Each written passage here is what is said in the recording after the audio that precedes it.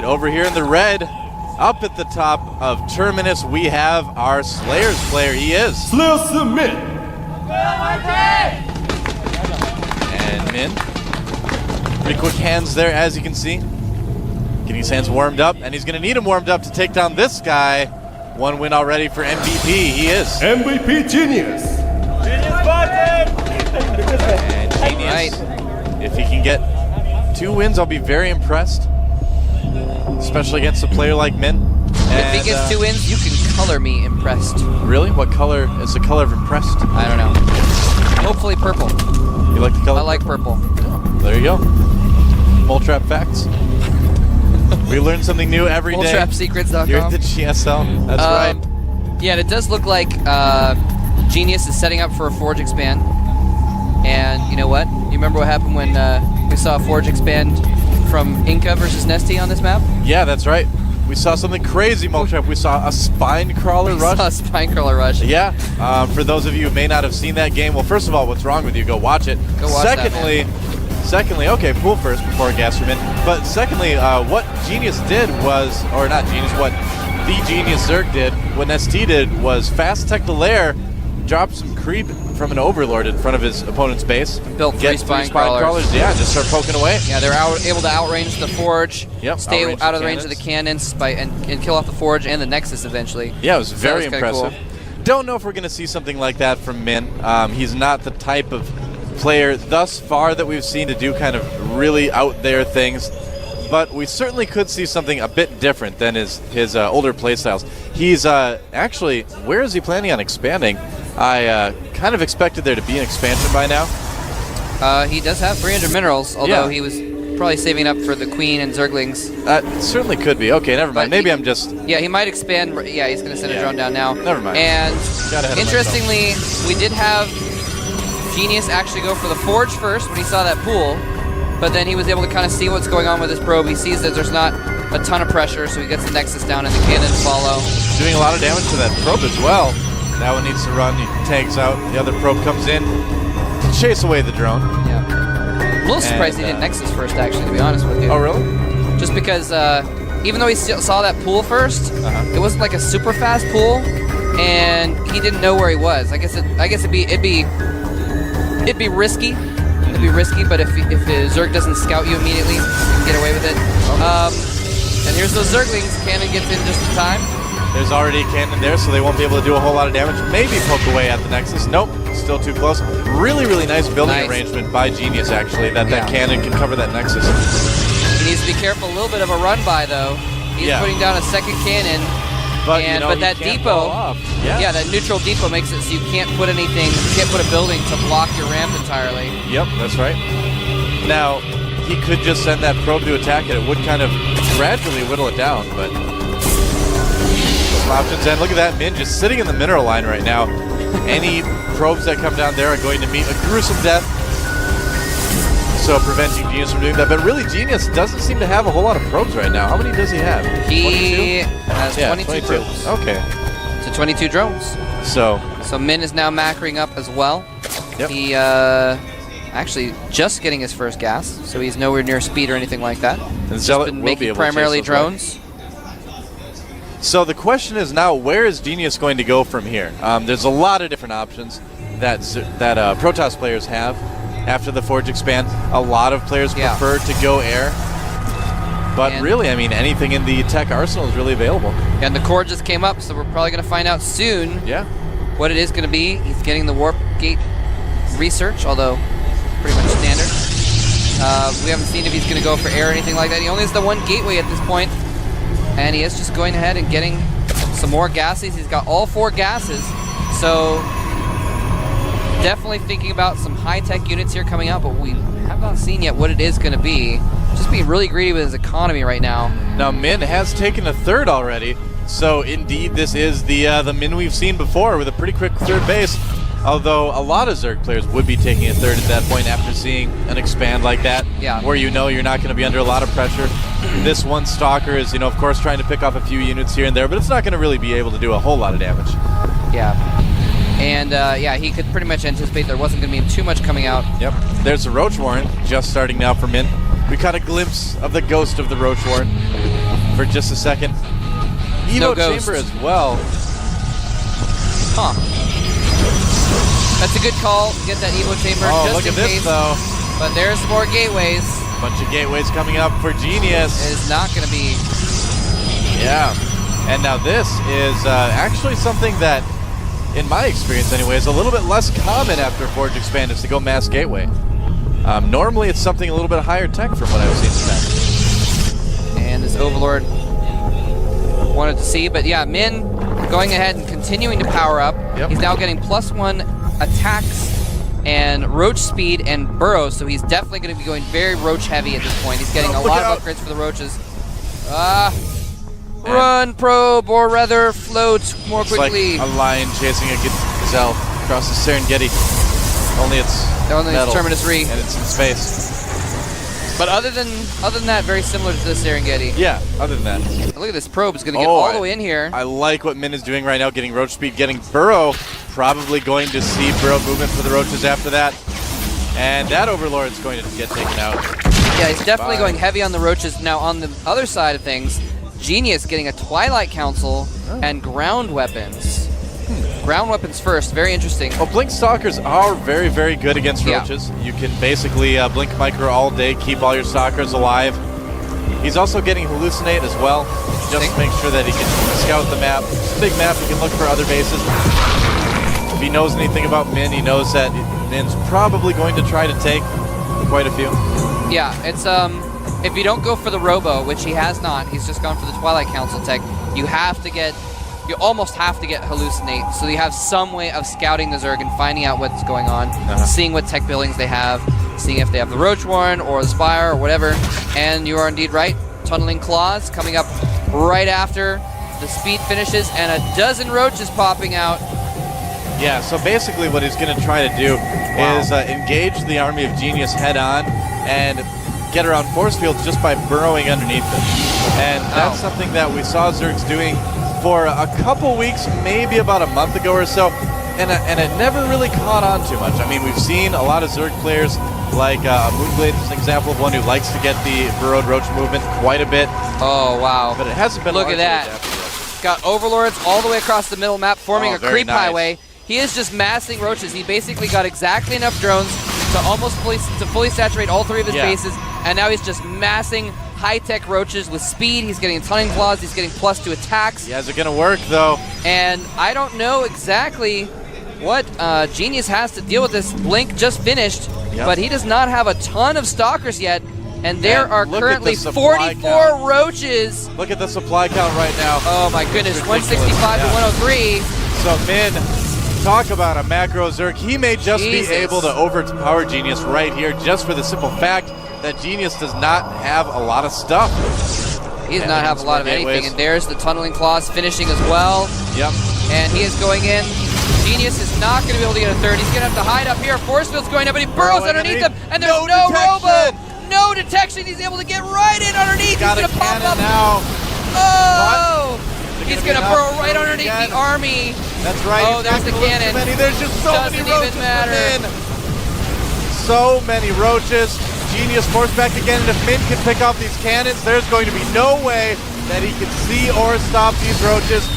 Right now, Min producing 14 more of them. The last cannon going down, and now Genius, there's nothing he can do to stop this. Yeah, and he's just picking off whatever he wants right now. He can just power up so much with those roaches. He has dozens more roaches routed along that creep highway to join in this battle. He is going all in here with mass roaches, and he is winning. Genius forced back into his mineral line. Genius was Blink Micro doing nothing. Yeah, it's good, but with this sheer volume of roaches, it's just not going to be enough. There's just too many roaches. They can get so close. Look at all that. Blink Stalkers has arrived. Blink Stalkers forced up against the wall, and they're going down so quickly. Producing 14 roaches, 16 roaches at a time. And I don't think Genius can catch up. Yeah, he just does not have the production. He's only got 6 warp gates right now. I gotta say, Genius is doing an absolutely wonderful job of holding this right now. But, I just can't see this lasting in a longer game. Min does pull back, so Genius only for a moment. Amazing micro. Only for a moment. Now more roaches coming in. He's able to produce so many more roaches than Stalkers. the Stalkers can blink around, but once they're all damaged, this doesn't really do much good to blink away. And all those creeping probes all dying, over too. the front as well. Yeah. Here comes more of the probes dying, is to ensure that Genius can't replenish those Stalkers as fast. And Creep is going to make sure he can't put down any more cannons. And Overlord's even spotting the high ground so he can hit the Stalkers on top. Yep. And he doesn't want to charge up that ramp yet. First, he's going to kill every single thing at the bottom of the ramp. Dancing the Overlords on top of Genius. And GG, the Dance of Death forces MVP Genius out of the game. It's on over here in the red at the bottom left. Our Terran player. Starting Trauner. He was looking very confident. Before the game started, he looks just as confident. Now that we're in there. Over here at the upper right in the blue, we have our Zerg. I am Johnny. Now remember, as I said before, cross spots is going to be much more preferable for Zerg players. So Junwei, and that means I am, are already off to a good start. That is right. Now, there is an interesting way you can play in these positions as Terran. If you want to actually take your third base wing and go into a macro game as the bottom spot, it's going to be hard for Zerg to take like a fifth base, or no, rather a fourth base, I'm sorry. Because obviously they have three that are right near them, and then everything else will be near the Terran. So that's a really good point. It's a good way to play it on this map. You don't have to play it that way, but it's just an interesting thing that may come into play if this Terran actually wants to go for a very long macro game. Yeah, you know, now that you say that, I'm looking at the mini-map, and there really are only four expansions, that are pretty accessible to the Zerg. And then after that, I mean, you're basically in the Terran's territory, or within the range of, like, what he could fire at you with the siege tanks. Yeah. So we could see a pretty long game if the Terran elects to go that path. Yeah, but will he go that path? We just don't know, because we haven't seen this guy yet, hasn't made it into the GSL yet. Again, it's so unbelievably hard to actually get into Code A. Some of it's luck, some of it's just, there are so many good players, Tasteless. The tournament's normally about 200 players to get into Code A, and these are literally the top 200 players that aren't already in the GSL. Oh, we have a bunker on the way over here. Yeah, that's definitely a fake bunker. As we see on the minimap, there's no proxy barracks. He's trying to feign, proxy barracks rush. No, Junwei's pretty smart. He only sends 3 drones. He had more on the way. He says, no, this isn't for real. Yeah, this is total fakeage. Does make him lose some mine time. We'll cancel that at the last second. And he does. And note the Terran's Wallen, which we don't have a shot of right now, but it's at the bottom of the ramp. And it is, whoa, that is weird. He does a double, fakes one bunker rush, then kind of moves into possible real bunker rush. I don't know how worth it this is for the Terran. What do you think? Well, he's trying to make him lose a lot of mine time, and bam, there you go. The second Marine comes up. He does lose a drone. So, yeah, it did turn out to be worth it, I would say. Slowed down his command center ever so slightly, but slowed the mining of the Zerg, killed a drone. Only lost 50 minerals through canceling bunkers. Also forced more Zerglings than Junwei wanted to make, as you see there. You normally only want, maybe 4 or 6 Zerglings normally when you go hatchery first, unless they're 2 barracksing, of course. But now he has 8, so that, I would say, yeah, that was definitely worth it. Nice moves. More barracks on the way. Yeah. And with that at the bottom of the ramp, by the way, it's hard to say exactly what the Terran's doing. Oftentimes it's a 2 barracks play. Can be an expansion, which it is this time. And the reason why that's such a good wall in there, because it looks like, well, wait a minute, how could there be anything good about that? It could be surrounded more easily by Zerglings. Well, actually, that's true, but of course, they can't get up into your base no matter what, because you get that wall in before the drone gets there, and then they're in the dark. They have no clue what's going on. Exactly. And that's scary. You stop scouting, that's it. And realistically, the Marines behind. Ooh. Oops. Little misclick there by Junwei. Dealing some big damage to these Marines. Beautiful. Going in between the minerals. Gotta be able to get rid of all of these Zerglings, but Junwei's still going to be okay with that. He killed off a few Marines, but losing the Overlord is too much. No! Junwei. That is not a good move to lose that Overlord. He's not going to be happy with that at all. And now he is supply block tasteless. 36 of 28. Yeah, this is bad for the Zerg. You know what the Terran seems to be doing is having so many little skirmishes at the start, it's going to throw the Zerg's tempo off. Yeah. And, you know, I think it's already done that a little bit. Obviously, he had an Overlord floating in there when he absolutely should not have. And now he doesn't even know. Well, he will now that Zergling's seeing it, but he did not know what the Terran was doing still. So now he knows it's going to be a fast command center. Yeah. What he doesn't know is it's going to be mass factory, mass barracks. Yeah. He's going to have to get that information as soon as possible. But right now he's doing a great job of powering up Tasteless. He's already got 40 drones. And in fact, as you see on the production tab, he is making a third base and a Baneling nest with outgoing layer. So we might see some high economy Baneling aggression, or we might just see really high economy with Banelings just being there as a safeguard for if the Terran attacks, which is what it is looking a little bit more like because of the third hatchery. Probably going to be the case.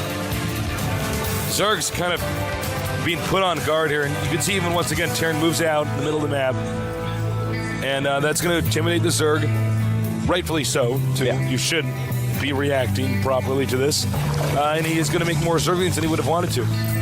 Yeah. It's always good to try to force as many Zerglings as possible. But now that they have speed, they're going to be a lot more useful. He's going to be able to keep some map control, scout around everywhere. And a good opening for a Terran as well, but he is behind economically. Junwi still getting a ton of drones. In fact, right now he's up to 50 drones this quick into the game. Really, really great play. You know, when Zerg gets a ton of drones early, then they just start to get ahead. That is something the Terran has to take care of, make sure they don't get too many drones. Now, this isn't as many as Lucira made the other day that gave him an almost free win against Beyond. He played so well getting those drones out early. Oh, is he going to actually do a tank push? That would be pretty interesting. StarCraft 1. You know, he does have Stim already. Before Brood War tank push, yep. Yeah, and it's going to be a classic tank push. Combat shields on the way as well, and this could actually be pretty good. A ton of Zerglings are being made by Junwi right now. Just producing boatloads of Zerglings. Well, he's going to get Banelings ASAP. Yeah, the Siege Tanks obviously are going to want to help take care of that, but the creep is already pretty far out. Look at that. He's scanning to take out some creep tumors. A good move. He's got to be very careful about the creep being here. You know, a ton of Zerglings can still take out this many units. Nice placement, spreading out the Siege Tanks. There are some slow Banelings in there. Now this is a really good tank spread. Yeah, but there are Banelings waiting behind, ready to flank, as you see. This is so smart. Right now he has 16 Banelings and 18 Zerglings, so he's going to want to make more than that before he goes. Nice, takes out the Queen. This is actually pretty powerful early pressure. Not just some pressure, though, a real attack. And here we go. He's deciding it is time. Banelings coming down from all angles. And the Siege Tanks. Oh my God, he kept every single tank alive. Junwi is not looking happy from that shot we saw. Junwi in a lot of trouble right here. This is going to be very difficult to stop. I cannot believe... He made so many Banelings, and they just didn't have speed against that many Siege Tanks. Realistically, it would have been a little bit better to just make pure Speedlings. See, he's starting to clean up a little bit. You know, use that tank splash against the Marines. Of course, the Banelings aren't going to kill tanks very quickly either. So he's in a little bit of trouble, Tasteless, but does have Baneling speed finally. Yeah, Baneling speed changes everything. Baneling speed Banes on creep, pretty good.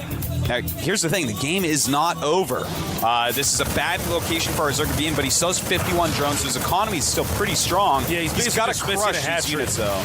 Yeah. He's also pretty contained at that rate. Terran doesn't have a medevac. So every time we see the Marines stim, these Marines are eventually going to be, you know, not lasting very long. That is right. They're not going to be lasting very long, and he's just got to wear them down. Losing another Queen is not good. No Queens on the map for Junwi anymore. That is not good at all, but he's done a great job of stopping reinforcements, Tasteless, so I think he will be able to eventually clean this all up. The supplies are getting pretty similar. Those Marines very, very red, and once those are all gone, obviously the Siege Tanks are not going to be able to be supported in any way. No Queens on the map. Right now, this Zerg colony is not a monarchy. We are waiting to see him, see if he can recover here. The Terran knows that if he can just push in there, he can take out those critical tech structures, and then what are you going to do? You can't make Zerglings, Banelings, anything. Yeah. So more Marines just keep on trying to come through the center of the map. They have got to back up those siege tanks, because eventually Junui's just going to run in there with a ton of Zerglings and take them out. So he has to keep these Marines from those siege tanks. It's very important. He doesn't have enough right now, though. Well, if you don't micro the Marines, maybe you do. But yeah, that was clearly an attack move moment. By the way, guys, attack move almost always better to use when moving across the map than the right-click move. That's right. Almost always better. Uh-oh. Banelings aren't finished yet. In fact, none of them will see the light of day here. This is beginning to look worse and worse for Junui. That's it. GG. It's on over here in the red, winning the first game of pivotal match for the Team StarTale. Started Traumen.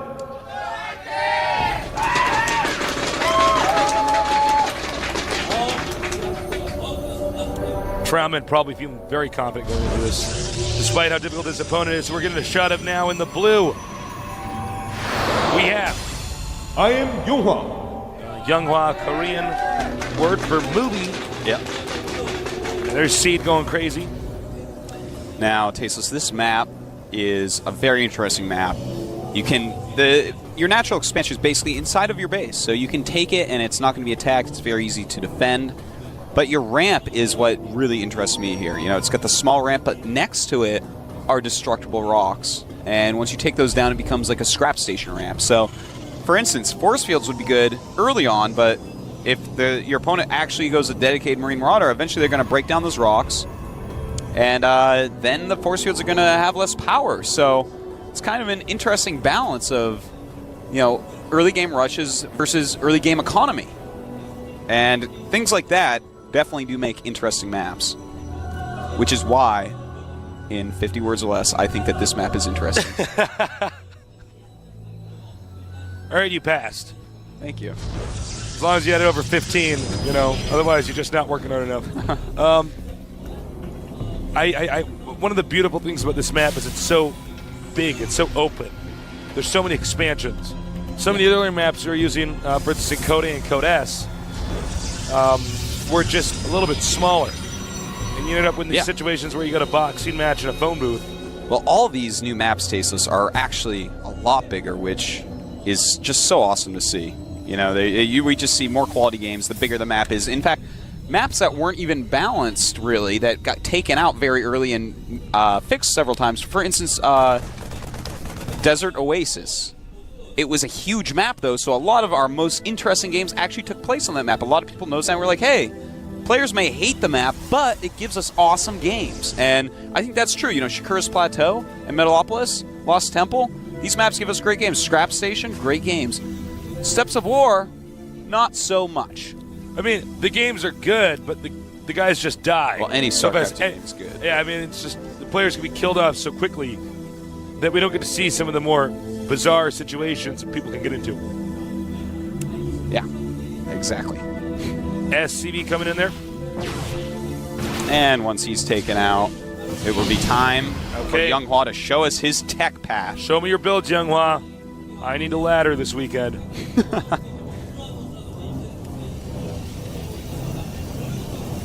And, it's going to be a standard quick expand. Now, confident that the size of the map will discourage the Terran from doing a 2-Rex push. And if it doesn't, I mean, he is pumping out some sentries right now. I like that he skipped the Zealot. Normally you get one Zealot with Protoss, but he skipped it as a nod towards the map, saying, you know what, I want those extra minerals for the fast expansion, and I just don't need it right now. So on Steps of War, for instance, you need a Zealot. You're like, okay, let's get a Zealot out here. Yeah, no, you need it just in case, you know, they come too quick. This is a much longer map, so I love the small intricacies of how they have changed playing this map. You know, like your build is not going to be able to be exactly the same. You've got to, you know, fit the map. I really like this opening, Tasteless. He's getting his Nexus and then going right to Robotics to play a nice safe game, pumping out enough sentries so that he can block off any rushes. He's stockpiling Chrono Boosts. Yes, in fact, he has stockpiled a lot of chrono and that's boosts. Younghwa, so that's not like he just forgot about the chrono boost thing. Yeah, oh, absolutely not. You know, he might be saving them to pump out some observers very fast. In fact, that is what he's doing. That's something you probably should do as a Protoss. I mean, observers already build pretty fast, but you want them to build faster, Tasteless, because absolutely, Artosis. Seeing what your opponent is doing is like the most important thing that you can imagine. So now he's going to be chrono boosting again, back to chrono boosting at the Nexus, making his warp gates. You know, when you get on a big map like this, we could see a little bit more tech patterns. Yeah. And more build orders. There's a lot of stuff you can do. You know, it's hard for Terran to just make a group of units and walk across the map and attack Protoss. Same with Protoss against Terran. So they're going to have to think out, you know, every stage of the game. Do I want to do some sort of 2-base all-in from here? Do I want to transition into higher tech quicker? Do I want to take another base? And it looks like it's going to be Colossus play for Younghwa. Now, will he combine that with some quick Phoenixes?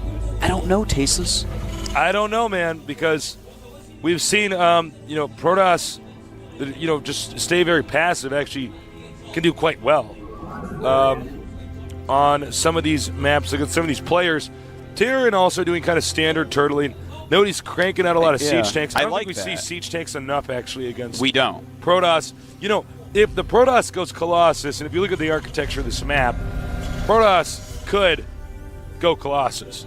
Yeah. You know what I'm saying? Oh, yeah. You know, call me crazy, but you could go Colossus. And siege tanks against Colossuses, well, they're not the best thing in the world. All the Protoss units tend to cluster underneath the Protoss. I mean, underneath the Colossus. Yeah, no, it's... I like siege tanks against Protoss. I think they're very underrated, and I think we're going to see it more and more of them used. Because when you actually get the critical mass of siege tanks, when you start to have like 8 or more, just like in StarCraft I, they become exponentially more powerful the more you get. Yes. To the point where, even if you have like 12 Immortals charging at 12 siege tanks in siege mode, you'd be surprised how well those siege tanks do against their designed counter. You know, they have that splash damage that's just so important. Immortals are a funky unit. I mean, I guess if you have siege tanks and you have a ghost, you get the correct EMP and let them really... Well, he's got the Marines as well, is the thing. Yeah, it's true. The which DPS. just take them down so quickly. Yeah, honestly, if you're not sure about what to target fire in a battle in this phase of the game, probably shoot the Immortal. Oftentimes, that kind of fixes all the if he's up front trying to kill your tanks. Yeah, I mean, if it's way in the back, but...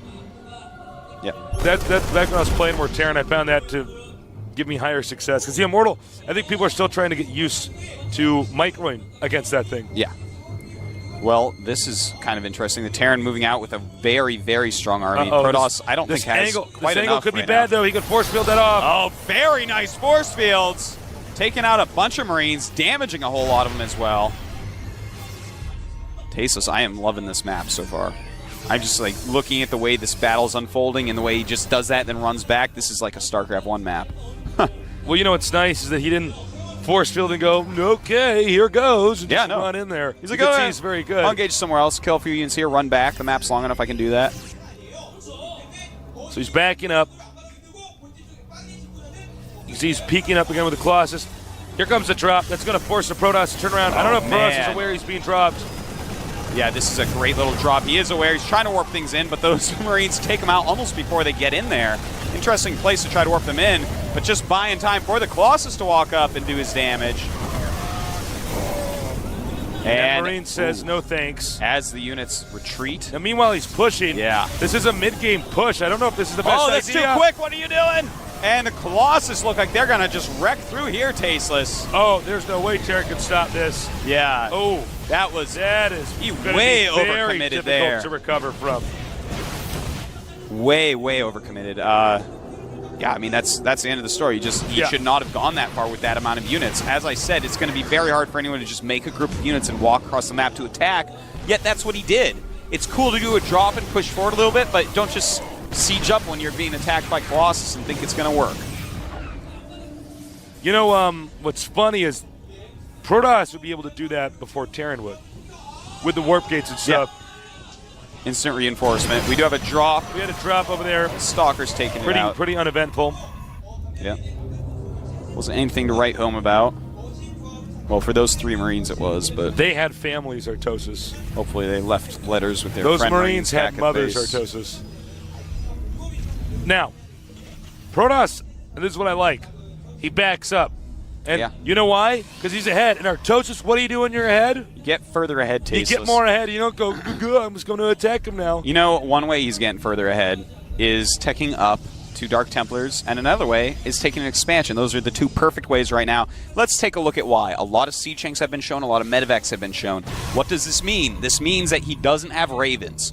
What else can we tell about this map? It's huge. It's super long. He can control the entire map for a while with DTs, really harass the Terran, get that expansion up. Terran can do nothing against that right now except for drop harassment because he invested so heavily in that one attack that really didn't do anything. So right now, supply's 95 against 134. Younghua really showing that he is a top-class Protoss. You know, another thing you can always do, if you win a big battle like that and you're Protoss, you're not going to have the need to chrono boost warp gates constantly anymore. You're not in a race. So what you might want to do is get 2 forges and start chrono Here we boosting go. that. Oh, hold that thought. Excuse 3 me. DTs going to 3 different locations. A scan being used. But guess what? You don't have enough scans for everything. Oh, man. Just now laying down some missile turrets. That is not the situation you want to be in as our Terran player. Trauman. Taking out another DT, but this is going to be very difficult to recover yeah, from. there's 10 kills on that DT already. His economy's being slaughtered. What is his rank now? He's an instructor. Well, he's not going to live long enough to teach any other DTs. He died as a master at 15 kills. We have a drop coming now towards the Protoss expansion. Stalker's still waiting. He's that far ahead. He can leave those Stalkers sitting there. Blink is now being upgraded. Oh, and that's how you do it. That's how you do it, Tasteless. You use the Phase Prism. Phase Prism harassment just so good against Terran. All right, drop over here. There's actually some key tech structures as well as probes you can take out. You got 4 Marauders. Those destroyed buildings pretty quick. I got to say, although Youngho's play is brilliant, I don't agree with him warping in units next to the Marauders. Yeah. Like this. Watch this. See what happens? Well, it does buy time from his tech structures dying if they target it. So that's actually a good point. That's the only... Maybe I shouldn't be so hard on it. It's okay, Tasteless. It's what you're paid to do. Well, that was one lucky medevac. Yeah. You know, right now, Trauman is very, very far behind. He's making a lot of Vikings to deal with the Colossus, but there's just so many units out. +2 attack is on the way for our Protoss player. Blink just about to finish. And supply-wise, we have 161 against 117. Command center coming. Yeah. Well, that's Protoss, good, I but think right now could it's attack. I think SCV count 30 against 70. Yeah, that's true. He's so far ahead at this point, he can attack, but I'd like for him to get further ahead even. Yeah, you could do that too. I love to just wait for Terrans to leave the game, man. You know, I played so much PvT in StarCraft 1. I get scared if I let the Terrans sit for too long. I'm just like, I don't know. No one's really using those compositions that get. That's super true cost because effective. it's mostly Marauder heavy now. It's not Siege Tank heavy. Yeah. Where I'm If like, it well, was Siege Tank he's heavy. got 20 Siege Tanks. I'm Yeah. like, well, I don't know what to do. Yeah, wait. Hold that thought. We got some more DTs being warped in. 3 It's DTs. awesome play. I'm sure you'll send those in all sorts of different places. Well, or just kill all the SCVs there. That works too.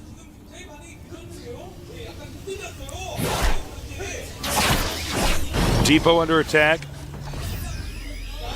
Hey, you know, okay, Terran says, okay, I've had enough. Yeah, he's just attacking I'm not now. going to. This is usually a sign of an impatient player. Yeah. To just say, all right. And he's going to be in a lot of trouble, Tasteless, because there's 190 supply against 110. And it looks like this Marauder army going to be completely crushed, even though he's losing a lot of Colossus. And backs up before he engages the siege tanks. Rightfully so. Those are scary. And he never, you know, he might end up leaving. I mean, he's going to attack into this, but he's not actually even bothering to do anything with these DTs back at home. He doesn't have any presence on the middle of the map. And there it is, GG. GG. Amazing.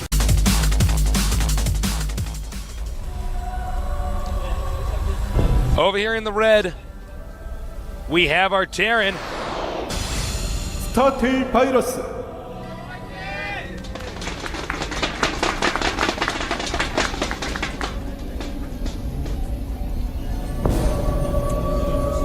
Over here at the top, we have our Protoss player. I am Yonghwa. There is IM team. Younghwa, can you do it? Can you take out 2 players? Against StarTale, it's going to be a tall order, but I believe in him. You know, Kid it's has funny. some sick Protoss. We haven't had anybody who's only taken out 2 players. That's true. It's either been 1 or 3. Or 4, Or 4, of course, if yeah. you're Squirtle. All right. I am very excited to see what our Terran player has for us and what Younghwa has for us as well. I think Younghwa is going to play a pretty standard and safe style. Macro it up. That seems to be the way he plays, man. Just very safe. Really great decisions. And it looks awesome. I love that style of play. You know, this IM team, as I was saying before, instead of Incredible Miracle, I would like to call it Intelligent Men, because they all make excellent decisions, and they're all guys. That's actually a pretty good clan name change, Artosis. Thank you. These guys are very bright. They seem to work very well together. And I got to say, I've been so impressed with all the plays coming from IM. Yeah. StarTale's been good, solid, to say the very least.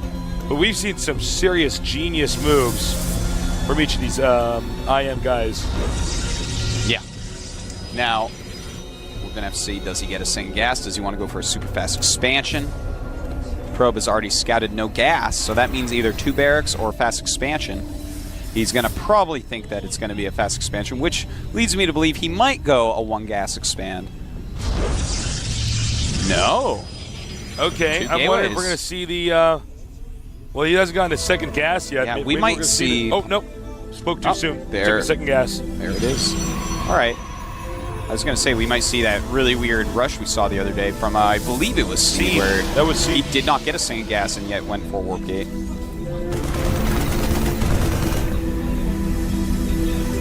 Probe chase up from the Zelnaga Watchtower. All right.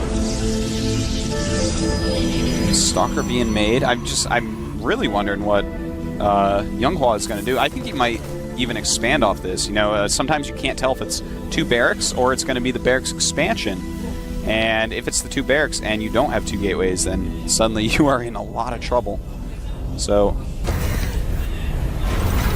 guess we'll just have to wait and see, Tasis. Only time will tell.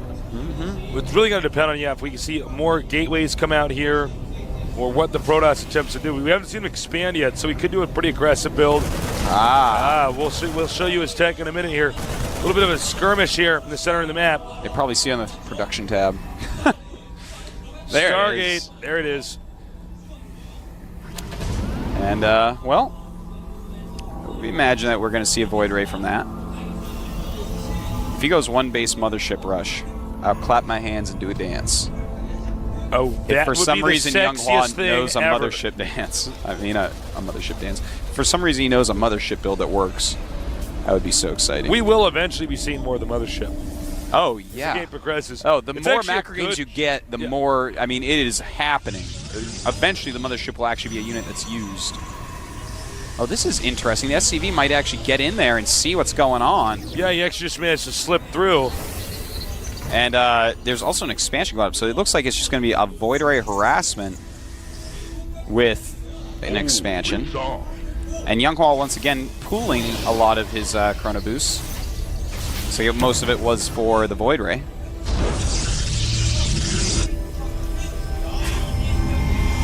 Marauder on the way now with Marines. Now, the big question is, will he get a second Void Ray, or is this just 1 Void Ray to sort of keep the Terran from being unable to move out of his base? Yeah, you definitely scare him. You force more Marines. He may want to transition into Colossus from this. Make sure there's a lot of Marines out there. Takes out 1. Not much success with the Void Ray thus far. The Void Ray originally in the beta had more range. Still has good range, though. Still More has than a enough. Marine. Yep. 6 range against 5, of course. So you can micro them against Marines reasonably well. The Marines are faster, so it's not like I can kill all your Marines with a Void Ray. That would be bad. You can just pick off some weaker ones. Yeah. Or if they mess up their micro at all, of course you can get them then too. And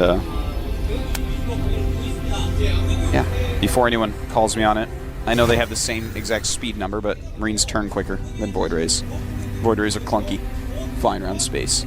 They are, man. You know, it's interesting. He keeps getting close to that bunker. It is not possible to take out that bunker. No. And he's actually already comfortable breaking down the rocks. Yeah, that's interesting. Oh, okay. So he's just continually pumping out Void Rays and going Zealot with some sentries. He has 4 gates right now, so I think we might just see him try to break.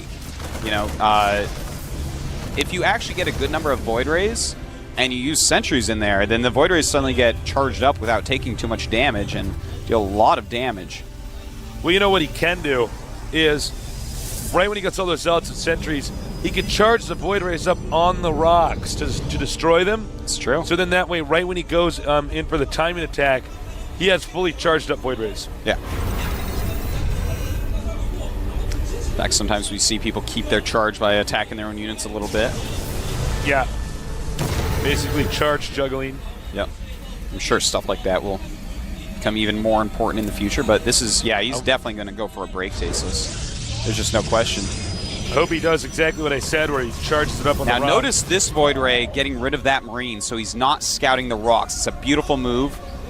The Terran is going to go back up and check out those rocks, I think. But that's a great move, because if he doesn't, then this coming as a surprise is twice as deadly, Tasteless. And, yeah, I think I am correct here. He peeks once again, wants to drive out this factory. He needs to have the element of surprise. He does this! Man, this guy's got good Void Ray control. Yeah, forced to stim there as well. All right, it's time. Wait, does he not actually see that? He's. Oh, no, he can. Yeah, he can. he sees I it. wasn't sure if he could just see the animation. Does he see it, though? He can see it, but is he looking at that? Maybe not. Yep, he knows now, at least. And he's going to have those fully charged Tasteless, at least most of them. A little bit of a disorganized Got to be attack. careful with this. He's only got so many force fields. You can't let stuff dance away from him too much. There you go. That's how you do it. Now, those Void Rays, you thought there was only one. They're doing insane damage. There's not many Marines left right now. If he can keep these 5 Void Rays alive for just a little bit longer, it looks like he's going to be able to take Virus out. Oh my, Tasteless. Those Void Rays are actually just too much right now. Great strategy here, keeping Virus in the dark. And what's he going to do now, Tasteless? Nothing. That's what. He's dead. He is dead, man. Young Law, insanely good.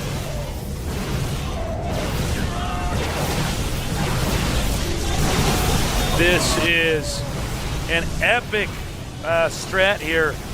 Unique and different from our other Stalker Sentry, strats we've seen. Yeah. In fact, it's just GG. Stockpiling Void Rays, GG. At the left, in the red, our Zerg player, July Zerg. A legend of gaming. And over here to the right, perhaps one of the new legends of gaming.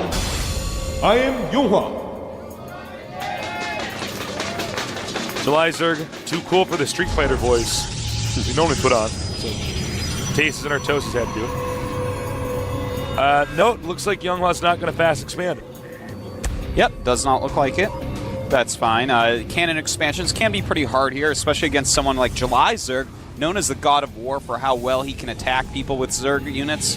It's a very wide open natural. He's one of those. You'd have to make a lot of cannons. And July Zerg might just trick you and be like, oh, look at me, I'm going to be aggressive. Then you make a ton of cannons and he isn't aggressive, he double expands, and bam, that's all she wrote for you. So I think it's a good choice. He can go for either a rush if he wants. If you've won a couple games, sometimes a rush is a good idea. But also a good idea could be just a 3 warp gate expansion, a very safe expansion on this map. Yeah, that's a good point, Artosis. I think you're dead on when you say basically Jalizerg has a great way of sort of surgically opening up your defenses if he wants to, but he doesn't always have to do that. He's so well known for that. Some people end up overcompensating for defense, and it's actually not the case at all for what Jalizerg's intentions were. He's actually just going to play a passive game. Yep. And Jalizerg, as we just saw, going pool and then extractor. That's probably going to be a speed build. Just a slightly better economy speed build than the one where you get the extractor first. So don't worry, guys. Don't fret. It's okay. Settle down. Now, he will wall that off with a cybernetics core, basically make it for a very small little hallway. Well, actually, he's made a funny wall in that I haven't seen before. Huh. Yeah, that is an interesting wall in, actually. We'll get a shot of that in a minute, guys. Yeah, that's really weird. For the time being, though, Jalizerg, I wouldn't be surprised at all if he does a standard July style of getting Zergling speed with that 100 gas, and then actually, is this going to block? Oh, grazed right by around that. it, yeah. But I was going to say, I wouldn't be surprised if he just takes drones off gas and gets Zergling speed. Now, yeah, we got a shot of that wall, and that is an interesting way to wall that off. Yeah, that is. I guess the pylon isn't as exposed, so I guess in the rare situation, something happened involving banelings. He's getting Zealot then Stalker, by the way, as you see in the production tab. Now, Zealot then Stalker means that we're probably going to see Tech or a 4 warp gate. And here come the Zerglings. And right above that is the Twilight Council. So hopefully Jalizerg can poke enough to see that it is a Stalker. Well, I gotta say, it's not exactly like you put it in a location that's going to be hard to spot. Although, if you know, Jalizerg did not really send his Overlord right in that direction, so maybe he'll get there too late. Yeah, well, he may not actually end up scanning that. That's surprising that actually blocks with that Zealot. That's interesting. I wasn't completely that Zealot sure. Apparently and a little bit heavy set. Is he going to get Blink? Or I would assume we'll know DTs. in a second. It could be Blink. You'd think he would have already started the DT building. Yeah, maybe just waiting for the gas for Blink. Or no? Or maybe waiting for he's canceling. What's he going to do? I don't know. This is getting weird. Get Nancy. Would you decide already, Younghwa? This is like you've had that Twilight Council up for a bit. Okay, DTs. Finally. All right. So he is going to go for a DT rush. Now, Jalizerg, I'm going to take a look at his bases and tell you, okay, he's just started the lair. He's getting a Roach Warren. You know, he's going to basically have to sense that this is coming. That's how it's going to have to work. If the DTs get there before he's started anything, and ooh, very good move. When you put the pylon in that position, it tells the Zerg that you're most likely coming out to expand. Now, the one thing that might throw him off is that Stalker. When you see an early Stalker, that's normally, oh, I'm saving gas, or, oh, I'm foregating, I just need more aggressive units than sentries. Yeah. And I want to emphasize again for you guys, in case you didn't catch on what Artosis said, you know, when you put, and he actually is going to try to expand, but it's not the standard 3 warp gate expand. Oh, this Overlord is going to be very important if it can get in there. Overlord's coming in. Oh, turns around. He turns around because the probe spots him. Yeah, did not see anything. Oh my God, that could have been I think it's a pretty big mistake. Yeah. Now, for Jalizerg, he's got a Roach Warren. Layer's done. Yeah. And he's just massing up. And he's making an Overseer right at his natural. Jalizerg knows something is up. He is making that Overseer, and the game does continue. That is huge. Oh my God, look at the timing of this. Yeah. Look at this. The Zergling's just popping up. Jalizerg is back. And he's going to, oh yeah, Jalizerg is so smart.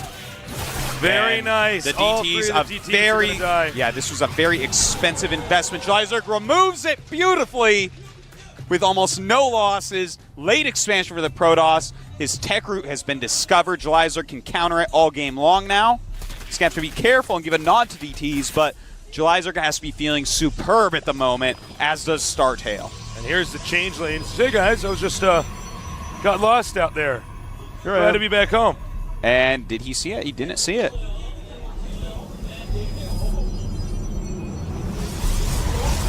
He says, oh, And up the ramp it you goes. know, I think I left my wallet up here in the, oh, is it here? No? Beautiful Is changeling. there tech over here? Oh, maybe it's over here.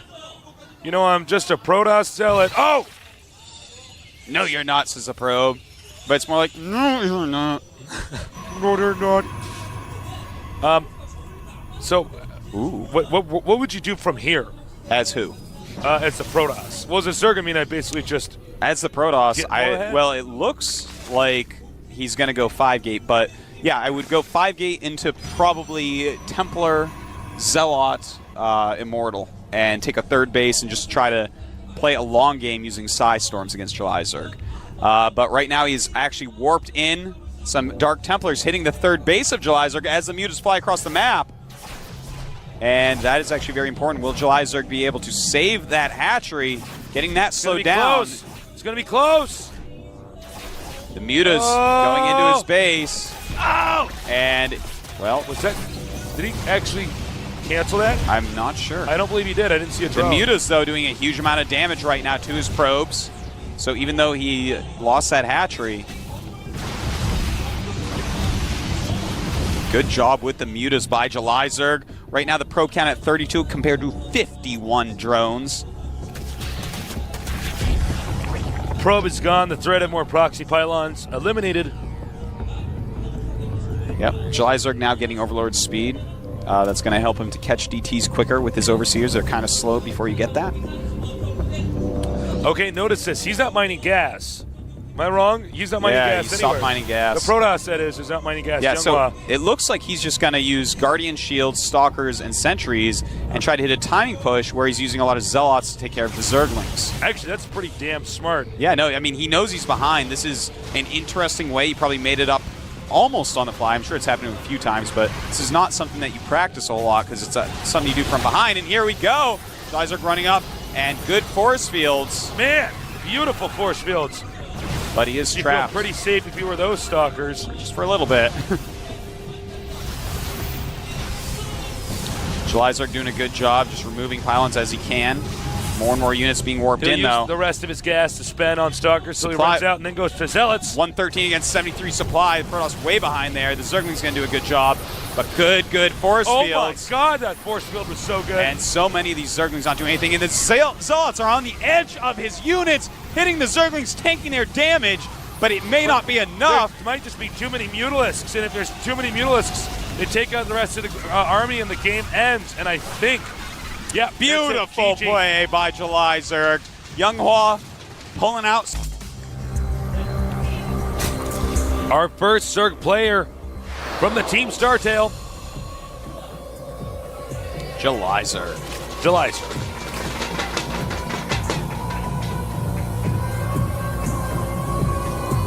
And in the blue at the bottom left, our other Zerg player.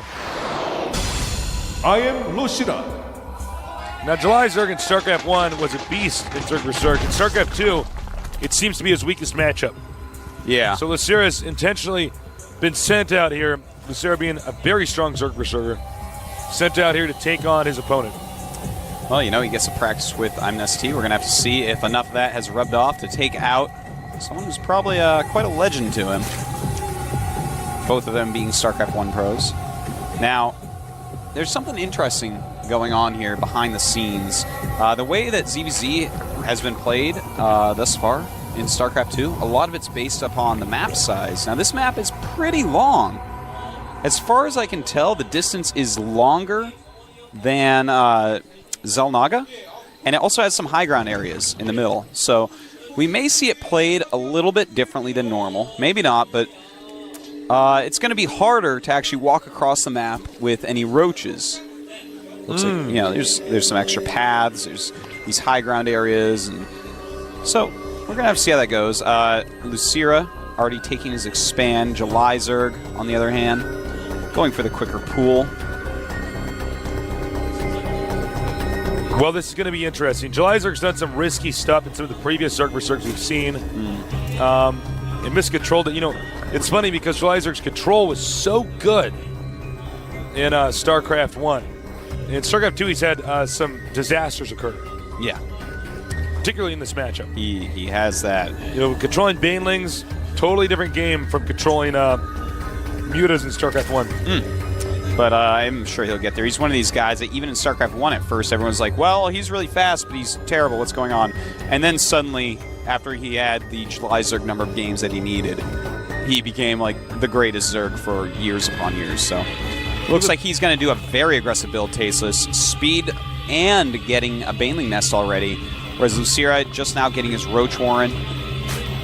Now on this map, I mean, the way it's set up, it's kind of tough to defend the main and the natural expansion while having the ramp covered. Yeah, that's exactly it, Tasteless, and that's going to make July Zerg's build pretty viable because even if you get Roaches out, normally to defend the natural, you want to just jot down, hit the lings that are hitting your hatch, and jot right back up your ramp because you can't get surrounded or you're going to lose. Here, I don't know if Lucira can do that. You know, the natural is just kind of off to the side, and he's going to have a hard time with that. Now, July Zerg is making a couple Banelings way off to the side. If he can hit the Zerglings of Lucira, then the Roaches won't do that good a job. Because they definitely do need some Zergling backup right now. Uh-oh. Flank. Oh, nice. And those two Banelings not being used as well as July Zerg would have hoped. He's now given away his strategy quite heavily as well. He's already investing in Banelings. Here he comes off the ramp. And, oh, a little bit of a surround going on. And it looks like Lucira should be able to fight this group off, but might lose a couple Roaches. Oh, only loses one. Oh, my God, that one. If he can move that Roach to the back. Yeah, if Lucira moves that Roach to the back, sits on his ramp, just keeps pumping, he is going to be in a pretty good spot. Right now, supply-wise, 36 against just 25 from July Zerg, and 16 drones for Lucira, whereas July Zerg has 14.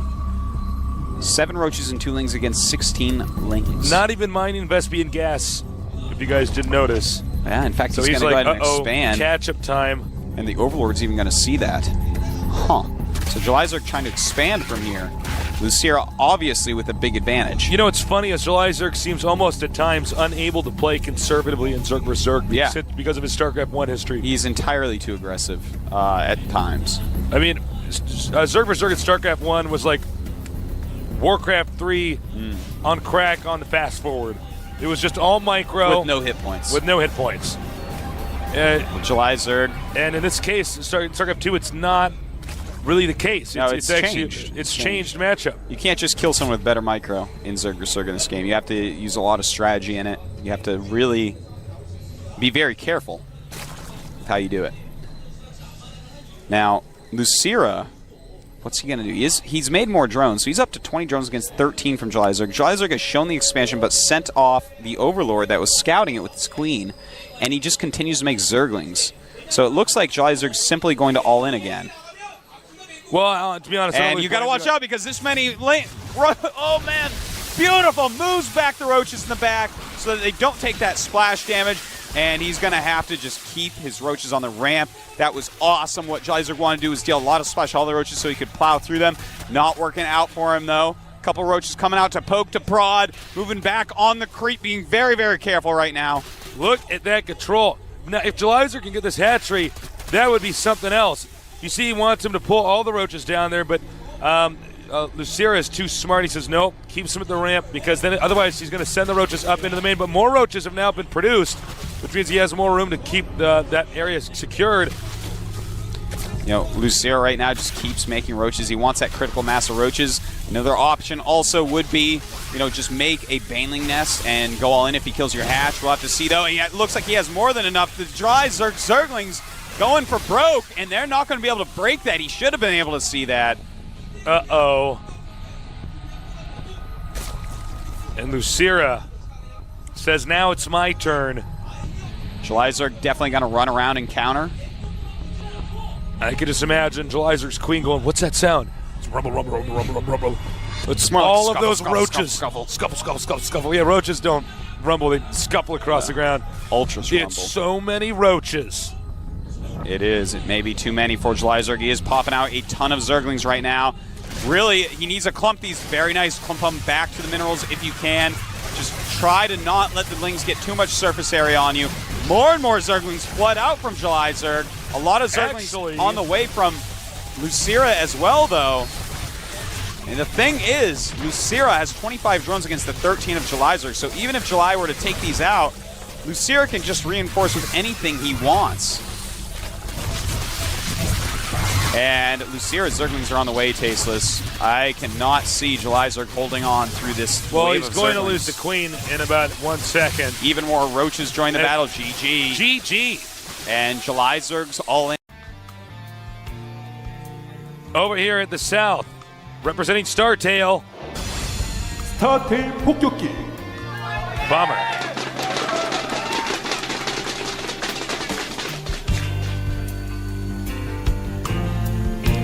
And now to the far right, our Zerg. I am Lushira. And there's his team looking on. Nesty is drawing squares for our MVP. This is a square. MVP was like, oh, okay. That's how I click my mutas so they don't die to your Thors. Like, that's how you do it. Oh my God, now I've spilled my coffee. We are messy guys. Why are we spilling stuff on our desk today? All right, so I want to point out right now that Bomber has excellent positions for 2 barracks play. Yes. So if that is what he's chosen to do, well, really for any play, this is the best positions you can hope for in Terran Resurg on this map. So that is an actually great thing for Bomber. Now, Oh, the placement of that, That makes me think it's not going to be 2 barracks. he would have put it up to the right or down and to the left, I think. Could we see Thor and or Tank drop to take out the hatchery of Lucira? I don't know, Tasteless. We'll see if you just hold your horses. I just got to settle on. Whoa, look at those fingers go. Yeah, actually, That was pretty. I've watched him play standing behind him, and he actually, there's spamming, and then there's spamming. Looked like he was playing Beat Mania. Yeah, this guy is a clickety-clacker on his keyboard, man. If I've ever seen If a you're a good clickety-clacker. StarCraft player, you know, when you hit those keys, that ought to sound like a horse running on marble. That's right. Unless you have one of those silent touch keyboards. That's not what real men use. Uh-oh. I want people in the room to know some serious APM is going down. Yep. You know, this build is just so odd by Bomber. It really looks like he's just going to go 1 barracks expansion now. He's just not done anything except made... He screwed up, actually. Should have been able to kill that drone. Lucira is going to just dance to know that he's seen all this. He knows what's going on. He's like, oh, no gases? Okay, so my cliff ain't getting dropped? Okay, so you either have a hidden barracks or you're making a command center? That's all I needed to know. And the drone then checks himself out, man. Says peace. Yeah, he says, all right, that's it. There it is. But Lucira already knows. Now he is making some good amount of Zerglings right now. This is kind of cool. He's already got 6. He might wait try for to speed and try to break through. Well, you know, he might want to do something risky because he says, well, it's Bomber. This is the only real major threat to our team. Yeah. If Lucira takes out Bomberman. Oh, wow. Bomber. It's looking like he's in some trouble, Tasteless. Oh, no. Losing that many Marines right now And is you know he's huge. Is Zerg continuing to make Zerglings? No. Making drones. No, he's switched over to drones completely at this point, which is awesome as well. He's not just going to all in it. Because, you know, obviously right now we see Bomber is panicking a little bit and walling that all in. Now, I want to explain to you guys exactly what just happened because this makes a huge difference on the whole game. He's scouted everything again. He's killed off a bunch of the early Marines. It's going to push back any pressure that can possibly happen. And here's what it is, because Lucira did this before on Shakuras as well, going speed first, knowing that Byun likes to play in such a way that... And a Baneling Nest. Ooh, we might see some high economy Baneling aggression. That's interesting. He sees the tech lab on the SCV. Did the SCV see the Baneling? I will check. It No. did not see the Baneling Nest. All right, so I want to go back and just discuss that a little bit more. Bomber's build, you might be like, well, that's just so open. Every top-level Zerg in Korea goes hatchery first on this map. It's a metagame build to just go 1 barracks expand, knowing that your opponent knows how to hold a 2 barracks push. So it was a very metagamey thing, and basically Lucira outthought him. He went a level up, and it looks like it's going to just be an all-in from here. Oh my. You know, there is just a tech lab there. Stim is not done. There's not a lot of Marines. This may end up working, Tasteless. Oh my. Oh, man. What is going on, man? Their decisions are out of the world. Not this world, but the world overall. Now, he doesn't have any bunkers down there. This would be such a smart move if the coach advised him to just do an all-in. Says, don't worry about it. We got this. Yeah, could be. He showed himself too soon. He has shown his banelings, but what can his opponent do? Oh, man, those Marines do not have stim yet. It's only half done. The Mule's coming up. Siege Tank doing a great job. Oh, my God. Bombers. More Zerglings and Banes. And he's going to tear down that depot. Oh, man, this is a very difficult position. Bomber, maybe there was too much pressure on him. Oh, nice. Target fire that. Uh-oh. Oh, man, I think a Bomber is going to get cheesed out. Oh, wow. Oh, he's going to This is actually, I don't know if he can hold on to this. I think it might have actually spiraled out of control. Yeah, he's lost too many SCVs. Right now, his SCV count down at 11 compared to 16 drones. And, of course... He's making the Lynx dance. Oh, man. He may have actually made those Lynx dance for too long. But he's so confident at this point. You know, he has 2 queens. He has more drones. He should not have made those Lynx dance. It's true. Uh-oh. He should not have, but he I is can just see very the coach face palming right now. Well, Tasteless. Will Lucira continue to all in, or will he switch over? He's actually starting to drone now. So, and siege mode is up, so yeah, that's going to conclude the rush. You know, I'm completely serious. Had he torn down the tech lab, he could have possibly gotten the depot, gotten in there. Yeah, that's a possibility. You know, he would have dealt a little bit more damage, and of course that's more important than dancing. But the dancing's important as well. Dancing is important. Sometimes you just got to dance to express yourself, and Lucira told him they're going down with his thumb, and he's got to back up his thumb, man. His thumb's been with him since he was born. They're tight. Dance. You know, sometimes, I've been playing StarCraft all night. I'm tired. I'm like, I just need to dance. Yeah. No, girls, I'm just going to go to the club and dance. There you go, man. You know? It's a night for Tasteless. You got to just let go. And that's what those Zerglings did. So, this is actually so cool. Lucira is playing greatly again, playing the player, really getting in his head, doing some awesome moves. And, something you said. Now, the thing is, Bomber hasn't played poorly. He got outthought. That's what happened. But, yes, there's so much pressure on Bomber. This guy hasn't even qualified for the GSL yet because he's actually so good and everyone knows it. There is an unbelievable amount of pressure on him. Second Baneling Nest. That's funny. Wait, what? Yeah, he's right now making a second Baneling Nest. That happens sometimes when you're not used to playing like that and you've done an early Baneling attack. You're like, okay, here's my Baneling Nest timing because you go on auto drive. Yeah, I was about to... So yeah, he's actually on auto drive right now and making a second Baneling Nest. I think something Luceria is just like, oh, I probably should have danced because now the game's going to go on. And I'm against Bomber. And in fact, he's going to be oh my God, facing a strong Bomber push.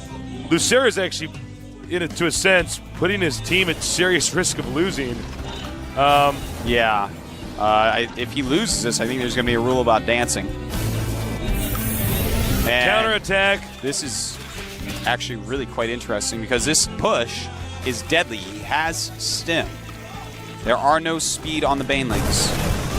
There is no speed on the Banelings. Oh, Bomber's back. It is pretty good, Tasteless. Uh-oh. Yeah, I don't know.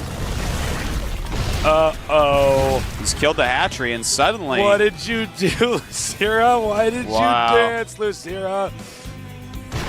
You should have danced when you were in his main. Oh! And Lucira trying so hard to break this. Oh, no. Yeah, this is not good. And he dances. Oh, yeah! Oh, man, people are going crazy.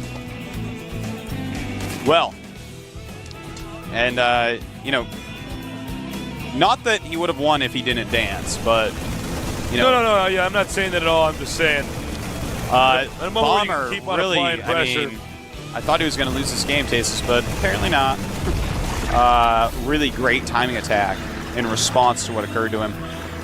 If he had started his Baneling speed upgrade at the other one, it would be finishing, but in fact it will finish. Okay, so with Baneling speed finishing, we'll see if he can break out of this somehow. The Siege Tank's going to make that very difficult. And here come the Speed Banes! No, never mind. They were going to come.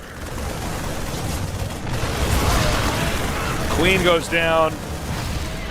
I don't foresee this game continuing on for much longer. You can't really it's 40 to have 74 one hatchery supply.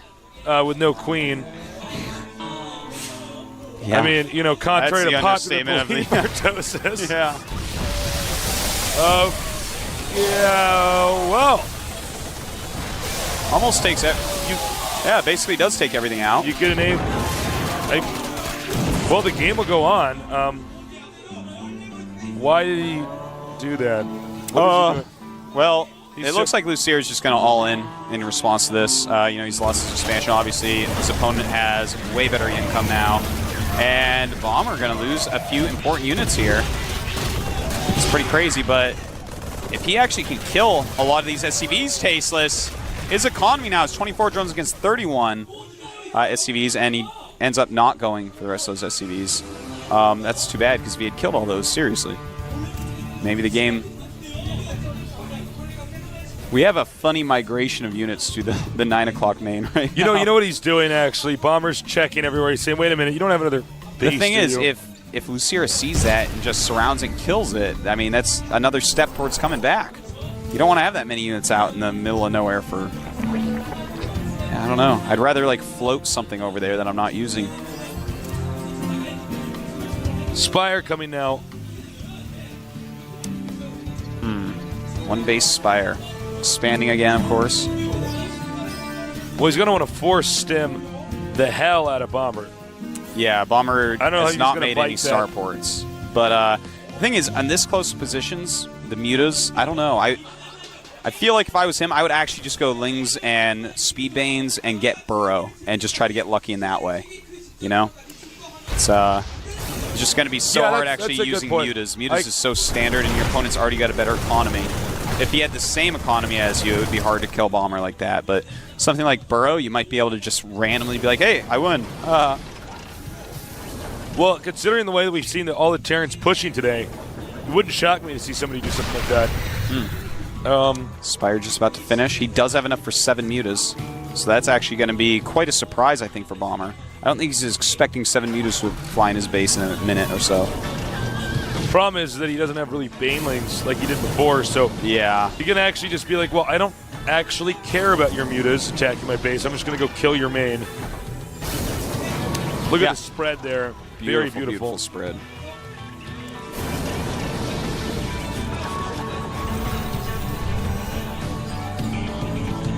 This is a very tense moment of the game. What will the mutas end up doing? Oh. Mule, this has, I think, been the most actually, I think he's trash talk yeah. I've ever seen in a game. He's like, all right, get out. Now, if the mutas... he's even going to make him run around like that. This is out of control. So much dancing.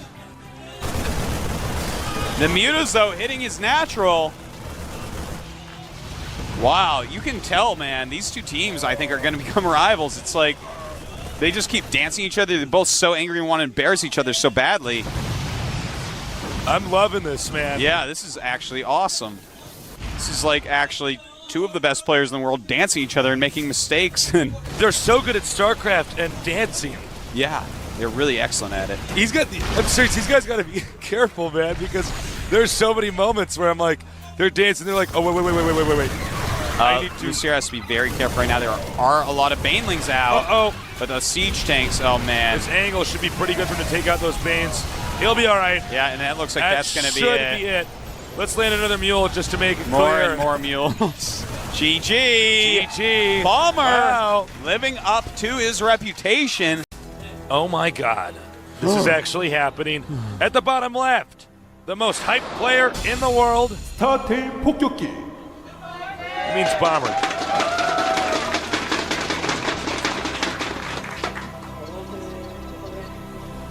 And in the upper left, the current ranked #1 player in the world, champion of GSL, Season 4. I am MVP. team. They're pumped.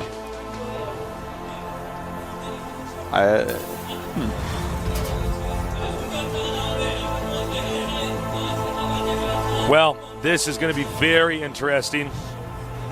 It's a map we haven't had a lot of games. Bunch of Blizzard guys right there. Yep. Some of the Blizzard people made this great game.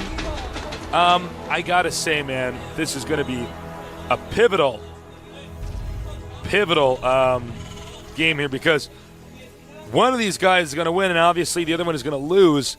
And when you lose one of those players, then you're losing your best player. Yeah.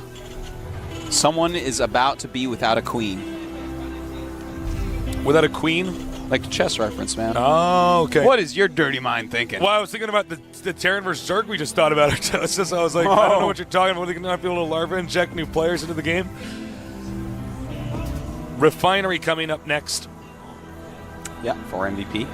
Same for Mr. Bomber. Now this map, very interesting. Third base, very easy to take, but mules will almost mine a whole patch by themselves because they only have 750 minerals. Yeah.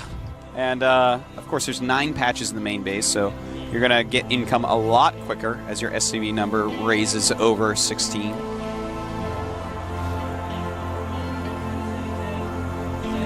Marines coming out. Going to be scouting each other at the same time. Oh, did not manage to fire at that SCV first. And Bomber turned around by MVP's Marine. And MVP's SCV not being turned around by Bombers sees a second refinery going up. So more information for MVP, the world's greatest player. And this will be intercepted.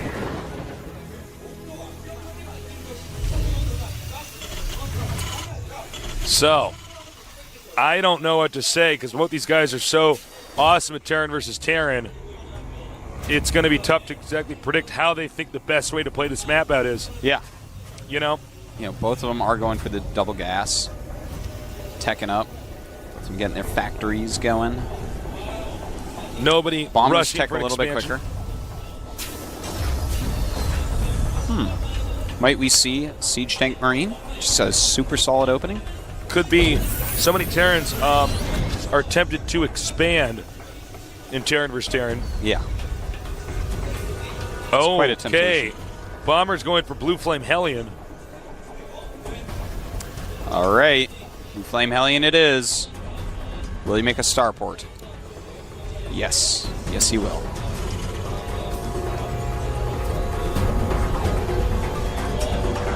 Marines moving out again.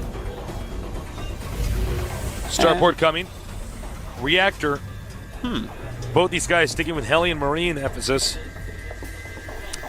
I wonder. MVP just threw up his tech lab. He might be going for a Siege Tank Viking build, which we don't see very often, but is very, very strong against... no, it doesn't look like that. Okay.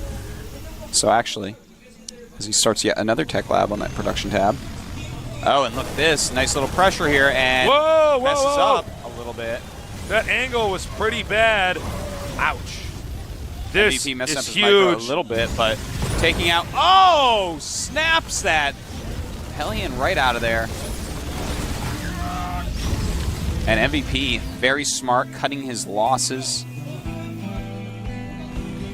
Bomber losing 2 SCVs, 24 to 22 SCVs right now. MVP in the lead. And he is going Siege Tank Banshee, which just gets scanned against a Blue Flame Hellion drop. So I got to tell you, I like the Siege Tank Banshee opening. Well, he's definitely going to be in better shape. Yeah. The Siege Tank can take out Hellions quite quickly, and Banshee as well, of course. And he can always throw out a Viking real quick to chase down that dropship, stop any harassment.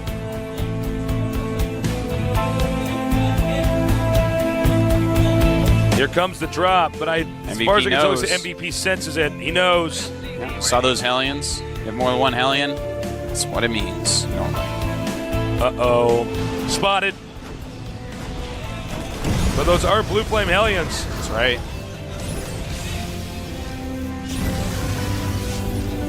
And it looks like that is it for that drop.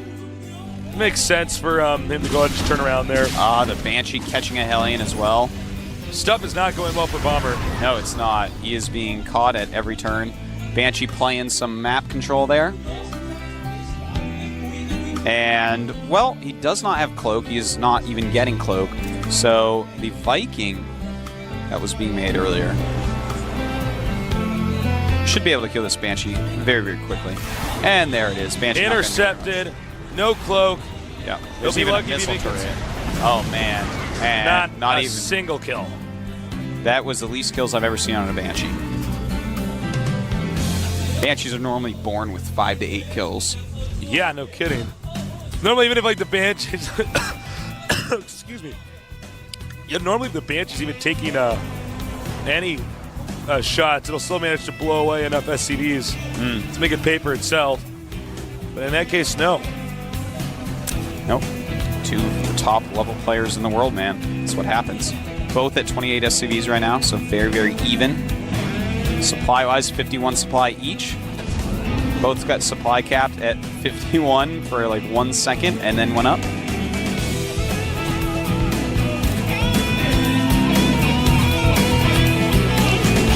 Viking out. MVP has started his command center quicker. He wasn't forced into making any turrets, so he had more minerals. Now here comes the drop. He has a Viking to spot, but I believe that's actually out of his range of vision. Uh-oh. But he does have a lot of buildings at the top end of his base, and he does not see it yet. There it is. Oh, but this angle is not good. No, everything's just waiting for him. They say hello.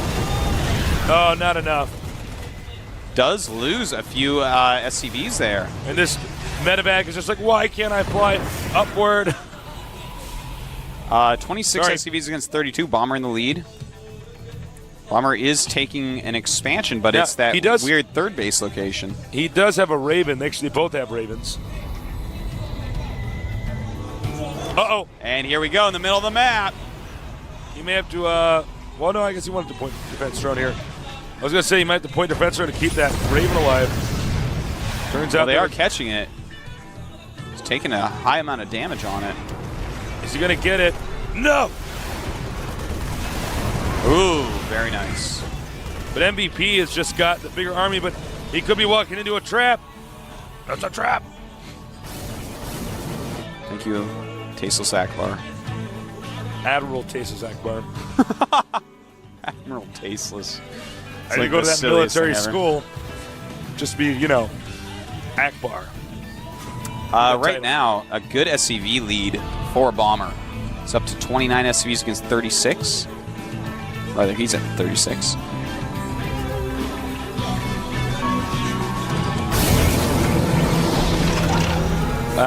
Well, it's been a little bit back and forth, but I feel like Bomber's been a little bit up against the ropes for most of this match. At least from the start. You know, the drops he's done, they've killed SCVs, but not enough SCVs. Yeah, I like MVP's position, and it looks like, what will we be seeing here? A couple of auto turrets. Questionable, that move. I don't know. I kind of like it. I don't feel like there's going to be a use for point defense drone for at least a little bit, and that's way slowing down his mining. I guess he does. I was thinking he doesn't really kill that many SCVs, but you know what? He's killed like one SCV move or so. him. Yeah. I guess to do that for free. And he has to bring his entire army back and deal with it, you know? These things last a while. And in fact, he ends up he has 4 kills on that Raven now, so. Doing a great job, actually. He's getting a higher and higher in SCV status. Bomber at 40, MVP at 29.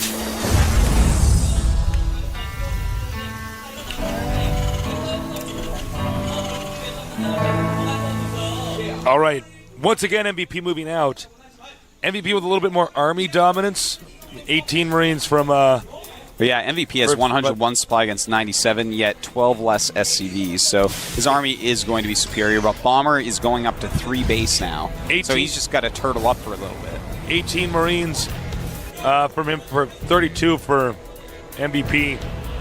That's a lot of stemmed damage. But take a look here. No, not here. We just lost a shot of it. Viking Bomber's defensive position is pretty good.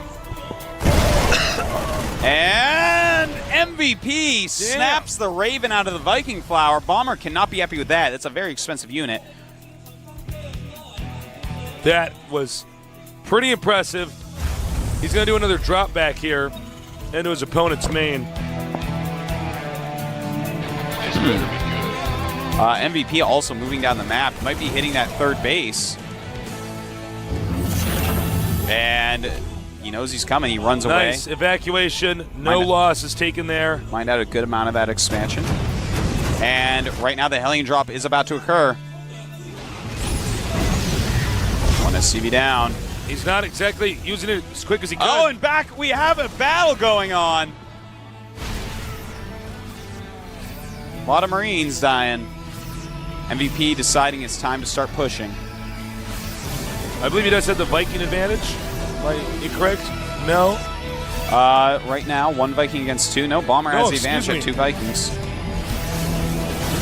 All right, he's going to do this, though.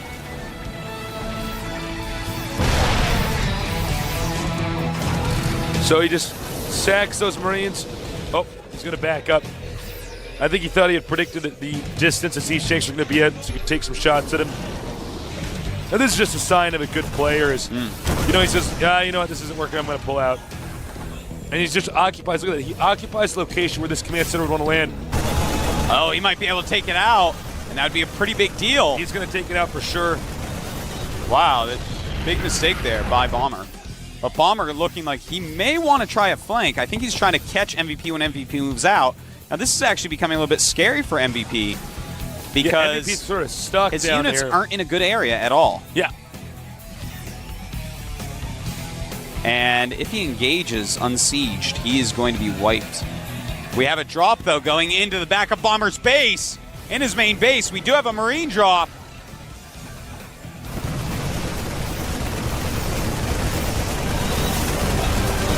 And Bomber counterattacking. Bomber's going to counter.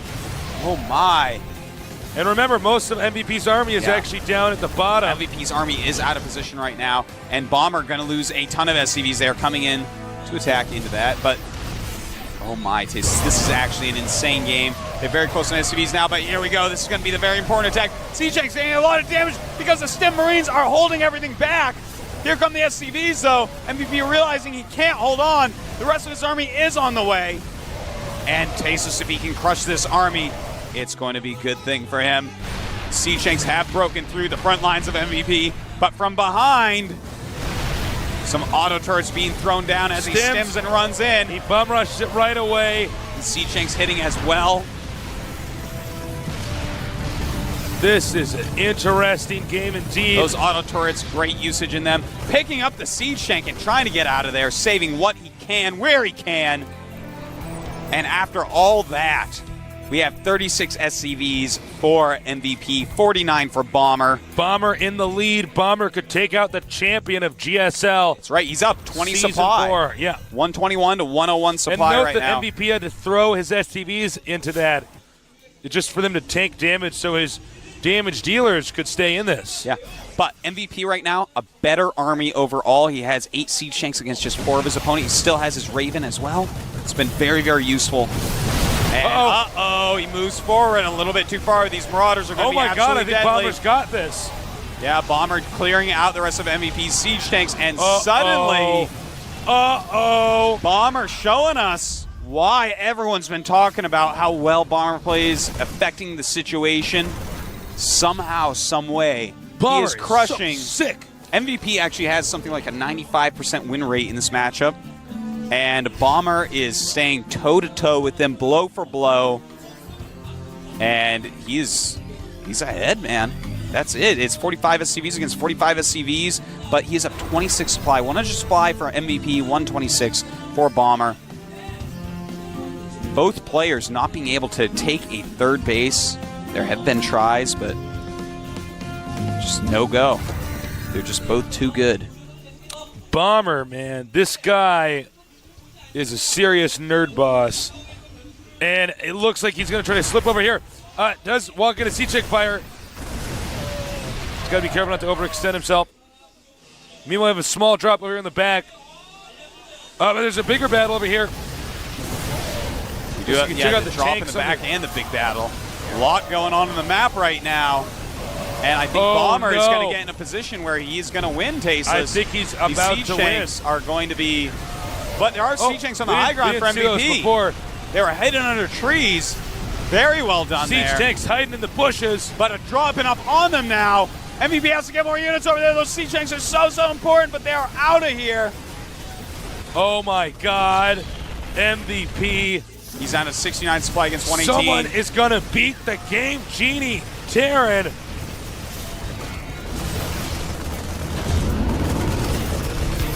Oh my God. This is a tense atmosphere in here. MVP does have a drop going around.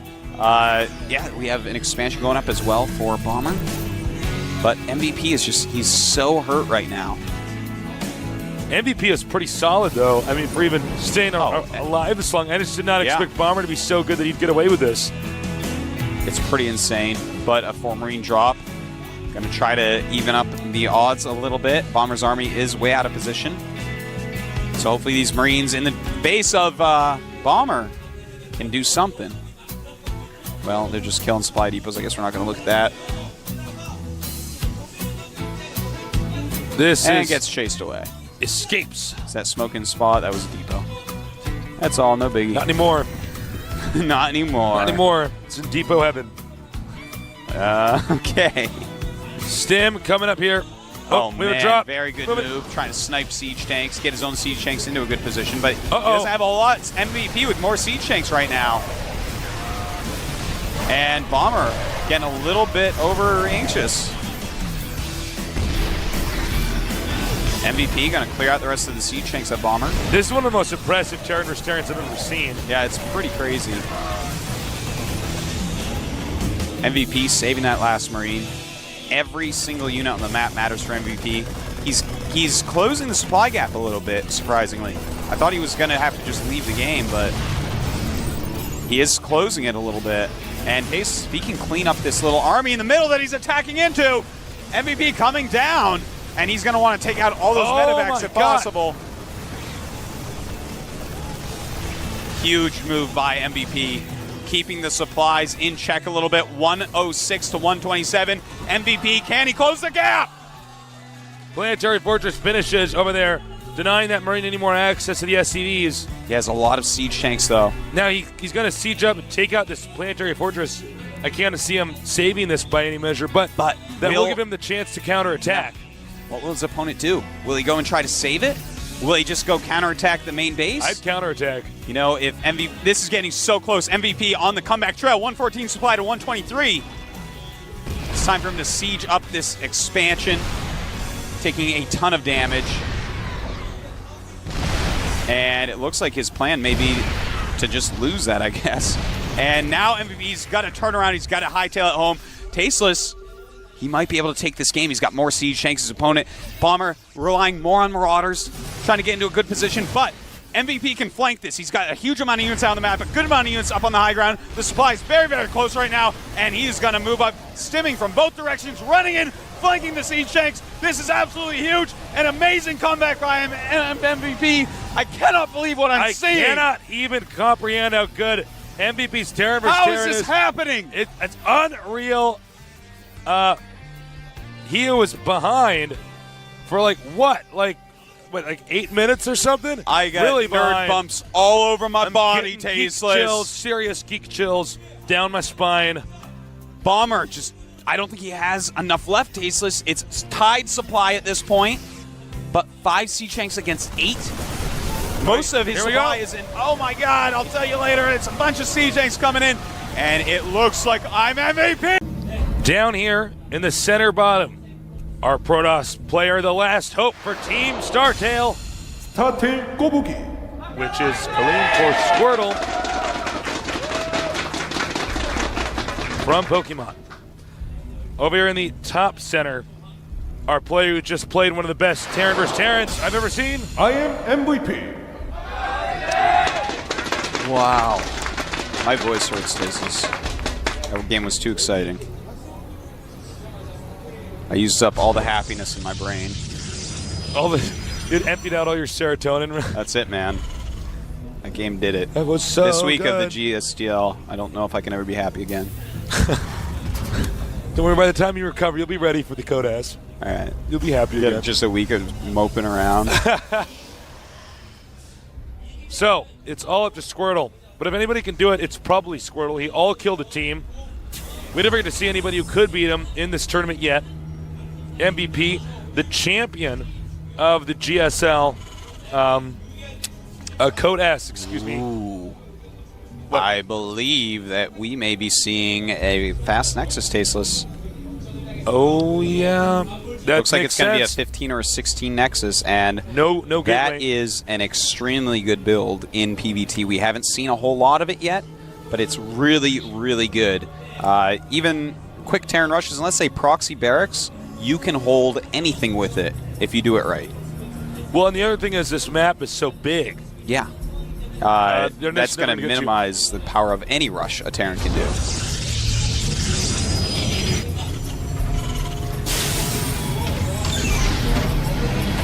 And you know what? It doesn't look like Terran is scouted yet. Only just now starting. Yeah. Interesting the way that Squirtle's doing it. There's a few different ways you can do it. Sometimes you get the second pylon before the gate. This time he's opting for the quicker gate just to be super duper safe, I guess. And he's probably going to get out a Zealot pretty quickly, but he's going to want to rush to a couple Stalkers as quickly as possible as well.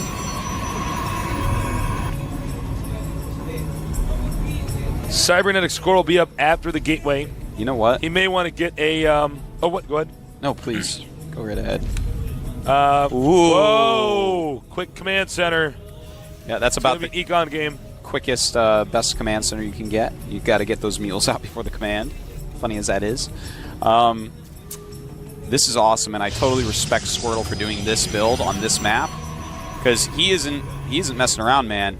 He's using a great build. It can transition to macro game, or he could do some sort of MVP style, you know, very strong attack. But he denied that probe from spotting the fast expansion. Yeah. Probe just wants his Zelnaga watchtower now. SCV sees all, knows all.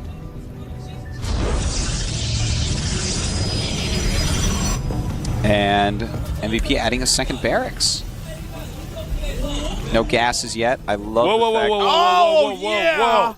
Did he just get a... Oh, he's going to get a third command center? It's MVP, man.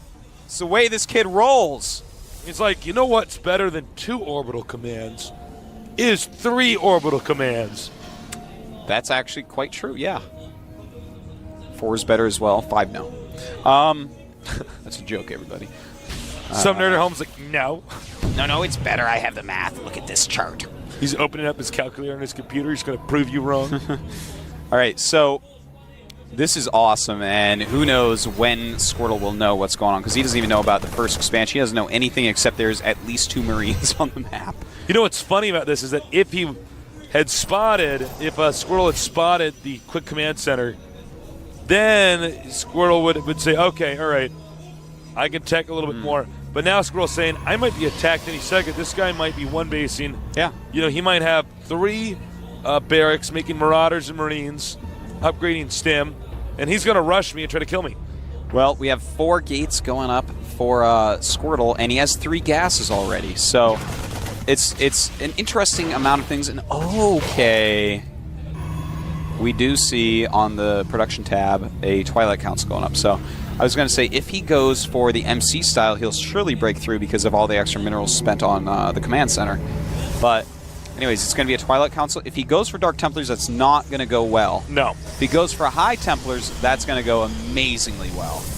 So we're going to have to wait and see, Tasteless. I know you want me to tell you exactly what he's going to do right now, but I can't do it because I don't know. He's upgrading Hallucinate here. It's smart. Yeah. He says, I need to figure out what's going on. I can make a fake Phoenix. Yeah.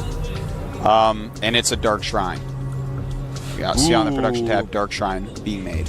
So, the thing is, with 3 orbitals, obviously you're going to be able to work up scans way faster. And MVP's even actually making an engineering bay as well. He scans and sees a Dark Shrine. So that's actually, believe it or not, you're like, oh, look at that, the 3rd nail in the coffin for the Dark Shrine. No, that's actually really good for Squirtle. He's going to probably cancel that now. Yeah, I would cancel that. I'd be like, all right. Now, if he lets it build, that's just to get map dominance. He'll probably take another expansion after he scouts. And Tasteless, he just made an Immortal with his hallucination. What is all this Immortal shenanigans? I know, right? This is really weird because he got scanned. His opponent knows his tech, yet he's made a fake immortal. We may want to make it look like he has more tech than he actually has. Maybe. Well, I mean, I just can't imagine any other reason. Yeah, no, I'm... Let's see, he's made a pylon outside of his opponent's base. Maybe you want an immortal to tank damage or something? I don't know. Maybe he wants the immortal to make it look like he's going to try to... nope, immortal's gone. I will never know. Warping in DTs in the main. All right, that's cool. If too many units go back, he can always hit somewhere.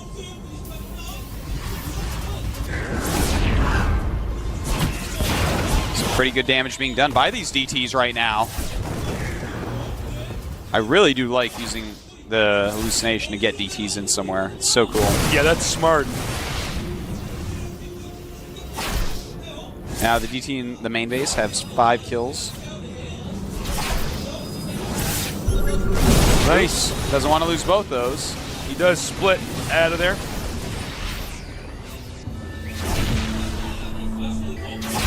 And we're glad to see another scan. Yeah. Now Protoss may try to attack the yeah. entrance. He checked out the entrance, decided to turn around after getting a stalker down to red health.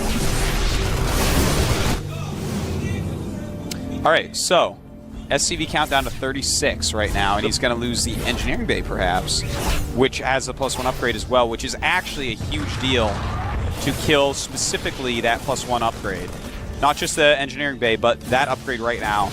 It looks like he's going to take out the DT because Squirtle just added 2 forges, and now he's chrono boosting out upgrades. So he wants to get as far ahead upgrade-wise as possible. That's how his late game is going to develop. He wants to go ahead and just get insane upgrades, be able to actually win battles, army versus army. And at the same time, he's taking a third base. Squirtle's play unbelievably good. This guy has improved so much. He will be in Code S soon. No, he's got to, man. He's so deadly. Yeah, he's getting charge as well. And, you know, that stopping that +1 on MVP is actually just so good. Because MVP is just going to have 0/0 Marines and Marauders. And that against 1/1 and then against 2/2 is not going to be a favorable situation. Now he could get inside the main here with these Marauders, do a ton of damage, take out key critical structures. Yeah, take out tech buildings, stuff like that, but the Stalkers are waiting for them. Uh-oh, hope he doesn't lose his medevac for MVP's sake. They've been peeking in through those Marauder windows for a long time, Tasteless. They don't call them Stalkers for nothing. You say my opponent's going Stalkers, then you close the blinds a little bit. Oh, sees it, goes away. Good use of the smoke screen. Smoke screen. We got a fake Phoenix flying in here. 1/1 is done, by the way. Yeah, good scouting with the Phoenix. He saw the starport with no Banshee add-on, which is a tech lab, so that means that he doesn't need observers still.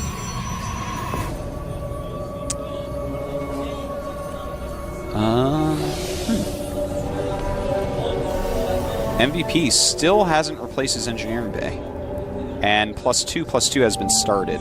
This is going to get pretty bad. In fact, I don't know if MVP realizes his engineering bay died. This is making an armory even, and normally you get that for +2. Because I don't think he's going to make Thors, or maybe he will actually. Not sure. Thors can be quite good late game against Protoss. Now he has spotted that that third base was taken, and I'm sure when he flew over that, he probably clicked on the minerals. Said, wait a minute. Oh, okay. He's probably had that for a while. We might have an engagement here. Yeah, MVP, Special Task Force, seeing all the Zealots backing up smartly. MVP still no upgrades. So +2/+2 is probably going to finish before we even see a battle. So 2/2 against nothing. A nice little drop looks like it's going to happen. The Stalkers are coming back to deal with it as quickly as possible. Good move sending the Stalkers. They are pretty quick and can blink over and stop that medevac. Blink is almost done. He's a blink in there, man. What's he doing? There you go. He made it look like he was going to retreat. Yeah. Kept that around. Nice play by Squirtle. Very, very good. Right now, supply 130 against 144. That is MVP in the lead. But do not fret because right now 3 base versus 3 base. But a big drop is coming for Squirtle's third base. Warping in some Zealots immediately. And he's got to get in there, man. Saving the vast majority of his probes. Surprised he's actually attacking that. I was going to say attack the Nexus or that. Beautiful to take that out. Storm not going to finish. Oh! And he gets it. 2 upgrades in there. Does not get to finish either. And, oh man, this is actually all beautiful. Okay, MVP right now realizing, okay, I need more mech. He's getting blue flame. He's gotten those additional factories. He's getting the plus attack. He is going to switch over, start making more siege tanks, more blue flame hellions to deal with this really gateway-heavy mix. 3-3 on the way for Squirtle. Geek chills all over Artosis' body. 4th base for Squirtle, 4th base for MVP at basically the same exact times. Right now we have 66 probes against 54 SCVs. Of course, he has mules as well, so their economies are going to be extremely similar. And he's actually double expanding here. Oh, man. This game is actually too good. I love StarCraft II too much. I think I have to go home. I know. I'm getting on play right now. Oh man, he's making planetary fortresses too. That's going to be very tough smart for him to attack into. Normally you can't double expand like this, but if you're going to double expand and make planetaries, I mean you can hold them. Yeah. Templar Tech doesn't like planetaries. Robotech doesn't care as much. Flying Tech obviously doesn't care at all. But the Templar Tech roots don't really care for it. You can't really, I mean, the only thing you can do with Templar Techs is if you have way more than them and they just have the planetary going for them, you stim and just kill the SCVs. Excuse me, storm and just kill the SCVs repairing the planetary. Yep. Right now, we do have 180 supply for MVP, 153 for Squirtle. MVP has got his upgrade going again for his +1 attack, but +3 about to finish for Squirtle. Kadarin Amulet is on the way as well as a starport. It's always good to get that starport going. We have a drop that's going to... He does not see it. That drop could be pretty deadly. There are some units waiting for it. MVP has a huge amount of units right now. Some High Templars being warped in right before Kadarin Amulet finishes. Oh, he's making Archons because he has a ton of gas. Interesting. MVP looking to do some damage. He wants to get the Templars, I believe. Nice Guardian Shield there. +2 weapons on factory units is being upgraded for MVP.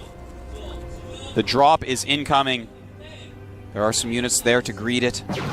High drop. It's like, whatever, we're Marauders, we're going anyways. More units being warped in by Squirtle.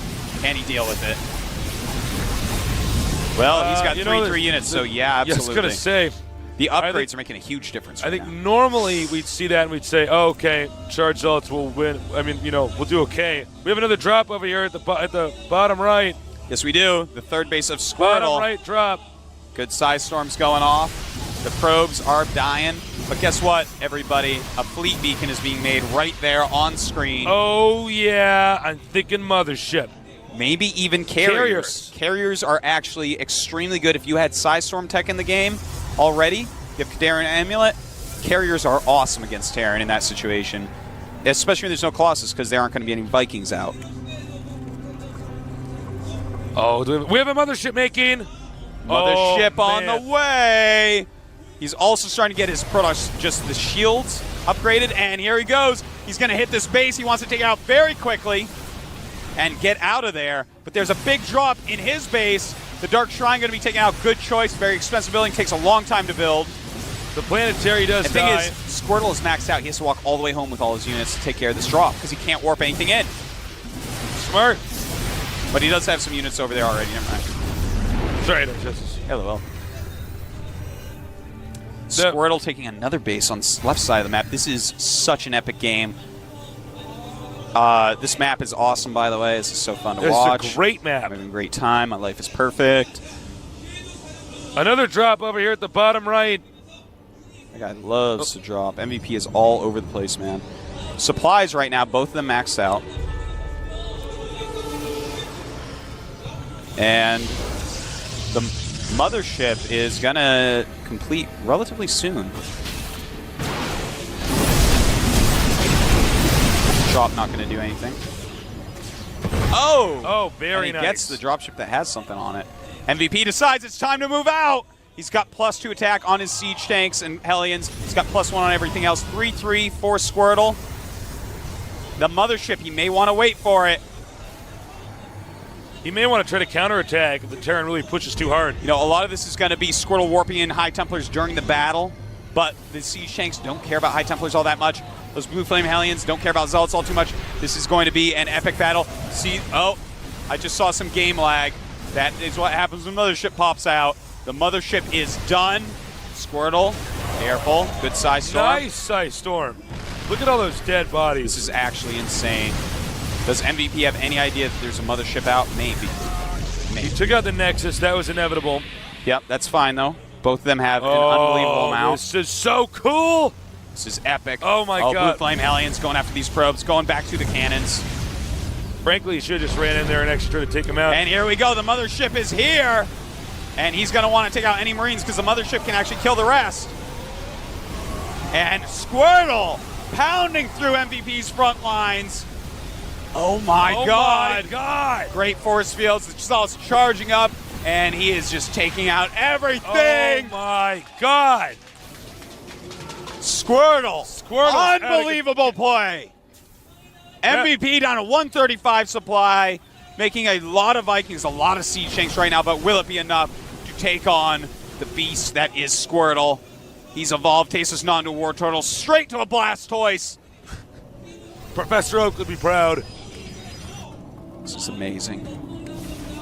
Well, to be frank, MVP's in so much trouble, I don't know if he can recover from this. The Mothership's out. I'm sure he's going to be getting Mothership upgrades. Protoss even upgrading shields right now. Yeah, he's even got +1 on that already. His upgrades are just phenomenal. Squirtle. Refusing to lose. And you know what's good about having the Mothership out is it forces the Terran to keep scanning. Yeah. And here it is, Tasteless. Can MVP take out that Mothership? It may use Vortex on all of those Vikings. Yeah, I was going to say. And he does use a Vortex. Very nice. Not Mothership goes down. Vikings, I'll see you guys in a little bit. This is so awesome.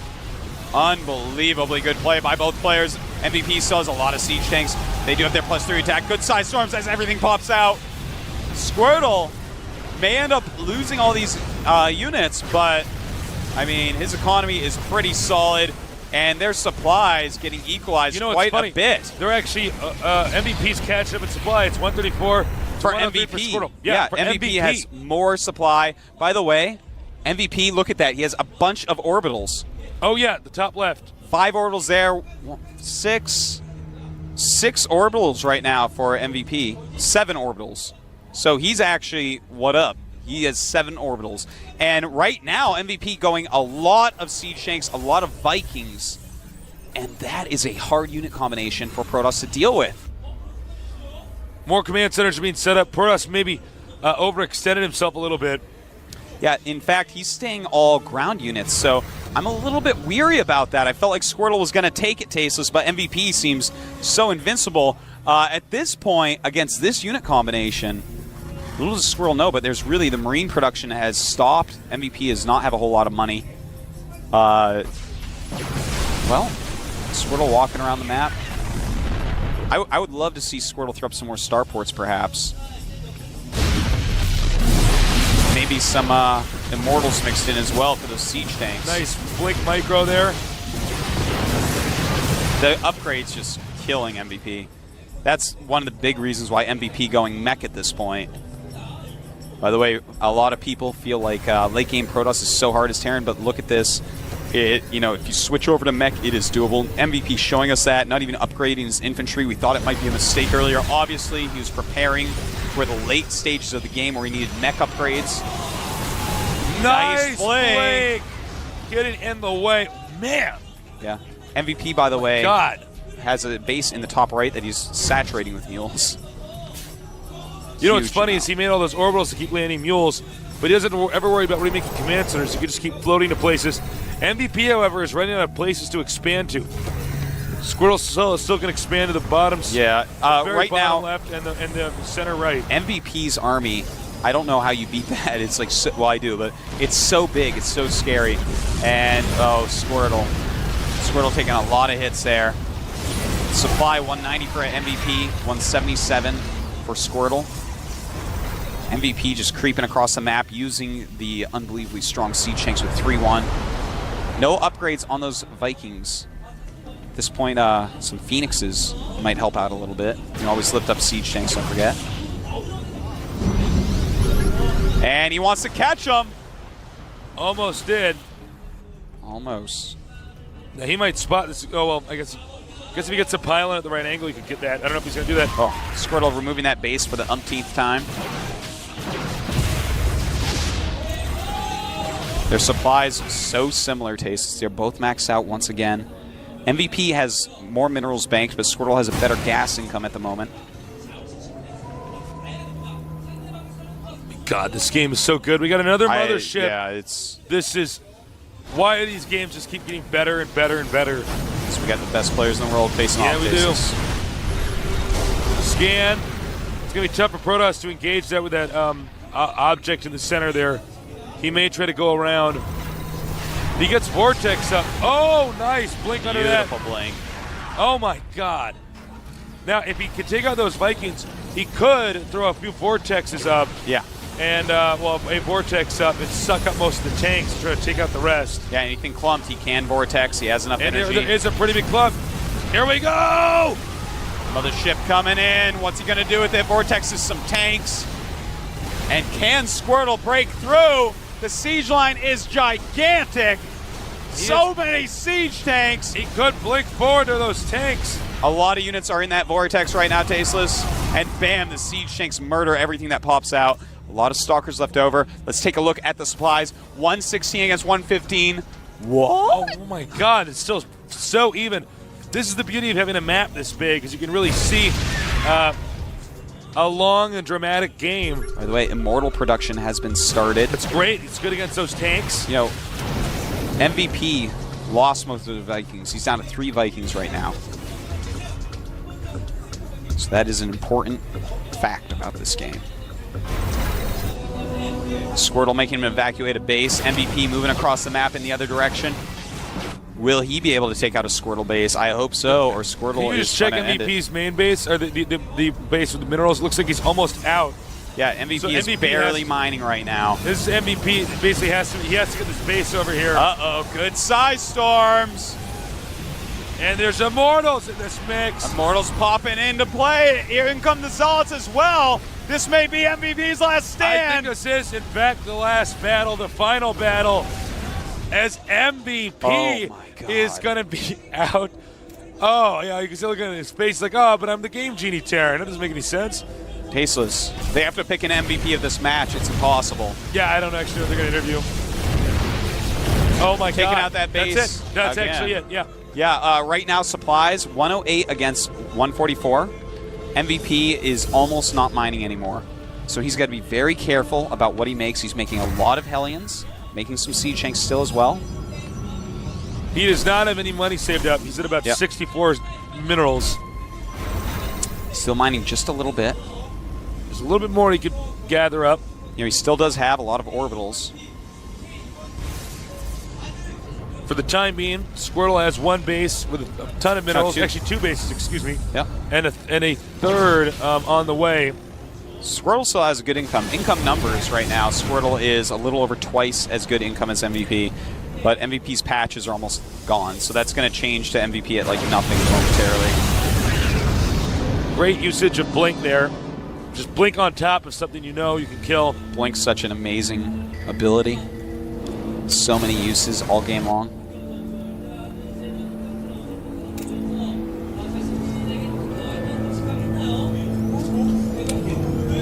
I love how he's sticking with the Immortal Stalker. It's a good unit composition. This really indicates how much these players know the game inside and out. They know how to respond to what.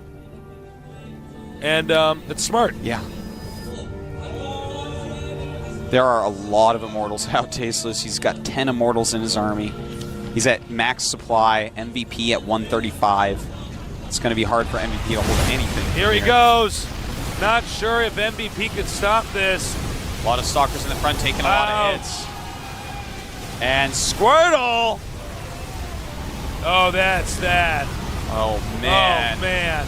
He is a Pokemon master, Tasteless. He is the highest level Pokemon I have ever seen. Forget Squirtle. Mewtwo, it's all about Squirtle. Sorry, Mewtwo. 20 supply against 152. It is over. Squirtle has taken out MVP, and we are going to go to the final match. And he drops his mules. That's it. You know, I was smacking our toes. His arms. I they was so heard excited. it. In the red, we have 스타트 꼬부기. that stands for Squirtle, the guy who hasn't lost a single game in the team league. Not one game. Down here in the bottom left, the champion of GSL Season 2, the best Zerg in the world. I am Nesty.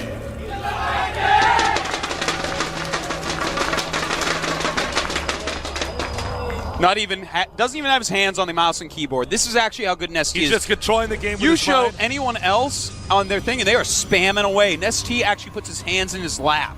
Yeah. He's checking his text messages, not cheating, really checking his text messages, seeing all the girls that are messaging him up, all the guys that are messaging him up, all the magazine companies, the television stations. This guy is a baller, sickest Zerg in the world, going up against someone who we have no proof he might be the best player in the whole world, Tasteless. Oh, at this point in time, Doesn't lose games. I mean, I don't keep saying this like, whoa, this guy might be the best I've ever seen, but I've never seen two teams in any match in my StarCraft 1 career or in my StarCraft 2 career that have been this close, this epic, this strong, this back and forth.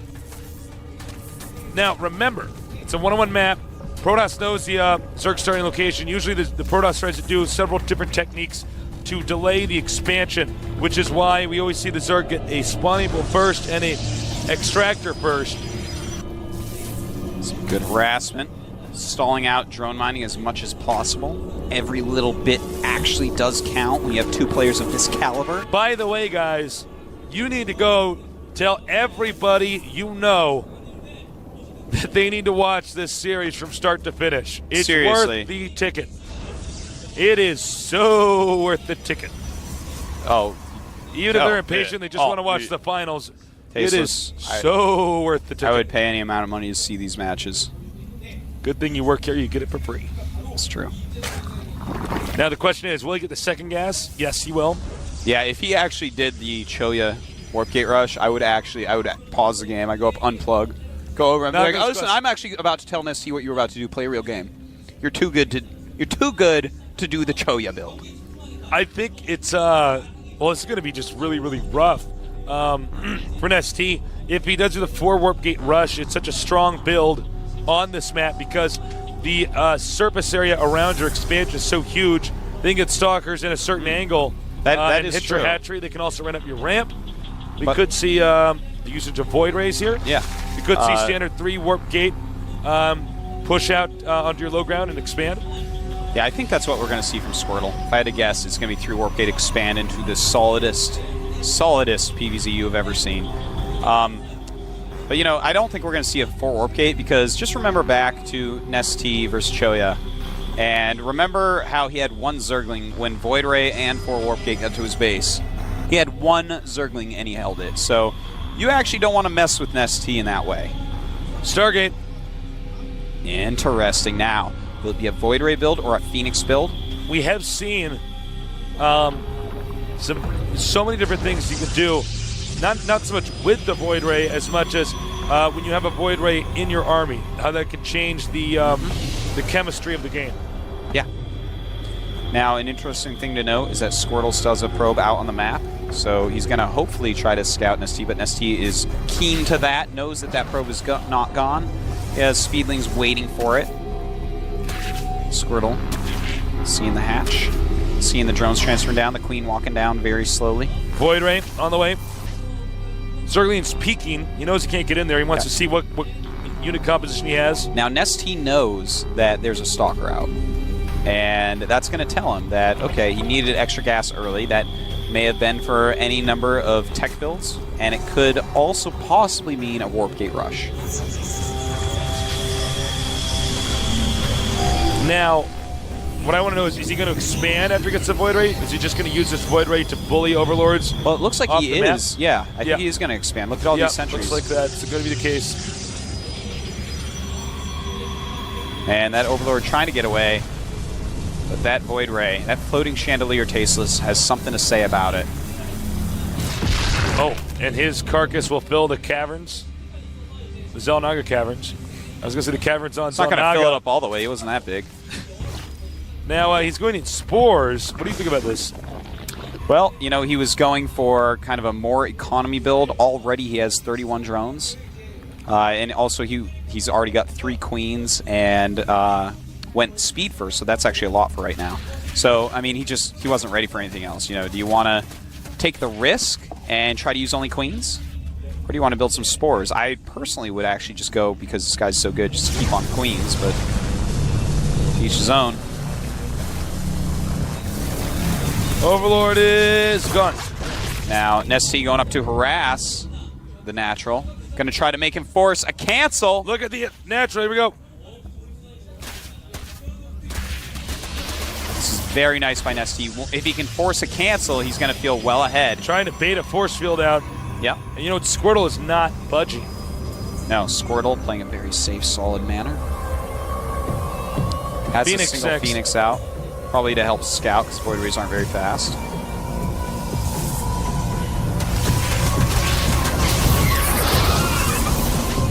Nice, doesn't let him want to go around there. Got some delayed, stops the probes.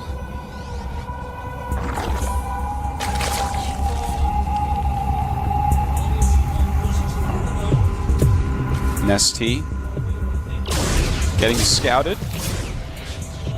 Layer has just finished up the expansion. He's almost finished his range attack upgrade.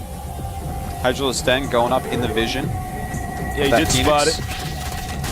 Gold base open to be taken. Now, we do have from Squirtle, right there, robotics facility, getting both his gases at his expansion, so it looks like he's going to transition right into Colossus. Now, Nesty, he's going to want to think, okay, do I want to take a third base? Do I want to try to all-in off 2? Do I go up to Spire? He's getting Hydralisk range. His +1 range attack has already finished, of course. And it looks like we're going to see some pressure here. Ooh, very nice. He may have gone out too far. He couldn't nab the queen. Do not want to lose queens right now. Just got to be careful. This is a tense moment. He gets the larva checked off. ST is making a bunch of Hydras and some Zerglings as well. I don't know. He can force field the ramp. He does. He does, so that's going to stop all the units from coming up. Nesty pulling his drones out. This is not good, but he is surrounding it. He's got to kill this army off without losing too many drones. And, well, the Hydras are having a hard time behind that force field, and it looks like he is going to drive Squirtle off. Squirtle really pushing quite hard, but did kill a good amount of drones. He got 12 drones out that time. It's 36 drones against 42 right now. Rushing to Colossus. Looks like he's debating counterattacking. Yep, it looks like he is at least going to poke and prod. There's no cannon up, so there's not a lot of units. I was about to say, I mean, and he's getting an Immortal. That's not particularly useful in the situation. Yeah, especially with some Hydras coming to Aces. This actually might be enough from Nesty. He kills some probes. Those Hydras are going to be a huge deal. Not those, but the other ones that are behind. He needs to get rid of the Void Ray and the Phoenix. He does. Oh, man. Nesty! Huge push here with these Hydras. He needs to deal the damage that needs to be dealt before a Colossus can come out. The Immortal's out. Stalker's coming losing from behind. A lot of probes. Now, you need to have the Zerglings to tank the damage. I think Nesty overextended himself there. He did, but killed a lot of probes off. And as he sees Colossuses are going to be made, losing the Hydras, not a huge deal. They were going to die to Colossus pretty soon. He has taken out the flying units, but the attack continues. There's more Zealots being warped in to deal with those. Colossus has not been started yet. Now remember, Hydras, they deal damage really fast, but they take damage even faster. So you need to have something in front of them to actually take the damage, such as these Zerglings that we see here. This is looking very hard for Squirtle. Nesty just rallying in. Hydras and Zerglings. Oh my god, GG! Nesty has just won it for an incredible miracle. They are the Season 1 GSL Team League champions. All right, here we have our Red Terran player up at the top of Xel'Naga Caverns. They call him the Terran Sniper. He is. Slayer Studio. Slayer's Ryung. What opening does he have planned for our next player? We're going to find out. Yep. Very good Terran player. And here is our Protoss player. One of the best Protoss from early in StarCraft II. Can he get a win, regain his former glory? He is. MVP Genius.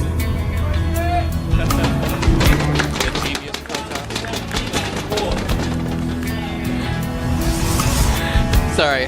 And I'm laughing at some fans. We'll hopefully get a shot up here in a minute. But there, it's one of our cheerfuls. talking about the different team leagues. I can't quite understand that. I think it's talking about how MVP has gotten farther. I'm not sure.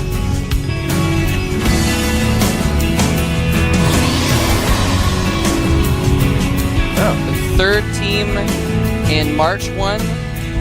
The winner of the third match won in the round of 8-1. So it's and they won last season too. it's establishing a pattern there. And speaking of which, go ahead. You're reading my mind, Mole Trap. One thing we were going to mention is that for some strange reason, be it mystical powers or magnetic forces or whatever it is, or Bakari Sweat, who knows? But every one of our winners in the GSL Team League this season has been on the left side of the studio. Yeah. And today that's Slayers.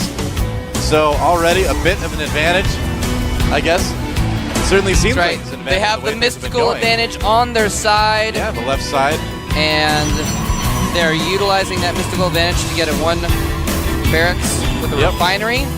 And MVP Genius stealing some minerals and getting away scot-free. He's like, hey, come back.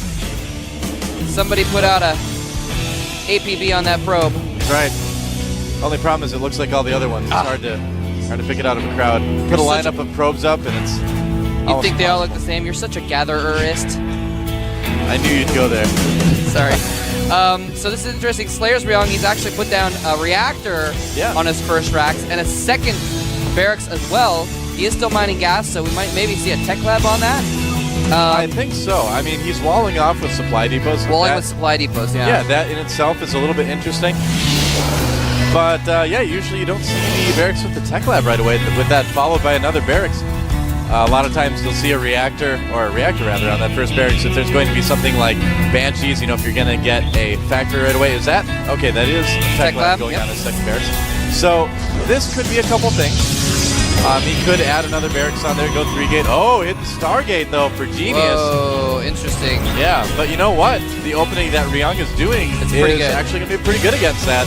Oh, now he is getting concussive shells and a Marauder. Yeah. So he's not going to have quite as many Marines, but he's going to be making reactor Marines this entire time. His supply depot wall also functions to provide him to supply for making lots of Marines. So he's going to have several out. I think probably more than enough to deal with this Void Ray, or I'm assuming Void Ray. Could be something else, but in this position, most likely Void Ray is going to work better. I would imagine Genius is probably putting up a couple more gateways right now as well, probably 3 or so. We can see that actually on the production tab now that I look. There we go. Yeah, so he's going to be a little bit, cautious the way he micros it. There is the Void Ray indeed, because he does have those depots there.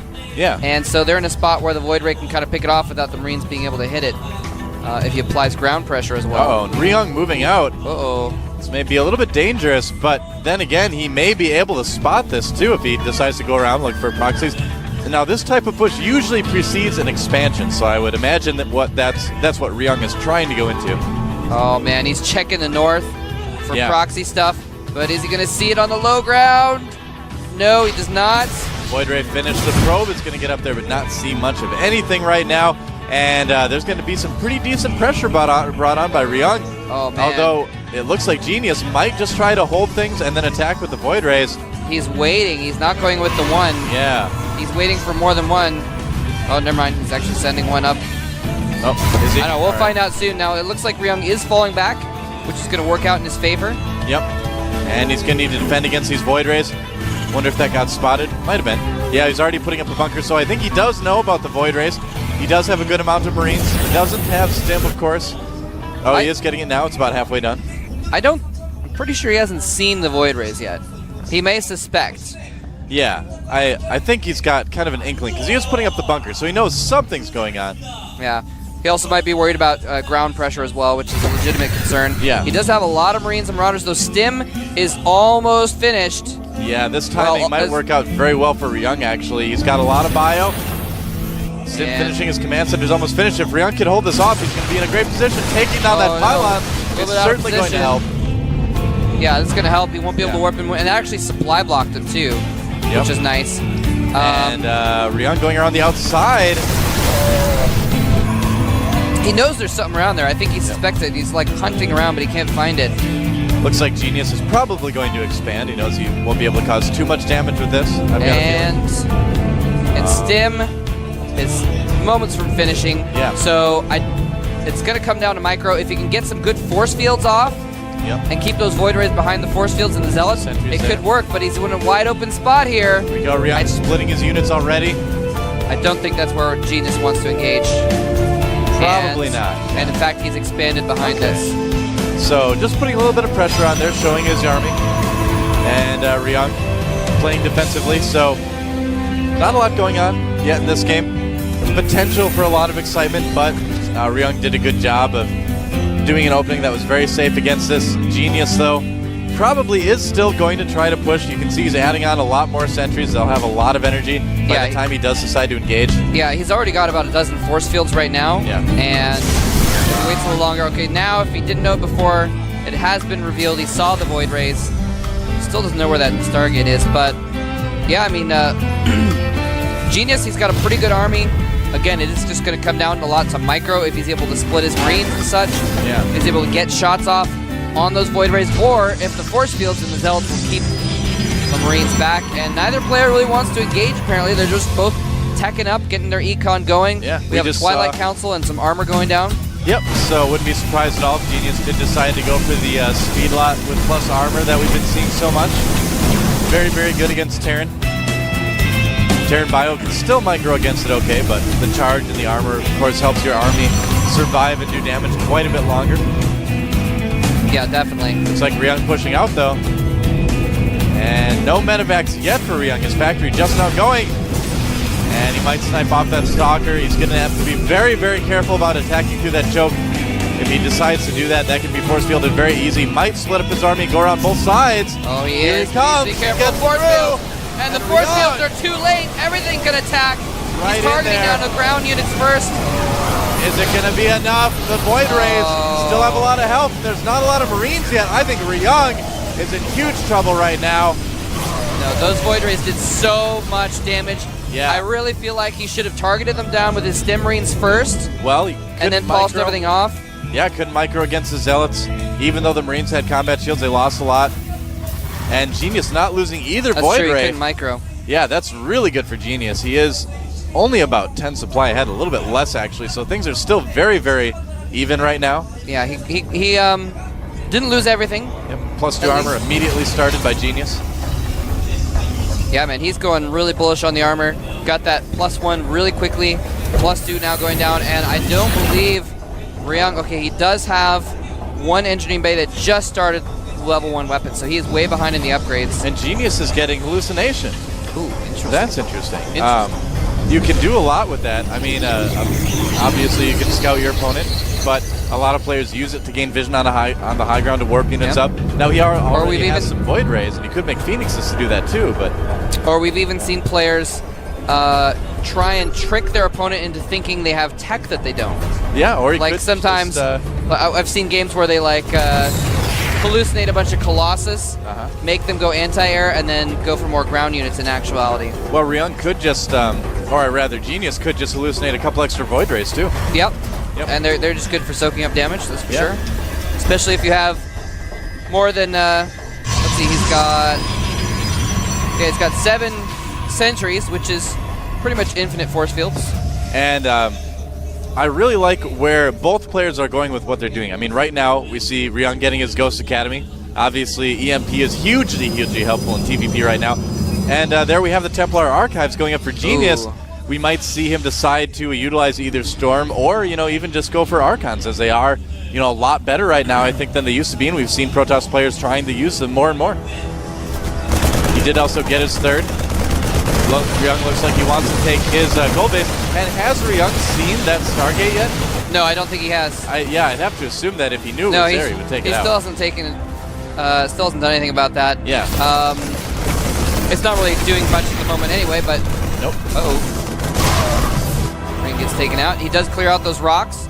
And so now he's got a command center building in his natural. He can float it over there and probably planetary that up. But, wow. In the long game, a little bit worried for Ryung. He's got a primarily Marine army. And I'm a little bit not going to be that good against force field with charge loss. Genius is third base. Uh-oh. Ryung, deciding not to push in, actually. Saw the units, and there are Archons indeed. Getting stormed now, but using his first Templar just for Archons. Yeah. Pretty good. Yeah, he's got a lot of charge lots. He's got the sentries to force field the traps so the charge lots can do as much damage as they possibly can. And once he gets storm, in addition to that, man, it is just painful to watch a group of bio units get force fielded in place and stormed and then crushed with zealots. Yeah, they just get slaughtered. It could go so badly for Ryung if he doesn't maybe, he is making ghosts. Yeah, well, get some EMPs off that can easily turn things the opposite way. Yeah, I mean, charge lots, sentries with force fields, High Templar with storm, Archons. The Archon just is like the bio-killing composition. I mean, that's what it does. There's going to need to be some pretty amazing EMPs by Ryung to survive a fight with that army. Yeah, EMPs are... Yeah. He needs EMPs so badly. Yeah. Because he's chosen... This is kind of cool, though. He's decided to not go for the traditional Colossus route. He's going for the ground route with the Templar as well. And EMPs are going to counter all of that. The Sentries, the Templar, the Archons, if he can get enough of them. But again, only 2 ghosts, despite the fact that they are now a little bit cheaper with this patch. Yeah. Now, right now, he's going in for the third. Is he going to get it, though? Big stim. It's going to be close. The army for Genius is right there. This may not have been the best idea. Oh, he does EMP. Oh, wow. Not the best force fields either. He does EMP half the sentries and all but one of the Templars. There's only one storm there, so it's actually a decent position, but he couldn't count on that, so he's actually going to fall back to a more open area, which is really good. Yeah. If he got force fielded in there, he would lose the game. Well, Ryung was so lucky right there that Genius was that kind of left a gap in his force field wall for the units to sneak out of. Yeah. So right now, Ryung getting his ghost upgrade. Maybe going to take out a pylon here. We'll see if it dies first. I don't think it will. Nope. And so the question is, what is Ryung going to do about this? I mean, his army isn't terribly strong straight up if his EMPs miss. A lot depends on that EMP. A lot depends, of course, on good positioning as well. But I'm curious to see if he's going to try something like maybe starting to incorporate some drops as well. Got a lot of effects. Oh, losing a chunk of his army right there. And here comes Genius. Is he just going to push out? Yep, and look at that. That Stargate still not destroyed by Ryung. I can't believe it. Stargate's just chilling. Yeah. Yeah, and all those units have now charged their energy back up. So those EMPs from before, thing of the past, all but forgotten. And he's going to need to get some more. He has 4 ghosts in play. Again, it is, like you said, it's just going to come down to if his EMPs land or not. Stimming in a Marine to check out where the army is for MVP Genius. Oh, wow. Yeah. That's such a good thing to do that not a lot of people actually do is. Oh, wow. Did he just get a huge EMP off on that army, actually? Thought I saw something. No, not too big. Oh, no, there are ghosts up there. He did just EMP that. Oh, getting the ghost from the high ground. Very, very smart move by Ryung, but will it be enough? There's only 1 sentry there that has any energy left. He is charging down, though, and he got some, I think he got some feedbacks. No, he didn't, but he got some damage on those medevacs. He's having to kite back. There's just too many units there. The charge lots and the stalkers chasing things down, taking out the medevacs as well. The Archon's doing so much splash damage to these injured bio units. Ryung is on the run. He's on the Ryung. He's on the Ryung. Back to his base. Genius's army just way too strong. He did out-macro Ryung as well, I gotta say. And that is going to be very difficult for Ryung to hold off. Yeah, he's up to like 60 supply. Yeah. He's up by 60 supply right now. Colossus in the mix as well. Yep. And a single Viking, hoping it can do something about that. But this game is all but over. Ryung's base in tatters. Whatever strategy Ryung had specifically designed for Genius, he countered it with some bold play, going for the Templar tech, the charge lots, instead of the Colossi until the late game. And the Archons as well, doing tons of damage, and MVP is going to go up 1-0 in the GSTL Finals And oh, at the base of Ryung, 2 Manor Nexuses have been planted. Oh, GG. So, oh man, pretty good start for him. Blizzard Cup 2012, and to the bottom left of Daybreak we have our Zerg player in a red, starting for Team Startail, the best Zerg in the world right now. It is starting live. We all knew the life is good, but we didn't know that it was that good. Yeah. So I'm gonna get this guy an LG sponsorship. The top right, in the blue, another StarTail player. You call him the Pink Panther Protoss. He is... Everyone says this guy's got unlimited soul. Without a doubt, he's the best Protoss in the entire world right now. This He may is be the one best epic player in the match. world, man. He's trying to prove it here. This is a match between 2 titans, and it's going to be epic. What are they going to do? Are we going to see a standards game between the 2 of them? Is Parting going for the immortal push? Everyone is waiting for it. Everyone wants to know, will Life stop it? Does Life have the answer? That's what we're gonna see. You know, Life is showing his trademark my 11 God, cancel, but he's going for the 11 pull here. Exactly. The trademark cancel and then the 11 pull, and Parting of course is going to scout it, and this will also change his... Yeah, this will change his timings, and you know what's really interesting here? Parting is scouting on this map. Yeah. This is something, it might sound a little bit silly, but this is something that he did not do on Daybreak at all. Yeah. And Lenok was a player who tried to capitalize on it. He went for double hatch before pool without even scouting it, because he knew exactly Parting doesn't send out his first probe. He sends one out a little bit later, but only to the Zalnaga watchtower. Yeah, this is a different scheme. And yeah, now has to go Forge before Nexus. He can't go Nexus first. It's impossible to hold with that. You know, this is so cool because this already shows us that they know each other so well. And Life was probably a little bit shocked to see this probe in his face. He's like, what? You're actually scouting? I mean, I'm still fine. I have an 11 pool. I can pressure you a little bit. Your timings are going to be ruined. But at this point, he did not really expect his opponent to go for the scout. You know, at the very least, when you go for an early pool, like an 11 pool or a 10 pool, you force the Forge first. And you may not actually do physical damage, but you're going to force their build to be shaken a little bit. It also shows how much respect Parting has for Life, because it shows him immediately that he knows that this guy has no respect for anyone, and he could go for a 6 pull even on this map. So he's like, okay, usually I don't do it, but against him, I have to. Yeah, he's got no choice. There's the photon cannon going down, of course, and the gateway is going to need to make potentially a second gateway here to block. There's a pylon, or probe hiding in there. He's not going to make a pylon, but he will go and check to see if any gases have been taken. The Lings are already on their way. He's actually just splitting the mirror. He doesn't need the second gate. He's blocking with a probe, and this is something that Life spots immediately. So he's like, okay, well, there's nothing that I can do at this point. The probe's still in the main base here. The hatch now at the natural for Life. Yeah, he wants to see if there's any gas going off of one base that he might need to be worried about. Probe is on its way. And speaking of which, he's going to see it. He's going to see that gas, and there's no third hatchery. Sees the gas, no third hatch at this point. And he's going to be able to see that too.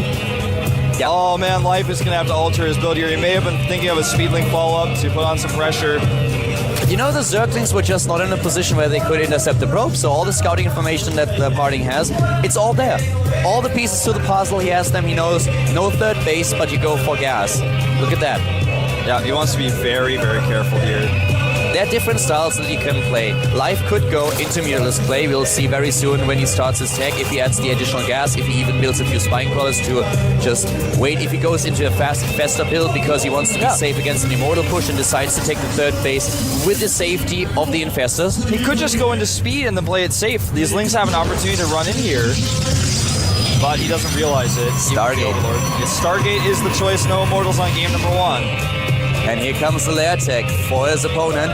No scout on the Stargate. He doesn't know about it. So at this point, Life is really in the dark. He doesn't know what's going on. But with how fast he techs, he should be able to be completely prepared for this. Yeah. With a third gas going up, it looks like we are going to see Phoenixes. Fourth gas goes down as well. Probably not Void Ray into Phoenix, but just straight hidden Phoenixes because he knows Life is not seeing a Stargate at all. There comes the additional gas for Life now, and he has he's up to 4 extractors at this point. We don't see a third base for him just yet. Oh, that's it's Sentry. Interesting to see what exactly his tech transition is.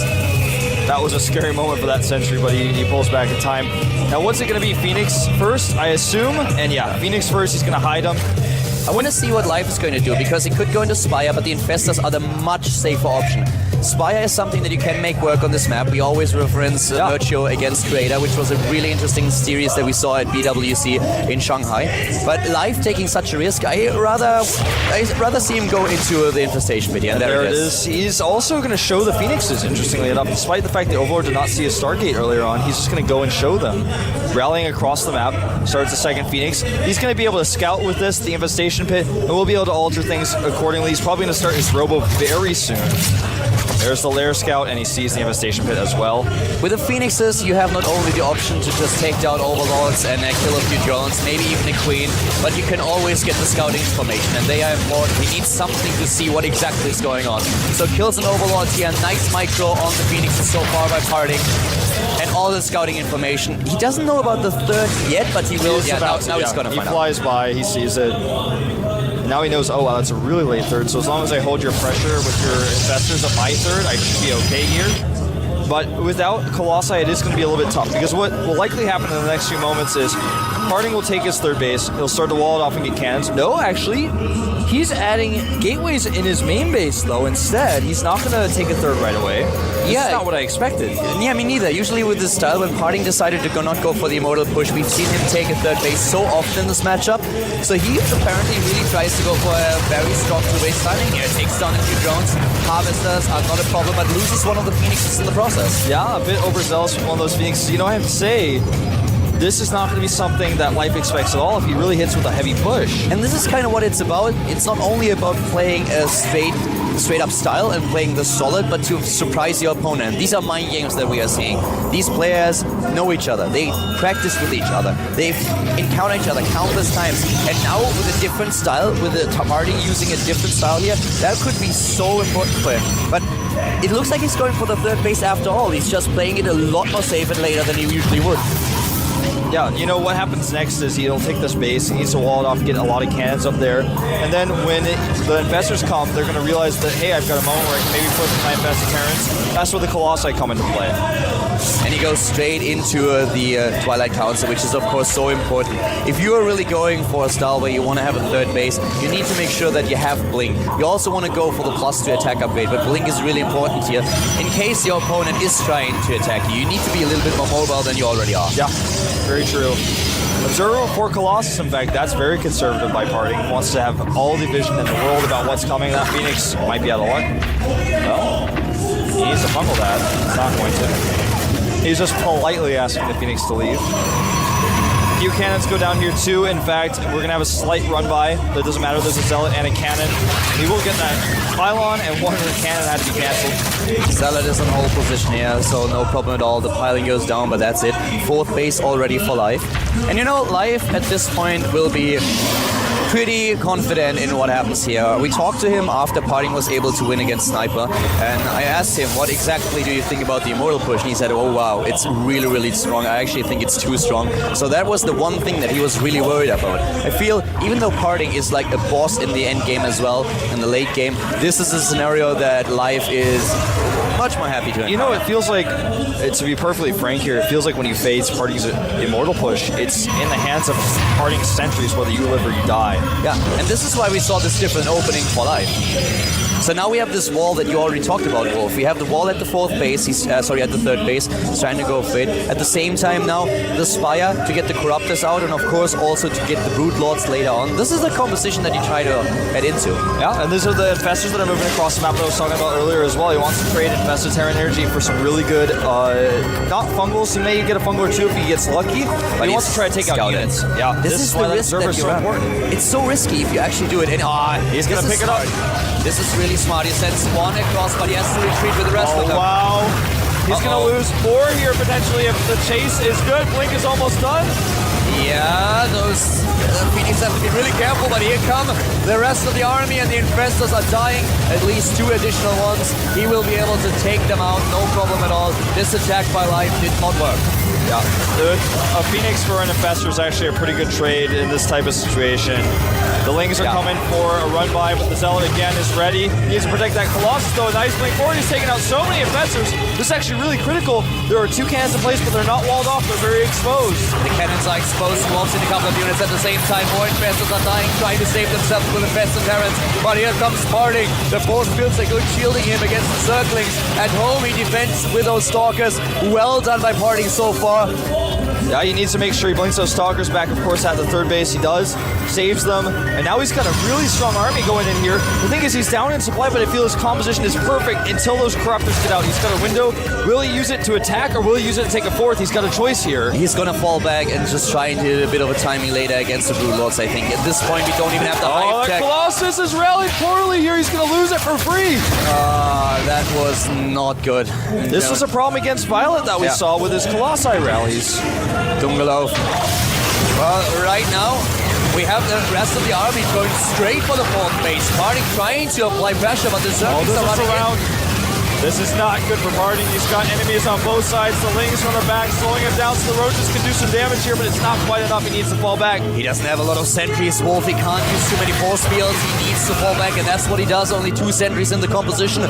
Tries to fall back here, but he still has such a huge army supply. He has a damage potential. He needs another round of Warpins. Imagine if that Pilot had not gone down the Lings. Imagine if he had one more Colossus here. This would have been a much scarier army. There come the additional sentries that he needs. Warping them in right now. The Corruptors are all that life really has to hold here. He can force field the rep. He's actually killing the rocks, but if he wants to go for the force, he had a 4th base, he had a chance to just force field the rep and go in. You know, he could even go into the natural and then force some units out, but he decides to blink in. This is actually a really good angle for life, but does he have enough units? That's the question. Parting is fungal, but he's fighting like a lion here against those Corruptors. It's not easy. Being fungal, he can't use his smite to save the Colossi, but a lot of Life's units are already dead, and Life is dropping in supply. Parting taking a supply lead. He's got that forward pylon as well. He's got a great position here. He needs more stock as he warps him, and he needs to protect that pylon. He blinks back.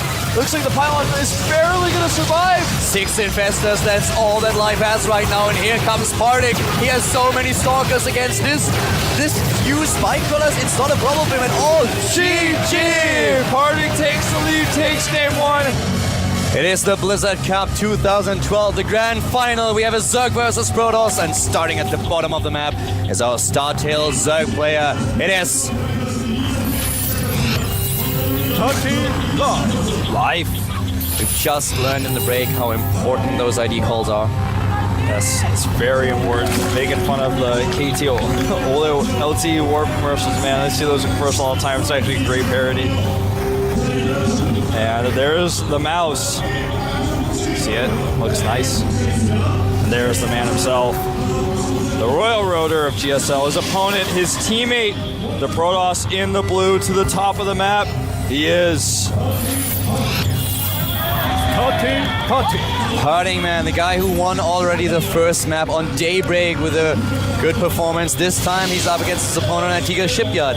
A map that kind of symbolizes what Zerg versus Protoss is all about these days. Oh, absolutely, man. We talked about it earlier. In the early game, Zerg with an early advantage, Protoss with an early advantage, and then later on it's the Zerg who has a high win ratio if he gets those Broodlords out. And no other map has, I feel, split Zergs and Protoss as Antigua Shipyard. In the early game, so strong, an immortal push, a 2-base time against the 3rd base of a Zerg player if he goes for this double expand, and then later on, really difficult for Protoss to take his 3rd base and defend it. Parting has done it in the past, might do it again, but maybe he shows us his trademark style in game number 2. I actually completely agree. You know, Antigua Shipyard shows like the rawest, most extreme version of what our metagame is like in this matchup in 2012. We have a hatchery first, by the way, for life, and you know, Parting doesn't seem to be scouting, so he's not going to be able to punish this in any way.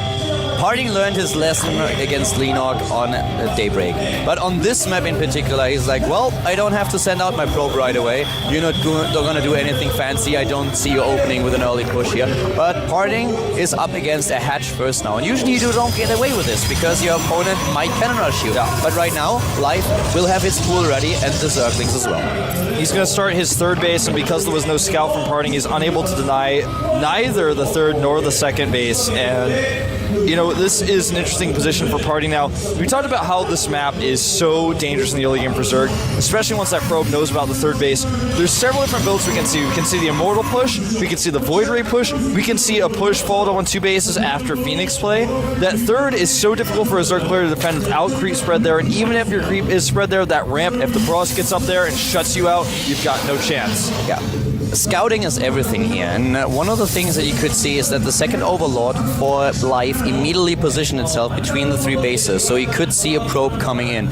Some Zerg players try to send the Overlord over to their opponent's base, trying to get a second scout into position so that they can get into the main base and discover what kind of tech their opponent shows, and that's what he's going to do with another Overlord now. But the first Overlord, with the build that he was going for, the early expansion without the pool, that was so crucial to see when is this probe coming?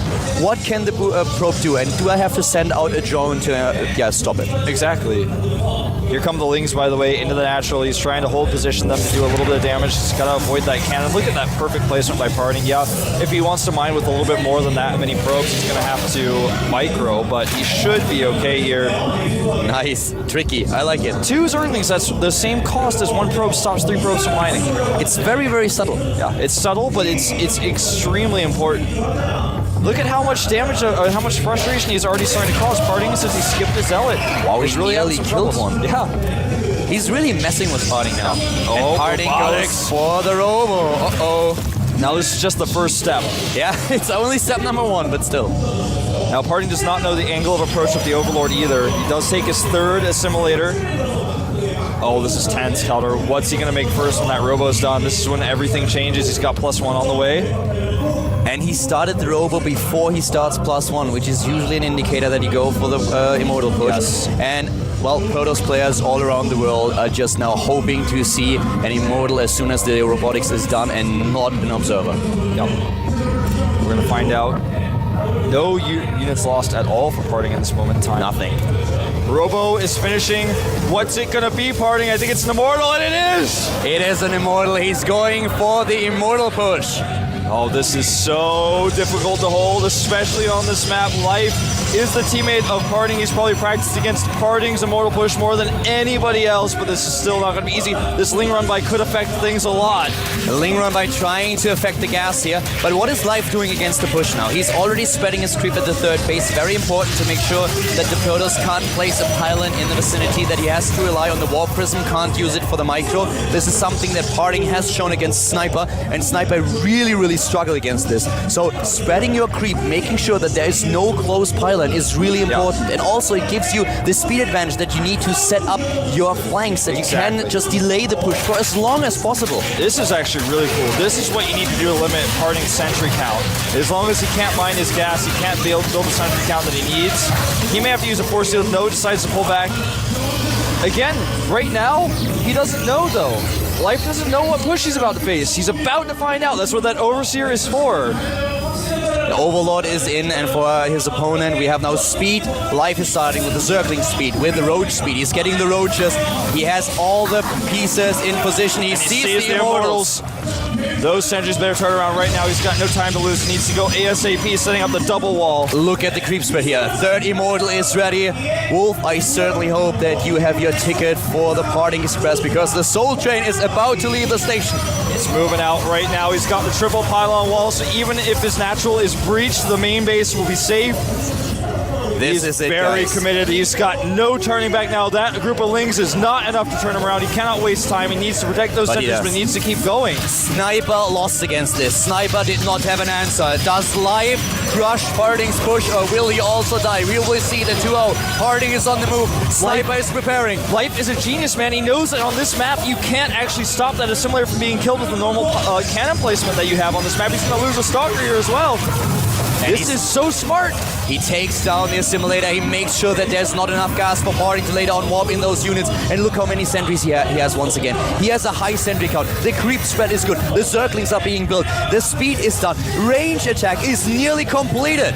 He's got everything in his favor, but can he stop those force fields that have been such a problem for every Zerg player that Parting has run up against? He did not really spread his creep at the third, and here come the force fields. The pylon is already being built. Needs to pull those sentries back. He's going in, he's trying to force additional force fields, and here we go, and there is the gap. We immediately have the trapped roaches, and they are taken apart, but on the other hand, the reinforcements for life are streaming in. I don't think those force fields could have been any more perfect, Calder. Look at this, he's even got the Observer out now, takes out a tumor, and those rocks are going to die if he gets up to the top of that ramp. I feel like Life has little to no chance of holding this. Here he goes, he needs to walk up that ramp right now. If he walks up the ramp, then suddenly Parting will be able to use the force fields to block both Life ramps. goes for a counterattack, it looks like, or at least catching reinforcements he can find. He will get this pylon. And look at it, he already pulls the drones back. He's like, okay, I might lose my expansion here, but I still will have my drone count. And the pylon goes down, another one already being built, and Parting is pushing his way into the natural, or is he? Yeah, he's just waiting a little longer. He wants to make sure he has that pylon up. We talked about it before, but that pylon is so critical. Without the pylon, you can't use the Warp Prism to lift your immortals. You have to actually micro without it. He has 13 sentries. This is so many force fields. If you have infestors against this, you just see them pop like pimples, but we don't have infestors. We have roaches, we have zerglings, and once again, those force fields are brilliant. Parting is the Warp Prism pilot here. He's dropping the immortals out. This is looking so scary because the production is severely affected by the fact he doesn't have that 30 hatch. He has no macro hatch, and he's got roaches dying already. He can't afford to lose these without force fields being dropped. 2 more roaches go down. And Life, get yourself together. The third base is done, and here comes Parting with the force fields. They are brilliant, and they trap everything. The supply is dropping for the StarTale Zerg plays down to 120, and Parting with the patience that he is known for. He's moving slowly He takes up the the lead in ramp. supply, and he's going to be able to take out these roaches. The Overlords are in danger as well. GG! The Soul Chain defeated Life in game number 2. But his opponent was already a step ahead of him. Is this also true for Cloud Kingdom? Starting to the bottom left, we have in blue the one and only Soul Train Conductor. Party. He is the conductor, the winner of all tournaments in Asia past month. He is just looking fine, man. No matter who he's up against, no matter what strategy he uses, he seems to be unstoppable.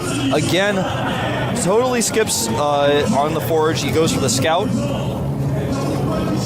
And in fact, we don't have the cooldown just yet. He's going to drop it very soon. He can't really try to drop a hatchery when the probe's already here. And there's the pool. He goes for the pool, but actually I think that he was toying around with the idea a little bit. Yeah, he until definitely he saw the considered probe. it. Yeah, it was a little bit later of a pool. Well, at this point, Parting is already up 2 games, and if he is able to get another win here, then he only has to win that 1 additional map to win the entire finals. And Life, he is in trouble, and he knows it. Parting has shown over and over again that he can beat Zergs, and as mentioned before, at the MLG tournament that they just had recently, they played a best of 5, and Parting, yeah, he won it without dropping a single map with a 3-0.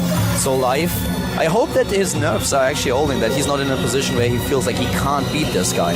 Look at the average playtime for Parting versus Zerg, 17 minutes and 12 seconds. So that goes to show you that even though he does this push a lot, that kind of shows that a lot of his games are also really long. 17 minutes and 12 seconds, there's probably like 2 games that Parting has ever played at that length. He plays a lot of games with the Immortal Push and a lot of games in the super late game with 4, sometimes 5 bases with the Mothership. So both extremes are possible, and that's something that Life knows. Their teammates, he's got a lot of experience with this, but it doesn't make it any easier. And Life now, he has to come up with a solution, and maybe on this map he is going to find one, but it's a decent map for Protoss. This is a map that Hero would choose every single time he's down against a Protoss player. In the Blizzard Cup, we've witnessed him picking this map, I think, 3 or 4 times even. So right now, what is Parting going to do? It's a good map for the Immortal Push, it's a good map for the late game. He has so many options here. You know, sometimes you see Stargate play here too. I feel like it's the least likely strategy. Most of the time you either see an Immortal push 4 and Immortal take the 3rd. Nice block here, waiting for that cannon. He wants to save the probe, not quite able to do so. That means he's not going to be able to do a follow-up scout. Yeah. So he does not really know about the 3rd base. He can of course assume that it... Well, actually there was a probe. Yeah, he's got a probe there. That was just the probe that was the block, I suppose. Yeah. Consider though, only MC really goes Stargate on this map. I don't think we're going to see Phoenixes here. We have seen it before. He actually played it as well. Yeah. We've seen Parting use the strategy too. It's more common to go into the robotics here, but we could see a Stargate for him. I feel, you know, so far his strategy I think is not gonna evolve around going into an immortal push right away again, so I could see a Stargate. If I personally was him, I was just, in this situation, being had 2 games, I would just immortal push for as long as I possibly could. Up to the point where life defeats me once, and then I would probably Exactly. See, it's just about that one time, because later on we do have Abyssal City, we do have Belcher Vestige. That's a map you might want to use the immortal push on later. That pylon is probably... True, actually. That's probably where we're going to see our tech. Here comes the probe. What's it going to be? Robotics! He's going for the Robo again before the +1 attack upgrade. This is intense. I feel like he's just going to do the immortal push again, like you said, until it fails now. And now it's, of course, the ball is once again in Live's court. What exactly are we going to see from Parting? We will see in a second what he decides to do with the robotics. We've seen him go into a play where he tries to take the 3rd base with the additional Templar Archive. Sorry, of course, the Twilight Council. Right. But Live knows that it's an option, that there might be an immortal push coming, and there's the +1 attack upgrade. So what is he going to do? Is he changing things? Will we at some point maybe see a very fast tech for him? That's entirely possible. I would not be surprised. You know, there have been several ways how you can approach this. We had a lot of Zerg players trying to... There's the Immortal, so we will see the choo-choo train again. A lot of Zerg players try to hit Mutalisk timings, Infestor timings. You can go for a drop play with force fields to just make sure that force fields don't matter. Most of the time, Protoss are pretty happy about that because you just drop the units one by one into the army. And players like Mana, for example, pointed out several times when they were playing in the GSL that this is something that they're really happy with, because then they can take their opponent's army down quite easily if they do it correctly, if they target well. So there are a lot of options what you can go for. And these days, what Zergs try to do is flank and counter-attack. Yeah. But it looks like Protoss is just too prepared for it. Yeah, people have really figured out how to deal with that. A lot of people going for the double walls like we saw last game, or oftentimes multiple cannons. We have double evolution chamber. That's a pretty big variation here, but that's not something that's really going to be helpful against this type of push necessarily. He goes for speed. Okay, so he's actually going to go Infestors this time to try to hold. I say try to hold, but he doesn't even know what's coming yet. At this point, he completely skips the roaches. He wants to go into a heavy circling style. And this might be the answer that he needs here. He will be faster with his units. He can bounce between flanking and going into a counterattack. And he knows, of course, that with his strategy, he needs he needs more lava. So he goes into the macro hatch as well. And as you pointed out, the Infestors. And let's talk a little bit about what we've seen in the last game against a sniper. Massive amount of sentries and a double funnel on the sentries, and as I said before, they pop like pimples. You can take them out and all of them will die. There's so much resources lost. If he gets a double funnel, Parting cannot continue. Calder, I think that this may work, and it's not going to be easy, but this is the first Zerg brave enough to try it in this entire tournament. He's no trying one to has tried it. He's trying to buy time for his upgrades. He needs the 1-1. He's trying to bait force fields, but Parting is patient. Parting is super patient, man. Look at those lings. 30 lings being built. He has so many already. Here comes the Pathogen Glance upgrade, and he's buying time. Every second counts. Parting knows what's going on. He knows this is a ling-heavy play where Infestors are going to be the choice, so he knows he needs to hit this timing. Those lings not trading very efficiently, but they do slow some of the zealots down. And Parting plays with a lot more zealots than he usually would because he sees what he's up against. But the +1-1 upgrades are going to be done soon, and so far Parting has not moved in. The Infestors are already on the production tab. I feel like Life might be able to take this. He might be able to do it, man. He might do the unthinkable. But can he defend his 3rd? I don't think he's going to hold the 3rd, but he's got the macro hatch, so he can let this go. He doesn't even want to take save the 3rd. He already built all those spine crawlers at his natural. Yeah, he's just going to let the 3rd go. And the Infestors already will. Look at how beautiful this timing is. Pathogen Glance finishes, and a second later we have the Infestors. Parting needs to walk away. If he actually tries to walk into those spine crawlers with Infestors, he's going to watch his Immortals flash before his eyes. He needs to walk away. This is Life. He has everything. Oh, what a beautiful funnel from the high ground. He needs that Warp Prism for vision. The spine crawler finishes, Infestor pops. Those Zealots are actually not going to really accomplish too much. He wants to target down an Infestor. Nice micro. Can he get the second funnel? He needs more funnels. Here the spike crawlers doing the damage. One funnel hits. He is ready. Those sentries, they pop, and now suddenly Parting Parting is in a little bit of trouble. He's still at the same supply. He has a lot of units on the high ground, but can he deal with those infestors? He's losing zealots to the spine crawlers in the front. He's not microing as well as he could be. A lot of invested energy has already been used, though. We only have 2 of them left. I think he may hold here. The Zerglings have to take down the Immortals, though, before they kill all the spine crawlers. That's the scary part here. He's trying to get more units in. The supply lead is for life, but for how long? Yeah, for how long? The spine crawlers are going down. The infestors are exposed. More zealots warping in. He needs them for the Zerglings. A great choice here. But those things have 1-1. He needs to fight for the Immortals back. Where's the warp prism? The sentries are gone. The sentries are gone. And now suddenly there comes another bundle. The queens are trying to move in. Where are the Zerglings? They close the distance. The zealots, they die. And Parting, he might lose here. He only is at 70 supply. He needs to pull that Immortal back. He does not really have anything to reinforce those Immortals to support them. Finally a round of warp-ins. But is that enough? He doesn't have that many hit points left on that warp prism either, so he's got to be careful. If he loses it, the Immortals can't be microed like this anymore. Parting knows that the follow-up is going to be very, very difficult for him. Oh, this is so smart. He's just going to avoid. He uses the elevator trick here. He just avoids the spike crawlers. He goes in the main. He goes in the main, which opens him up against the surround. Here comes another There's too many roaches, I feel. The roaches now finally joining the battle. They can take down the zealots and the Immortals. There are 2 left, but can they close the distance? He doesn't need to be fighting that queen. He needs to be fighting the roaches.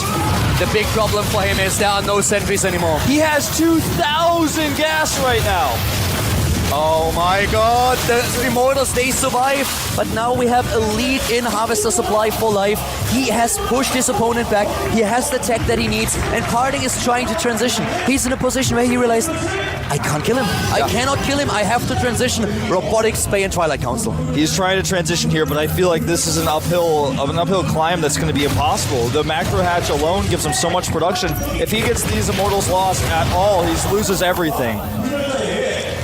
That hatchery survives with 29 hit points, by the way. The macro hatch here important for him, and now is the time of life. He tries to move in, and he tries to, of course, deny this third base. He will get his own, and there it is, the hatch being placed down. Whoa, this is so close. This is tense, and Parting he's got no real advantage in this game to hold on to except his gas. But at the same time, Life stopped the Immortal push, but he hasn't won the game yet.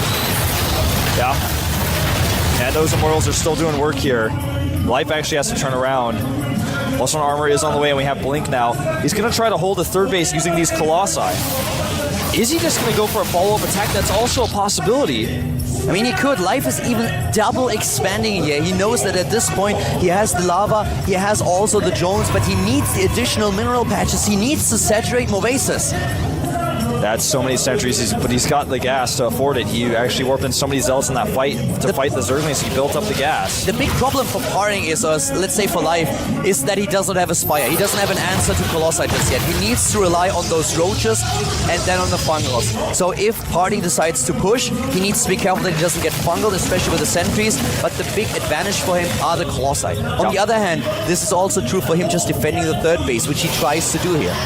He's got those pylons to do a little bit of harassment as well. For example, I feel he could have, if he wanted to, warped in some units to attack that fourth base, but it's a bit too risky at this point. He can't afford to throw minerals away like that, not until he has his third base. You know, with those extra bases for Life, if he gets the gas count up, he can transition into the Hive Tech. He already has the Infestation Pit. He has 10 Infestors on the map. He does not have to kill it now. Moving in now would, in my opinion, be taking too much of a risk, because if the force fields are good, he might lose his army. I don't think he expects there to be this many sentries up here, but there are so many, and he can't break up against. It's not with the cannons finishing as well. The observer sees everything.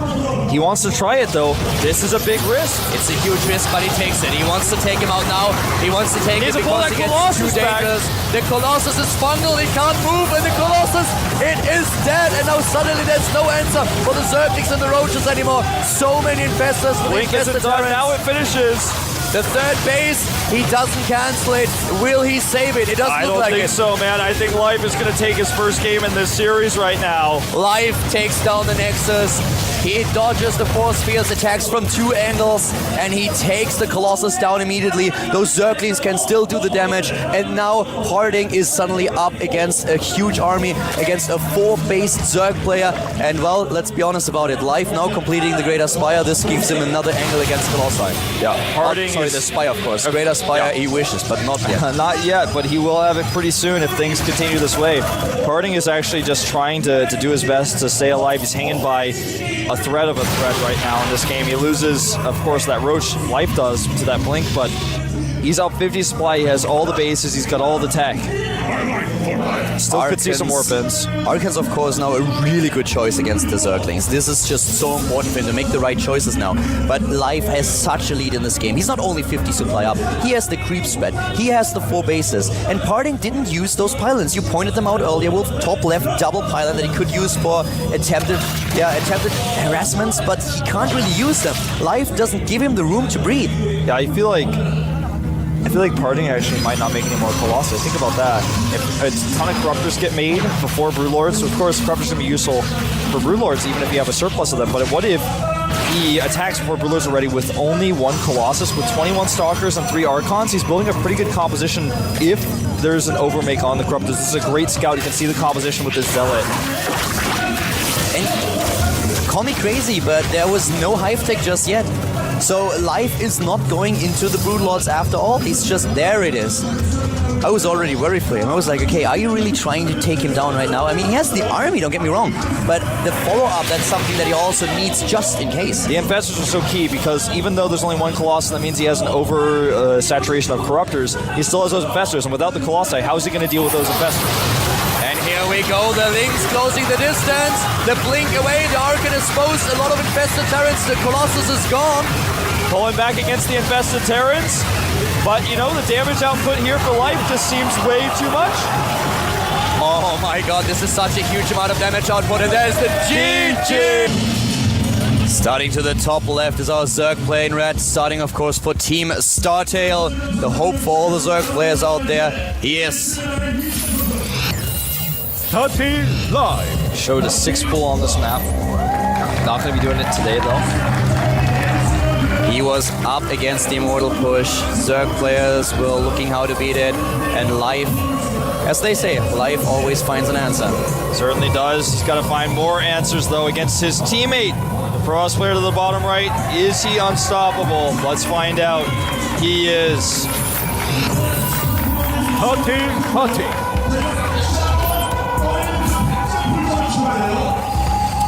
Not invincible as shown in last game.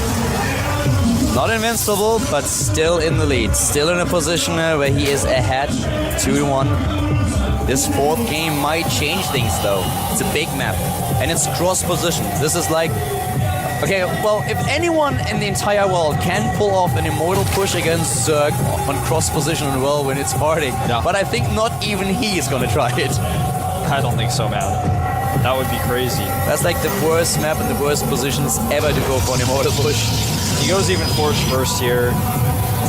You know, if he goes Forge first on this map, it's a little bit scary if you don't scout your opponent right away. It's hard to see what spawning location your opponent's at, and also if he scouts a hatch first, which is a little bit more common on this map, he might be able to punish it. And while we have those build orders just evolve in front of us unfold, let's once again give a big of a shout out here to the players, and I want all of you guys, all the Zerg fans out there, all the Protoss fans out there, to add them on Twitter or at least send them a tweet. Their accounts are for Parting, ST_Parting, and for his opponent for Life, it's actually Startail_Life. So add the 2 of them.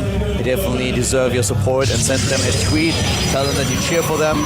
Also make sure that you add the 2 of us at ProxyWolf and at Calder, and tweet at StarCraft, the Blizzard account, that you really appreciate this tournament. Yeah, and also, of course, hashtag the GSL. It's the easiest hashtag to make. It's the shortest one. It's one we always use for these finals. Hashtag it, talk about it, get it trending, and make sure that all your friends who follow you on Twitter who are non-StarCraft people know this is going on. You can even post on Facebook about it. It's the finals, guys.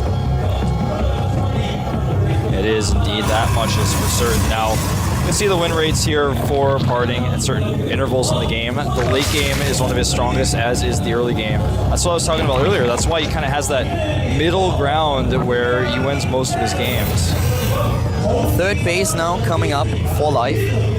And Parting, well, he has to change his build a little bit on this map. We've even seen a Stargate on this map, which is usually something that a lot of players try to avoid and rather go into the 3rd base right away.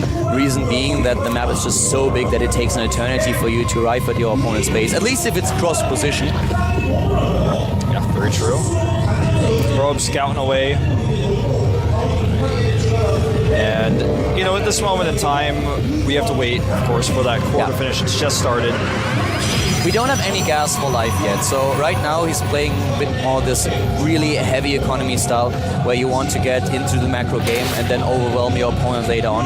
And this is exactly what we could see here. If Parting isn't careful, he's going to be up against a Zerg player who's not only on 3 but soon on 4 bases, will have a massive economy, getting his tech up, getting a huge amount of units. And the problem that you have is if you really walk out on the map with a timing attack as a Protoss player, there are so many ways where, in so many positions where a Zerg player can surround you. So it's very difficult to pull that off. I feel this is one of the toughest maps for Protoss now. Yeah, this is a map where we're probably going to see a 3-base timing attack. I feel like this map is the one where most often Protoss players take a third early but don't use it to attack. I think this robotics is going to be for an expand, but it is the tech of choice. If he decides to go for an immortal push with this, it would be crazy. With the way he's rallied it, it looks like it's going to be for an observer. A lot of Zerg players actually argue that on a map like Whirlwind, especially with the cross position, it's already a little bit too big, especially when you try to go into, for example, Broodlords. It's really difficult because your Broodlords are so slow, and if your opponent plays it well, then suddenly he can harass you with a Warp Prism with speed. He can try to just run around your army and hit your base, and you have to kind of find out if you want to defend or attack. So one of the plays that we could also see are, for example, Mutalisk. Not that common, but still an option. Yeah, it's more common on maps like this, like Tal'Darim Altar, like Whirlwind. They're big and open. We have Observer first.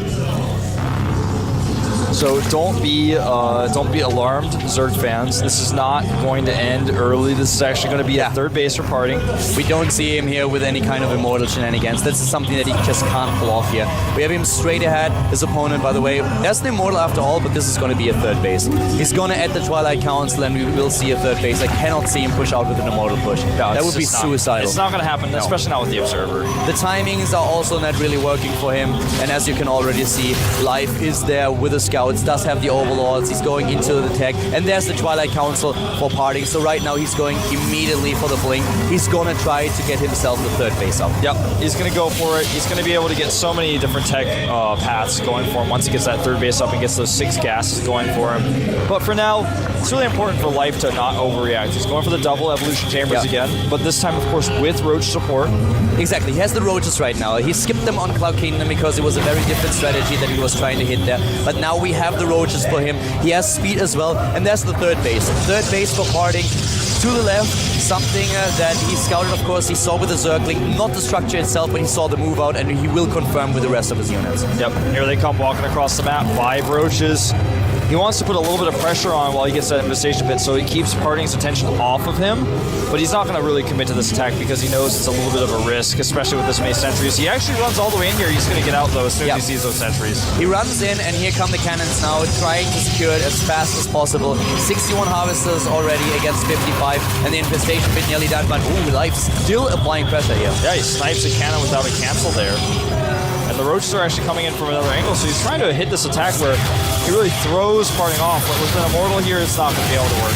Yeah. He tries. Yeah, nice. Yeah, he goes for it. You know, he just is like, okay, well, maybe you leave your main open. And if you do, if I can get into your natural or into your main base, then I have such a nice momentum going for myself. I can just macro it up behind this, and you suddenly have to deal with this aggression. We're seeing a third evolution chamber, and this is not for Vipers and Heart of the Swarm. No. This is so he can get 3 upgrades at once. That's a lot of gas, but it's going to pay off in the long run, especially because the Broodlings, he's got the ability to use the Broodlings. Yep. He's got the Zerglings, and then later on, of course, the Infestor can drop the Infested Terrans. They'll get the missile upgrades with the Roaches. We just have him this time going into the fourth base. He has the economy, and he really tries to play this very upgrade heavy, as you already pointed out. And on the production tab, we now have all these upgrades that we just talked about. Armor +1 attack for the Roaches, the +1 attack upgrade for the Zerglings, speed, pathogen glands, Infestors. He is really in a position where he knows, Parting, you can't move out. You're taking your third base right now. There is no option for you to be aggressive. So I get all my upgrades. I skip a little bit on the units. I only get the energy units out. And as soon as I see that you really attack, then I can build the units that I need to defend. Yeah. So you have 4 gates at the 4th base here. You know, is he really going to try to make this one work? I don't think that he's trying to attack right now. He will wait for his velocity. Yeah, well, he's adding 2 gates. I think he is going to attack off the 3 base, though, for sure. It's just, you know, he has shown crazy late game on open maps in the past, but on this map, he's just asking for trouble if he really wants to take that 4th base. I respect his decision to go for the timing attack here. I would go for a timing attack if I was him. I would be very uncomfortable playing against Life in the late game when he has all the options and all the tech up. So hitting before there's an option for the Zerg player to get his hive and everything up, I think that's the right choice. But Life is now pushing out. He has a lot of units and he wants to claim the middle of the map. He has already the Lynx and the Roaches on their way. Parting with a lot to defend here though. Yeah, and I feel like with that fleet beacon, well, he starts Stargate first, of course. With the Stargate coming out, it indicates he is very willing to go into a 4th base on this map, which is pretty crazy to me. That's very brave. +3 coming out here. He's got that Colossus. Try to help zone out here. A good funnel though on those sentries. Needs a few more. Nice trapping one of the infestors. And you can just see how Parting prepares for everything. The Spire is up, but as already mentioned, the Stargate is not only on production tab, it's nearly done. And the Fleet Beacon will follow soon. So Parting on those 3 bases, already going into the Mothership again. This will help him later on. He can get the energy out earlier, but he has to defend here first.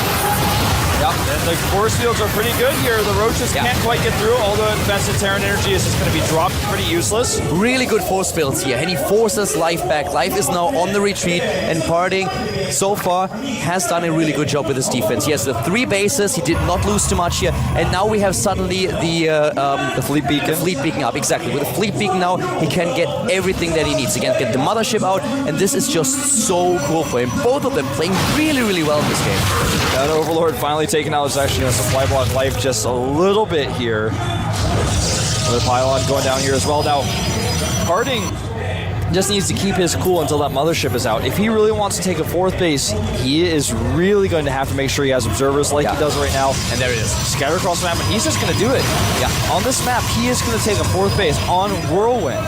He takes the 4th, he is happy with the defense at his 3rd base, takes the 4th now. We have him with double Colossus, a lot of Stalkers. He already has the Colossi as well. And now we have him with a Mothership on the production tab. Where Life just now starts his own hive tech. Yeah. Trying to snake around here with his Roaches. A few Roaches get trapped on the left side.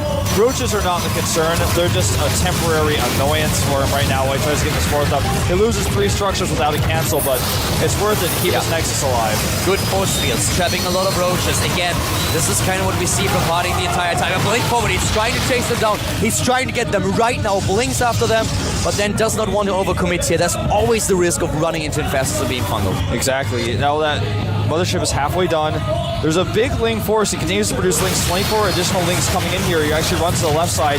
But everywhere, Parting has such good cannon coverage. Parting is everywhere with his observers, with his cannons, just with the structures in general. He has such a good defense, and Life lost so many more resources than his opponent. He has the better mining in general because of his earlier bases that he has, but this is just not easy for him to pull off. He's running against a wall every single time. Yeah, Templar Archives coming up now, and of course this means that he will be able to get those Archons out for the Archon Toilet. The Mothership itself is not just there to look pretty and to cloak units, it's there to get that Vortex off, and you need that AoE damage in the Vortex to make it worth your while. Greater Spire now on its way. Charge. Twilight Council is already done. All the pieces of the puzzle. Exactly. It's just both players are just trying to set their chess pieces into position and go for the checkmate. And this is a pretty good position for Parting. He starts to clear up some of this creep. This is really important on a map of this size. He needs to make sure he does not get flanked. Beautiful force fields. Never a wasted force field. Look at those hexes. They're perfect. Yeah, they are really, really perfect. They are fantastic force fields, a fantastic micro by Parting throughout the entire series. Just both players, you know, even with the good forces, he still grabbed those Stalkers and tries to grab them again. Parting is on top of it, immediately pulling back. And both of them just working at this bank now, going for 3,000 minerals even for Life. I'm a little bit surprised that we don't have an extra base for Life. He wants to stay on 4 at this point. Another base would open him up a little bit against aggression, against harassment. But I feel that at some point he has to decide to go into a 5th or just for a massive aggression. Yeah, I mean, the bank is starting to get really scary for Parting. He's also adding all these gateways, getting a second robotics, getting armor. He's getting all the tech upgrades, so as soon as he's got those first 5 broods. The Brood Lords are now just being off 8 of them. Mothership has been spotted as well. He needs to make sure he has some extra Corruptors out because he just morphed a ton of his Corruptors now into Brood Lords. This game just gets, the economy for both players just gets bigger and bigger. Parting takes the 5th base before Life does. That is pretty telling. He's actually going to throw these sentries away. That's fine. He needs more supply for damage-dealing units. Even the armor upgrades are now being started. The speed upgrade for the War Prism. There we have the Robo, another on the tap. Both of them gearing up so hard now. He's getting +1 for air. This and is 3 additional Stargates. 3 Stargates, man. Those sentries are going to die here, but I feel like Parting is moving into, he's actually just a step ahead in almost all aspects of this game. He built the Stargates against Violet. I feel it was Cloud Kingdom. Yes, Cloud Kingdom. He never ended up using those. Exactly. Stargates. He never used them. He gets them because he has the bank and he knows at some point might be in a position where I have to be flexible enough to just change my tech entirely. And this is something that is always awesome for Zerg because Zerg can do that so easily. But he just prepares for the game. He already gets those upgrades up. Wolf, this is going to be such a great late game between the two of them. Finally catches those lings and forces them to unburrow. He's got 4 cannons finishing here, now the 5th one. And Life's roaches are stuck between cannons and a stalker place. He just gets rid of them. He tries to trade, tries to kill something, but he just wants to get rid of the supply. Yeah, he wants to make more Broodlords, just like we saw earlier. That Graviton Catapult coming out. He's getting his +1 shields finished up now, additional cannons going down. And from here, Parting can transition into that carrier composition when he's ready, when it's appropriate. This is not a time to start making carriers, not yet. He starts the 2nd core. He did this against Violet as well, but it never ended up coming to that. It's just like him preparing for everything. And also one of the weapons that you have, we talked about the War Prism and the War Prism speed, and he's using it now. He's going in, he's moving in there, trying to take down as many units as possible, forcing the opponent's army to the top left while attacking one of the bases. His problem is that the Corruptors are already there. They're just waiting for it. All the Corruptors are on him, but they don't pay attention for just a second. This allows these Zealots in, and now he can run the Zealots to that base and perhaps force a cancel. They've got so much armor. And he's moving in now into the 3rd, or at least he tries to. He's going up, but he can't do anything just yet. We have in the main base a little bit of harassment going on with those Zealots, but still, the army, the main body of the army, is still trying to find an opening at the 3rd base, and here comes the fungal. Life says no opening here. He's dropping Broodlords on those Stalkers like it's a rainstorm. Parting, though, has to come from the other angle. There are a few spines waiting for him with all these shield upgrades he has, though, for those Archons. He should be able to break through, and another attack at the natural. Yeah, he's trying to capitalize on the immobility of his opponent, and there he moves in right now. The Guardian shield is up. Here come the defenses against all those Zealots. We have the Infested Terrans now. At the same time, the recall being used, but 3 of the Immortals are actually still trapped at the top left. There's trapped there, but will they be able to get the base? I don't think so. We don't have a shot of it, in fact, but... They didn't kill it. Yeah, they didn't kill it. I want to see how many hit points it has left, because that could be another target for the War Prism a little bit later on, maybe with just even 3 Zealots. And the carrier transition, it's on. He's got +2. He's going into the carriers right now. We have him with carriers on the production tab. He wants to transition here, and the +2 attack upgrade for the air weapons is already being researched. Well, Zealots getting a little bit distracted here, and he needs to turn them around. He does. This Protoss army is very fragmented. I feel like the core of Life could actually shut him down hard since it's all together. The Infestors, the Corruptors, and the Broodlords, they're all together in a trio. And Life is trying to end it. He's at 600 gas and he doesn't have a 5th base. He's not trying to expand again. He's moving to the bottom, but Parting is just moving up to the top, trying to attack again. He has the Mothership. He is actually using the Mothership to the top right. He could use a recall later. What is he going to do with it? Yeah, it looks like he just wants to use it as part of his attacking force, but I feel like we're going to have an elimination race because Parting cannot go home. Life sends his Infestors home, which is really smart, but leaves his Broodlords and his Corruptors to actually start taking out these bases where there are carriers actually that will spawn and die. This is the worst possible scenario for Parting's carriers. This is wasted resources right there. He can't do anything about it. He should cancel those carriers. He can't really do anything about it right now. And at the same time, the 3rd base is gone, and Parting is now moving in. He's moving into the natural. He's trying to take down the tech. It's an elimination race. You said it best earlier. Yeah, I really feel he should have canceled those carriers, but he wants to buy as much time as possible, so he actually has them out there as meat shields. The Archon shields are getting really low, but they have +2. He could always try to recall the carriers to the Mothership, but only if there are 4 of them at the same time. Yeah, and now it's of course too late with the Stargates already gone. They are dead. Now he's trying to break them through here, but there's too many spines, there's too many Infested Terrans. The Stalkers come for a flank. Will he be able to break through? The Corruptors are nowhere to be seen. Now do come out. It's really scary. All those infestors, they have too much energy, and now suddenly the Spine Crawlers can't even attack the Colossi. 3 of them are dead, and look at the main base at the bottom right. The army for life is incredible.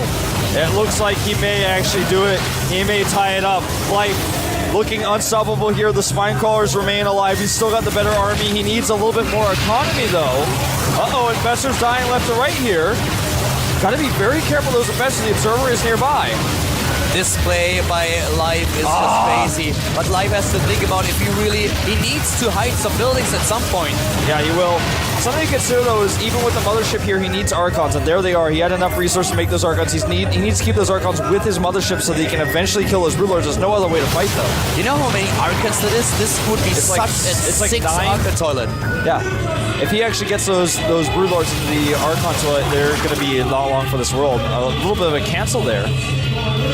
All these probes are not going to be found. The probes escape. Oh, does he see them? It's too late. They're going to get away. The resources for both of them, the bank is gone. They are at very similar supply account numbers now. Where is the bundle? No, it doesn't even go for it. He's just going to blink away. He should blink away. He could, but he doesn't. More and more bases being eliminated, but the drones have been pulled away. And with the numbers of harvesters and drones, just in general, that we have 18 to 51, Life has ended on this army. He can't reproduce anything. He's going to make 1 Overseer right now. That's actually the 6th Overseer he'll have. He's going to make sure he needs to keep those alive, because if he doesn't have those Overseers, then suddenly the Mothership has cloaking units underneath that he can't deal with. He's taking down those last few bases that we have for Parting. And Parting is, of course, now in a little bit of trouble, but the army supply, that's what it's all about. He needs to pull these Archons back. He cannot afford to lose them. Here come the Corruptors. I don't feel like there's enough anti-air. He just needs to target down that Mothership.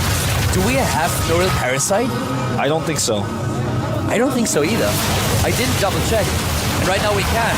But I don't think there's Neural Parasite. And with Neural Parasite, he has to dart in with those Corruptors and take down the Mothership. He has 16, so he should be able to do it.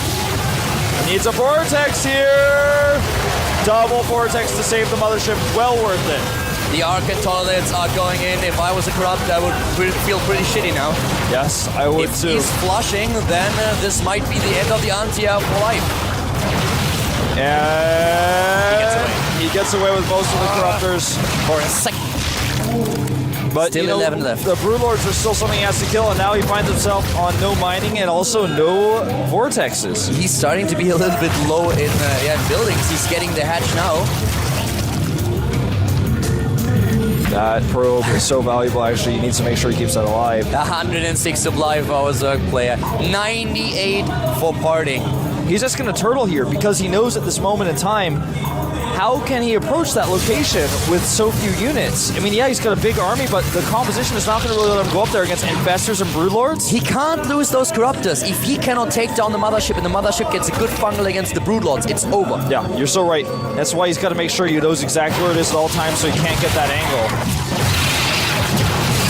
Taking down Spinecrawler after Spinecrawler. They're hidden everywhere on the map. And this also opens up a weird scenario for Life, because if Life really has to defend like one point on the map, can he really move out with those Broodlords? They are so slow, it's such an immobile army, that if Parting is able to get past him, he will never be able to be back in time to save them.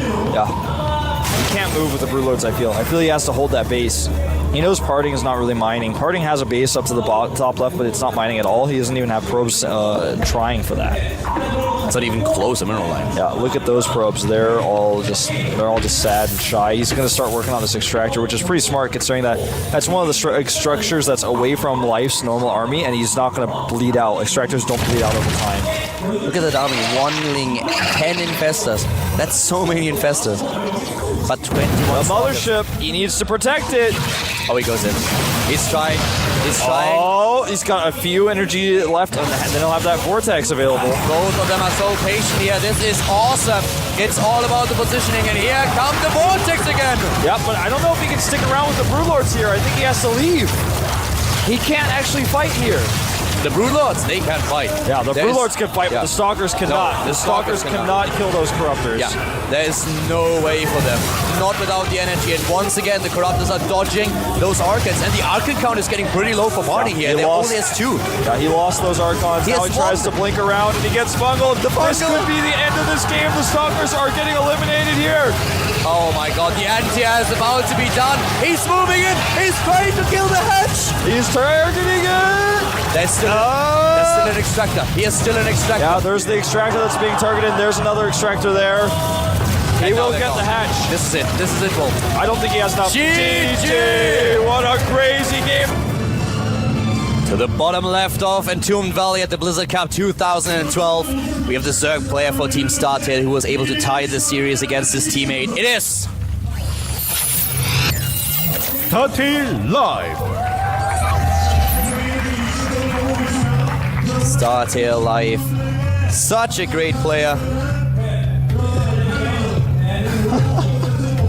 Showing some dates, man. That's Heart of the Swamp. Yeah. Heart of the Swarm dates in March. Now to the top left, the StarTale Protoss, the king of all Protoss players. He is StarTale. We were talking about the king of the North. He's the king of the world. He is on top of the world, potentially the best player in the world. He wants to prove it today. This is such a crazy series. I love it. And I love that we are having Entombed Valley now. This is a map. It's an iconic map, you know? It evolved. The play on this map evolved so much. Vortex Valley at some point. It was all about the Neural Parasite against the Vortex. Then we had Seed suddenly come up with this timing attack on 3 bases where it goes into up to 11 gates actually. We had timing attacks with Colossi on this map. Then Parting suddenly starts against Violet with this early Mothership.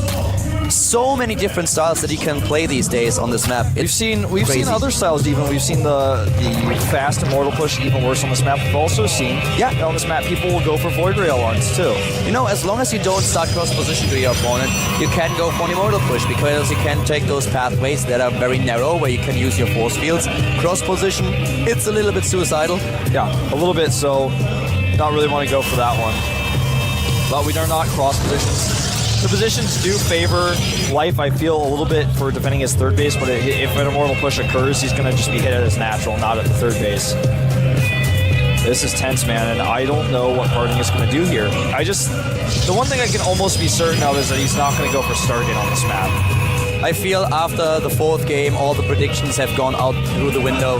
It's just game after game for these guys. They take it one game at a time, and this is what we are doing as well. It is a really, really crazy series, and I hope that it goes all 7 maps. Starts to look more and more likely that it will, but we'll see. Only time can tell us that. And again, I really want to stress the importance of this map. This map is so important for Life. If he takes it, he's got all the momentum. It's the best map for Parting at this point. 3 bases, of course, scouted by the Probe. No surprise for Life. He has an Overlord in position. He sends the Zerglings straight after the Probe, wants to take it down. Yeah. Probe hides, tries to hide. There's the core. When that finishes, that's the Parting tech timer. When that finishes, we're gonna find out what happens here. Just taking a glimpse into the main base, he doesn't have a pylon planted at his ramp, which is normally where you see him put his Immortals. It's possibly just makes it at his natural in vision of the Overlord. If he goes for Stargate, that's something that we'll likely see. Core is finishing. He's got 200 gas already. What's it gonna be, Parting? Everyone is silent right now. Everybody is waiting. The Korean casters don't say a word. The Korean casters are silent as well. And robotics. It's the robotics. Right away. No third base just yet. What is he gonna do? Stick with what works, man. I think he's gonna go for the Immortal push on this map. But last third one base, attack. You know, the thing is, on this map, you can take a third base with Immortals, but it's actually just not even really necessary. Most people will go for the faster third with Gateway units. Oh, he sees the third base with that probe. That was so close. Nice attempt of denial. Yeah, well, he saw it earlier that it was building, but now he has the confirmation that it's actually there. we are close to getting this one robotics done, and then we'll find out what's going on. He's got enough resources for the Immortal. Everything lines up. Immortal. He's going for the push. And it's totally hidden. Life has no idea. Yeah, so far he doesn't. And Life is going for the tech at the same time that the first Immortal has been started. Here come the additional gates. It is the Soul Train, once again. This time, Life trying to defend against it with Evolution Chamber and also with the Roach Run. On Cloud Kingdom, where he won, he went into double upgrade Zerglings and into Fast and Fastest. Yep. Here comes that Overlord to try to scout. That's what that probe's going to check. He's going to kill the Overlord first.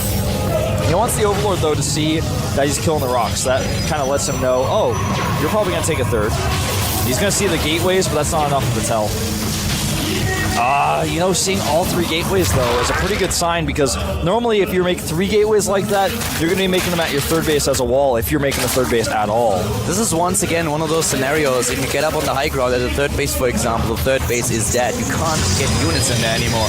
Here come the additional gates. Harding is preparing, taking down those rocks, and at the same time, let's have a look at his opponent.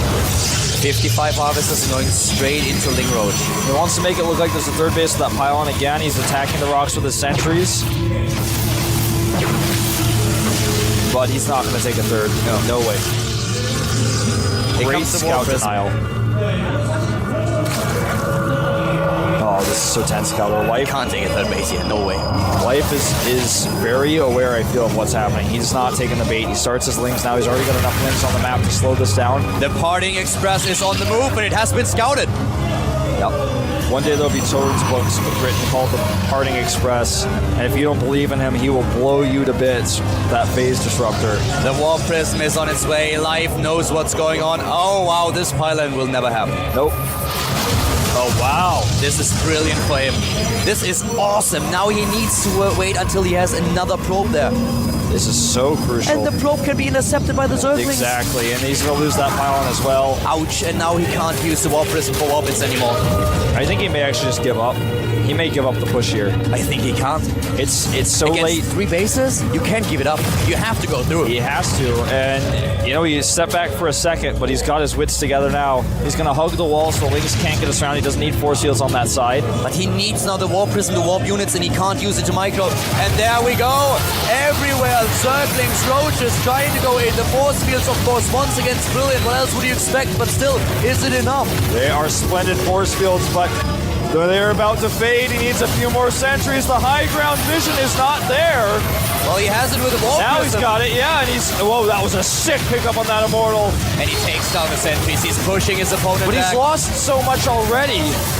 He's lost a lot of ground here, losing another sentry. Oh, yeah, Parting, yeah, of course. Life is doing a great job. Yeah, Life here. has a sick position here. He's even got that high ground, continuing to pester and poke. He's getting even another flank out. He wants to attack from a different angle. He's setting 3 different attacks up against his opponent. Force fields. Decent force fields, trapping a lot of units. Yeah. Does he have the lava? Already spine crawlers. This is still scary. It's the best position for Life because he killed the probe and the pylons. But still, this is a strong push. It is strong, man, and he's going to trap these units on their retreat path. But he's got to pick up these Immortals. Where's the Warp Prism? There it is, just in time. The sentries. Oh! He saves it. He saves all the Immortals, but the sentries, There's they are only running out of sentries energy. left. That's it. This is about as threatening as a light show at this point. And the Warp Prism is not able to save the Immortal. 1 Immortal down, 2 to go. And here comes the floodgates. He comes around the right side. There's nowhere to run anymore. 22 Zerglings, and of course he has the Roaches, and he's rebuilding them. He really has +1 attack upgrade. He's going for the second one. Even on the high ground, picks off the Immortal. Boom! This is it. The sentries can do nothing but sit and die. GG!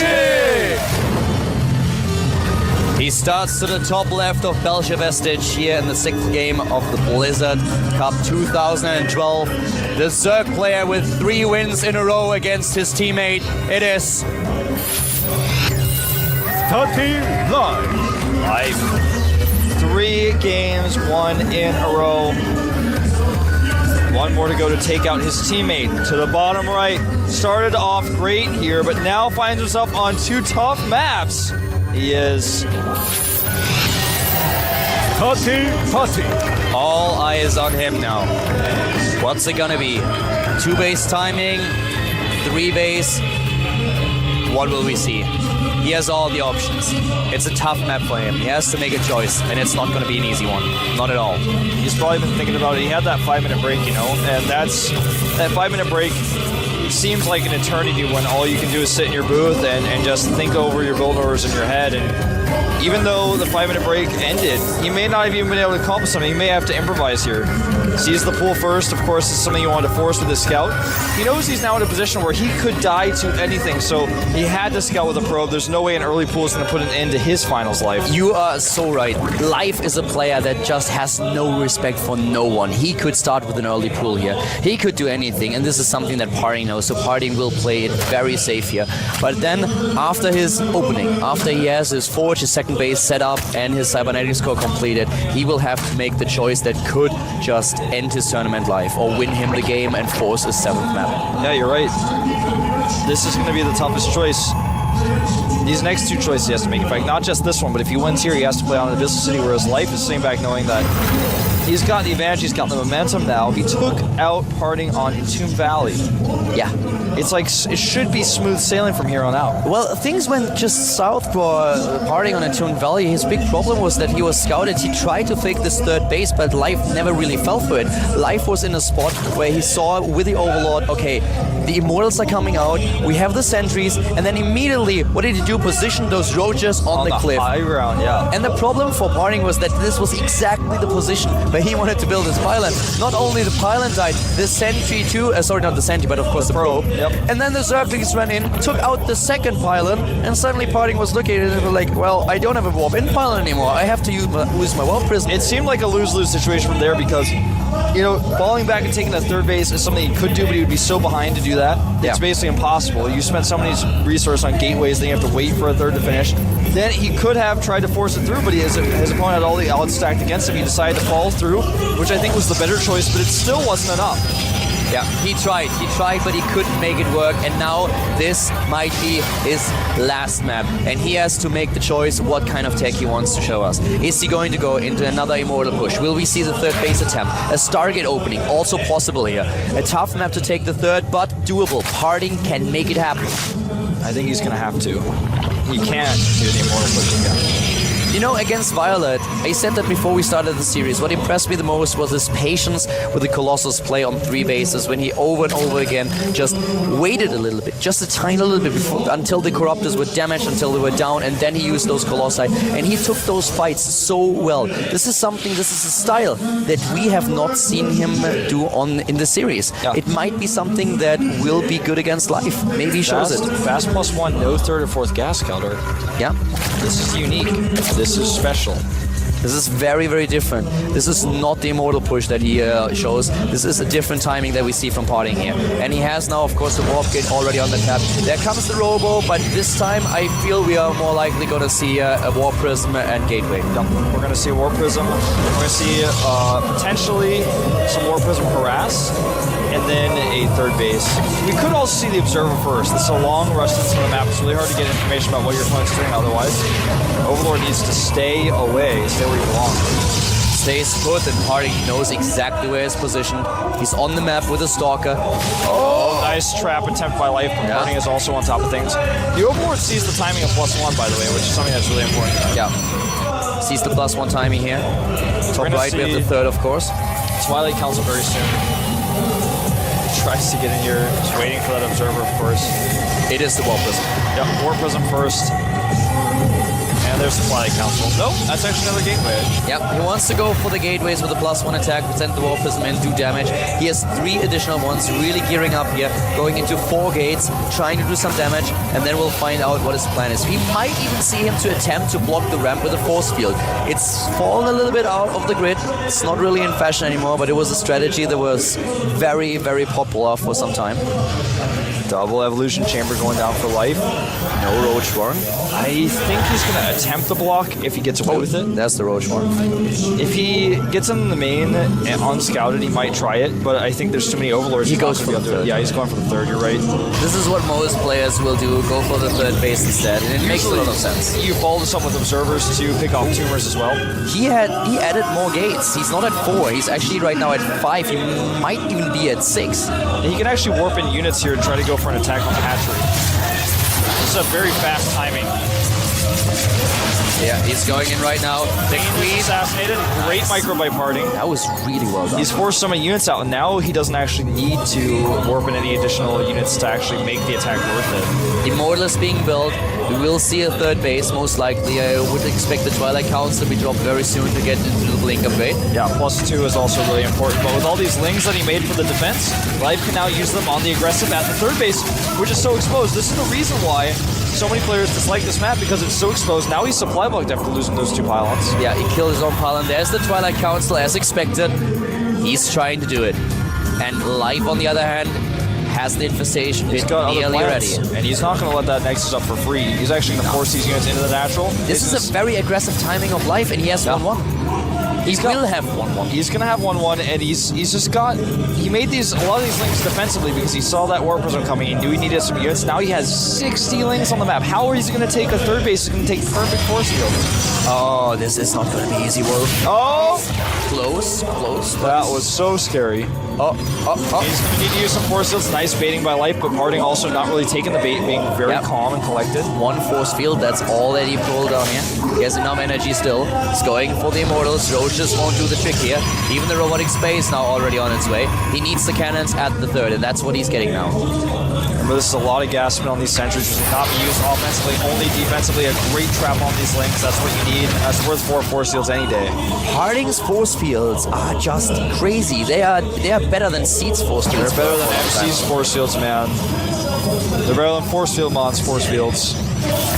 And now the probe is actually saved here, but the force fields go down, and such patience from Parting. Look at how he just moves his units around with like a slight push, like he's trying to push somebody in to jump on a bungee jump when he's scared. I feel like Parting has been taking lessons from Automat in 2000. That Warp Prism was just very quickly canceled. He was like, I don't like it. 6 infestors now. He's going to catch this Prism. Yeah, he's still Fungal moving should out be able here. to hit it. Oh, barely escapes. If he had turned the path, they would have lost it. Here comes the attack. Most of This is such a scary push, Caldor. You know, force fields can only get you so much. He needs those Colossi over there stat. But I'm not sure if he has enough, if Life has enough. I'm not quite sure if that's going to work. He has to rely so much on the infestors. If he gets good fungals against all the sentries, then yes. But this is all about positioning right now. And of course now with the last patch that we had, you can force field those infestors out. Uh-oh. Good fungal on those sentries, and he gets the second. Ouch.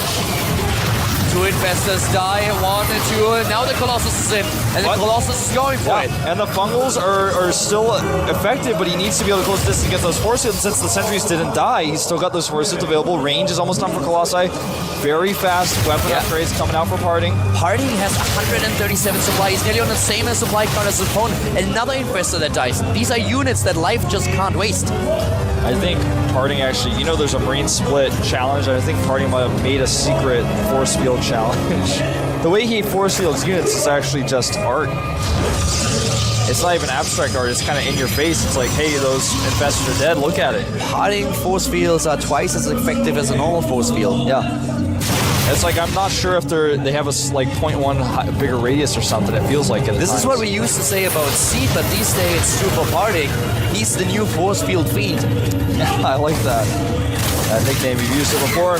Zealot gets trapped and taken out here. +2 attack done.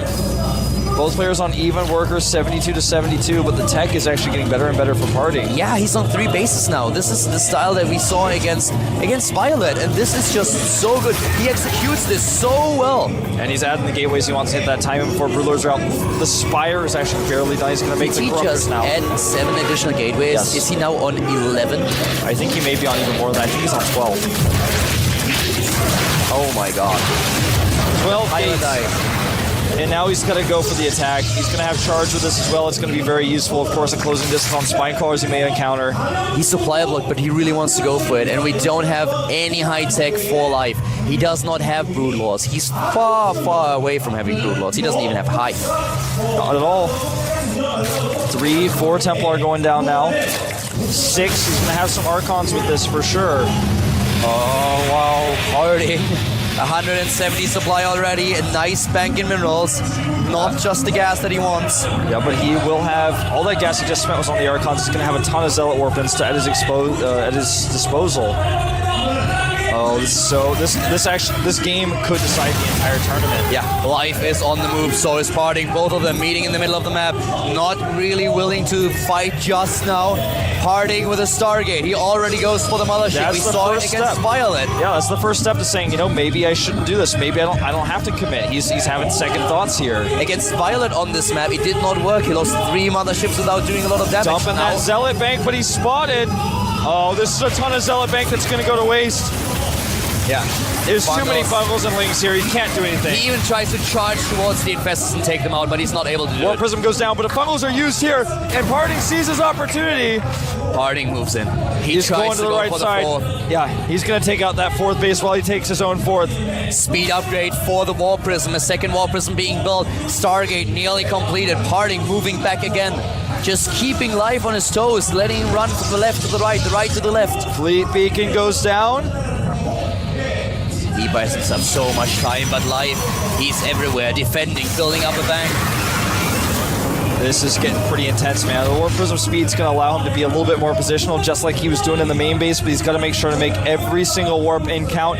The Infestors are here to buy time, and a great fumble there, but he loses an Infestor in the process. A very strong fumble, but here we go. He can't move those Colossi back. He tries to do it, and he attacks those Corruptors immediately. A lot of Infested Swarmates are being used, and still those Colossi are alive and dishing out the damage. Suddenly the Corruptors are gone, and Parting can use these units. He's dropping in supply as suddenly Life reinforces with Zerglings. But Zerglings won't do it. Yeah, Life can't commit. He decides to pull back. He knows that he's out of Infestors. He's out of options. The Colossi shields were gone. The Colossi looked tempting, but he has to back up. Now Parting again is on the move, but he has still not taken out that base, and the Bungles here are good. He's got a concave with those roaches. He moves in. The Colossi doing a lot of damage. There are no Corruptors in this fight, Wolf. Here come those Lings, though. He's going to try to go for the surround. It looks like he may just have enough. Oh, there is too much. He blinks away. One Colossus is still alive, but he loses so much here. The rest of the Colossi, they die. We even saw a little bit of dancing there. 105 supply against 155. The Warp Prism being used to warp in the next round of Stalkers, but Life has so much stuff. The 4th base is still alive. The Stalkers blink and those Stalkers are gone. Oh, look at his face. He knows he may just lose it here. Oh God, Parting is on the ropes. He's down for the count. Life is standing over the body of his own teammate, and he might just take him down and he kill wants him. to finish him. +3 is so late. He actually cancels it to get the mothership. Warp Prism is shut down here. No openings for Parting. Parting needs to turtle, but there's an opening, God. and he gets into the main base. This could be it. The nail in the coffin, the Zerglings in the main, in the natural. Zerglings everywhere. Life is everywhere. Life is all around us, but right now Parting is wishing that were not the case. He's going to lose his Nexus in the main. He already canceled his mothership and transferred it to another Nexus. But he's losing so much here. The Nexus is now dead. We have the Greater Spire nearly completed. Parting is fighting. He is putting up such an effort. Look at how cost efficiently he traded here, but the Brood Lords are waiting. Yeah. That Greater Spire is finishing. That bank is going to go to 0 in just a second. The monkeys are listening. The Brood Lords are waiting. 9 started, 10 started. That's where the bank goes. He goes towards that max, and now the probes have to be pulled again here. Parting is trying. He's everywhere, defending, trying to shut down Life's aggression, and he still has 133 supply. He's not waiting giving up for the mothership, and why would he give up? He does not want to give up. This is his It's last Parting. chance. It's Parting. He needs those Archons. He's low on gas, though. He needs all the pieces. He needs the Archons, he needs the Mothership, and he needs the Vortex. It's the Protoss trifecta of late game PvZ, and that's what he's waiting for right now. This game is going to decide who is going to be the Blizzard Champion 2012, who gets this big check, and probably also deciding who has to wash the dishes today at the Startel House. That's probably true, man. I think that no matter who wins, they may go out to eat, but I think there's probably a stack of dishes at home with all the players that have had to be practicing, preparing for this tournament. The Mothership is out, but again, that's only one piece of the triangle. He needs the Vortex and he needs the Archons, and with these roaches denying his gas mining, it gets a little bit harder. Archons are now being morphed in. The big problem, the Mothership does not have the energy yet. He needs more time, but the Broodlords aren't going to give it to him. Oh, the Mothership is a little bit exposed here, but he does not have the neural parasite. He could fungal. Does he have the Corruptors? No, only no 2. Corruptors here. He's extending himself a little bit far out here. He's going to sector space. He is not going to defend this 4th base. I think he can't. He can't defend it. He needs more. He needs more time. He needs more Archons. Only 2 Archons is not going to cut it. He won't even be able to get into the Vortex with that many Infestors. He needs more soul. He needs it. Give him your Soul Pros players. He needs your support.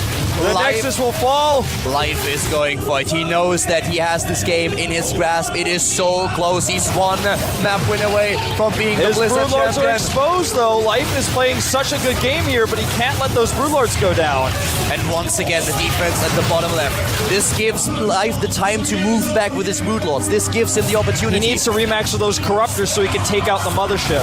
Look at the bank for a Zerg player. Nearly 3,000 minerals, being so taken much out. gas. Parting for the first time this month has looked shaken in the booth. Parting is trying. He's trying so hard. He's doing everything that he can. He's waiting for a mistake, and he's patient. He's waiting for a mistake. If Life makes one mistake, then Parting might take it. He has the army advantage. And Parting is sucking his space. He is ignoring the Lings at the bottom right. He's ignoring the Roaches at the bottom left. He is moving in. He needs that Vortex. Can he make this happen? War Prism goes in to get some scouting information. This is not for a counterattack. This is not for a warp, and this is actually just his desperation scout. He's losing bases. He actually needs to pull some probes. He's only got 60 minerals. He tries Is to it possible? get the momentum. Can he make this work? It's 140 supply against Spine's 200. going down. Life is actually pulling back. He says, come at me. And Parting says, I'll do just that. He comes forward. The Corruptors, are there enough? Not yet. There's the fungal, and he tries to make it up. There's the Vortex. The Vortex not good is enough. good, but not good enough. He needs to close the distance. He needs a blink.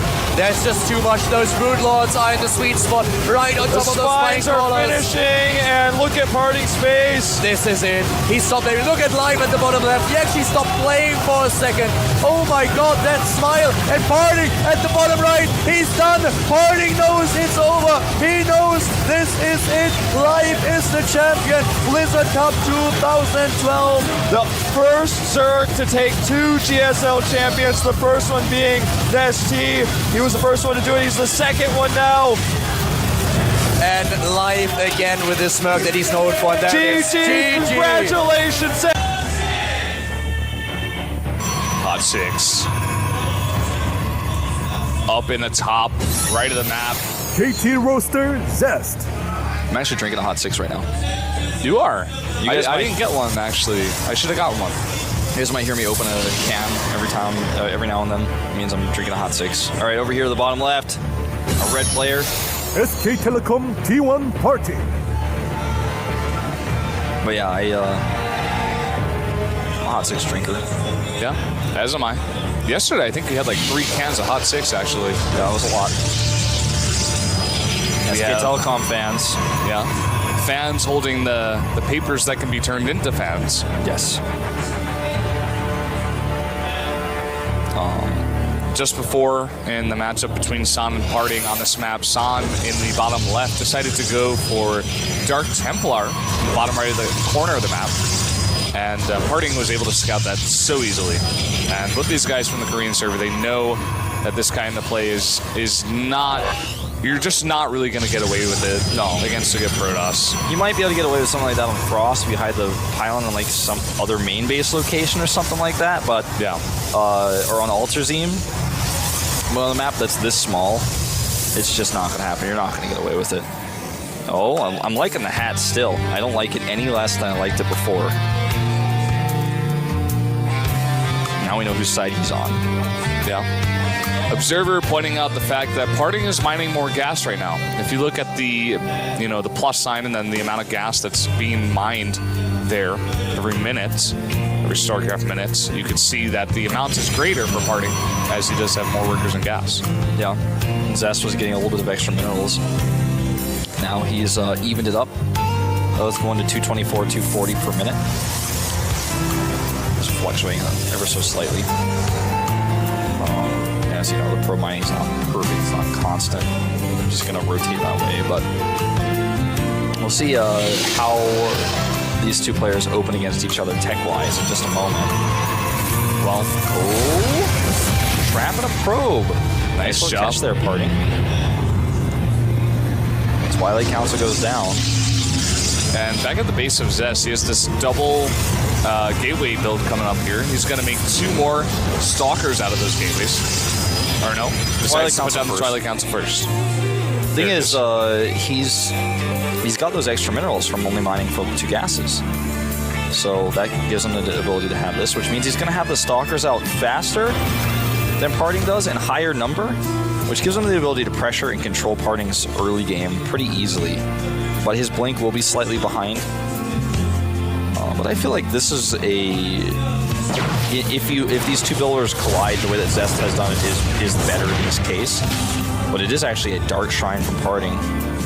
And, this is not very Parting-like. They didn't really show us this type of Dark Shrine play, per se, in the previous series. It was a counter Dark Shrine that we saw, but not an aggressive, like, this is my build order Dark Shrine. Oh, my. The Micro right now. He actually could still get it. I think he will. Oh, my God. 4 hit points left. And he gets away. And now he could actually kill this Stalker. If he can catch it, I think he's going to at least damage it pretty critically. Uh-oh, Zest. Oh, Zest is losing a lot of hit points there. And with Blink, turns around the corner and takes an extra hit. This is that safety robo I was talking about, where you just have it just in case you need it. Kind of like the life vest under your seat on an airplane. It's just there, just in case. And, I mean, granted, the robo's pretty late. He might still be able to get damage done here, especially if he makes an immortal first or something, or rallies the observer across the map. Let's see how much he gets done here. 1 DT first.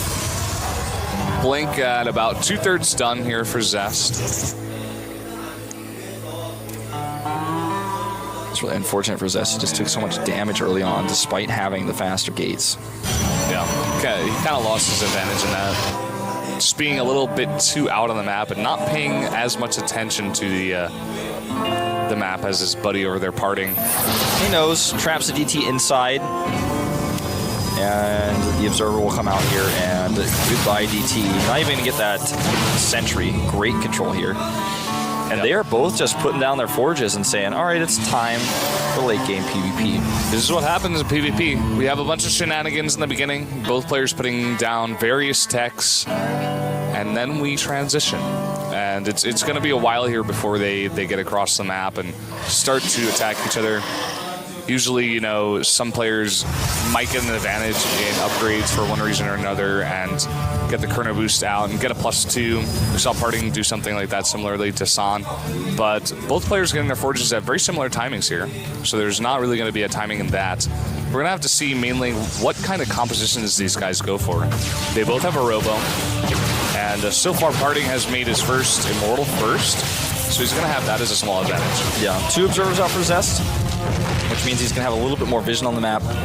Tech-wise, there are Dark Templar for Parting, which could be used later on in a drop.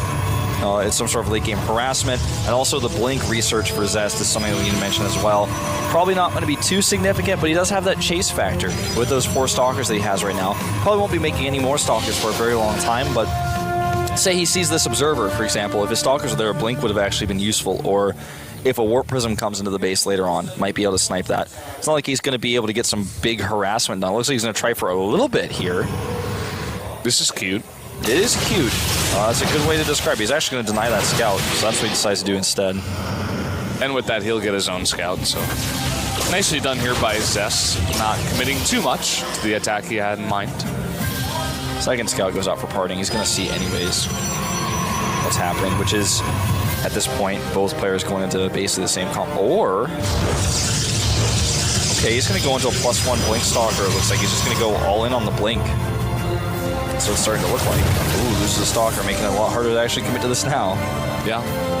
What else could this be for? I mean, he's not, okay, 5 more gates, and the Phoenix sees all of this. Phoenix has all the information, and I don't know. He's not really making the stalkers. Yeah. Makes a cannon. It's going to need, you know, immortals. Those are going to be necessary if he wants to play a longer game, okay? Takes a quick third base. The way he's playing this is, we saw this in one of our groups either yesterday or the day before, where you look at the situation in the game, you're like, okay, well, I'm in a weird place tech-wise, but I'm going to take a bunch of greedy decisions, like taking a third base and, you know, cutting immortals temporarily, just so that I can catch up, because the defender's advantage is so strong. It's going to be hard for Parting to actually commit to an attack. If Parting knew that, hey, wait a minute, this doesn't make any sense, what are you doing? He would come and punish. I think he does know, though. He's been scouting so many times, and look at that army. 3 immortals right now, 4th one on the way, 1 Archon as well, and he has a probe with that army. Look at this, Stalker's getting caught out as well, and Zest doesn't really have an army back at his base. There is a tiny window, like a window on a dollhouse, that's how small it is, man, where Parting is going to have +2 faster. I don't think that's going to come into play here, but let's watch that closely. With the game heart, you can see at the right side when the upgrade's about to finish. It's about to finish right now. Charge is finished for him as well. And he's going to break down those rocks. And during all of this, you know, Zest is trying to take that third base. He's trying to get enough units out, but he doesn't have any immortals. That's a problem. He has 0 immortals to the 4 of Parting. We see army supplies 15 up for Parting. Very nice time warp right now. A second one goes down, but there is the overcharge. That Phoenix in the back taking a few shots here. The overcharge does go down, but Parting has way too many units. And Zest is going to roll over here and die. Great scouting by Parting. Really smart reaction to what he's seen. Dances the units. And we're going to go on to game 2 because there's nothing else to say here. GG. Up here in the top left in the teal for KT Roaster. Down 0-1, he is. KT Roaster, Zest. Zest saying that he doesn't consider SKT his rival anymore, winning 10 games in a row against SKT players. Parting here to break the streak. I said his name, but let's say it again. SK Telecom T1 Party. So we are cross spawns. Doesn't necessarily mean we're not going to see the islands. If you look at the map, though, the island bases in these spawning locations are pretty far away comparatively to, say, you know, if you spawn right next to the island. That's like a scrap station island then. Yeah, I said that word. I know it's like in most countries, like, it's actually banned to say scrap station on TV, but like, we're okay here at Gomji. We can mention that. We don't hide the past. Oh boy. Both these players are doing a good job scouting. Zest scouting mostly at the bottom of his ramp, and Parting scouting this entire base, making sure there's no shenanigans, no forward gateways, nothing like that. Build we haven't seen, at least in this tournament, in a while, is actually a build like what Hero did, where he put a gateway and a cybernetics core at the bottom of the ramp and just like got super fast, like right in your face Zealot Stalker, and just had too many units. Yeah, we don't really see that all too often, but it does happen sometimes. That's something we could see going forward in this best of 7. Yeah, I mean, when you go into a best of 7, like compared to something like Pro League, you know, where it's like a best of 1, you prepare for the matchup for so long and stuff like that. This is a best of 7 against a guy you weren't exactly sure. Like, Zest has a better idea of like the matchup he was going to play, but Parting, you know, has the practice, and it's very different in a long series like this. So many different strategies can come out. You know, even cannon rushing could happen. Counter rushing 2 gate proxies, the proxy you're talking about with the Russian stalkers. on this map, both players taking that second gateway, allowing a little bit more pressure on the map and also a little bit of extra safety. And they both scout, so no one unaware here. Now, Harding sent his probe not back, but to the third base. And that's something that Zest might notice. He actually leaves his probe on the watchtower, waiting for that to happen. So Harding sends out a unit here. He's going to send out his mothership core, as well as, I believe, a stalker there to chase that off. So if Zest is like super cognizant of everything that's going on now, he's like, wait a minute, I don't think you sent that probe home. So you might know that there's a forward pylon right now going up to the right side. Harding is adding another gate here. He's chrono boosted out of 2 more stalkers. He has a big advantage of stalkers here. And once he gets that 3 gate up with the warp gate timing and a forward pylon here, he can definitely punish Zest, because Zest's gateway is going to be a little bit later. He's going to be chrono boosting Blink. He has less stalkers. And if he doesn't find that pylon, or even if he does, it might not even matter. He's going to be in trouble here. It's a billowy 3 gate, really, you know. He's going to come over here and he's going to try to punish for any sort of tech, be it Blink, Stargate, anything you make like that, then you have less units. So, makes the Twilight Council at home, interestingly enough, so it's not quite the same. That's going to cost him a lot of resources. He needs another pylon before he can warp in any additional units, but he has that 4 pylon from earlier. And with that Mothership Core and a great time warp on these Stalkers, might be able to come up here and chase. Does get a little bit of damage under one of the shields. He needs to get out of here ASAP. He loses a Stalker. They're a bit sloppy, and now it's 4-2. Mothership Core not going to be able to do anything here. Yep, he's got to group up the rest of his Stalkers. I feel like that was a little bit overzealous there. Another time warp not doing much, and Zest has more Stalkers here. He's going to fight this easily and push back, but Stalker kills 2 and takes the Stalker lead. Harding has done it again, man. He's got a Dark Shrine. This is how he might be able to win this. And Zest is probably really confusing. No, it's over. You're done, man. You're not pushing up here. He just keeps attacking, which means he can't make a robo, or he's gonna die. But if he doesn't make a robo, then he's gonna die. It's actually so true. Like, really smart. He's putting on so much pressure here. Well, actually, now Zest is going to try to come down the bottom of the ramp and see that there's only a pylon. So maybe he throws down the robo now. There it is. Zest knows, man.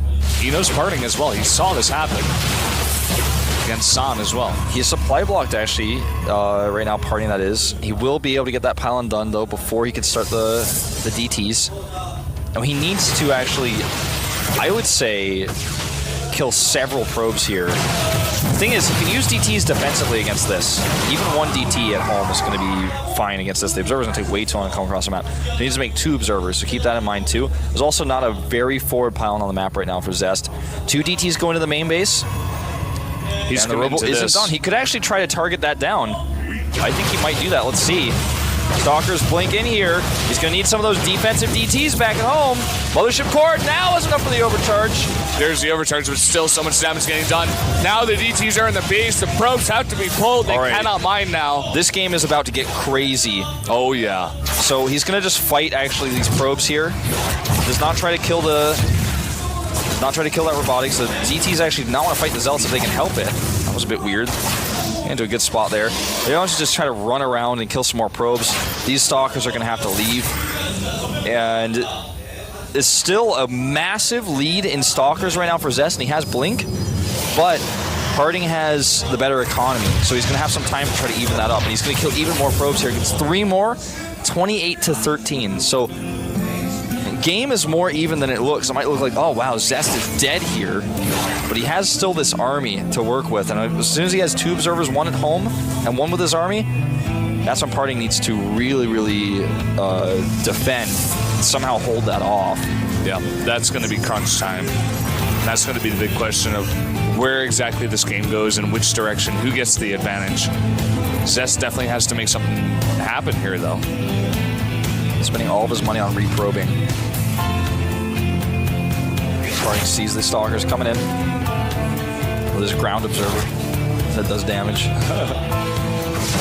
Alright, so he's fighting here. Way more Stalkers, kiting against the DTs. And blinks away. Every stalker counts for both players right now. Love this. Love, love, love, love this. Forcing an overcharge. He's hoping to force units at home. But anything he can do here with those zealots is going to be good for him. Great micro here. And he's got that observer. That Archon at the front doing some AoE. This is so intense. All right, another stalker comes up to join. He's got double the stalker, plus he has blink. And Parting's already used his overcharge. He has to pull probes. And Zest is fine with just fighting and killing probes here. Starting to blink those stalkers down the ramp. Nice targeting out of Parting right now. Gets a couple of them down at the bottom. Almost gets a third one there. Very nice targeting out of Parting. Might actually just have enough to blink forward now, though. Let's see, he's blinking again away from that Archon. Now he's got an overwhelming number, 9-5. This is not a day job. This is Zest coming in here, killing the last of the stalkers.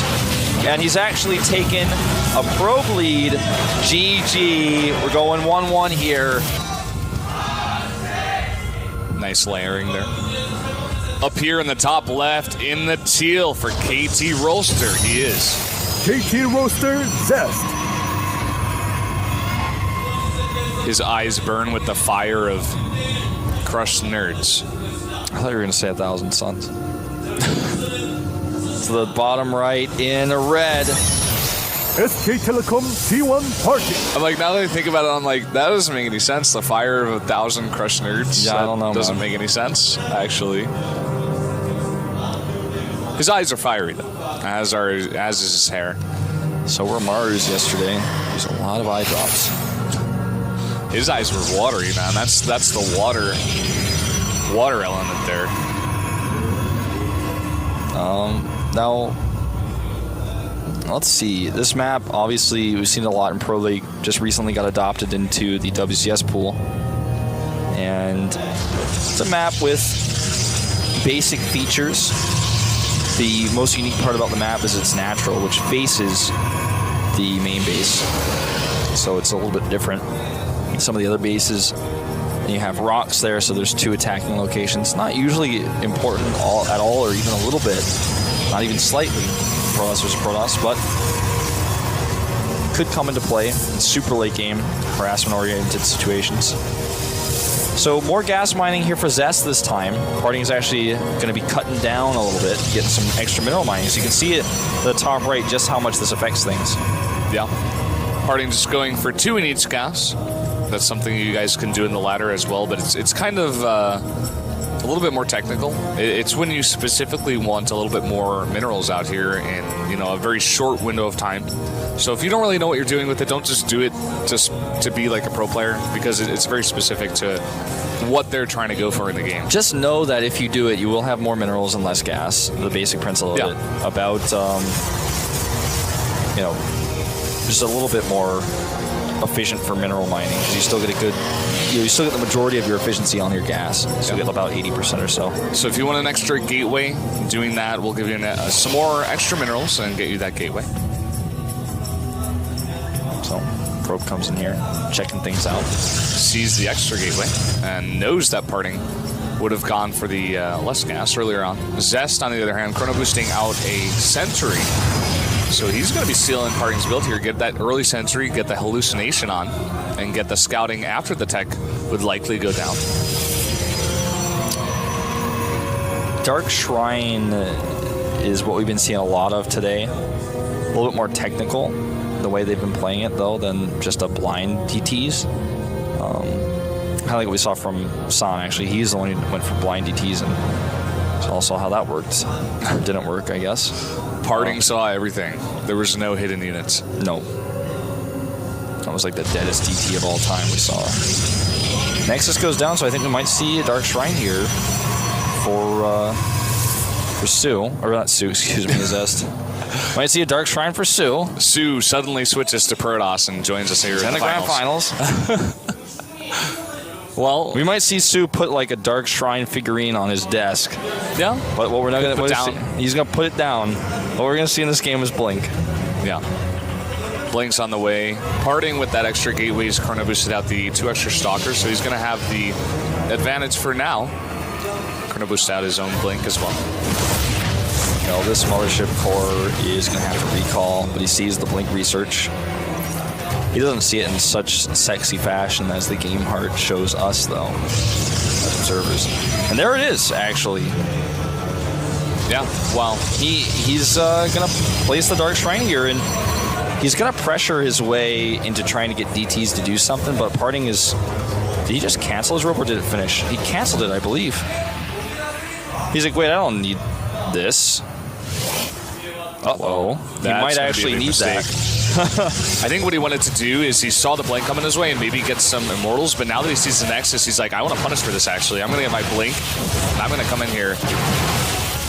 And that could be his undoing here, as he is not going to have any detection for the Dark Templar that are slowly coming out here. Right now, hitting on this Nexus, but the overcharge goes down. Is actually going to push him back for now. He's going to have to wait a long time. He's going to wait for the blink to finish, and he's going to blink up here. Brendan, is that a probe on the map? Hold that thought. Parting is going to kill that Mothership core, and there's no Nexus overcharge here. I think that's a probe on the map for Zest, where he could actually use to make a forward pylon. He sees the Dark Shrine now. He's got a lot of time to react, because there's no forward warping point just yet. He might actually just be able to win the game here before that actually comes into play. Let's see how much more damage he can get done. Yeah, there's no units here for Zest. All right, needs to warp in what? Warps in 3 Stalkers and leaves the game. GSL Hot 6 up here in the top right of the map in the teal for KT Rolster. He is currently down. KT Roaster Zest. 1-2. Staying focused.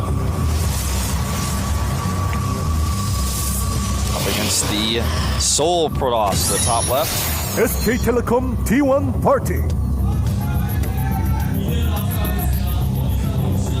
Also very focused, of course. These players want to win the money, they want to win the fame. This is their job, their livelihood.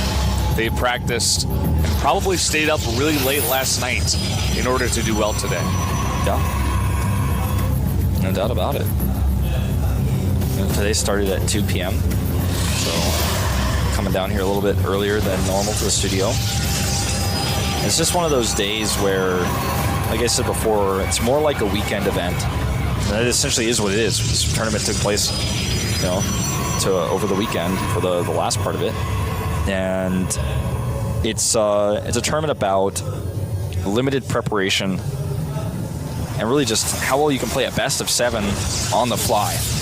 Yep. How many builds can you come up with in such a brief period of time? Stylistically, can you keep yourself fresh enough to where your opponent doesn't get too many ideas about exactly how you want to play it? Now we have a much faster core here for Zest. Yeah. Had an early gate, so he might actually run with that and go for that billowy 3 gate. It could be very, very efficient on this map, very useful here because the rush distance is very small. Getting a pylon over there isn't too hard, and you can get the rest of your stalkers that you build at the gateway before it's a warp gate over there pretty fast. Parting is going to come over here and notice this. At least you should, but instead of that, it is going to be a very quick Stargate here before warp gate research. Yeah, this is a good map for it because of the rush distance, so... The only thing about this is that Parting scouts, and he's going to see it. That's the usual location there in the bottom left, but actually Zest puts it a little bit back over there, and Parting knows this is on the way now. He's also, with this scouting pretty uncharacteristically. Parting oftentimes will skip a scout, so I think this is part of the idea here for Zest. Parting's probably played more PvPs without a scout than any player I can think of. Mothership Core is going to come over here, get a little bit more information. Oracle started right away, right at 150 gas. Going to be chrono boosted out and, of course, rallied over to the base of Parting. The only thing about this is that Parting has the Mothership Core. He's going to have stalkers over there. He's going to be totally prepared for this. Yeah, he will. The question is, does this Oracle give him enough control to take a natural, though, and then transition out? Because that's the idea here. Yeah, adding 2 more gates at home. And a Twilight Council. Very interesting, as I scratch my chin. Well, this will kill a few probes. Nice micro so far. Gets 2 and stays alive. Wow. It doesn't use the overcharge. Yeah. So there's the drawback to this is he doesn't kill it, but he has that energy for later on for other things. Most notably, the Blink Stalker timing attack that might have Time Warp assisting it. They're both going into Blink now. Nice scout over here. Knows that location, a very nice location to put down that pylon. You can warp down there on the low ground with that. Warp gates are done. And with that Oracle, he actually got a scout on the base of Parting as well. So he knows this is coming. He has to prepare for this now. He's just going to do it with his own defensive blink and a bunch of stalkers, but he's going to have less stalkers right now. He's down 4 to 6. Loses a probe. Well, that Oracle actually comes in here and he keeps the energy so that when he doesn't have the stalkers at home, he can do this. Oracle's still out there though. And we'll come back later. 50 energy. Ooh, sentries are coming over here. Looks like he may want to try to contain. The problem is his opponent's also going to have blinks pretty soon. Yeah, Parting doesn't know about the blink. That's very important. Yeah. Starts a Nexus here. Just going to get that base up faster. He has less stalkers right now, though, because of those sentries. He needs to be very careful. Doesn't even really want to poke. And this is that 50 energy Oracle I was talking about. Let's see what he gets done. Parting getting up the Nexus now. He's just backing off here. I would have liked to see him keep the map control, but he's bringing his entire army all the way back. Well, I think he realizes like something's not right here. You know, yeah. I'm not gonna stick around. I might actually just end up losing my stalkers. I'm gonna take a Nexus, which is gonna be hard for him to assail with any sort of unit composition because he has that Stargate, right? So those minerals and gas are missing the Stargate and the Oracle for making units. You know, there's only so much you can mine on one base. This is what we were talking about earlier, where Parting was like, no, I don't need this Robo. Because if by some weird chance you have a Dark Shrine, there's just not enough money on one base to actually have everything. There's just not. Even if you have perfect saturation, there's just not enough money on that base. So at this point, he's like, something's not right here. I'm going to move back. I'm going to have the defender's advantage at home. You probably will be able to counterattack me or kill me on my Nexus, and he's able to contain you and pressure you a little bit. Energy on these sentries will give him Guardian Shield, Force Fields for the defense, and also then later use them to scout further what it is exactly that Zest is doing, what sort of composition he's building. That Very tag, nice. A lot of info. Yeah, there's a lot of info there. Charge on the way here for Zest. Gonna go into that Zealot Archon style, most likely. I don't think he has the Robo yet. No Robo yet, and that means no Immortals for now. I wonder if what Zest is going to try to do here is poke a little bit while he starts getting his charge on the +1. Then maybe with some sort of soft contain, try to take the gold base. No, he's going to double expand here, okay? Double expanding in Protoss versus Protoss. A world first we're watching right now. And now, if Parting has any inkling that this is even possible, he's going to send the Phoenix down here, but actually it gets denied by Zest. If Parting scouts that base, it'd be the most unlike Parting thing that we've ever seen Parting do. There's no reason to believe ever that anybody would be crazy enough to take a fast third base in Protoss versus Protoss, especially on a map like this where it's not so far away. And I mean, the thing is, if it's going to be a fast third, you're probably thinking, you're going to try to take the gold base because I'm ahead of you in income, and you're going to take that risk. But no, there's no way he's going to scout that. Yeah. I wonder if part of the reason he put that down so early is because he knew that Parting wouldn't scout it. He's just saying, like, okay, I can take this risk. I got to get ahead in this way. And Parting isn't ever going to believe that I'm going to have a base there.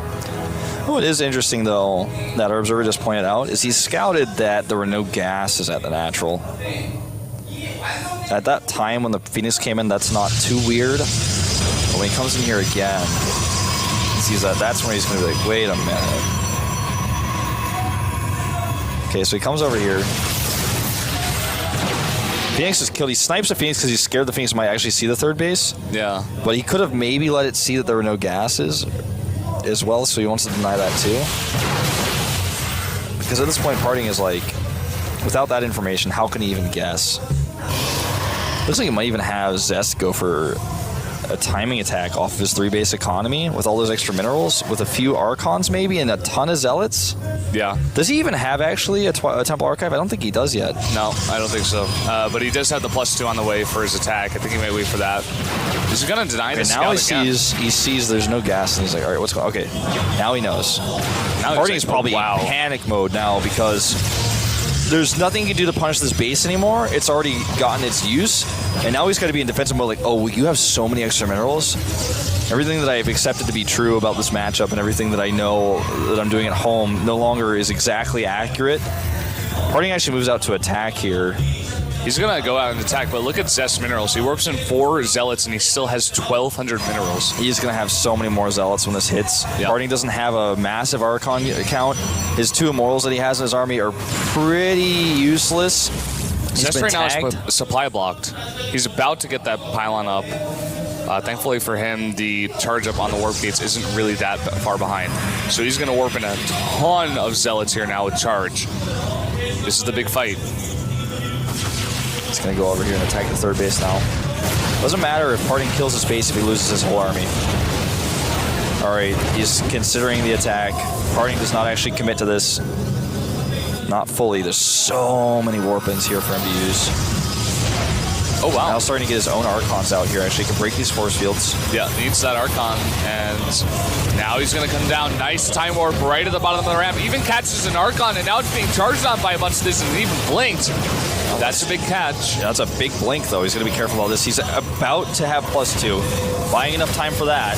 This Nexus should go down this time, but this could give Zest the engagement he needs. Let's find out. Here we go. That time warp is so clutch. Perfect placement there on the Mothership core. Probes are off the line here to fight on the right side. And does he have enough warp-ins here? It looks like he might. He's got so many more Zealots coming down. There's a lot of Blink Stalkers for Parting here left over, and his Archons look overwhelming. He's got to target those Immortals, and he does. It looks like Parting actually has enough. Parting is going to have enough. The Warpins also helping out so dearly now. A bunch more of these Zealots, and he has a ton of these gateways, but the army of Parting stands. I feel like a little bit of timidness and also the supply block that you talked about earlier is what cost Zest this game. GG. Not 6. Our teal Protoss player to the top left of the map for KT Roaster. KT Roaster Zest. The Kingslayer.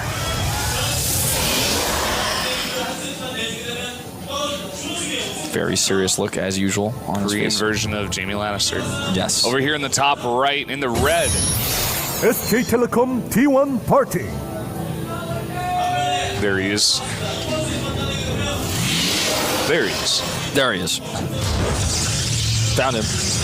And I was in the bathroom before this finals got started, and so were Zest and Parting, and they were peeing next to each other, and they did not say a word. It was really awkward. There's some obvious tension between these guys, like going into the finals. They don't seem too friendly. There's right at this moment in time, some tension is developing between me and you because you didn't invite me to your bathroom party with the GSL the third finalists. floor or something. I don't know where you went. I was not invited to the bathroom party. I would have gone, but you know, bathroom party without me, that's fine. Next time I would like to be invited. I'll give you another chance. I'm not sure what that's supposed to be. Is that a banana?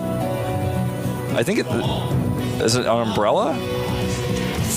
I didn't read what it said in Korean because it's in Korean handwriting, and for some reason that impairs my ability to read it. It said Parting's name, but besides that, I didn't. I think it might have said Usan, but I don't know. Anyways, that was a weird drawing. Yeah, I'm not exactly sure what it was. It looked like it could have also been like women's underwear or banana.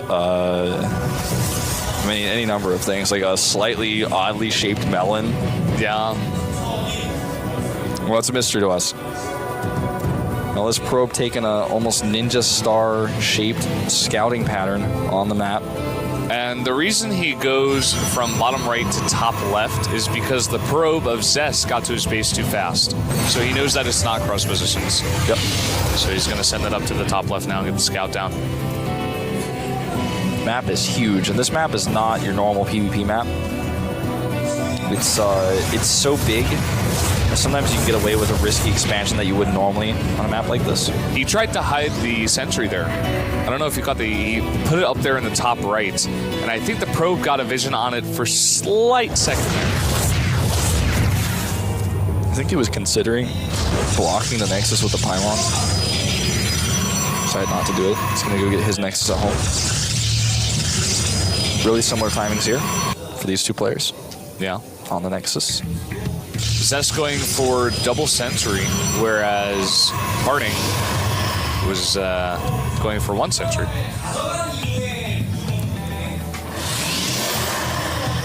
Stargate goes up here for Parting.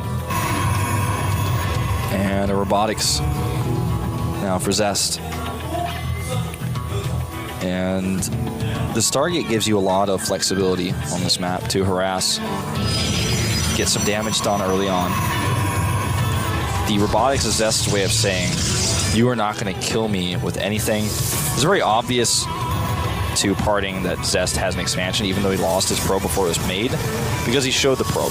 Whether that was a mistake or not, Parting knows. So for him to make the robo here, I think is kind of like, if you try to kill me, one of these timings that you've done so much in this series, I'm going to hold it. And he's going to have, Immortals out to deal with this, if need be, but now he comes in here, Scout, sees that there's an Oracle opening, so he's going to want to keep his Stalkers close and his Mothership Core closer. The Oracle comes across. Does that make the Mothership Core your enemy, then? No! Stalkers close, Mothership Core closer, Friends closer, enemies closer. No. See what I'm saying? Yeah, no, I see. Thing is, actually, I misspoke because you want to keep your Stalkers closer. The Mothership Core has a pretty large casting range on the overcharge. Yeah. And it's been heavily discussed by people in balance threads that are really unhappy. Now, here comes that overcharge fact, since the Mothership Core is close enough, and the Stalkers, they're closer. You might actually kill this. One more shot! Wow. A little bit of miscontrol there. I think it got 2 kills. Yeah, that's it. And if you notice, Zest has put down a very sneaky pylon down here and adds 2 Stargates. We're going to see this happen right now. Sky Toss. So the Choya Phoenixes. The reason I call them this is because once in a very famous GSTL game on Calm Before the Storm, which is actually basically this map. It's basically this map, except it's like slightly differently shaped. And everyone said that map was terrible, but for some reason everyone's okay with this map. I'm really not sure why, but this is definitely my least favorite map in the pool right now. Anyways, on a map like this, you can hide these Stargates in Protoss versus Protoss, make a ton of Phoenixes, and then suddenly come into your opponent's base and kill everything he has. And if you have enough Phoenixes, you can actually beat Colossi straight up. Yeah. Oracles are going to have no chance. Get up to 15, 16, 18. And Phoenixes, they're good against light units, but they start to do a lot of damage. Second Oracle comes in here, gets 2 kills. Tries to get a third one, does not get it. Takes a bit of damage there. It's forced out by the Stalkers. Very nice splits by Zest here. Controlling all of his bases here, defending it very well. Also doing a very good job of denying the hallucinated Phoenix Scouts. Just wants to make sure that Parting has as little information as possible. Oh, one more hit would have done it. Good control there on the Oracle. And he could just use one of these Phoenixes to go kill it, but obviously that would spoil his plan. Yeah. If Zest, or rather Parting, was paying attention so much, he would see that the Chrono Boost energy is going down, but it's not being used on anything in the base. Oh, that's a really good point, actually. But that's he would have to be looking so close. Well, he's going to come over here and kill these sentries. And he might even actually take an Immortal with him, too. Let's find out. Sentries first. And he's just going to go for Stalkers because there's such a small count of them. There's the Immortal Lift. Or no, actually, that's a Stalker. Yeah. And there's that Immortal going up. Immortal looking silly in the air. It's right outside the He's like, no, help! Gets killed. And he's got 2 at a time, still getting chrono boosted. You see Parting. Looked like he was mouthing out the words of the F word, but I don't think he'd be speaking English in the booth. I don't think so. He's going to be saying some other stuff in Korean as this happens to his base. I think you're right. This Oracle is found, by the way. Goodbye. Dead Oracle. Templar Archives here. Yeah. Could get a lot of Archons. Archons is the answer. Yep. Can't be lifted. Very good against low health Phoenixes, especially when they group up. Upgrade lead for Parting is only a slight lead. Whoa! Got some of those feedbacks off on the Phoenixes. Those Phoenix actually not able to kill that Mothership Core. Killing a Stalker that was like not even fully phased in. Yeah, still blue. Ground weapons here about to finish Resist. It's so funny to actually see a High Templar try to fight Phoenixes like that. Didn't get any kills. Speaking of kills, a few probes going down here. It's actually evened out the worker count to 45. And with all the map controllers of the Phoenixes, I'm a little bit surprised S hasn't started third base yet. I think he's scared that there's going to be some weird, Charge Zealot, Archon timing that comes across the map, and then he doesn't have enough units to defend. Yeah. I mean, especially... Ooh, he's getting away with these feedbacks. Yeah, very nice so far. I mean, we've seen it before, players that go Phoenix, and they just don't have enough on the ground to defend, and then the enemy player just goes for a big push and ends the game, but I feel like on this map, it's going to be a bit harder, and that's why we see Parting throw down that third. Well, he can't kill the third base of Parting with these Phoenixes. They can't quite lift the Nexus. Even all of them together couldn't do it. I heard a rumor that if you get 110 Phoenixes, you can lift a Nexus. Yeah, but only on Tuesdays. And really? Yeah, it only works on Tuesdays. And if it doesn't work the first time, just restart the whole game and then try it again. And the thing is, sometimes it doesn't work the second time either, so you have to try it the third time. But it'll definitely work on the third time. Yeah, definitely. Yeah, you just got to keep trying it. It works eventually. What was the name of that website? Was it like gamecheats.org or something? It's terrible, all the things that were written on that website that I'm sure little kids tried all the time. Yeah, I think it was like Game Cheats or something. Continuing GameFAQs to pick up, GameFAQs was good. The walkthroughs on that site were good. He gets that Mothership there. It's very annoying, very expensive, difficult to replace. Very comfortably taking that third is Zest. It's going to be behind, or no, actually no. I'm going to stop that thought right there. Incorrect. Same timing here with Parting. And +2 Lance finishing here for Zest. And he's going to go into his Archon a little bit later. He just has so many Phoenixes that they don't really care about the cannons. Yeah, they regen shields, they go in and take like a couple of hits, and that's it. Looks like Parting wants to go for an attack here. Yeah, at this moment, there's about to be a third Colossus. The charge is almost done. These Phoenixes don't have a ton of energy left, and he's going to use it on probes here. I guess he's got still a few more lifts back in him. The thing you would want to lift here is the Immortals, so that they don't actually do the damage to his Colossi. He doesn't go into Void Rays or anything like that. He's just purely on the Phoenixes right now. Let's see if he can actually make this work. Zealot Harass here is going to draw the army back into the main base. At least that's his goal. And maybe he can hit an attack at the third base while he's in the main. Gonna drop those 4 and warp in 3 more, but a big warp in back there for Zest. It's gonna be more than enough to defend here. There come the Phoenix. I was a little bit surprised those are so late to the party. Parting has taken a hidden 4th base during all of this. Pros vs. Pros doesn't usually work like this, where it's like, well, he's had that 3rd base for a while, and he's killed a lot of my probes. I need to take a 4th base, then I'll get ahead. That's usually not how it works. If you take a 4th base and you die, but on Altazim Stronghold, throw all the rules out is the window. Possible. Anything is possible. You just do whatever you want. Well, here comes the Zealots. He warped in, and look at this. Warping in a bunch more down here. He actually sees the base with that pylon. He's going to actually... That is so unfortunate. Zest warping in 3 Archons. That is so much gas that he just lost. But look at this. Going to get a bunch of these probes if he goes for them. This is one small victory for Parting, getting those Archons. Getting a few feedbacks off here as well. He has a lot of Archons he can make himself with those High Templar. He's just waiting to do it in the last second. Wants to feedback as many of these Phoenixes as he can. Oh, great forces here. You know, Parting is really trying to swindle his way into a win right now with this micro. He's like doing everything he can. He's doing it a lot better than Zest is. Zest is playing the numbers game. Parting is like just trying to do anything he can. He's picking pennies up out of the couch right now to try to come back to this game.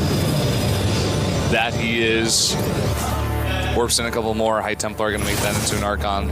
He's not just looking for quarters, Brendan. Anything he can get. Nice well, here we go. For Zest. If he can connect with those Colossi, that's everything here. So many Archons ready to be made here. He wants to feed back the Phoenixes instead first. Now he starts those Archons. Damage output here is a lot right now for Zest. He has those Colossi untouched, and his Phoenix fleet, even though it's destroyed, did its job. I think that is going to be just way too much damage. Took a gamble. It paid off. Choya Phoenixes, man, reminding us of Calm Before the Storm.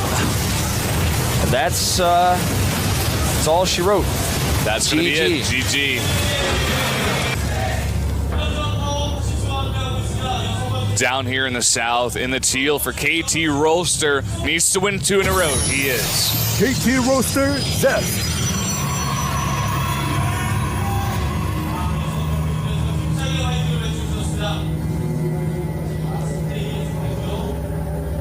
And his opponent to the top left in the red. SK Telecom T1 Party. Big crowd here today. Yeah. A lot of SK Telecom fans. And Parting fans. Parting out as well. Parting, a guy showing a lot of emotions, a lot of emotion at a lot of different times. Garners a lot of fans. He's a very fun guy. Always says hello if he sees us at any time. He knows we speak Korean, but he still just says hello in English. He's, yeah, he does do that. He's been a little bit cold to me since I once predicted against him in Pro League. Oh, God. But, that happened. You know, were you the only guy who voted against him there? Yeah, I think so. I think he won too, so it was a bit awkward, but no, we all just trying to put it behind us. So, he won the game. That's what's important, right? Parting's just trying to forget, man. You traumatize him. He doesn't want to relive those past memories. I know he really looks up to me. But, he knows how good you are with the Void Ray All-Ins. yeah, he knows. He's seen your play on the ladder. He's always asking me if I can give him that build order for Protoss versus random Void Ray All-In, where it works against everything. And it's still a secret. Well, he lost, but he's still watching. Son. Yeah. A small cheer going out for him in the crowd. They have not forgotten. They have not forgotten. Second gateway goes up for Zest. Whereas Parting keeps it singular. And Zest scouts correctly. Parting does not. Yeah. Zest going with the plural gateways here. Not singular. Yes. Chrono Boost on the gateway for that Sentry. We've seen this a lot in this series. Yeah, it's quite nice to actually get that super fast scout. Yeah. I mean, I guess you could use it for other things like I mentioned earlier, but it seems to be much more scout oriented. It's not a creator Sentry. Yeah. Building that energy. And a fast Twilight comes down here. As soon as he gets that gas. Oh, they are gonna fight! Parting's probe a little bit less brave. Well, the thing is, it's better to live to fight another day. No matter what your motivation is to fight. You know. Yeah. If you're gonna fight, make sure you're gonna win. I guess that's true, but don't fight a losing battle. Yeah, okay. I like that. I like how you phrase that. It's like Zest trying to do like a second aggressive play against Sue earlier today. and he saw that gigantic army of roaches and hydras, and he was like, I'm not going to fight this battle. Still died, but... Yeah. Well, we have a Dark Shrine, actually, again for parting here. Shows a sentry. This Mothership Core is poised to scout. That's a sneaky Mothership Core. It's like Parting knows when Zest is going to do Blink, and then he goes DTs. This has been pretty consistent throughout this series. All right.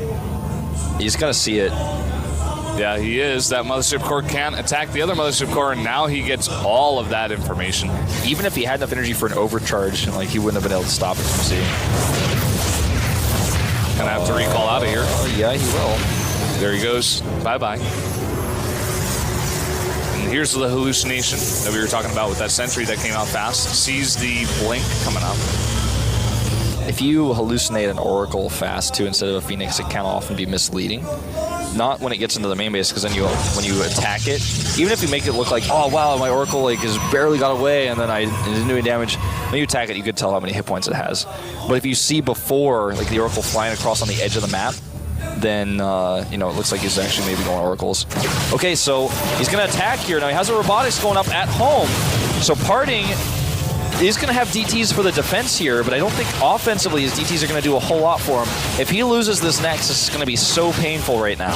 Yeah, and I think he is. He just can't defend this right now. Too many Stalkers here doing too much damage. Actually, it looks like he... Oh. Whoa. Eat my own words there. Parting with the warp and the Stalkers, and the pylon of Zest is not close enough, but now he's going to come up the ramp. I actually blink forward here. Parting has his own blink, but not going to hold his Nexus this time. He canceled the Dark Shrine, I think, by the way, which means that no DTs for the defense. And he doesn't have his own blink yet. This is starting to look bad. Blink is not here. The cancel on the Nexus. Parting is way behind. And we get a look at his disappointed face. Zest might claw his way back into this finals, man. Looks to be that way. He's got an observer now for vision. Oh, Blinks on the high ground. Photon overcharge goes down. 2 Stalkers, and he saves his. Parting can't chase on that. He's getting way too close to the edge there. Woo! That 1 Stalker is so low. Nice pick off there by Parting. Gonna get this pylon though. So Parting does best in Stalker versus Stalker battles. He is so good at targeting. He knows, yeah, he knows exactly not to over target. Doesn't waste any DPS. Just targets what he needs to get done. Robo goes up now. He also realizes himself, hey, well, what if he goes DTs? Because he has Blink. And also, if I can get some Immortals out, that's going to be how I secure this base. And this Observer is so clutch, so important. And he can't kill it. Just going to follow his Stalkers. He knows it's there. Zest also knows he has the Nexus now up way ahead of Parting. Yeah. And he's just going to be content to back off here. May pressure, maybe blink in with 4, as he is actually doing over here right now. Going to get that Observer for the high ground vision and just blink into the back here, maybe. Try to pick off some probes. Here he comes. Yeah. Parting is not in his base fast enough. Does pull his probes away very quick and drops the overcharge, so only a few probes going to go down here. Ooh, he's actually going to lose a lot. Yeah, that's actually not worth it. Yeah, now he's going for another attack, though, at the natural. Nexus has too many hit points by now. It's at 600. Can't really get anything done there. So I want to stick around. Loses a lot of Stalkers there. 4 Stalkers for, I think, maybe 3 probes. Parting also killed the Observer when his Observer popped out. Wow. So that's something else of importance. That's a little pop sound you guys heard. The game resources lost at this point are pretty similar, but that faster mining for Zest means he's mined probably almost as many resources more as he's lost at this point. And the other thing here is that the Forge is a lot later here for Parting. The +1 for Zest is coming along. It's going to be about halfway done by the time that Forge is even completed for Parting. And he's going to have the +2 a lot faster than Parting does, which is very big. That's true. Possibly usually when we see a lot of timing attacks. Yeah. Those timings come down when you have the faster upgrades.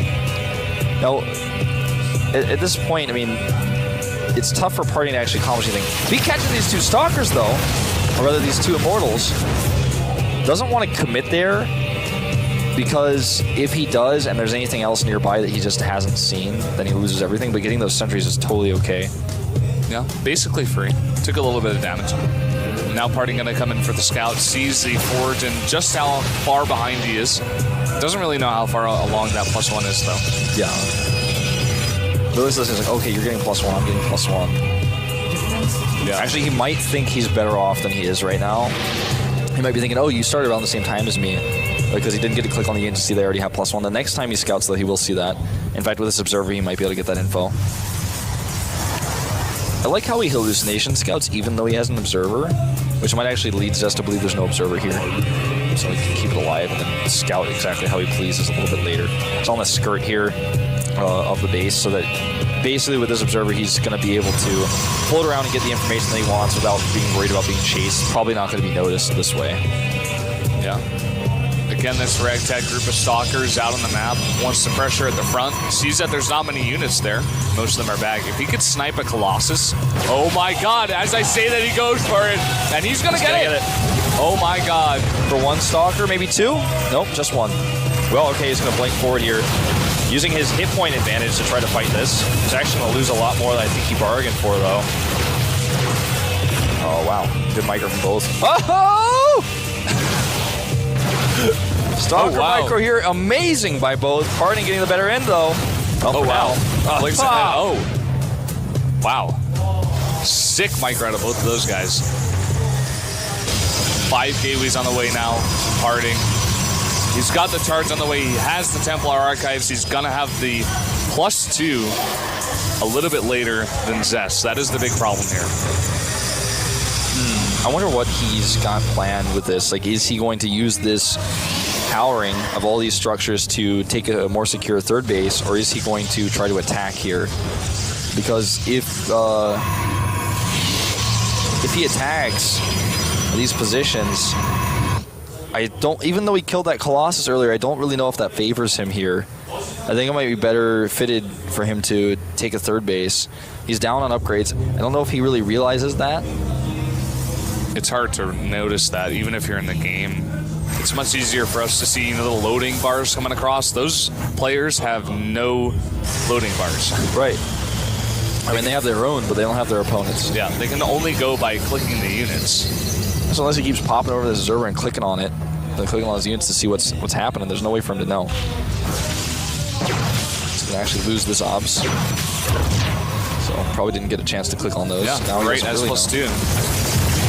Finishes for Zest. Killing that pylon actually supply blocks Zest. So he's going to take that third base. And he has the Warp Prism counter.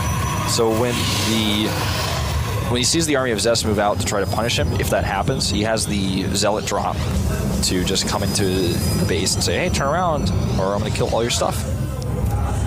He is catching up. No +3 started yet for Zest. He can't quite afford it yet.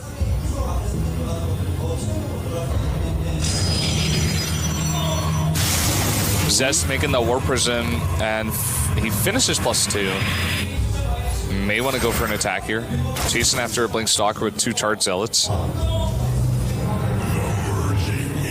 With his Observer over here, he's going to get a great scout on this army. But he is actually going to lose it as I say that. But he sees the composition. And here comes the Warp Prism into the main. That's exactly what we were talking about earlier. Two cannons, a Stalker, and a Zealot, though. Yeah, and a Blink forward gets the Warp Prism as well. Probes want to witness. Probes are like, we could take this chance to get out of here. Oh, whoa, that probe transfer gets caught here. And we're actually going to have a fight that might decide this entire tournament right now. He has 4 Archons here. A group of 4 Zealots come from the right side. And it looks like Zest just has way too much for Parting here. Oh my god, he's actually going to take this to Game 7. Too many Zealots here for the Immortals. They cannot fight against this. GG. Hot 6. Up here in the teal, the top left. KT Roaster, Zest. Zest has a lot of fans in the audience. He's as focused as ever. Playing 6 games in a row, it's hard to keep your focus, but never seen a more focused player. Down here at the bottom right. SK Telecom T1 Party. Player most known for his immortal timings. Has a lot of fans coming down to support him today.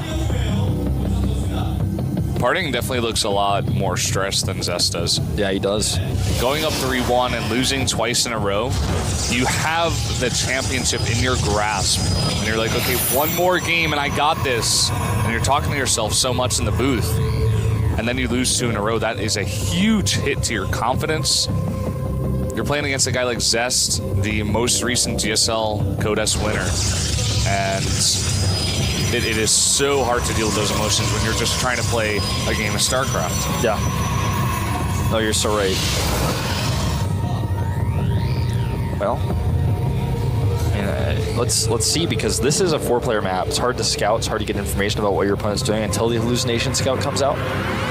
And they're both going into identical builds here so far. I mean, it's still early, as the Cybernetics core hasn't even been planted yet. But let's find out, first of all, are they doing 3-3 or 2-3? Or 2-2, excuse me. Both? No. 5 here for parting. So just like a slightly better mineral income for a slightly reduced gas income here. Yeah, super slight. May still be able to get out that second gateway.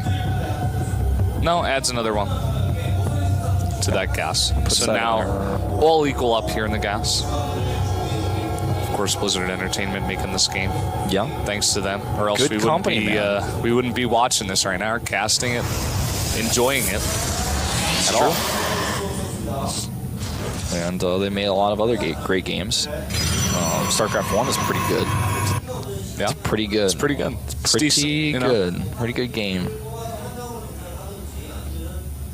And without a StarCraft 1, there couldn't be a StarCraft 2. That is true. Boost on the Stalker there for Zest. He wants to make sure that Scout is totally out of the base. Follows up with the Sentry. Okay. And Twilight Council goes up at home for parting. Do you think he's going to do DTs again? I don't know. Could go for it. It's hard to get DTs in the base on this map. Get a pylon all the way across there. Zest right now has the watchtower as well. This map is the one map, like I said before, where you can really hide the DTs like in a main base or something. Yeah. I think this is the reason why we see this probe over here. He checks, he brings up mothership core, makes sure this can't be scouted. Okay, no, never mind. He goes blink. He's going to be able to maybe get a pylon up over here. Yeah. But Zest is checking. Oh, and they're going to run into each other. Did Zest see that, though? I don't know if he did. Hard to say. He targets that probe, and he's just going to sit in there, not following the probe that just passed by him. So maybe he doesn't know. Maybe he wants to make a pylon of his own. Good scout here by parting. Sees the sentries. He'll be very happy about this because sentries don't really do a lot of damage. The robotics here for Zest is really important because with that, you know, if he gets those immortals out in time, that's how he's going to hold this. He still has his mothership core ready too. This is super all in by parting. 4 gates. Goes observer here. Zest, he needs immortals to hold this off. Yeah, he actually doesn't know what's coming. And this could still work. He has some ideas, right? But he doesn't know exactly how much of a commitment to it. Okay, there's the immortal. He's boosting that out. He's going to need it here as soon as possible. 4 gates, the 4th one about to be finished here for parting. He has a forward pylon right at the front of the base of Zest. He's boosting the immortal again. He knows how badly he needs it right now. 4th gate is done, and Blink is soon to follow. He's going to have so much warp-in potential here. Going for sentries, though. He's actually going to try to transition out of this. By the way, back at home, there's a big counterattack from Zest. See how much damage that gets done. He's going to get this Nexus. I think he should. At what cost, though? He doesn't get it. Here come those Zealots into the main base. Uh-oh, parting. You're in a bit of trouble right now as you just use your warp in somewhere else. He recalls. That's how desperate he is to defend, which means the Nexus is held by Zest. He even targets down additional probes here. Yep, he's going to get the probes. Has the robotics facility for Immortals now and the Nexus. One thing he doesn't have is Blink. That's what parting has. But you know, I don't know. It's not looking good. Not looking good at all. Very good assessment. Parting warping in 3 sentries as well. It's not really going to help in his comp right now. Was supply blocked for a bit. trying to warp in now and come back for the attack again. There's going to be 2 Immortals here with a third on the way. What can Parting do here? A second follow-up attack with more Stalkers. Some good force fields. We've seen this work before. Zealot harassment is going to tear him a new one, though. Look at the setup here by Zess. In a line is his army. Here we go. This is everything. Colossus over here for vision. Messes up the blink. Not every Stalker gets up there. And again, the Zealot's in the main base, and he doesn't have anything to defend. Has to warp in 3. But this is only one Immortal here. He's got those sentries, so he's basically trying to get Zest in one side or the other so he can force field him out. Zest is going for the attack here. And there's a great time warp. Force field isolates the Immortals here, but can he target them down? Does he have enough DPS? That Colossus, of course, not being real, is being completely ignored here. Few Stalkers warping in, but he had to warp in those Zealots at home, so he doesn't have as much power with this as he would like to. And now it's the Stalkers against Immortals right now. He's forced to blink back. All those Stalkers so low. This is so close, and he commits 3 Zealots again for the warp in, but they're actually on move commands, so they're taking some extra damage here. Now Parting, chrono boosting his gateways. They think he's going to do one more forward warp in here, because if he warps anything else at home, the attack ends, and if this attack ends, he ends, and the files are going to go to Zest. I think this might be over. He's losing his forward pylon. He doesn't have any natural. He has no tech. His hands are off the keyboard. He's down 20 supply. Now drone drilling his probes. And it looks like Zest has made the comeback of the year. Looks like it, man. What great play. He warps in 3 more Zealots here. And all of these probes are going to go down. They can't mine. It hurts. Bringing back his Stalkers right now. He's going to defend the push, but he has no Nexus. And he's been not mining with his probes this entire time. He knows he's defeated. Zealots will be killed here, and that might be the end. Parting's actually up against a counterattack now. He knows since those Stalkers are at home, they're not actually being used to, harass or do any sort of counterattacks, so he can move across the map like this, no problem. I mean, he could basically do whatever he wants. He could, make a Manor fleet beacon in his opponent's base. That's how ahead Zest is right now. Parting's actually going to try to put up a Nexus here. That's exactly what Zest is going to try to put down. Yeah, that's how desperate he is. He's like, well, if he just doesn't attack me, maybe I can win. That Nexus for Zest has been up so long that even if somehow Parting did get a Nexus, it wouldn't save him. These 2 Stalkers not even interested in that one chasing them. No more force field energy. Zest is going to come up the ramp and could right-click the Nexus with this army. Probes off the line here. Parting showing us a pretty finish here with these nice colors. But that is going to be all she wrote. Targeting now with the Immortals. Well, not as good as he could be, but now he is. And that is going to be game. Even if you press a button and kill every single one of Zest's units, it wouldn't be enough. Parting is crushed. He's defeated here. He's been defeated. That's the best word for it. Zest has come back and defeated him. Now dancing he's dancing the Stalkers! Kill the last probe. Can't even make another probe. And he's so defeated he can't even manage to type those 2 letters. GG's. All right. So here up at the top of the map, we have our red Terran player.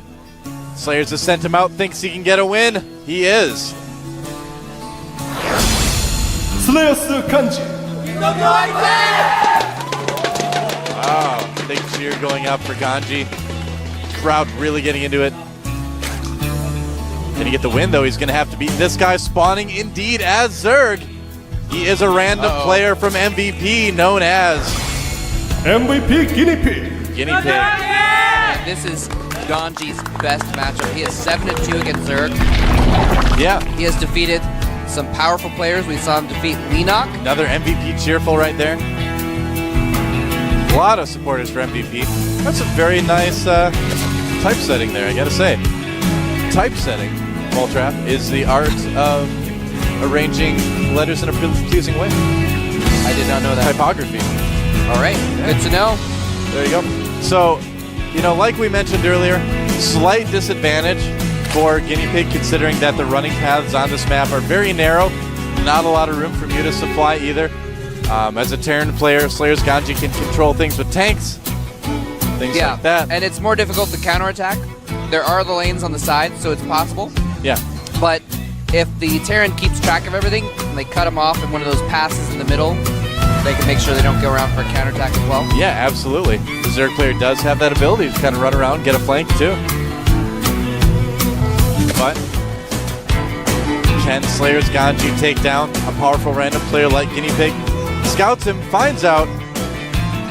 He knows what's going on now. And Guinea Pig did go hatch first, getting a spawning pool afterwards. So, very standard opening too from Slayer's Ganji. Didn't try to do anything crazy because he didn't know what he'd be going up against. Yeah, didn't react around that barracks. Probably going to see a Reaper come out, do some scouting.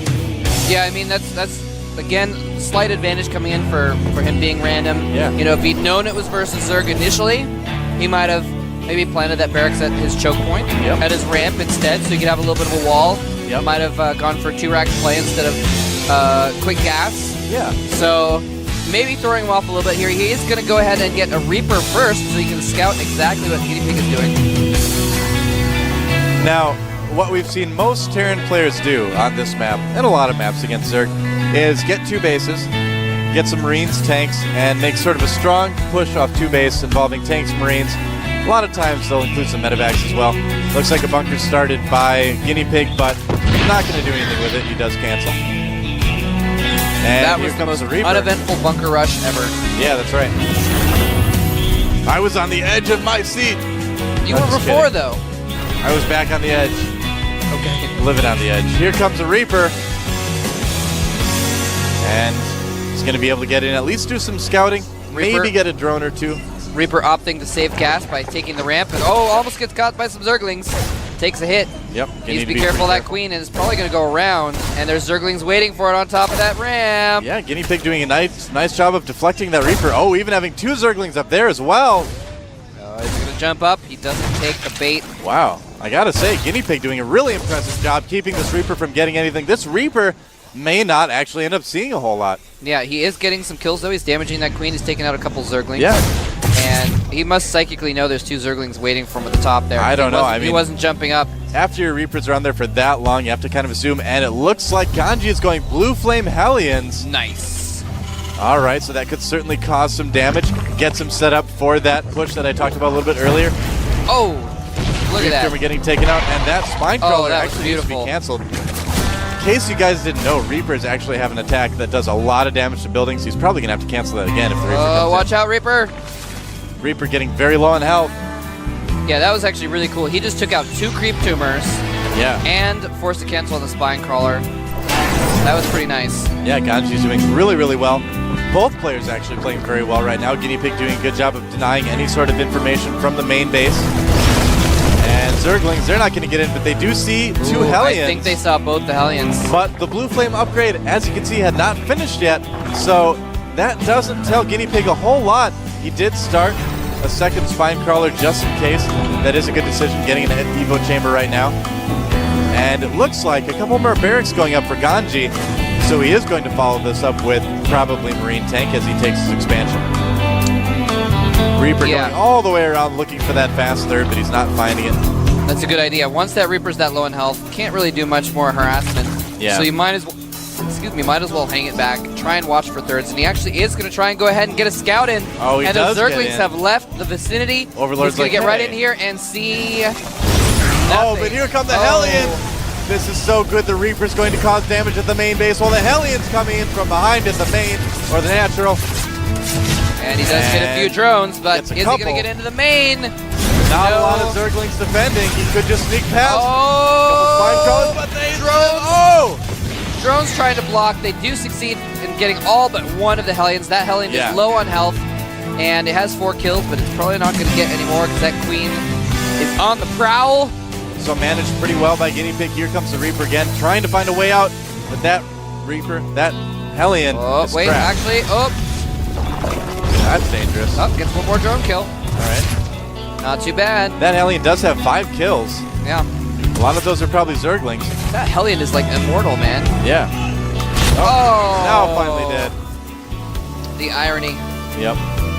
Finally gets taken out by a Speedling.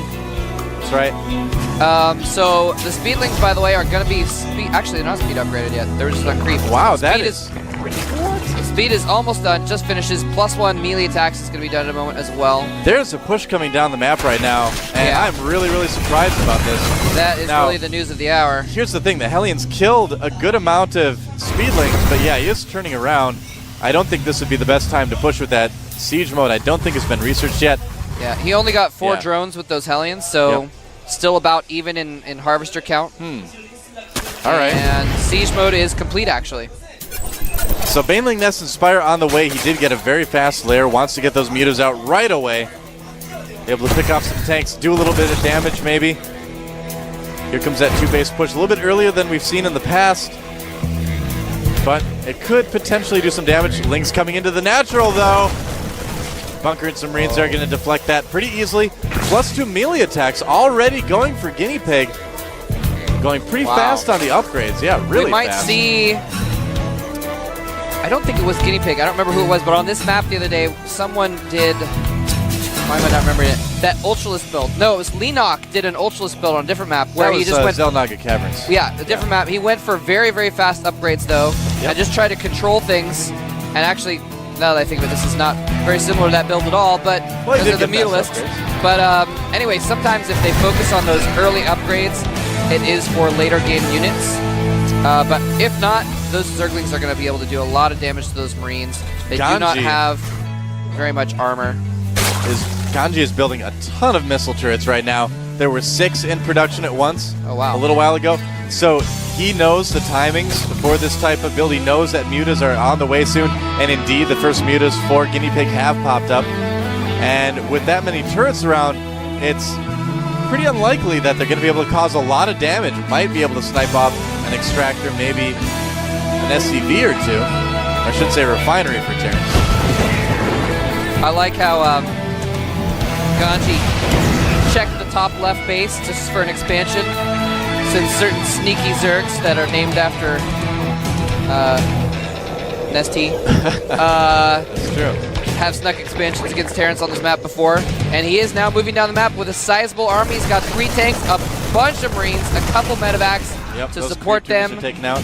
and surprised to see no Hellions actually. That might be kind of fun to include. A lot of Banelings being produced right now by Guinea Pig. He's going to need him to hold this off. And Ganji, of course, looking for that third. Guinea Pig did just start it. Wow, Stimmed huge his stim. whole army Yeah. for those like 4 Zerglings. Here they come, though, There. leaving some units on the low ground. Very good decision. Siege is up.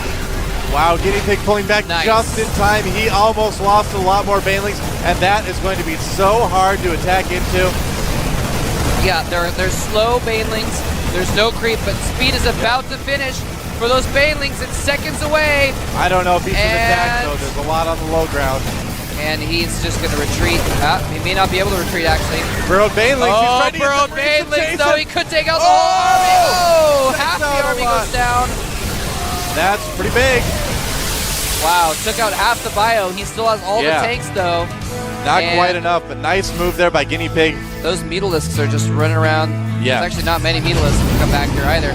Look at this. He's going to siege up on the low ground and ferry Marines up, use the tanks to protect the Marines, and then attack things in the main with the Marines. Yeah, there's going to be forces coming from behind for Guinea Pig, though, so this push may end up being killed. Oh, yeah. Lots of Zerglings. Mutas coming in as well. And not the best attack right now for Guinea Pig. Going to be barely enough to take out those tanks, but there are still a few Marines left over. And look at that, another drop in the natural right now for Slayer's Oh my gosh. Ganji. And there is nothing to defend. Medevac going down, but the Queen and the drones must fight. So much damage being done. He Taken takes out out. the Queen. He's taking out drones. And Ganji is not even done yet. He finally gets cleaned up, but another push, Wow, look a at that. huge push of tanks and Marines and Medevacs coming down the center of the map again. And I don't know if he has enough to stop this. He's lost his third. He has very few Zerglings anymore. Yeah, Ganji definitely has some momentum in this game right now. He is so far ahead in supply, almost 50 food ahead, and I don't think there's really a way that Guinea Pig can hold this off. It's going to be very hard. Nice marine Banelings split coming by in. Ganji too. Oh, a couple not more. the best splits on that second one. Those Banelings are going to be spawning in just a minute, but they are already in range of the siege tanks. Yeah, only 5 of those like 20 Banelings morphed, and that was really, really bad. And Ganji clinging to dear life. Yeah, Might siege lose a couple tanks overlords here. are not within range of the hatchery, but he can move those Marines in and take things out. And oh my gosh, everything's dying. Banelings coming in, not even doing anything. That is I about think it. that Ganji is going to take out our random player here. I think Guinea so. Pig GG. gets crushed, and Ganji. All right. He frolicked over from the Slayer's bench. But can he get the win? He is. Slayer's frozen. Slayer's frozen. If you have the garden, you always want to watch for when they say it might get down to freezing so you can cover your vegetables. Don't want any frostbite on the pumpkins. And up here, the top of the map, it is our MVP player. MVP King. Keen, of course, has proven himself to be quite impressive in both Code A and the Team League already, but can he get another win? Good to see. Masters of Victory play. That's right. Clearly an MVP fan. Earlier, I don't think we got a shot of it here, but there are actually 3 girls with M, V, and P pasted on their foreheads with post-it notes. Wow. So some more MVP supporters in here. Yeah. This place is packed, man. Yeah, This place honestly, is- it's only a few times have I've seen so many people in here. One was for the Team League Finals last year, or last season. Seems like a year ago. Last It's like year. so long. A little bit of pro brass going on from Slayer's Frozen. SCV number 2 says none of that. Yep. It's like, get out of here. Probe's like, give me your wallet. Now we do have Slayer's Frozen going for pretty standard build, and Keen is scouting the wrong direction. So even though Frozen got a really good scout in there pretty early, Keen's not going to find out what Frozen's doing for quite a while. Yep. Not going to be caught off guard by anything too sneaky though. Yeah, so both players opening very, very standard. It's a map where cheese is, I would say, cheese is fairly easily found on this map. The places where you would hide a lot of things are, not that out of the way. There's a lot of paths. Yeah, and it's really large. You're not guaranteed to scout your opponent very early true, either, too. so it's hard Yeah. to really target your cheese in the right place. Yep. There's Day 9 again. Is he doing that?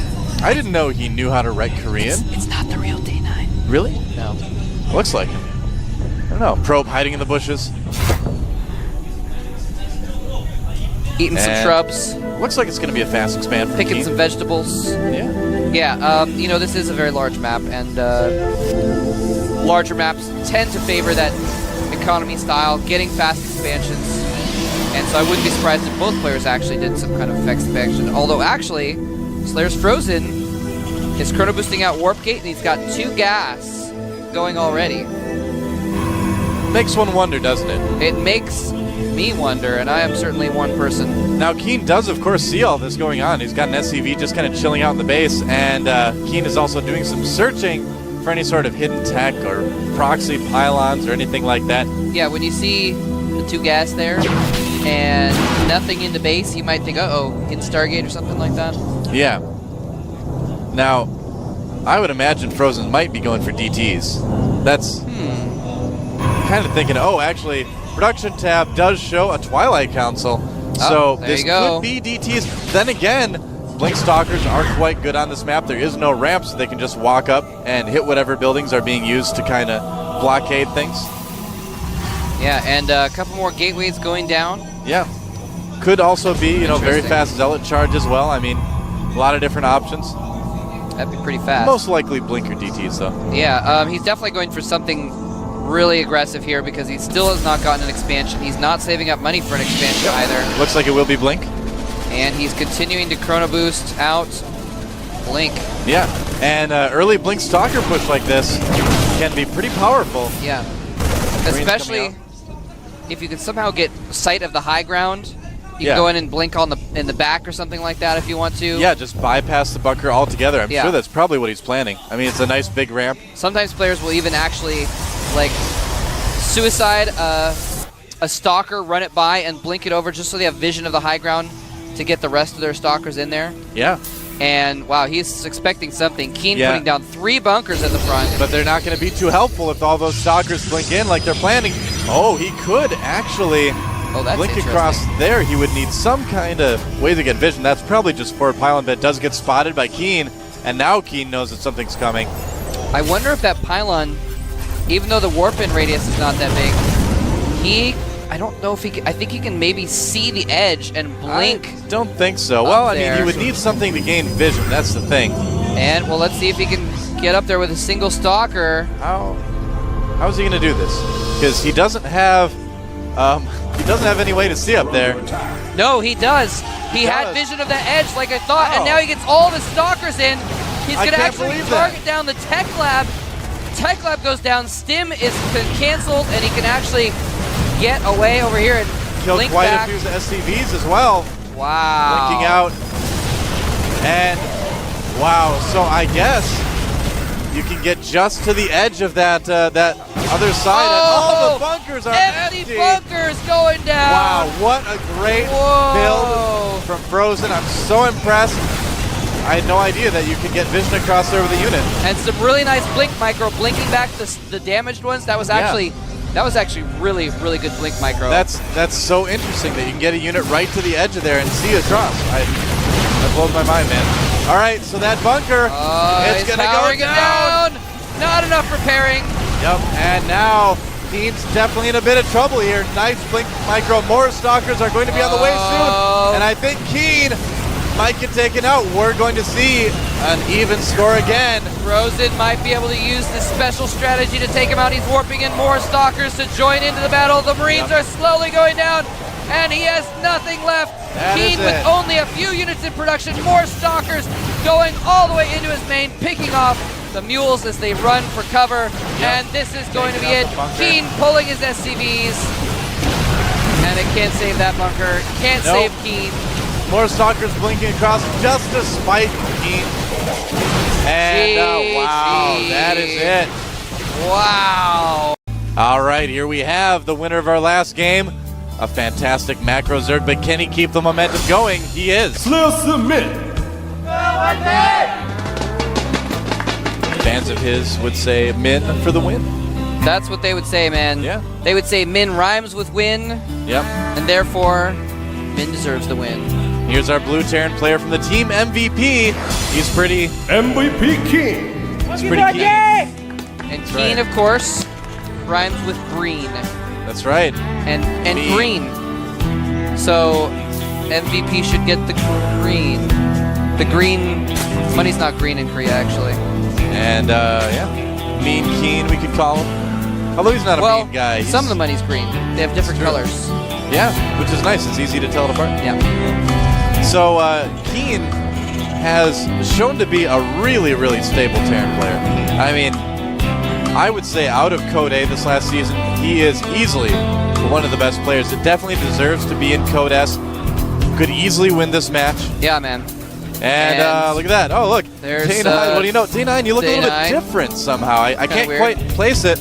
And there's his faithful pal Notepad. That's right. Who's a frequent guest on the daily. Yep. That's actually really funny. He's like one of the characters. Yep.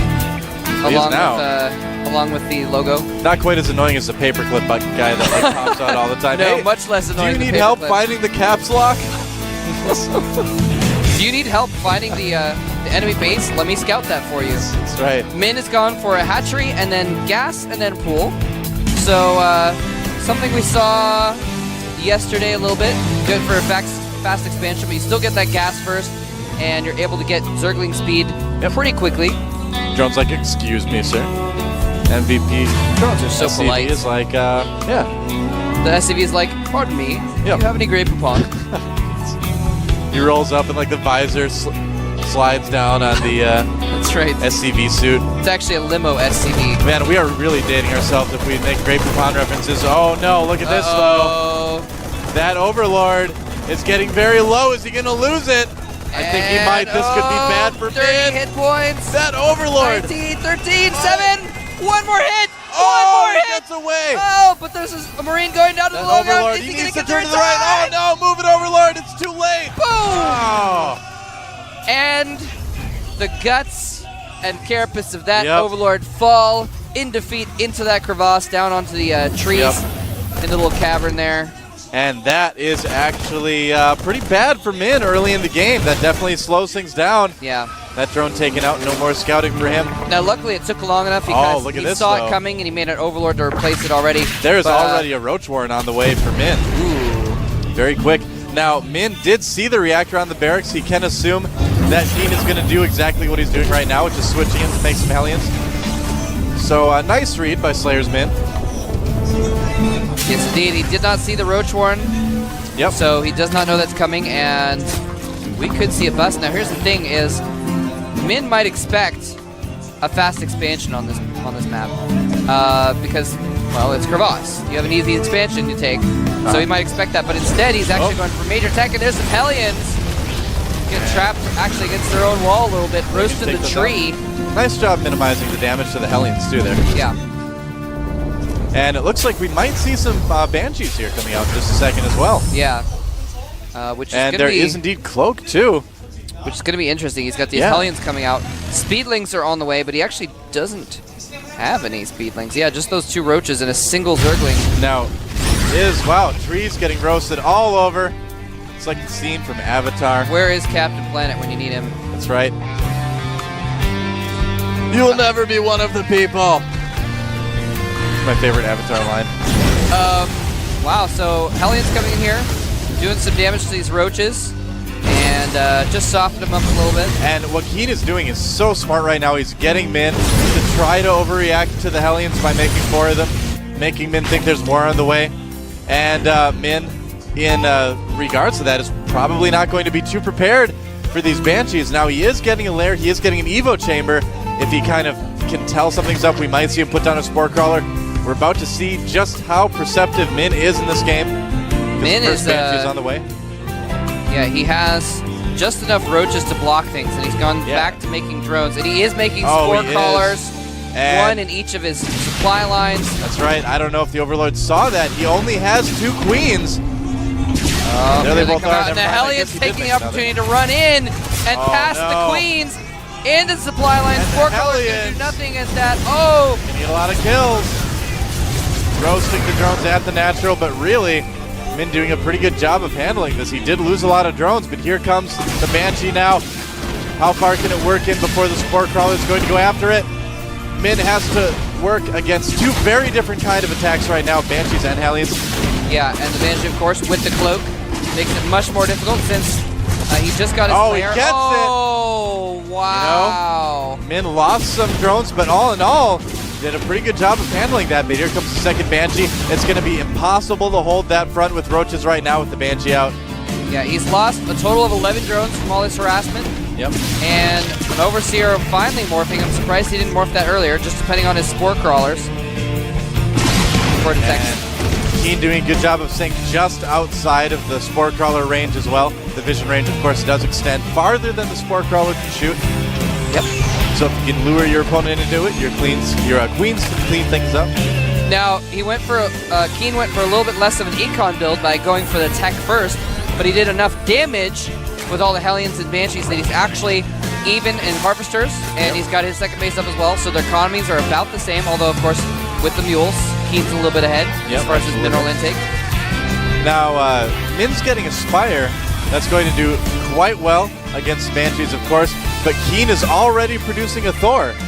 Ooh. So if Keen plays this right, those mutants may not be able to do a whole lot of damage. So far, Keen just doing a really, really good job of switching things up, keeping Min on his toes, making his opponent react to him instead of the other way around. Yeah, and that's the other great thing about doing Banshee Harass is you also end up scouting your enemy a lot. He's got 2 Banshees still floating around. They can, of course, come on the sides and try and pick off Queens or wayward drones. And Keen already getting +1 vehicle attacks too, so he's planning on going into the mech plate, looks like, in a big way.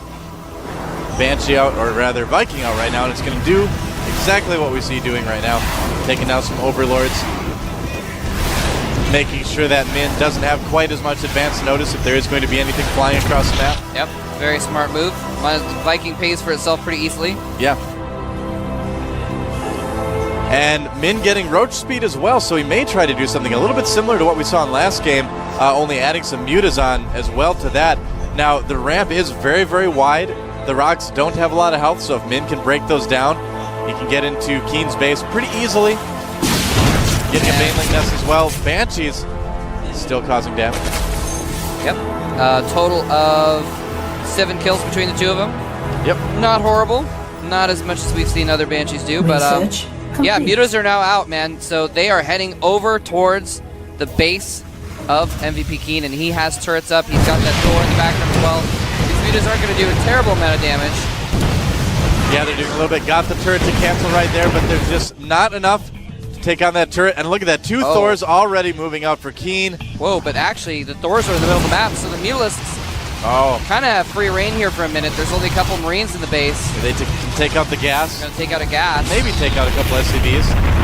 That is going to slow him down. Yep. But Keen going in for a push. And there are only a handful of roaches at the top of that ramp. Yeah, this could be pretty tough for Min to hold off. And all these Overlords might get caught out in the open too. Wow. Yeah, those Thors are going to need to soak up a lot of damage and kill those roaches off. Falls He's got back. Queens for transfuses and to go after the Banshees as well. It's going to be pretty difficult for Min to take, but I think he's got it. He's targeting Second down the Thors. going down the Thors right now. go down. It's just the Marines left. He transfuses one of the roaches, but the there's still a Banshee doing so much damage with the Queens gone. Yep. And it looks like he will clear up the Marines. So Keen's push will be thwarted, but the Banshee is going to get some more roach kills in, and Min pulling back there. Second Thor on the way. Yeah, another round of reinforcements going for an attack, though. Yeah, it's going to take a while for Min to reproduce those Queens, too. He is making more Mutalisks. And yeah, he doesn't have as much production because he only has 1 Queen right now. Yeah. That's going to cut down on the amount of larva Min has as well, of course. And Min not really able to expand. Thor's being dropped on the high ground as well, some Marines.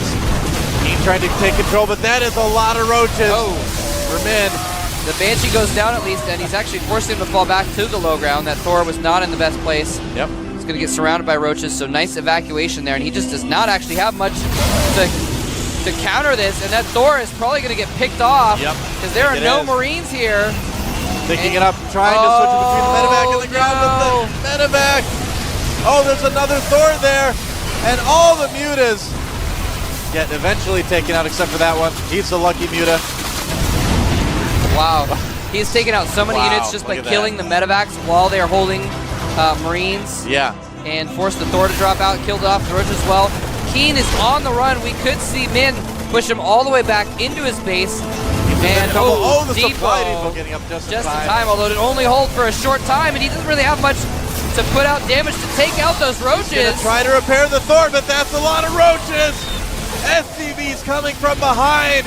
Does Keen have it what it takes to hold this? It's going to be so dangerous. He is only fighting with SCVs and a handful of Marauders. 1 Thor.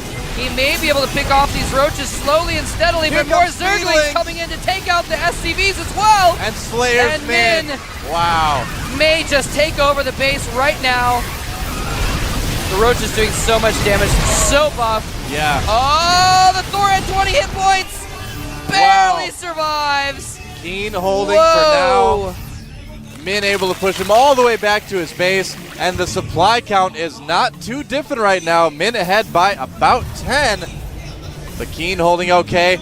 Harvesters definitely favoring Min though right now. Min's not done yet. Look at that. Banelings morphing. Zerglings rallied. He is going to bust down the wall. That's right. And go for the kill whilst Keen is still vulnerable.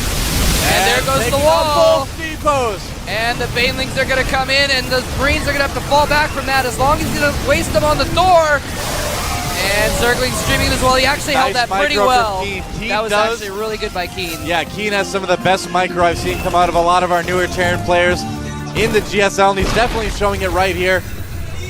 And Min just can't make things happen. That was actually really close. Yeah. And amazingly held by Keen. His front door was gone. He only had a handful of units, but he microed them well enough.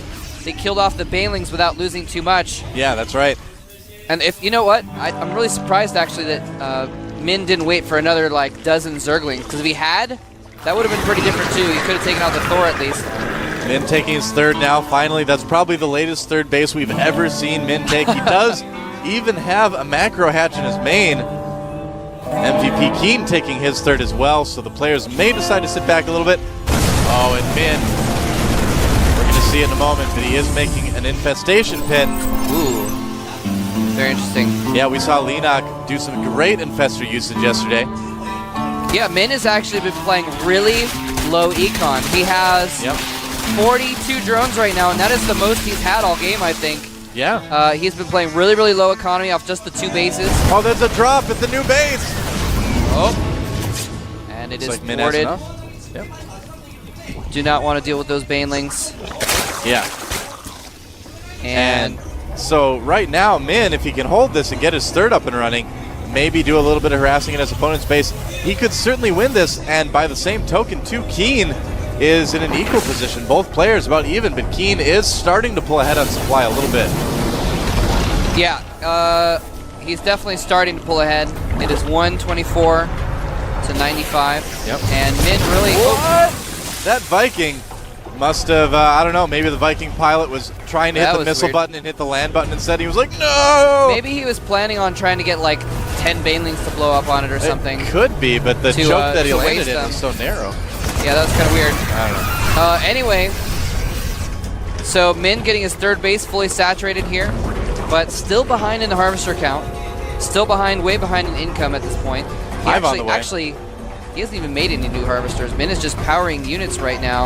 Yep. And getting his tech up. Yeah, Infester's coming out now. Well, his main is mined out, so he can just transfer those drones over to the third base. Yeah, that's what he did. So that's what he did. Okay. Doesn't really need as many, but you know he's gonna wish. Oh, I guess he isn't out of gas quite yet. Getting that Spire, and it's a bit of a drop.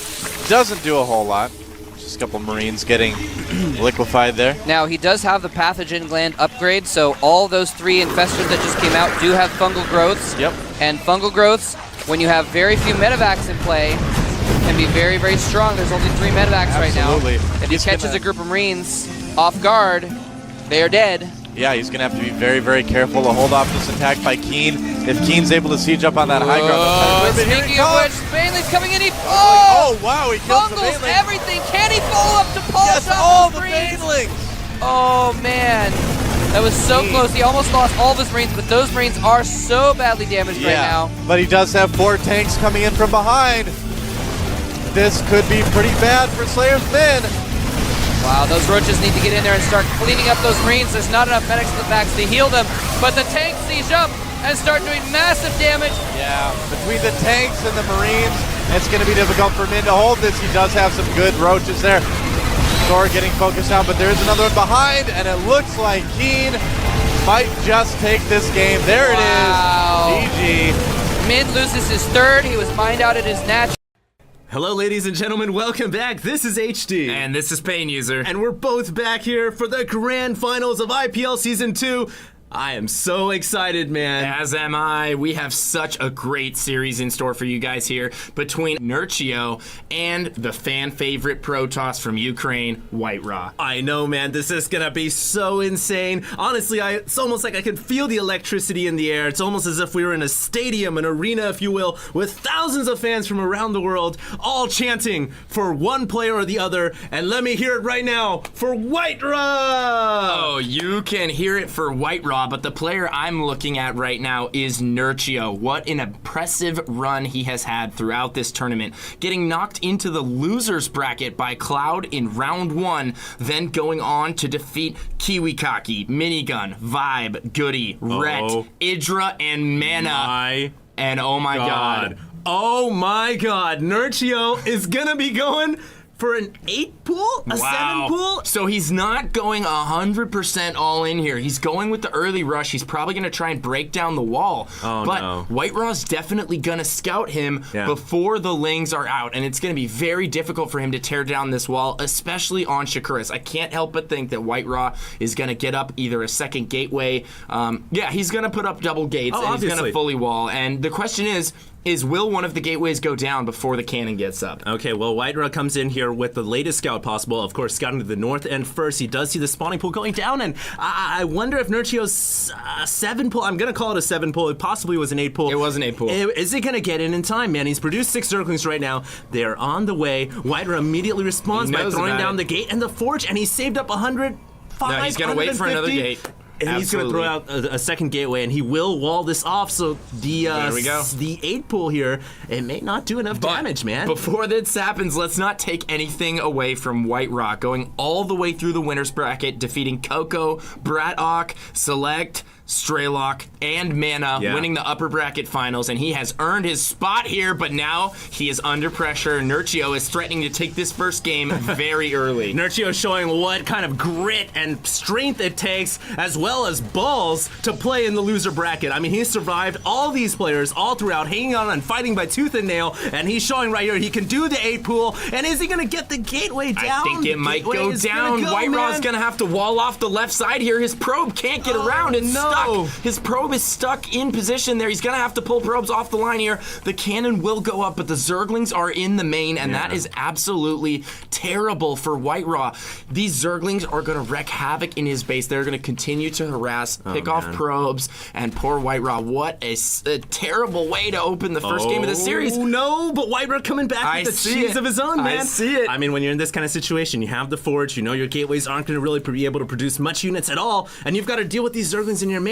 Go for the forge, the cannons on the natural of the Zerg player, and that's what he does, but will he be able to hold off these Zerglings that are inside his mineral line? Well, he's denying mining for so long here. It's going to be very difficult for White Raw to recover from this, but he does have that cannon going up behind the mineral line, and he already has a zealot out, so he's recovered. He's managed to stabilize here. Nurchio is up by 3 drones right now, 2 now, but he does not know about that cannon in the back of the mineral line, and if he can take out that hatchery, White Raw is going to be in an amazing position here.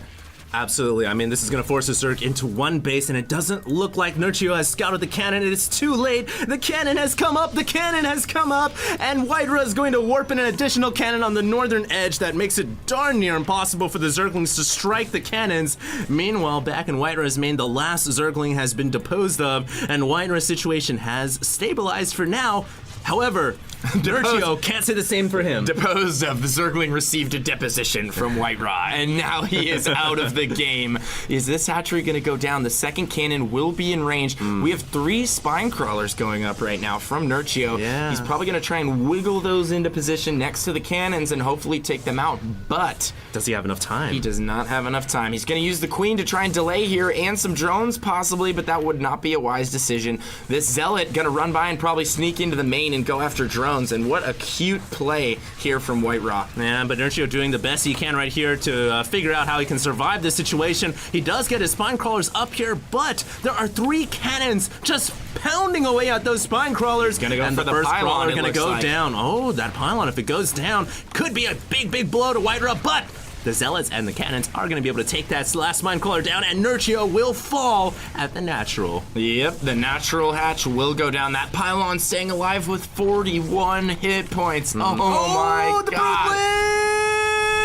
Brooklyn's! Oh! Hit points. 2 HP. You have got to be kidding me. That is such a sour way to not kill the pylon. It looks like he's going to send in the drones here. He's going to lose so many. The Lings might not even get to it. Oh my god. The pylon stays up. The shield regen, able to get it back up. And these Zealots are going to go to town on these drones here. And I think White Raw, the grandpa toss, going to take game 1 with some wise decision making. Yeah, showing how it's done in the old school, showing why he has not dropped a series at all throughout the IPL of Season 2. He's been beating players left and right. Nurchio now in a devastating situation, man. He doesn't have a hatchery up at his natural. If you look at the army tab as well, Pain User, he's down by over half of his supply. So White Raw's in a commanding position, and guess what, man? He's getting a Stargate. He already has that Stargate on the way. He's also gone up to 2 gate here, and I love this play from White Raw. You would see a lot of players go ahead and grab that Nexus and try and macro out of this, but it's not even necessary. He's just going to end the game here, and he can do such. There's really nothing Nurchio can do at this point to prevent White Raw from just stomping stomping in there with the Zealots and that eventual Void Ray that you know is going to be coming soon. And there we have it, the Void Ray and an additional 2 Zealots. And as soon as these come out, he's going to go in there for the coup de grace and take Nurchio out in game 1. I honestly feel like even though this is the grand finals and maybe the safe comes up. GG! Guys, we are back. This is Pain User. And this is HD. And we got game 2 for everybody. Wow, what a crazy first game. I know, man. We were in the middle of doing our nice little introduction. We're talking about what players have beat who, doing the announcement and everything. And boom! You can't talk, HD. Shut up, Pain User. Because I'm going to 8-pull. And then Nurchio, unfortunately, he tried really hard, but you know, on that map, it's so easy for Protoss to wall it off. It was a ballsy move, though. It was really ballsy. Indeed. Nurchio going to be spawning as our red Zerg over at the 9 o'clock position. His opponent in blue, we have White Raw, our Protoss player over at the 6 o'clock. That's right, man. It's going to be another ZVP here, and it's going to be on Shattered Temple now. I can't help but feel that White Raw is feeling very confident after that win. Nurchio may be a little bit concerned that his cheese didn't really do all that well, and to be honest, there's no one to blame but himself for that. When throwing down the hatchery, you always need a unit here to spot the area around the hatch. So it's a little bit unfortunate that he didn't see it, and kudos to White Raw for doing such a crazy and very highly experienced veteran move, which is when dealing with the cheese to build a cannon behind the hatchery. The gateway. Yeah. Yeah, and the cannon behind the hatchery. Yeah, that was that's what I was talking as well. about. Yeah. That was sneaky. I don't think that Nurchio was expecting that at all. He was going to try and macro out of the cheese, take that early advantage, and then just run with it. But White Raw didn't want to have anything to do with that. And I love the fact that he didn't drop his Nexus. He followed it up with a Stargate. And then as soon as Nurchio scouted that, he left the game. Yeah, the greedy cat will get killed. I don't know where that saying came from, but honestly, when you're ahead, you don't want to necessarily always grab that Nexus, especially if you know the Zerg's on one base, he's not getting another hatchery. Most likely, he's going to all-in you. Well, if Nurchio's in the all-inning type mood, this is a really good map to do it on, and we already see White Raw going for the very quick expansion here. Pylon and Forge below the ramp. He's even going to drop the Nexus before the first cannon. This might be a little risky. Is it going to get blocked? No, the Nexus does not get blocked. Nurchio, though, has now scouted him. He knows what's going on. Is he going to be able to inflict some damage here? We see 4 Zerglings on the way right now. He's getting gas for speed. The first cannon on the way now for White Raw. How is he going to wall this off if Nurchio's in the all-inning mood? This is a great map to do it on. Like I said earlier, he could do some sort of a 2-base timing push here with Speedlings and Roaches and inflict quite a bit of damage. Or perhaps even Banelings. Never forget that Banelings are somewhat good as well against the Protoss wall. But Nurchio, for now, he's going to get his hatchery. Doesn't necessarily mean that he isn't going to all-in the Protoss player. There have been many different discussions on the ways that Zerg can do an eco attack, such as a Roachling all-in, Baneling bust, all those kinds of things. Looks like the Zerglings will get in, Pain User, and they will be able to possibly make their way up the ramp and harass the Protoss mineral line once again. Well, White Raw has probes in position to deflect this, and what great moves from both players here. I mean, just so aware of what the other player is trying to do, and White Raw blocking that ramp perfectly. Gonna kill one of those Zerglings. No, great micro from Nurchio, and he's gonna try and sneak in up the ramp here. Oh, he gets two of the Zerglings will make it in, but that's not enough to make up for the fact that he went pool first and invested in these 4 Lings. The Lings will stay around for quite a bit, however, and they will get some vital scouting information in White Raw's base. Now, Nurchio getting his natural expansion up here, he has produced some additional Zerglings, and I really wonder what he is trying to accomplish here with the Lings. He's just going for map control, it looks like, going to grab the Xel'Naga and try and deny any scouting probes from getting into his main.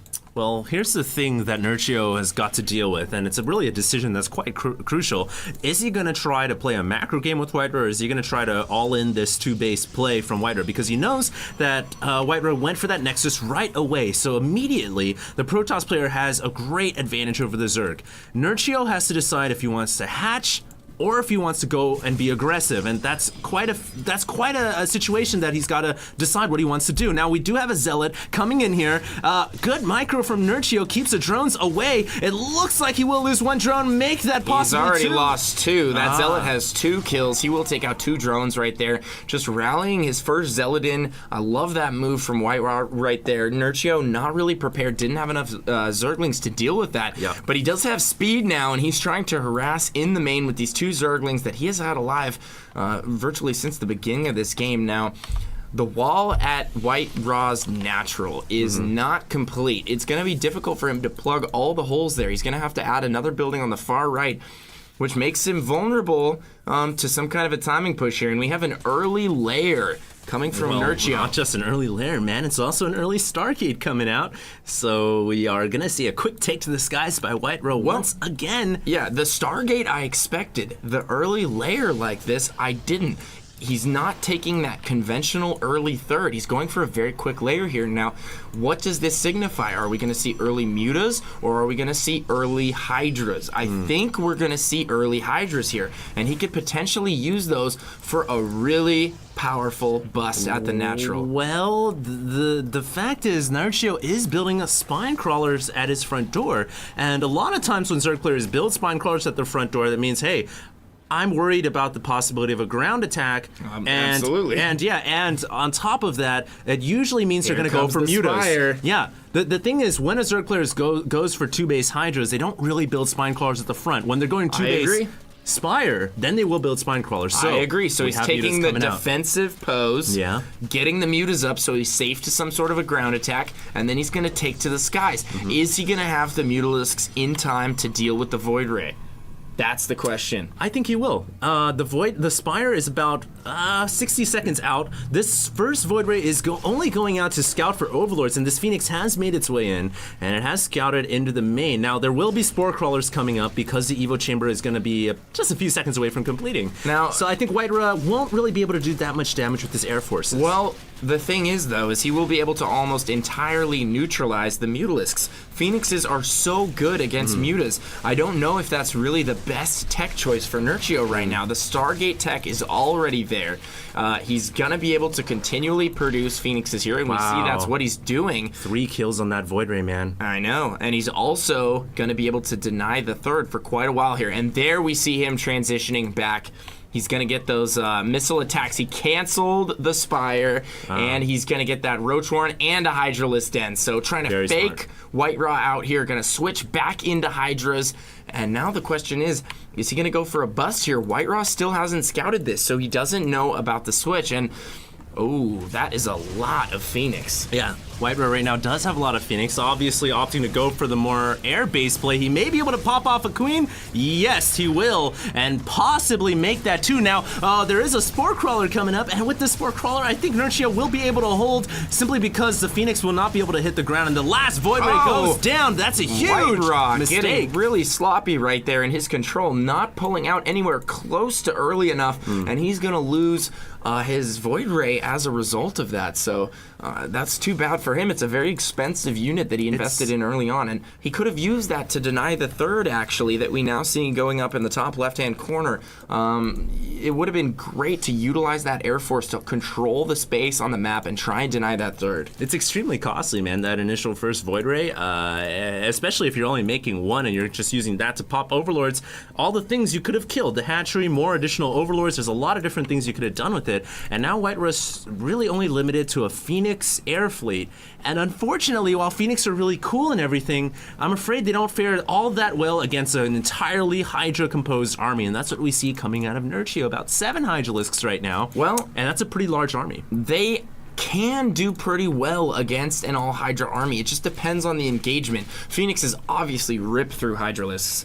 They get that bonus damage and they just cut through them like a hot knife through butter. But once Hydras reach that critical mass, they can start to take down the Phoenixes. Now, we've seen a lot of players go with this charge lot style to support the Phoenixes. The charge lots are pretty good against Hydras. Oh, absolutely. And the charge lots engage on the ground, combined with sentries, that Guardian Shield, and then you use the Phoenixes to just swoop in and pick up as many Hydras as possible during the battle. It really just comes down to the engagement and who gets the better jump on the opponent and how many units he's actually able to lift. And we see these Hydras coming in and picking off one of the Phoenixes. That's pretty huge. Well, that Phoenix had a lot of energy right there. That's going to limit the amount of graviton beam that White is going to be able to launch out. Now, Nurchio, do note his macro here at 78 drones, man. Only 13 minutes into this game, he's got a very large economy, but we are going to have a big battle here. The Phoenix going down once again. White with the uncharacteristic blunder right there. He needs to save his Phoenix for the graviton beam, and we have a really big battle right here. The drones are coming off the line. Has so many units, though. I think he has more than enough to crush through what Nurchio has right now. Nurchio gravely underestimating the size of White Raw's force, and he is just gonna plow his way through the third right now.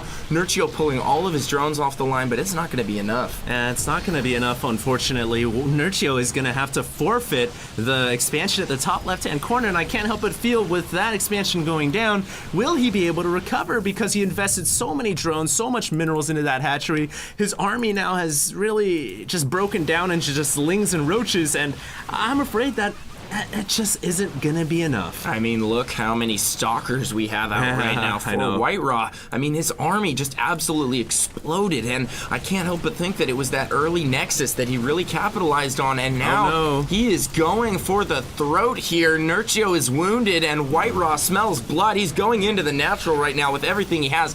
Can Nurchio hold? I don't think so. I don't know, man. This is the grand finals. Nurchio is fighting valiantly, but like you said, White Red going for the jugular. We have a fungal growth going down from Nurchio's Infestor. Not bad at all, but those shields will regenerate over time, and there just isn't enough fungal to continually lock down those stalkers and whittle them down to a death. So White Red is going to take a victory right here in Game 2 as well.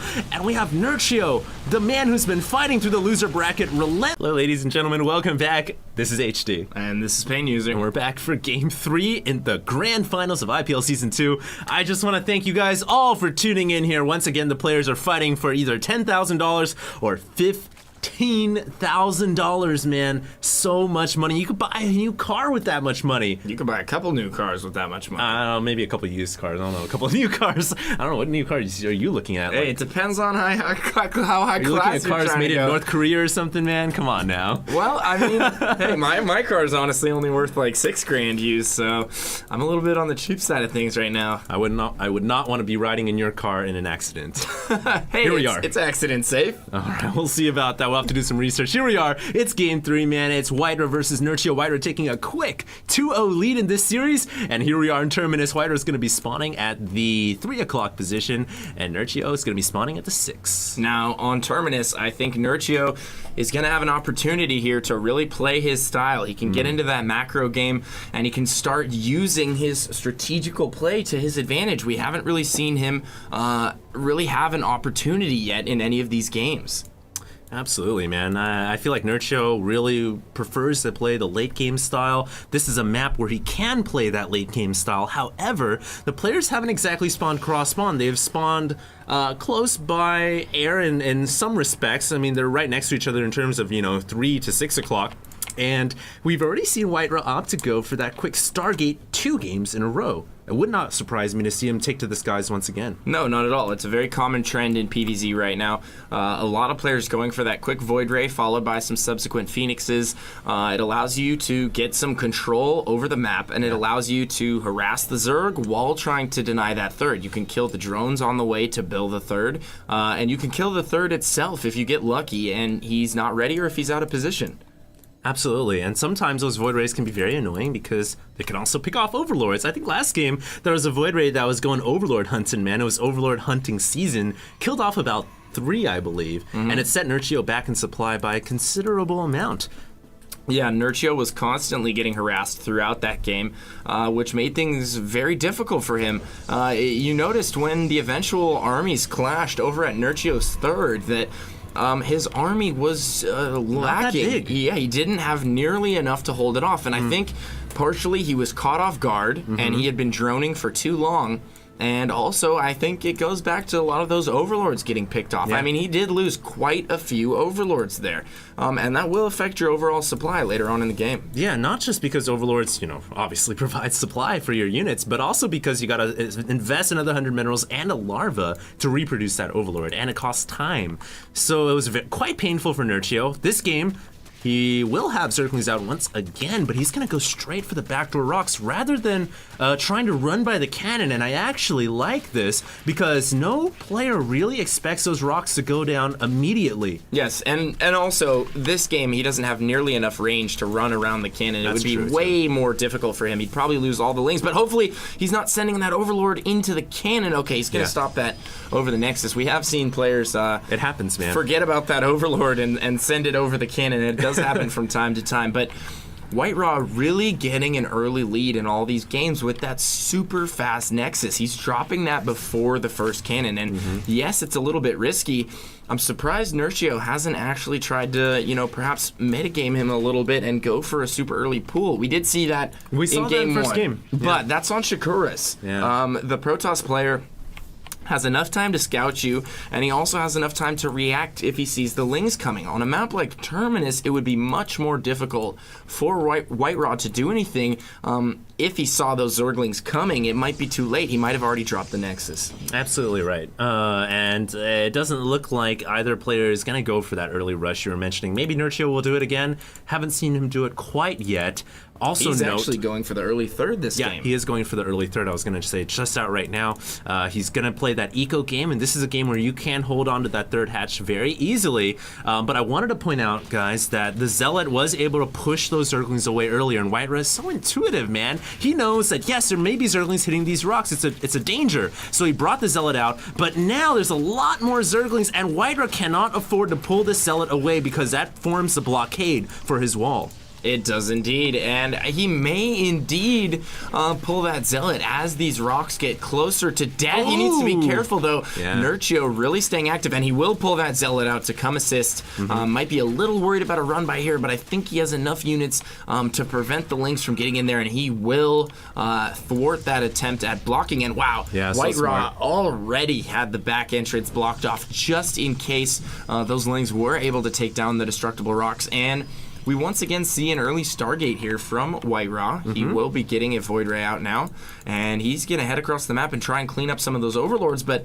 this game, Nurchio's done a much better job spreading his Overlords around, so it's going to be difficult for White Raw to really to find all those Overlords. I only see about 2 that are in the immediate vicinity of Nurchio's base. It may be possible here that White Raw isn't going to reveal the Void Ray quite yet. We can see it's just parked right now on the cliff overhanging over outer space, but he's maybe waiting for a couple more Phoenix, and here we go. He's going to move in with 1 Void Ray, 1 Phoenix. This is enough to kill off a Queen, and that may be what he's looking to do. He's going to wait for the Void Ray to come in, look for the Graviton Beam, and the Void Ray begins doing its work, but 2 Queens are coming. We have 3 Queens in position. I don't know if he wants to stay here and continue to fight this Queen. God, he's going to lose that Void Ray. They are on creep, and they will get that last shot off. Yeah. And that's a 4th Queen joining the mix. So Nurchio having none of the air harass this game.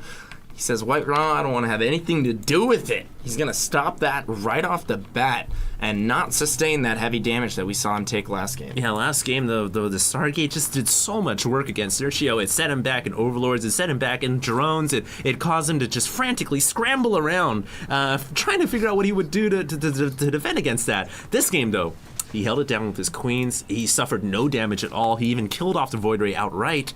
And I have to say, for the first time in this series, it looks like Nurchio has an advantage to start things off. He has 93 supply over 68 right now. Yeah, but White Raw ahead in probes right now, 49 to 48. And that just shows how great his macro has been throughout this series. He's really staying on par with the Zerg player and gets another Phoenix right there. He's done so such a great job throughout this series picking off Phoenix, but still, White Raw finds a way to do damage with those Phoenix and the Void Ray. But he can't lose too many more of those. Phoenix are very expensive units, and now we see Nurchio moving out with a pretty big squad of roaches here. Speed is actually about to finish. Is he going to go on the offensive at the third here? He's probably going to head back and try and finish off those rocks, and White Raw has not very many units to hold this off. He only has 2 Stalkers and 2 Sentries, but he does have an Immortal on the way. Is that going to be enough? Well, he only has 2 warp gates as well, so this really slows down the amount of units he can reproduce. He does have 4 sentries, and that may be enough to hold off in terms of force fields for a while, but the Zergling's able to find just a little nook to come in, the force and fields. he is going to lose the cannons at the back door. White Raw in a lot of trouble. Oh, no. He has to warp in more units, but I don't know if he's got enough, Pain User. He has been caught off guard here. It looks like the third will go down immediately, and now Nurchio taking a huge lead in this game. We do have a Void Ray out for White Raw. That will be able to eventually kill all of these units, but how much damage is going to be done before he can get rid of them all? That Immortal doing a great job picking off roaches right now. He's just going to town. This Immortal right here is Scarface on the top of the stairs. He's like, you want some of me?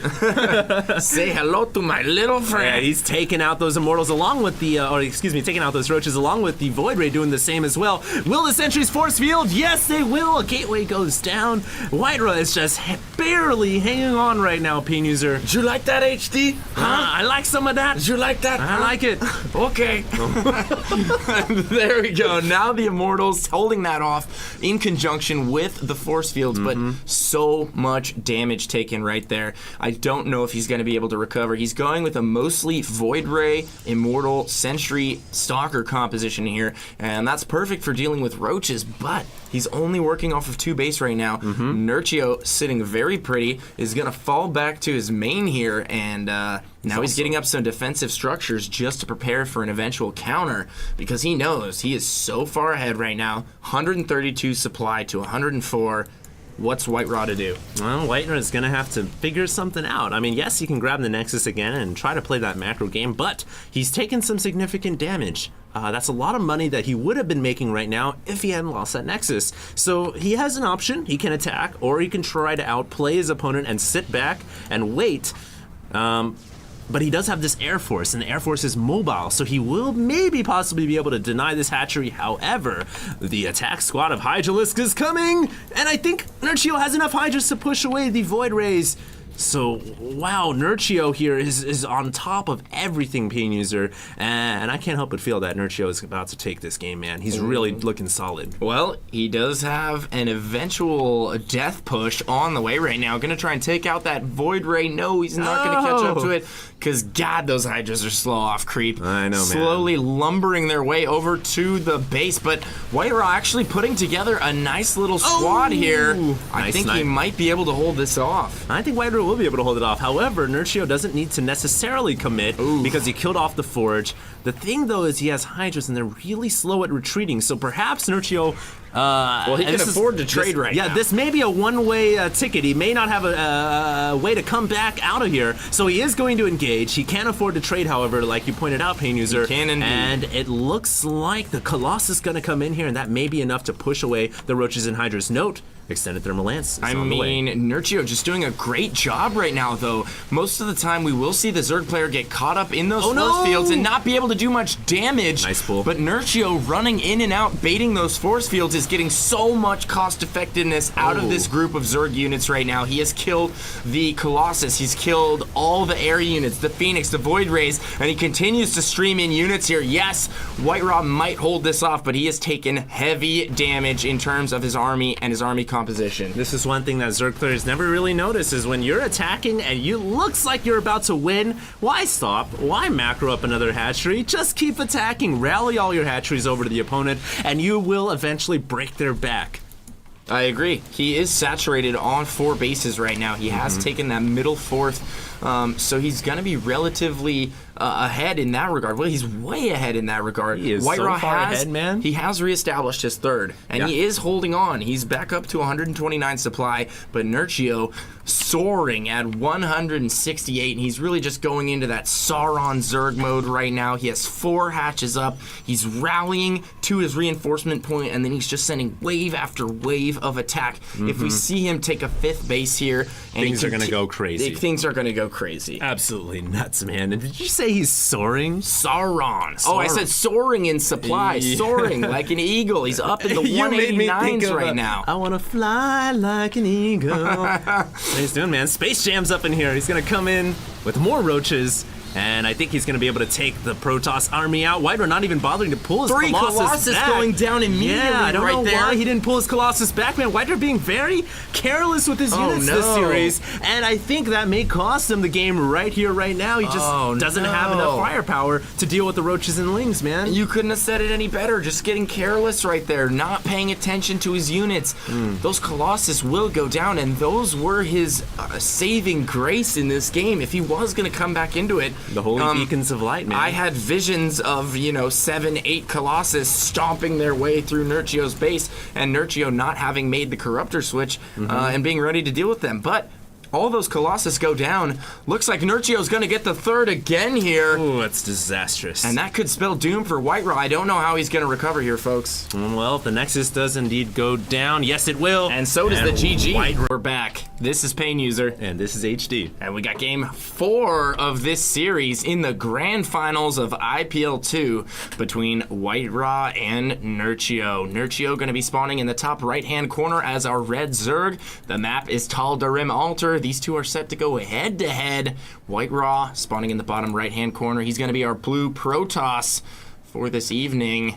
And wow, these past games have been intense. Nurchio taking that last game in a pretty intense display of macro where he just started pouring on the hurt with an attack and just didn't let up. He just kept going. I know, man. He never let it off. You even called it the Sauron Zerg, and then I started singing about Michael Jordan and Space Jam. I don't know how those two things are related, but sometimes the HD-isms come out, as you like to call it. I love the HD-isms, man. I'm gonna write a list one of these days and compile all of them. Oh yeah, actually, we're gonna do some Taylorisms then. There are Taylorisms. Oh, there are many Taylorisms. You just gotta catch me, man. You gotta catch me at the right time. I just don't want to put you on the spot, my friend. Oh, I would never do that to you, HD. I love you too much. I love you even more, man. Is he gonna go for hatch first? I don't know. I don't think you can hatch first against Protoss. However, it is Tal'Darim Altar. You can if the Protoss scouts the wrong way first, and it looks like White Raw did. Ooh, but White Raw going down. is sending out that second probe that we see a lot of players doing this day and age, and he actually sent it around the drone to the left of the Xel'Naga, and what a brilliant move from White Raw there. He might be able to sneak this drone into the natural here, and he could potentially get a wall up, preventing Nurchio from getting out and drop a cannon behind, which will delay that natural expansion by quite a bit. Whether or not he goes for that is entirely up to him. It's really hard to do considering Nurchio's already got the pool up, and the Zerglings will probably be coming out along with the Queen in a couple moments. White Raw he could throw up some pylons and maybe even throw up some gateways here if he wanted to do the ultimate cheese. Doesn't look like he will, however. Nurchio flipping the script a little bit, gonna try to block the Nexus with his very own drone, and White Raw, on the meantime, just doing a little bit of scouting, and he's been a gangster, has stolen 5 minerals from the natural of Nurchio. Every little bit counts, especially at this level. It's just extra annoying. Oh, that probe getting down to 3 hit points. Is he gonna bring the other probe over? No, he's gonna get that Nexus down, not too worried about it.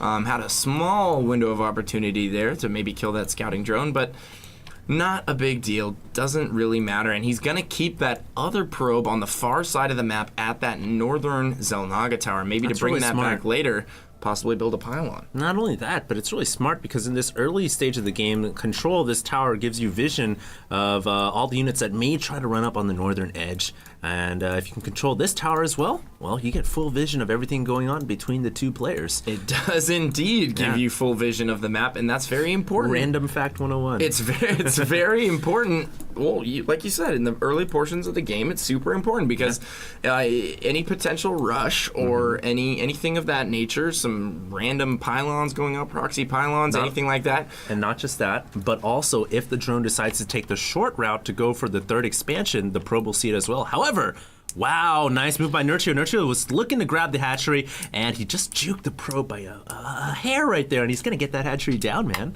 Yeah, he's saving up right now for enough to eventually get that down, and taking a very, very quick third. I'm surprised he's actually not working those rocks down and going for the safe expansion. It's just a little bit risky to take that far expansion. You never know. White Raw might send out a probe, and wow, look at that brilliant move from White Raw right there. The probe getting chased back as he sends out another one over to the fort. No!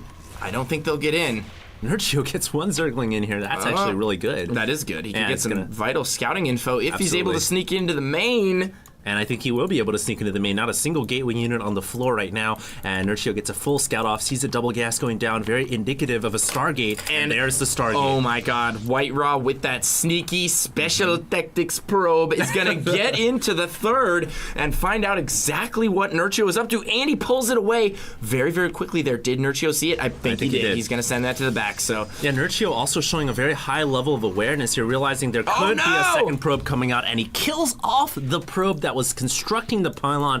White Raw's special tactics. Is he going to let it is he just going to let it build here? Possibly. There is no there we go. He doesn't have enough warp gates to support any kind of a push like that. Nurchio's gonna lose the Overlord here, Pain User. He really could have just scooted on over to this ledge. A lot of pro players have been using that position, and unfortunately he's not. Yeah, well, he will lose that initial Overlord, but he gets a scout on the Stargate. He did see the Stargate, although the Stargate is very close to the front. He probably could have spotted that with a Ling at the front door or something along those lines.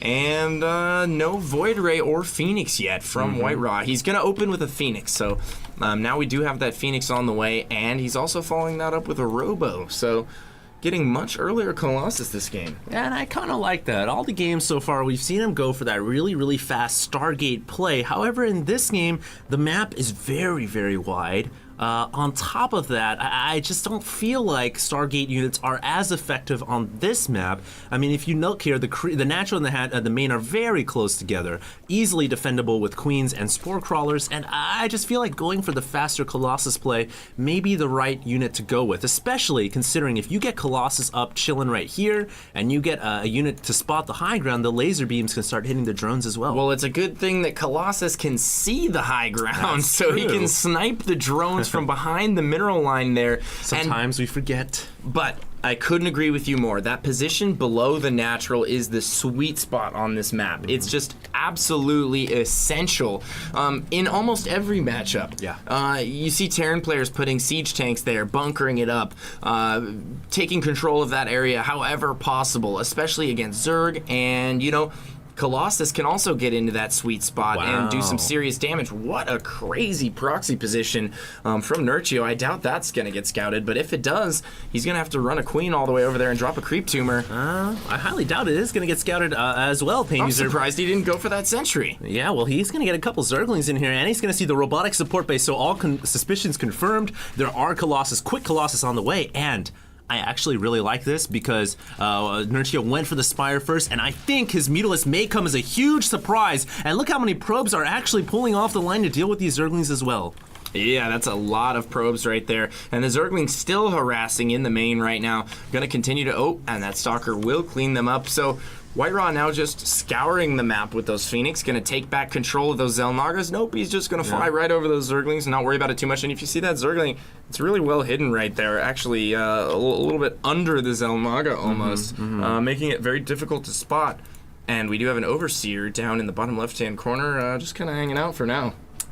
And the Spire has now finished. However, not a single Mutalisk in production, nor a Corruptor. There is +1 weapons on the way, and I was really curious if Nurchio was going to try to go for some kind of a 3-base Muta attack, and he will. He's making 7 Mutalisks right now, Opinions, and I really like this. This is going to give him the possibility to surprise Whitera, because, you know, Mutalisks are very unexpected, especially considering Whitera's gone Phoenix. However, when you look at the flip side of things, Phoenix are so good against Mutas. I can't help but feel that this may be a bit of a build order blunder. Yeah, they're phenomenal against Mutas, but he is sacrificing several of those Phoenix right now just to get a few drone kills. I don't know if that was worth it at all. Yeah.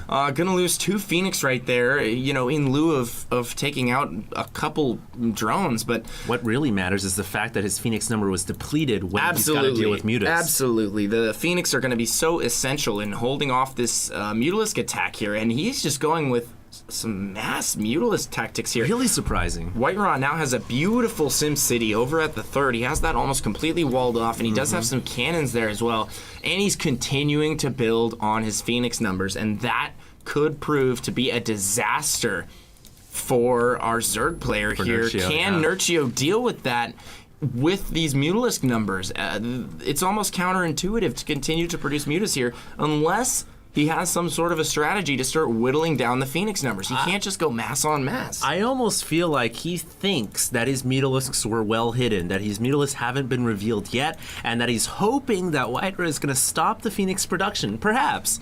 But unfortunately for him, that's not the case. There's still additional Phoenix building. There's +1 air weapons on the way. These Mutalisks could be flying into a death trap, man. That's 6 Phoenix ready and loaded to go, and they are going to be able to push these Mutas away so easily. And I think Nurchio may have to start to invest into either infestors or into corruptors. Yeah, Whitera just building up those high-tech units right now, going with that Phoenix Colossus unit composition that we've seen used to such great effect. And we do have +1 weapons on the way. Oh, 2 Phoenix going down right there. Whitera making a little bit of a miscontrol. He's going to lose 2 of those. And now Nurchio feels like he might have an opportunity to move in here. Is he going to continue to pick off these Phoenix? But just taking so much damage on those Mutalisks every time he goes in.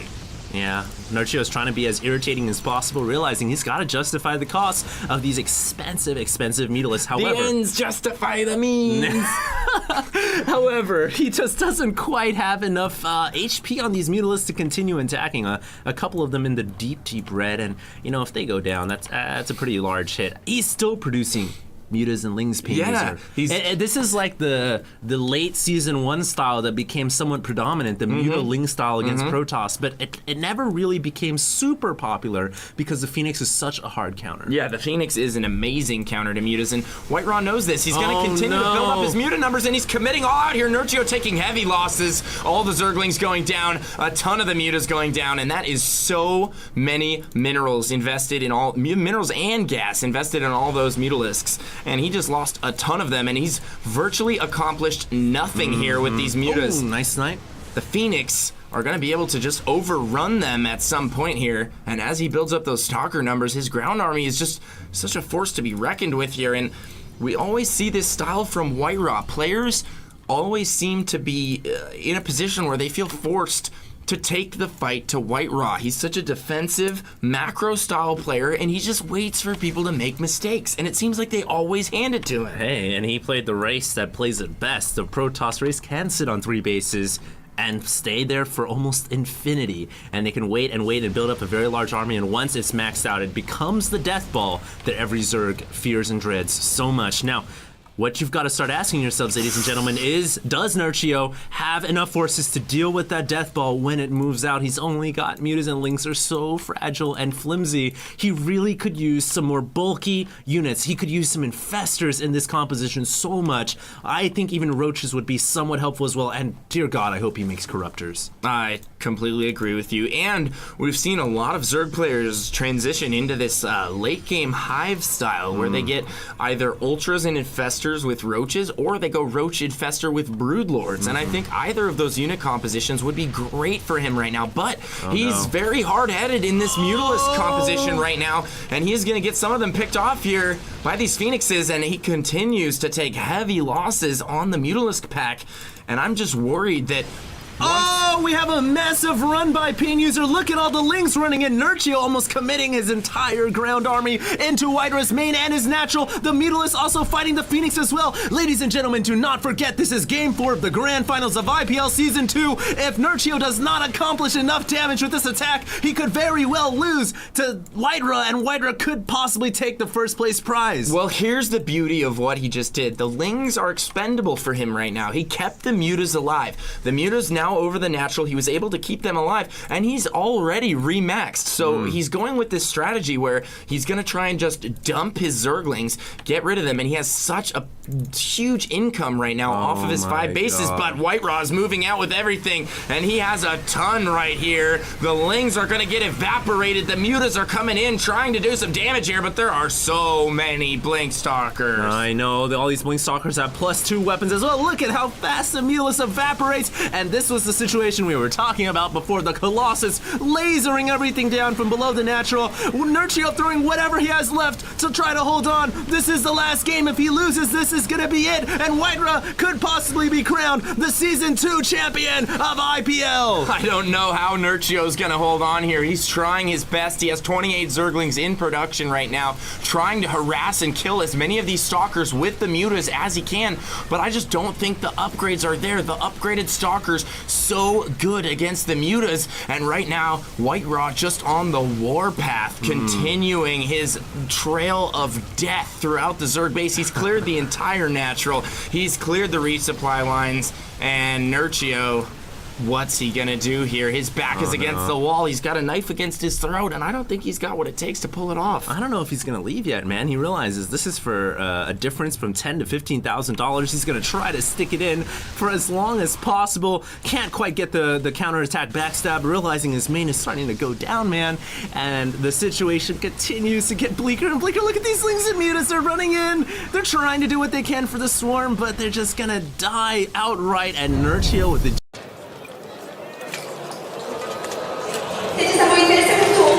And it started up here at the upper left. We have the one, the only. And that, of Fruit course, dealer. is Fruit Dealer. Audience going crazy right now. Down Rightfully here so. at the bottom right, formerly known as Into the Rainbow, he has changed his ID. He is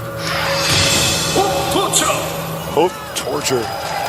And I have to say, I'm a little bit excited because these are the best spots that Fruit Dealer could possibly hope for. He's as far away as you can get, and that's actually a pretty good distance away.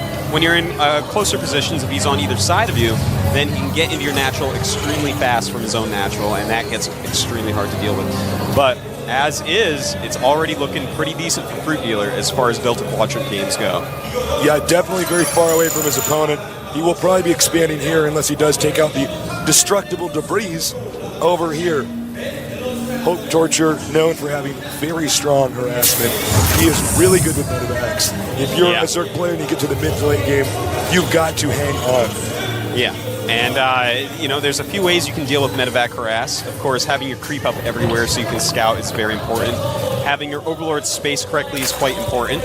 And getting a lot of Mutalisks or Infestors is going to be the best way to deal with that really mobile threat. Now, we've seen Fruit Dealer likes both of those. He likes to open Mutas and go into Infestors, which is fine, but there's going to be a timing in between large Muta numbers and Infestors having that presence that if Hope Torture takes advantage of that, it's going to be very good for our Terran player.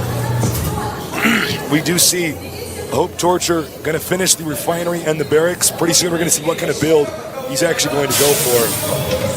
That's right. And our Zerg player, Fruit Dealer, he's going to go ahead and probably get speed first. Yeah, but I think so. Sometimes he does open Roach first, and that can be a pretty interesting opening on this map. You know, if it's close positions, he can get right over there and harass the depots at the wall, or if there's no depots at the wall, and sometimes just walk up the ramp.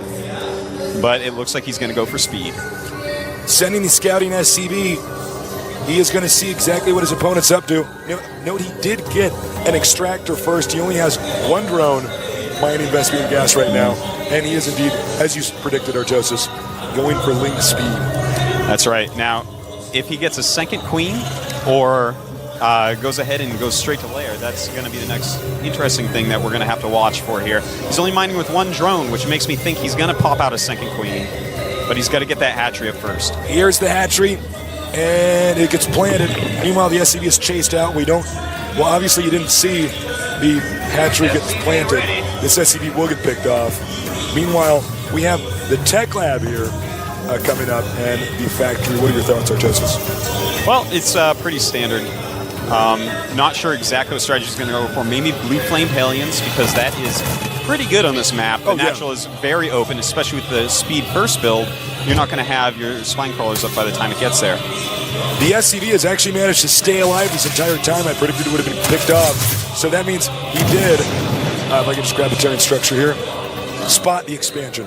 That's right. Now, a second queen is being made here by Fruit Dealer. He's going to want to use the extra energy to lay down a creep tumor pretty quickly here. He's got to get his creep up. That is actually the most important thing in Zerg vs. Terran nowadays, is having good creep coverage. That is what ZVT has evolved into at this point. Well, when you got a lot of creep everywhere, your units move so much quicker. You're going to get surround your opponent a little bit faster. Hellion actually pops out. I didn't expect him to actually sneak out of there. He's got to be careful, though. Yeah, it's already in the orange. Drawing the Zerglings over to his Marine. Meanwhile, we have the second command center on the way. So this Hellion basically is going to clear all the ground out here and allow him to get an expansion up. This is very interesting, too. He's getting siege tanks with siege mode right now. Now, this is going to allow him to do what we saw him do against Czech Prime, which is just go 3 base, huge timing push, and that is so deadly on this map. The Hellion has managed to get inside the base, but the creep tumor was up. These Lynx going to get over there a little bit quicker. Takes out the Hellion. And the crowd going wild at losing that first Hellion, man. It is just electric in here. We have a siege tank on the way now, and he is going to be upgrading siege mode to keep this expansion safe. We do see a lot of players get the orbital command before lifting, dropping that first mule here, but he will have that expansion up very soon. Now, Fruit Dealer has got his lair already, but not doing anything with it quite yet. There we go. Starting a Spire, as you see on the production tab. Right up here, Spire on the way. This could be pretty strong against Hope Torture's expansion build, because there's a lot of area that he's going to have to defend. His buildings, as you can see, pretty spread out. Meanwhile, he's getting a second factory, so we're going to see some more mech-oriented play. But he does have the armory up. Oh, take a look at that. Definitely going to have some Thors out here pretty quickly, just getting the initial siege tank or 2 to set up. They're going to, of course, help clear the rocks first at the expansion, but then they're going to be set up, and he's not going to be very attackable, especially if he has a couple Thors out. With a couple Thors, you can cover both mineral lines quite easily against Mutalisk Harass. Looks like he's actually going to expand to the bag location. He gets this up a little bit later, but honestly, it's going to be a lot safer, at least if he gets attacked by ground. You know, this is pretty interesting. Look at this, attacking those Zerglings, make them back up. Nice positioning by Fruit Dealer to watch everything going on and seeing what units are popping out. But, you know, this is actually very similar, in fact, almost exactly the same as what he did to Czech Prime, which shows us, you know, he did the same build every game in the TVTs that we saw a couple of days ago against OGS and Snare. Now he's doing the same build we saw him do TVZ here. So he definitely likes to keep with the strategies he knows and likes. Yeah, that's very true. He's going to be turtling for at least a little while here. Now, it's funny when you look at these two guys, totally different styles. Fruit Dealer doing different stuff every game. And yeah, Hope Torture really kind of sticking with one build. This is the build I want, and I'm going to use this and practice it most and try to win with efficiency. Now we see Evolution Chamber and the Infestation Tick going up for Fruit Dealer while he takes that third base at another main. Pretty interesting. Not making a ton of mutas, but he's going to be able to probe at least a little bit with the mutas he has, despite the Thors being there. You know, if he techs straight up to Hive, that could be a pretty good move for Ultralisks. Yeah, that could be a very strong move for Ultras, actually. And one thing about Fruit Dealer is it does seem like he wants to just stall in the mid-games. Yeah. He wants to stall out until he can get enough gas and get those Ultralisks out. 3 mutas out here. This shouldn't be too impactful, but we'll see. Yeah, look at the Thor just making them fly right away. But, yeah, well-placed Thors. No damage done by those mutas. And it looks like he's making the Roach Den and a Baneling Nest. So he's going to go ahead and go Infestor Tech right now. That's his plan. And it's going to be interesting to see if he can control them a little bit better than Check Prime did in the match. You know, he had a lot of Infestors too, a very similar opening by him as well. Got another expansion over here. Note the locations he's expanding it over here and up here. That means if Terran pushes one, the other expansion will at least survive. Yeah. So he's spreading himself out.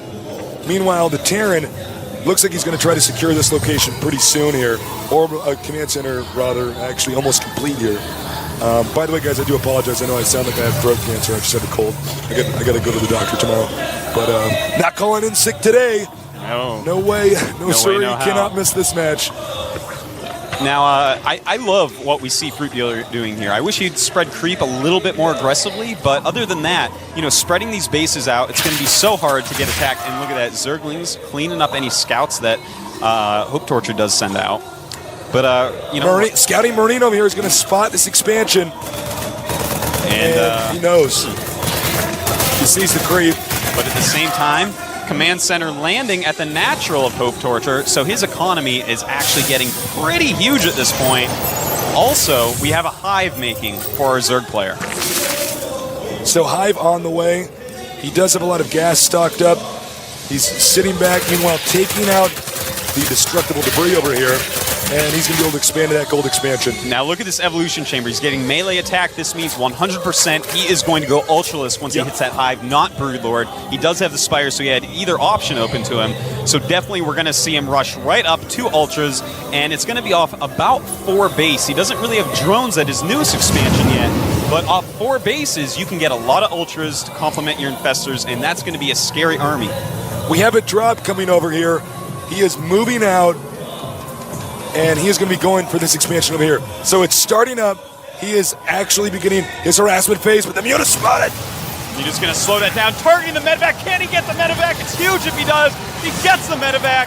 A bunch of Marines stuck on the high ground. Totally useless right there. He's going to expand again. It's turned into a macro game. Economics is key on this map. He's going to take the gold location. I'm predicting that the Terran player probably not going to expand or push out, until he's at about 160 supply, maybe even more. Yeah, in fact, he may even want to max out before moving out, but that can be scary because as we've seen from Fruit Dealer, if you let him get a bunch of bases going, he will get like 80, 90 drones. He'll lose his first max, but the second will be almost pure ultra and he will roll you over. Now we see that he is also getting Overlord speed, excuse me, and I'm expecting to see Ultras pretty soon here. Yeah, he's getting Baneling speed. He's just basically upgrading everything. He has a bunch of Ultras making right now. Roach, Baneling, Ultra, Infestor, and Zergling. He is using a lot of the Zerg arsenal right now. The Zerg just waiting to see if Terran's going to move out. He wants to counterattack if Terran pushes. It doesn't look like Hope Torture is actually going to do that, though. No, it looks like Hope Torture is going to play very safely. Now, the maxed biomech army of, you know, a bunch of siege tanks, Thors, and Ultras are out. Ultras are out. But anyways, this army, it can be quite fearsome. What he's going to need to do is snap the Marines with the fungal growths, and we see a drop going over here. He's going to try to drop again. Now, he didn't have that momentum from the previous game to get off the very effective drop. You can see the spine crawlers here, and actually an Ultralisk. And Queen just sitting over here flirting with each other. I don't think this is a good idea to drop in attack. He doesn't know that the Ultralisk is here, though. He can snipe anything in there, and targeting the Queen, takes the Queen out, picks it up, losing only 1 Marine. Decent move right there, but he does not want to lose that. Look at this, another drop over here. And fungal growth, there you go. Infestor's very good against this type of harass, but he should be targeting that medevac. There we go. Going to take that out, and these Marines are going to go down. Well, that attack was pretty much useless. Looks like he will at least get the Queen. He does get the Queen. But you need to do more harassment than that. We got another drop over here. And he is waiting for it. He's ready. No, fungal growth, man. Is he not going to do it? He's not going to fungal growth? Gonna wait till they're all out, perhaps? That must have been miscontrolled move there. He does fungal growth. It cleans that up. drop those infested Terrans, take that out. This and Marine's actually still alive, by the way. very annoying Marine over there. All right, in the middle of the map now, it looks like it is time. Hope Torture, he is moving out. He's at 174 supply after losing those drops, which is, so it was basically maxed. And here we go. Oh, Fruit Dealer not wasting any time, looking like he wants to engage, but so many C-Chinks. He backs up right now. He's just trying to stall. He wants to get more Ultralisks. Meanwhile, the Marines stim, rush towards this expansion. I don't know if Fruit Dealer can save it in time. Looks like he's going in the wrong direction and just targeting the hatch, maybe? Nope. And just gonna go right through all this, but there's a lot of Banelings coming in here with Infestors. And bam! Oh my god. He saves the expansion. Beautiful moves by Fruit Dealer. Ultralisks, by the way, small counterattack over here towards this expansion. Not that impactful, though. Humiliated medevacs, I almost called them dropships, backing off. We have a small Viking fleet. I think he might try to land and just take out this expansion. Not a bad idea at all. Meanwhile, another push going up to the top right here. He needs to get rid of one of these hatcheries, or Hope Torture's economy is going to be out of control, especially with the gold expansion now taken. You know what's really great right now? Oh, he's attacking up this hill. Hold that thought. Some Ultras up there, but he's got to bring more. Looks like these Ultras going to fall very quickly to these Marines. But flanked! Look at this. Beautiful. The Infestors bungling and just surrounding everything. Oh my god, this is how you play Zerg. The Fruit Dealer's fruit is just too good. You gotta buy it, and it's being sold this game. He's moving in from the bottom here. This might be the last chance here for Terran to try to do any damage. Sieging up at the wrong time. Meanwhile, counterattack down here at the Planetary Fortress. Banelings going for the SCV so they cannot repair. Cleaning up the attack of Hope Torture. And oh my god, Fruit Dealer. He is so good. He is so good. In fact, he might even be able to save this expansion. Oh, I think he might. He has a lot of Speedlings coming in here, and they're going to surround these Marauders. They have to be picked up. And an Ultralist on the counterattack with some Roaches. Just so many Ultras out for Fruit Dealer right now. Fruit Dealer, one of the only Zergs to make it this far in the tournament, is now dominating in a matchup I think a lot of people expected the Terran player to be dominant on, at least on this map. So he might be able to get this expansion, but I think he's just going to run him over here. It looks like he's going to rush in here, and Hope Torture knows he's in trouble. This is one of the worst maps for Zerg, but really, Hope Torture didn't do enough damage early, and look at this. This is that Ultralisk army that Fruit Dealer is becoming so well known for. So, I think that's going to be GG in a minute here. We're going to go into game number 2. Unbelievable. Yeah, this is, you know, I wonder if Hope Torture will learn from this. Such an amazing game by Fruit Dealer, but Hope Torture's got to put on more pressure early in the game. Unbelievable. He will take out this expansion, but of course he won't have a base, so that doesn't really matter. Nothing left here. Dropping some extra Ultras, laying his own creep in there with the Overlords he brings. Wow, he was actually that behind on mules. Yeah, but he actually dropped him. That's embarrassing. They aren't going to help him right now. So many Ultras. Fruit Dealer. And these guys, it's actually probably mutiny. They're probably going to fly off of this area and leave the map because you wouldn't want to be on there. In that case. GG.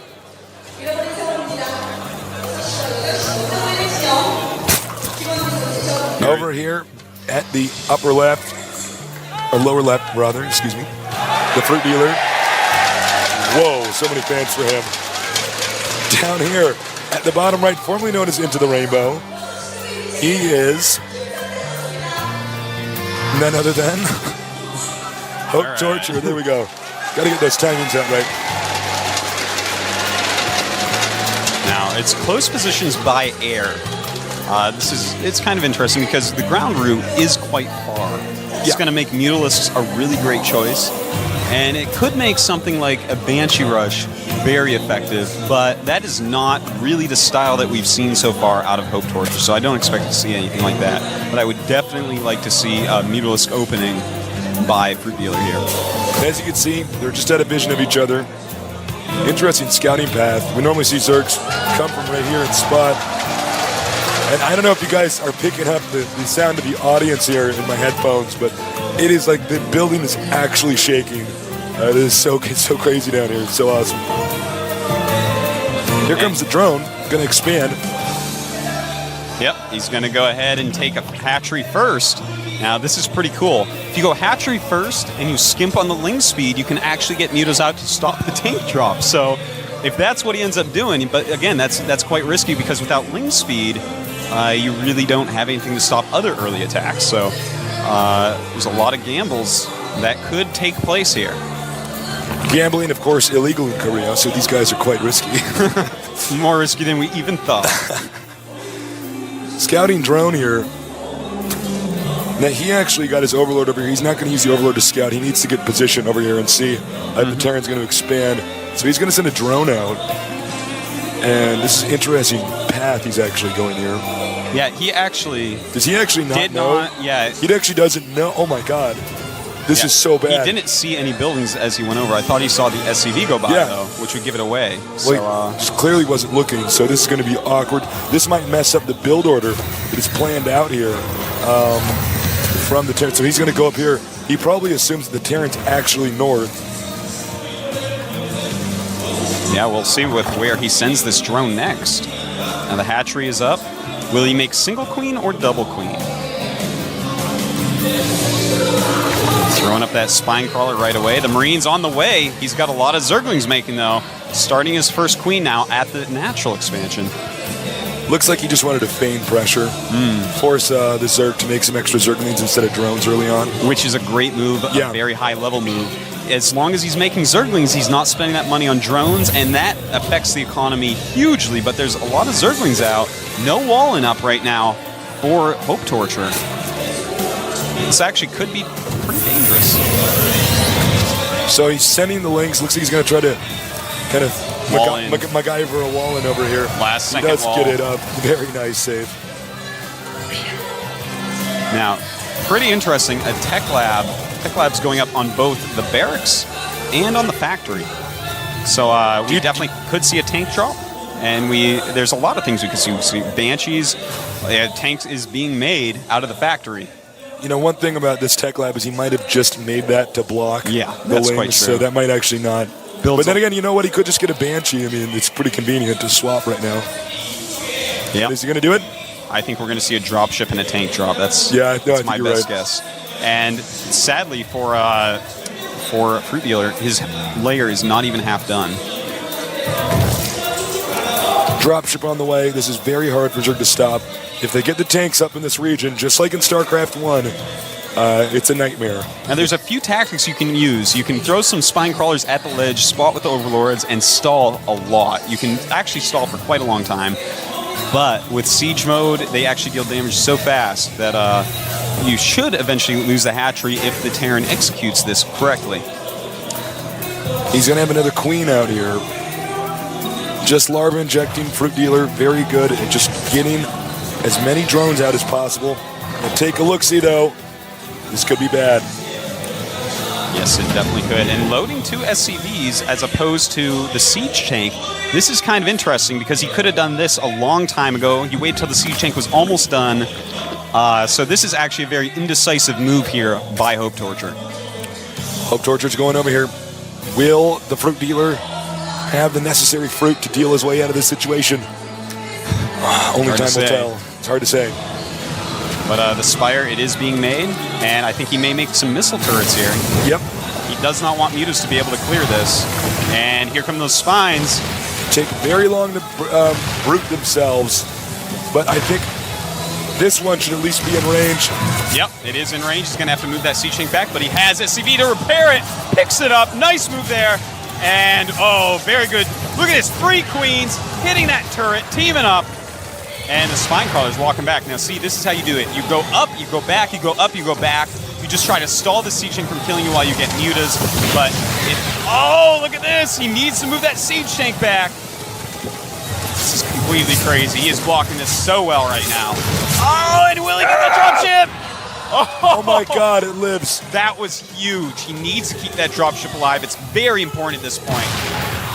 He is still in range of the extractor. That's going to hurt the Zerg's gas, especially if he's getting the Spire. You know, the Spire is done.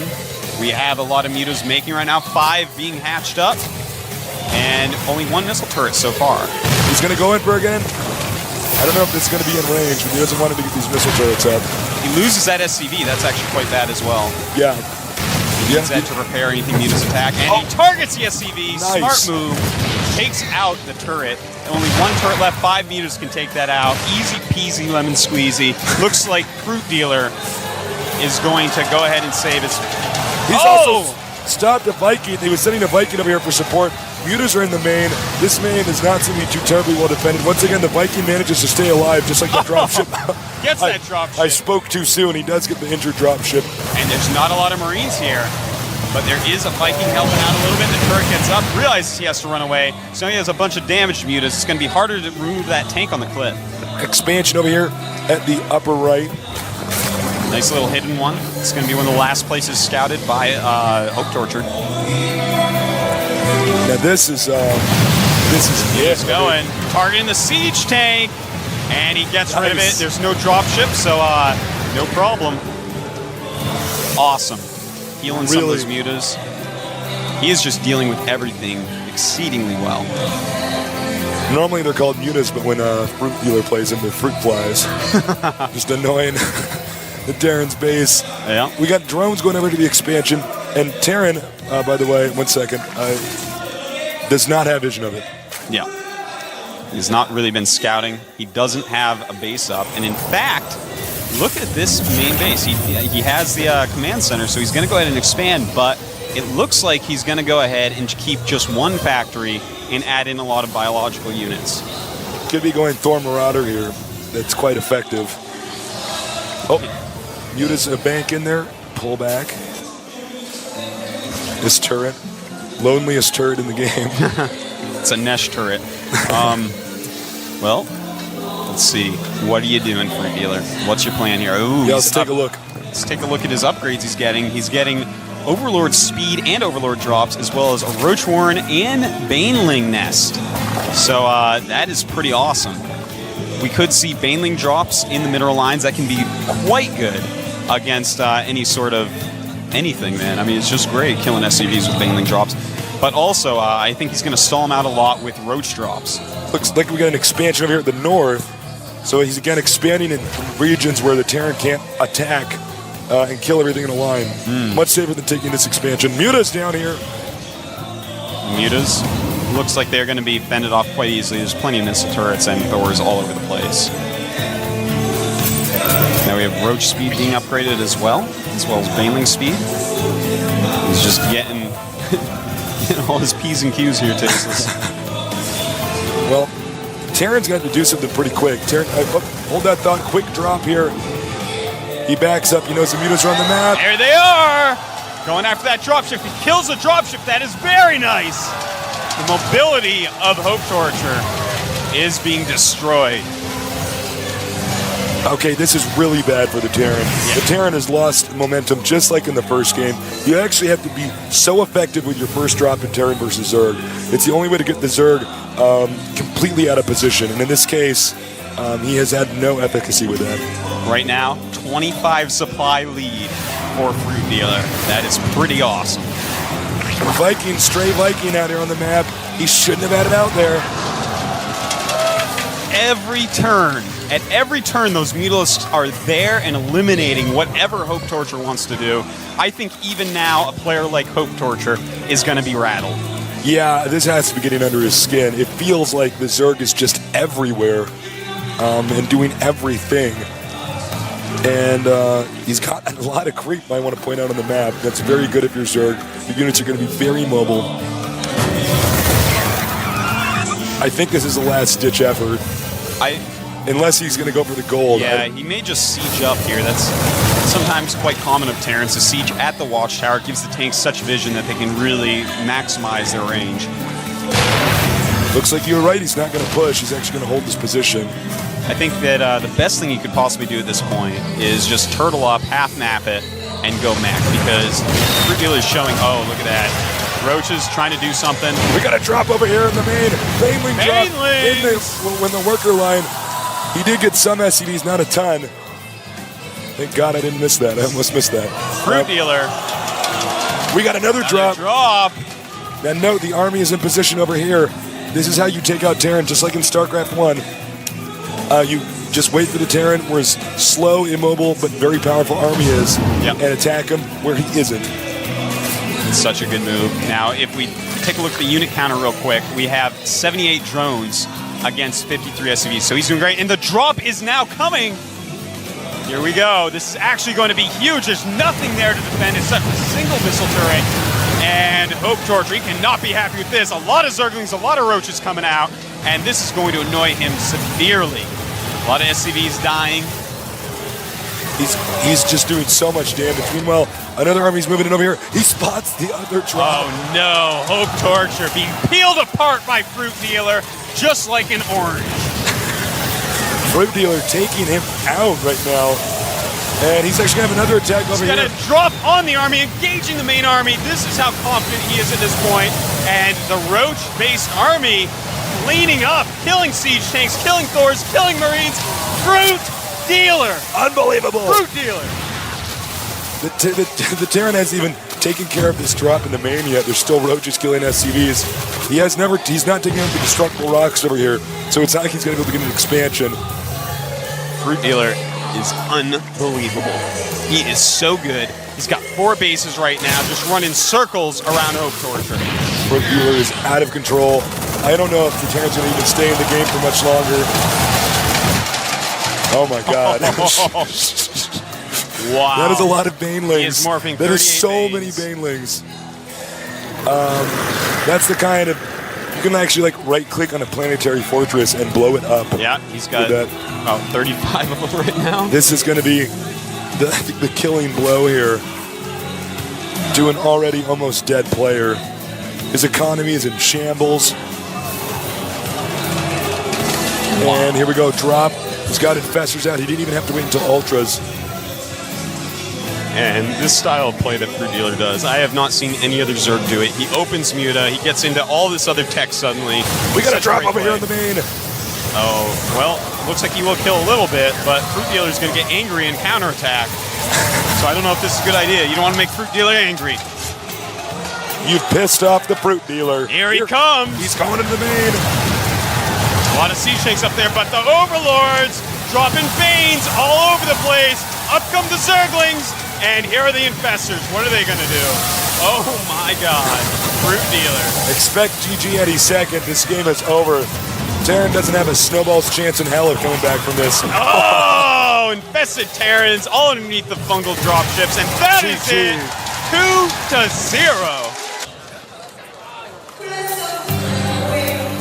On the map, Kulos Ravine down here at the bottom right. We have our Zerg player, the Fruit Dealer. That's clean for the Fruit Dealer.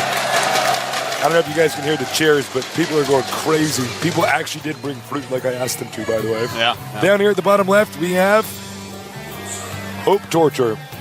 Now, one quick thing I would like to point out is this Overlord. Notice how it's floating to the left. Now, if you are one of the 7 Zerg players that has not X'd off Kulos Ravine in your map pool, always scout to the left or right with your Overlord versus Terran, because it gets over the ledge at their choke point before a Marine is out.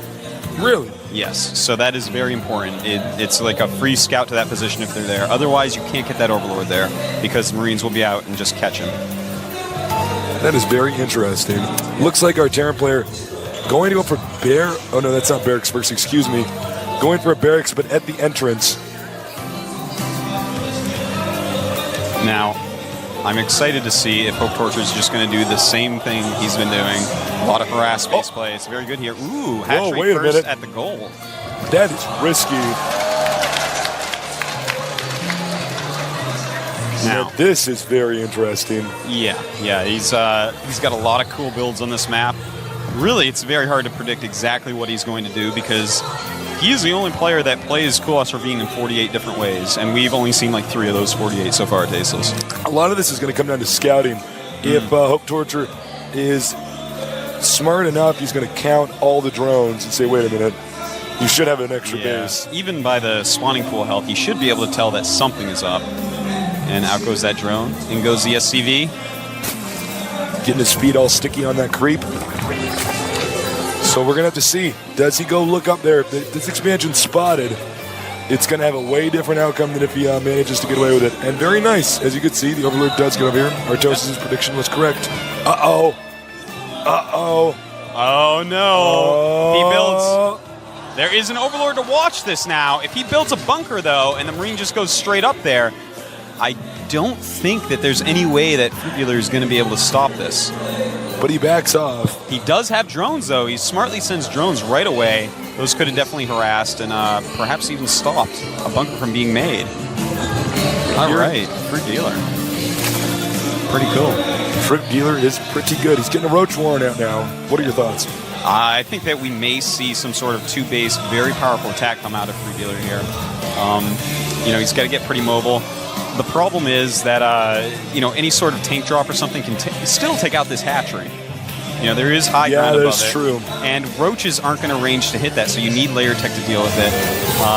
Basically, I just want to see when he wants to go for his lair. Tech lab over here. And what is he going to get out of this? Possibly, because he doesn't think he's going to go for... Oh, no, he might actually go for a drop. He's getting a tank. He's going to do it again. Yeah. Now, remember, this area is pretty small. Yeah. If you have a spine crawler or two here... It's going to be very hard. The ledge is much smaller than Lost Temple. It can be quite hard to take it out then. And if Hope Torture starts to lose momentum, it's going to be disastrous. Layer on the way, halfway done. Yeah, he's getting a well-timed layer here. And this is pretty cool. Those spine crawlers are actually going to have range of almost the whole ledge. And if he could actually spread creep around the other side, that would be the ultimate coolness, but we aren't going to see that here today. One tank, drop ship, and he's making Marines. I'm curious to see what he puts. Okay. The Marines will snipe the Overlord that is sitting on the ledge, and he won't have any vision. You need vision in this game to shoot things that are shooting from the top of the high ground. So that, I think, is what we're going to see. Just suicide the Marines into the Overlord, and if he doesn't have another Overlord in the vicinity, it could be quite deadly. Well, I guess he's hoping that they won't have anything else there. He gets 2 Marines and 2 SCVs. Uh-oh. I don't know if this is going to work. Yeah, I don't know. And notice the roaches. We take a look right over here. He does not see it. Look at those roaches right there. They're actually sitting behind. So the area which he can't be hit by the spine crawlers, the roaches are going to cover. This is actually quite brilliant. I had not thought of this till I saw the roaches sitting there. Here he goes. He's going to drop. We have spine crawlers up here. Now here we go. It's sieging up. Here come the roaches. Here come the roaches! He's going to get the tank. Beautiful move. Nice. Saves the tank. Wow. Wow. Just wow. Oh, my God. Fruit Dealer had some elaborate plans. I don't even think Hope Torture knows what to do with this dropship now. He seems to be kind of moving it around like, Yeah, this is too bad he can't get up here with the statue. The roaches maybe can't reach him there. It's too high up. It's just too high. We only have 3 range. Oh. Oh. Got a Viking out here. Nice. Super good Viking timing right here. And as he kills that, no vision. He can't see up there. That's right. Well, we got... At the same time, Nidus Worm. Oh, my God. Beautiful move right here. And a lot of speedlings coming out. SCV's coming. But he needs to kill the Nidus. The Nidus is the important thing to kill here. There was so much attention being played over here to that we actually I didn't even notice that. Yeah, that's unbelievable. I think it's going to be GG. Yeah, he did it again. This is so awesome. Sorry we were a little late on spotting that Nidus Worm, guys. There's so much action with the drop. Unbelievable. That's it. He's done. Yeah. 3-0. Crazy, but it is a best of 7. He's giving him so much fruit. He's shoving the fruit down his throat. He's like, rah, rah, he's killing him with it. Fruit Dealer. Unbelievable. Wow. So, does anybody care if this base is gone? No. I can't even believe Hope Torture's going to stay up here. He knows he's dead. Yeah. He knows it's over. He's, he's mining with mules, and looks like he wants to just bring his Vikings and his medevac over and see if he can do something. That was such a smart move. Yeah. I'm so impressed. And the dropship play is beginning, but so many speedlings. This is just brutal. Yeah, he's going to lose all his units here. Things just not going well for Hope Torture. Yeah, There's basically nothing left. He does have mules, though. Yeah, that's true. Those things are pretty good. Well, this is essentially checkmate.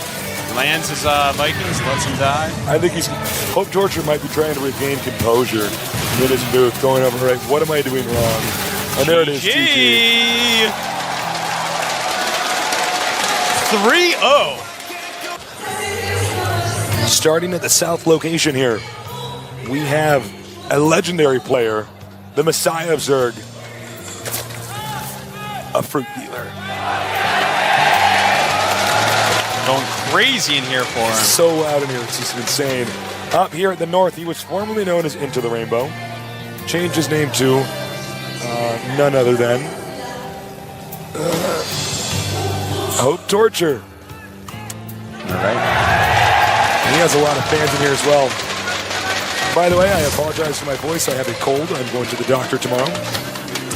I hope you feel better soon, Tasteless. I was not going to call in sick for this day. Oh, no way. No, I'm like, I'm just not. It's not going to What would I happen. do without you, Tasteless? Without you, I am nothing.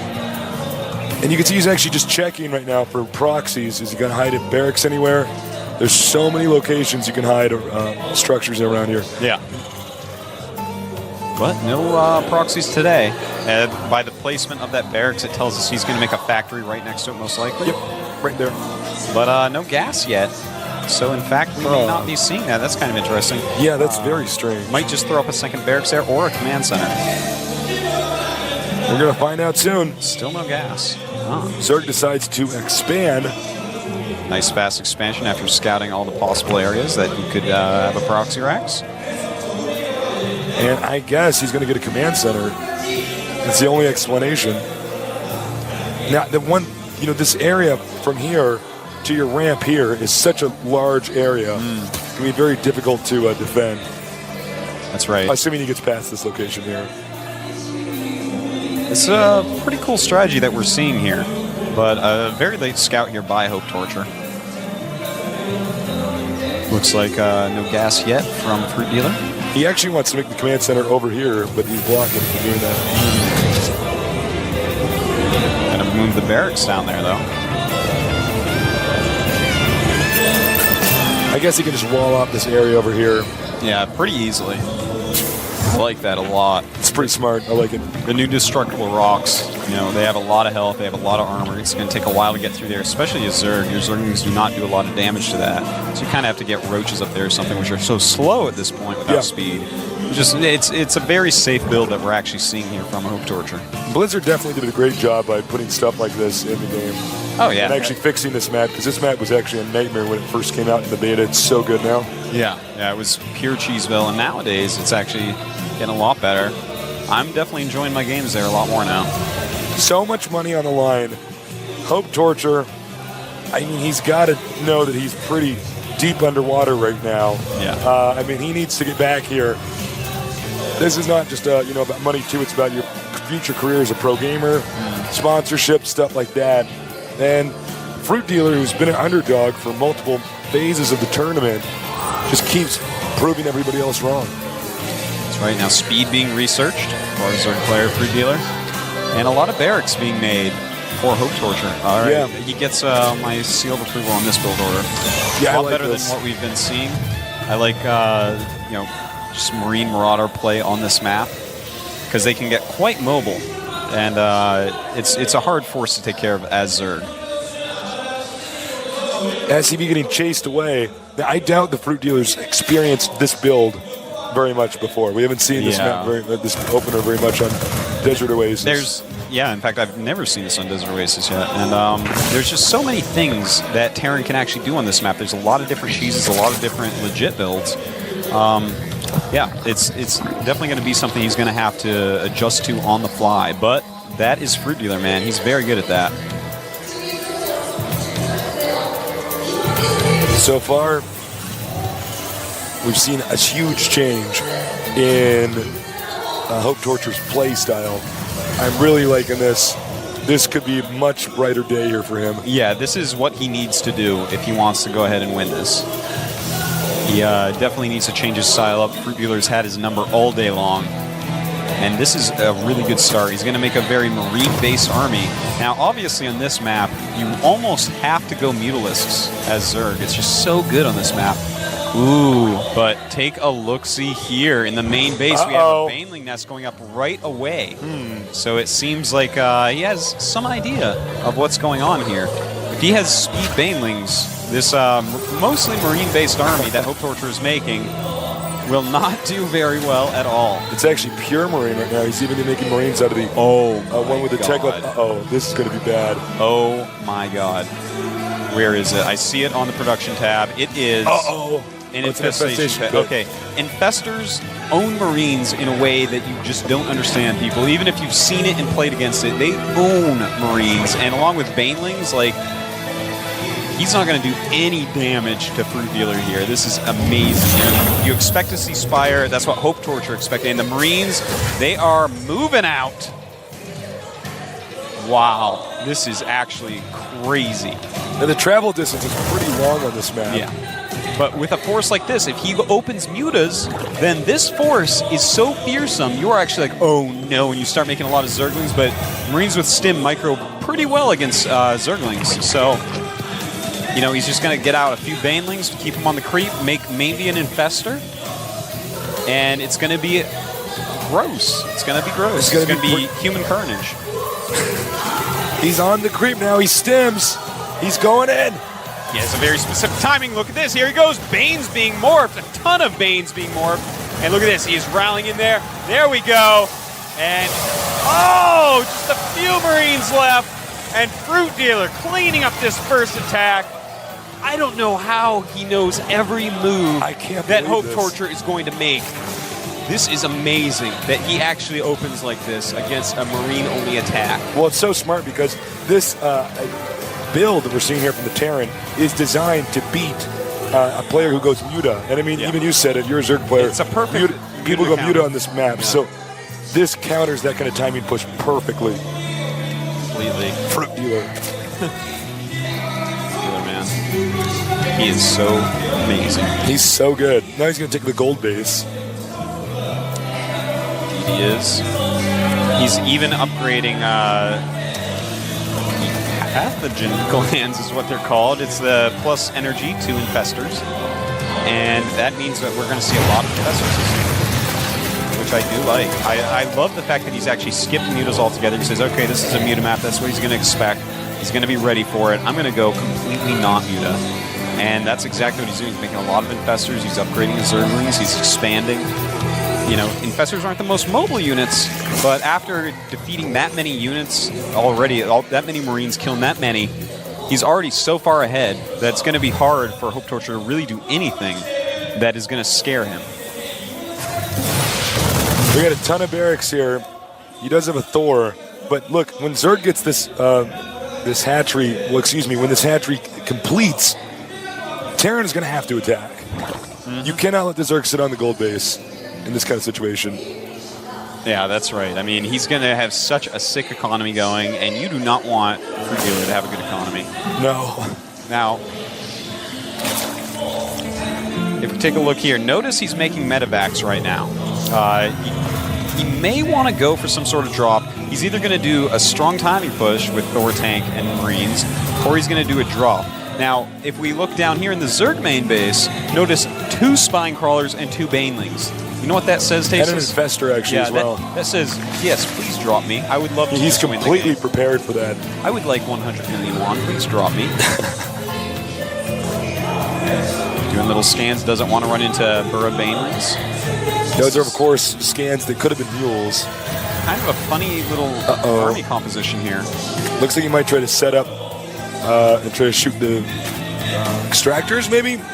No, he's actually going to occupy a gold base. Yep. But I don't know, man. Fruit Dealer looks like he can just go ahead and take another base right now. This army is not the most mobile thing I've ever seen from Hope Torture. He's getting Hydras. Cool. Expanding the creep. As you can see, he's doing a great job of that. And I got to say, Fruit Dealer's looking very strong. And we have a drop in the main base of the Zerg. Oh, excuse me. I'm so sorry. We have a drop over here, and it's in a location that's hard to spot. That's right. And look at this. He's actually done decent damage so far, but here comes the Infestor. Bam! Bungled, but no more units clean it up quite yet, except a few more Infestors Just shoot some coming. Infested Terrans. Oh, I love it. And some Terrans popping out as well. Infested Terrans, own Terrans. Yeah, man, they're pretty good. It's just, it bungles that and drops this over here. Man, this is unbelievable. Now Terran on the move. Terran's going to try to push. Zerg has to be prepared. He has Hydras and Lings. I don't know if Hope Torture can do this. But another excellent bungle here. This just slows down Hope Torture. Also wastes a lot of energy on those medevacs. He's got to be careful here, though. Here come the Hydras. Hydras on creep. Very scary. And look at this. Going to engage. Doesn't want to lose all this, though. Marines and tanks, very good against Hydras still.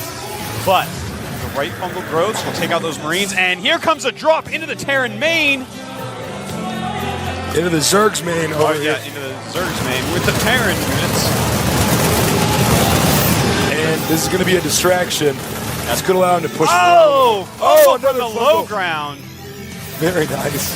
Awesome move there. He's going to want to pick these units up immediately. Picks them up. Time to run. Doesn't quite fungal in time. Oh, these are the guys who got left behind. Oh! Okay.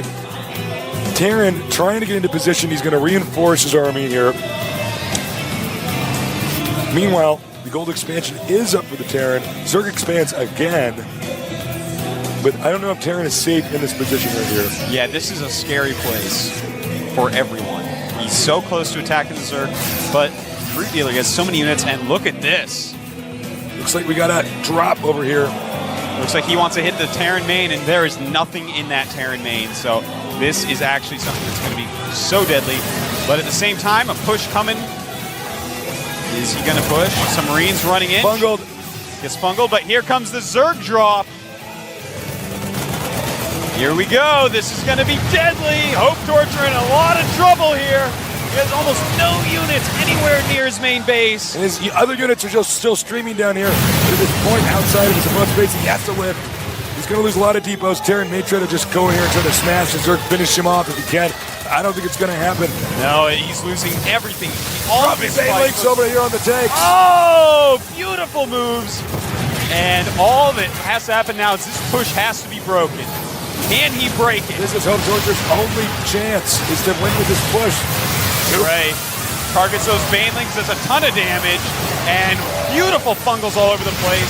Pushes back the first wave of the Zerg army, but still, there's so many hatcheries here he can reinforce. That is the strength of the Zerg. Zerg is getting chased down now. Dropping a mule for repair. I like it. Not a bad idea at all. But I don't know if it's going to matter. Many dead hives. He does have a ton of units over here the Zerg has to get rid of, but meanwhile, he doesn't have anything much in his main. These are all his production facilities. You can see the Marines, the tanks trying to save it. He needs to save the spot. Yeah. Oh, it looks like the gold base may be taking down the drones migrating up to that new base up north. Bringing gold minerals as yes. Well, this is a very interesting situation because the Zerg actually doesn't have much of an army anymore. And back here, it looks like he is going to stabilize.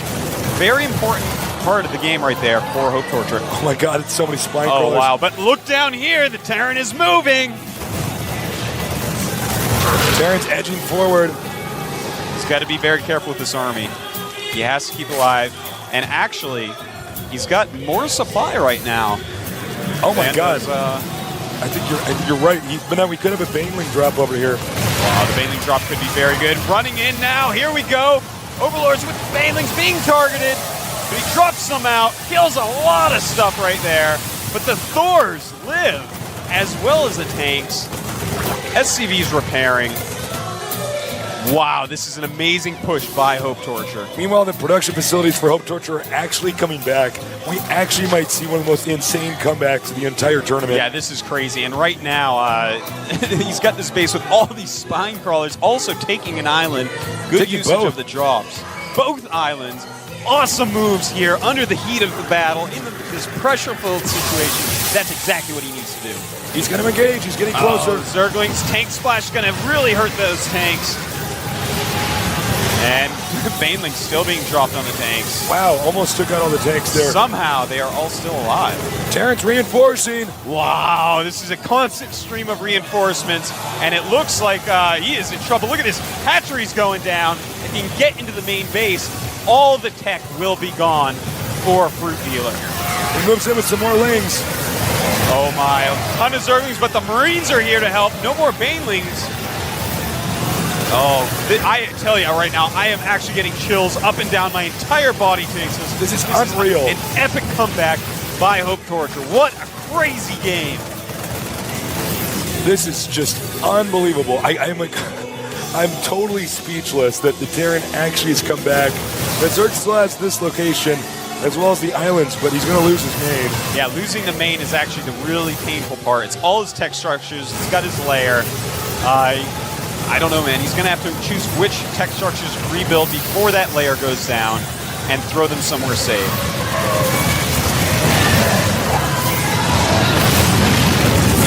All right, this is just insane. Looks like he's scouted now all the Terran new production facilities.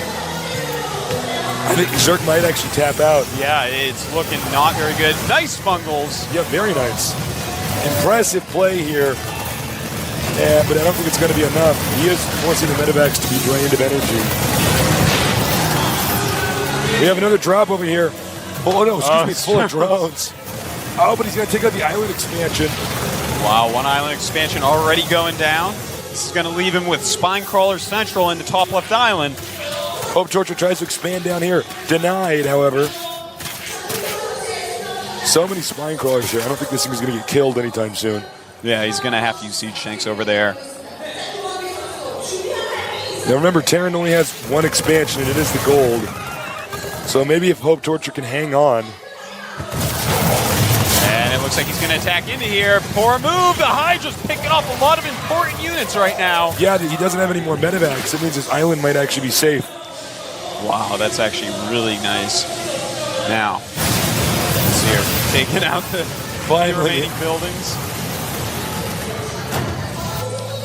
He did manage to get one drone over here, so he can retake the island.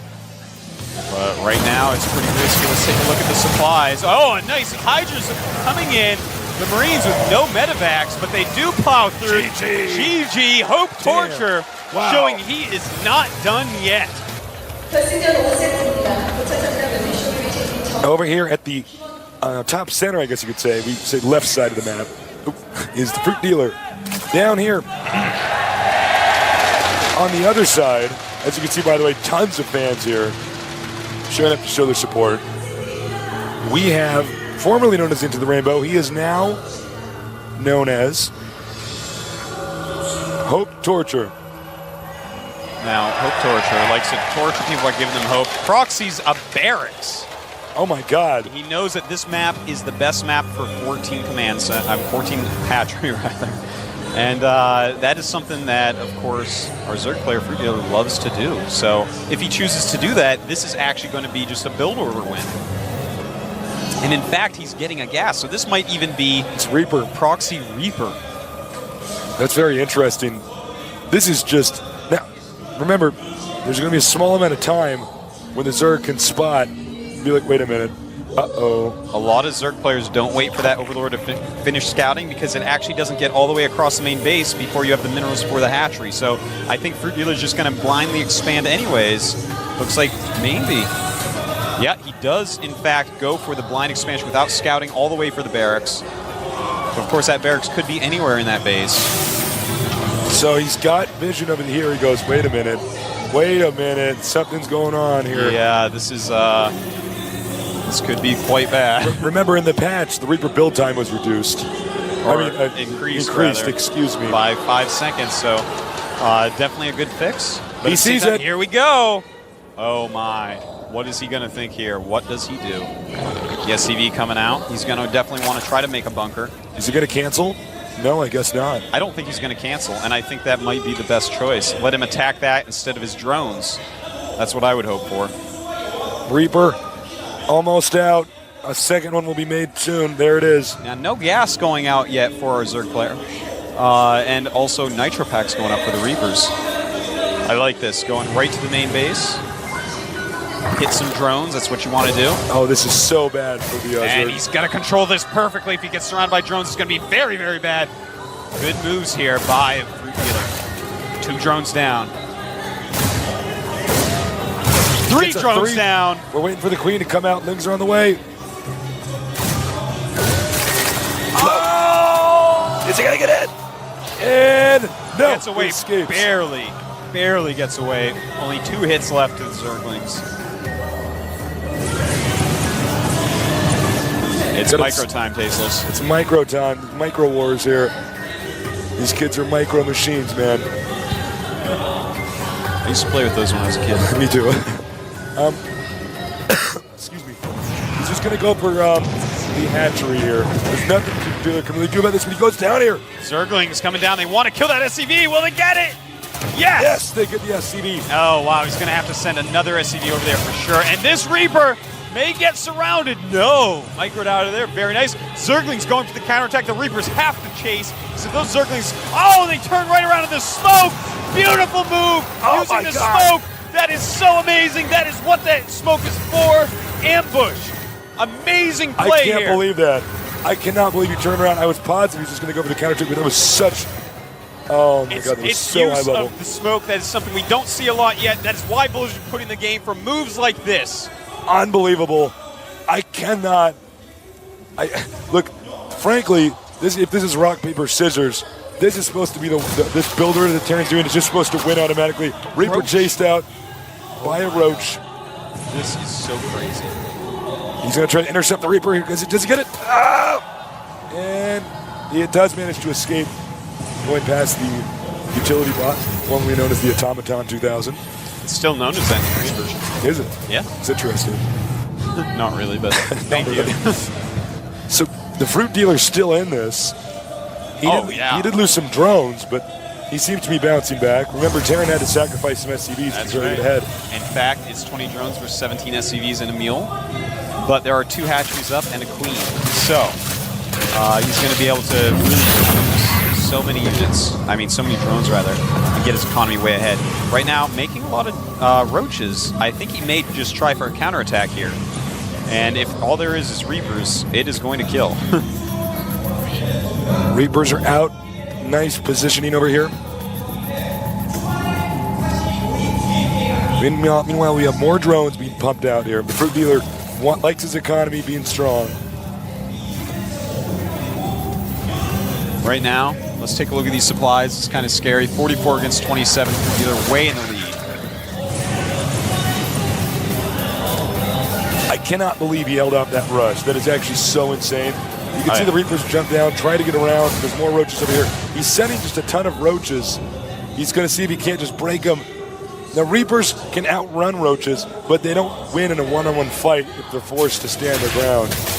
Yeah, and now he's hitting these barracks. Luckily, the barracks has a lot of hit points, but he's got to get some SCVs up there. I can't believe he's not repairing this barracks right now. He should have been ready for this. Oh no, and the Marauder is actually blocking the SCVs from repairing. He's going to get it. So bad. He could get it. Even with this one roach not attacking, he does break it down. The Marauders, they do a really good job against Reapers, roaches, but he's losing so many SCVs.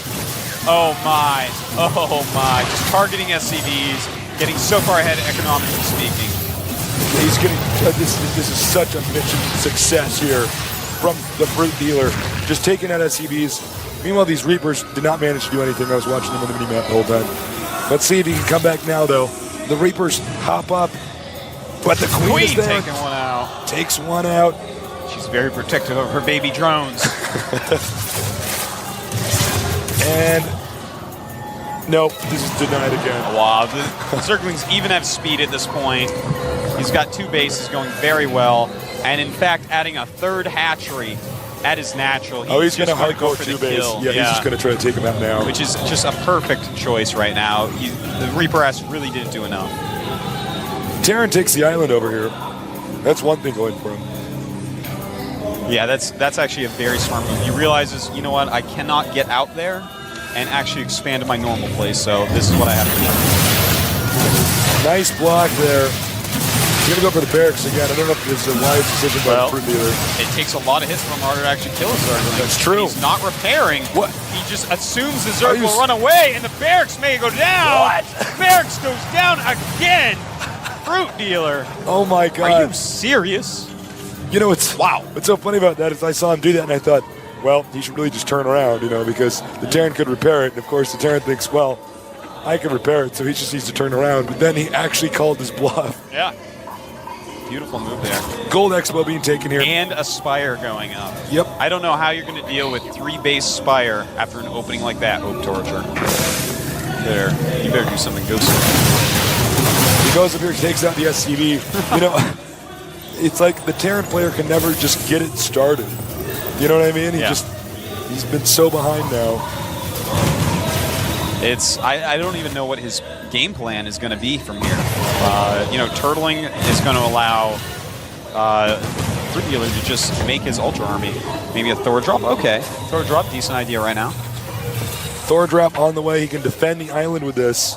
Now, the sad thing is the Spire is just about to finish. And when that thing finishes and a bunch of mutas pop out, he has a lot of money banked up, as we see, and starts 9 mutas. And unless 5 turrets go up at that expansion, maybe 4 plus quick repairing and a Thor, maybe 3 and a Thor, I guess would actually do it. But no, he has to prepare for this right now. These mutas are almost done. Some turrets going up, but I think the timing on them is a bit late. Let's see here, the Zerg mutas have hatched. But actually, does the Zerg actually know? The Zerg doesn't even know about the island. Yeah. The island, excuse me. But an Overlord was up there, and Thor's attacking it. I think he can put 2 and 2 together. That's true. And here he goes. Realize, the turret's just in time there. Hope Torture's got to counter everything that Fruit Dealer does right now. You're just going into the main base. Mutas, just going to see if there's any holes here.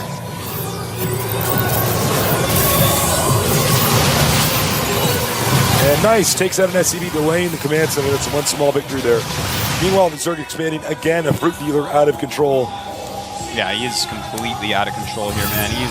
He knows everything in this base. He just flew right through it. He knows what's going on. He knows how many units there are. He knows how likely an attack is at this point. He knows, this is just a great position for Fruit Dealer to be in.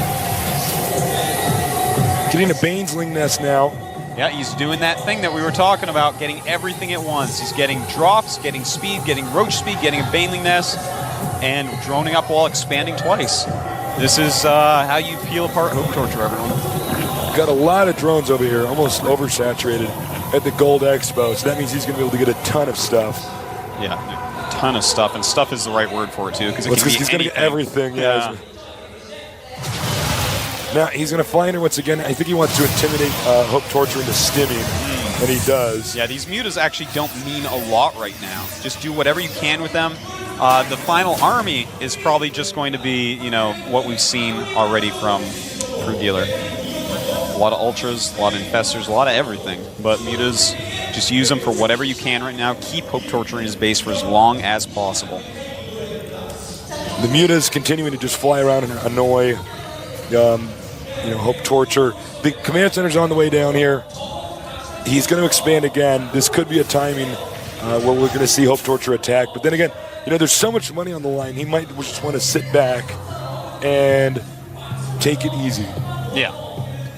He may want to do that, and I think it's a pretty good idea. He's so ahead. Yeah, it's his game to lose from here, really. He's up 40 supply right now. He's getting every single upgrade. There's no way he's going to be attacked.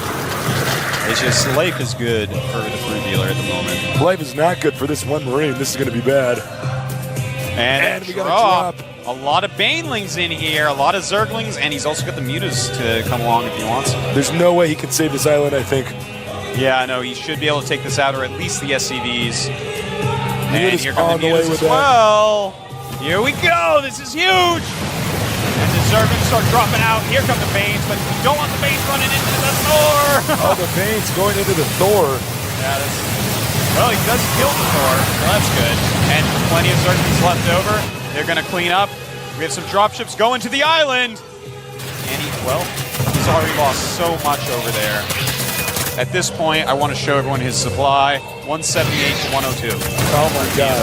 Talk about a difference. Yeah. That is a huge difference. He's going to double his supply in a moment here after he gets some overlords out. Oh my God. He's actually able to get the Medivacs.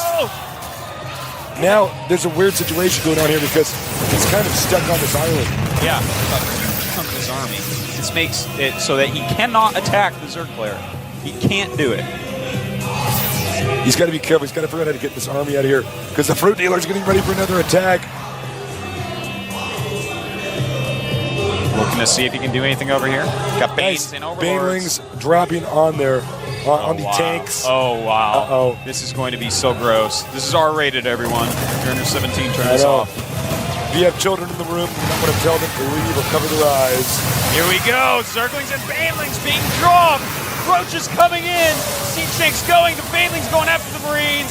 Almost nothing left for Hope Torture. And I think we're about to crown our first GSL champion, Tasteless.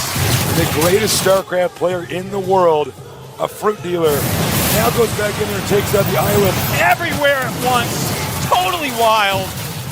I can't believe this. This is just insane. Over 100 supply more than his opponent. He stopped the build he shouldn't have been able to stop. It was a build that was designed to directly counter his opponent. He stopped it. He drove it down all the way back into his base. Oh, wow. Look at this. He's cleaning up, but there's nothing left, man. Oh. Hi. I'm making 39 Banelings. He's just making pure Zerglings at this point. Doesn't matter what he makes, because he is just worlds ahead, 178 to 86. We got a big drop, though. Remember, Hope Torture came back from shambles in that last game. That's Maybe right. he's going to do it this time. A lot of Banelings are going to have something to say about this, I think. Here they come. Infester. Oh. This also is going to be gross. Here we go. One drops themselves units in it. Oh, my God. Fruit Dealer. Looks like this is it. We're going to see a GG in any second. And Fruit Dealer is going to be our champion of the first GSL. Amazing, astounding, stellar Zerg play. This guy is so good. Undoubtedly, he's the best winning with a race that nobody else can win with. Yeah, right now, and he's doing it. He's got unbelievable strategies, so many different styles. By the way, I guess it's his last-ditch effort, and he doesn't. I don't think so, buddy. Goodbye Medevac, goodbye Marine. Hope Torture. He's just pulling himself together for the GG, realizing that he has been destroyed. And this is going to be it. Look at that fearsome army. Here we go. Perfect balance of units here. Wings, roaches, banelings, and infestors. Oh! Fungal growth, GG! Fruit Dealer is our champion. All right, this could be it for our Red Terran player. If he wins this game, he will win the entire thing for Slayers. He is known as Slayers Kanji. Slayers Kanji. A huge cheer goes up from the crowd. They're depending on this guy, but not as much as MVP is depending on this Zerg player right here. He's been electrifying in the Team League. Can he keep it up? MVP Donglegu. Donglegu has closed out That's right. both of the series so far. He won the quarterfinals for MVP. He won the semifinals for MVP. Here he is in a position to theoretically come back and win the finals for MVP as well. Yeah. Wow, that's a really about great to get drawing heavy. Marauder, I gotta say. That is actually really good. That's really good. Props to them. Props to whoever wins our match here on Dual Site. Of course, it is a two-player map. One side is green and grassy and beautiful waterfalls, things like that. The other side is lava. That's and more right. lava. Mordor versus There's another command center Rivendell. on fire. Yep. Random flames coming out from underneath That's there. okay. Not a problem. The Zerg player has decided to take up residence on the lush green side of the map in order to infest it and put down nasty creep all over the place. That goat needs to move out of the way before the hatchery can goes down. Goat! Good idea. Otherwise, it will become an infested goat. I can click on the goat. New unit for Heart of the Swarm, maybe. And what is this?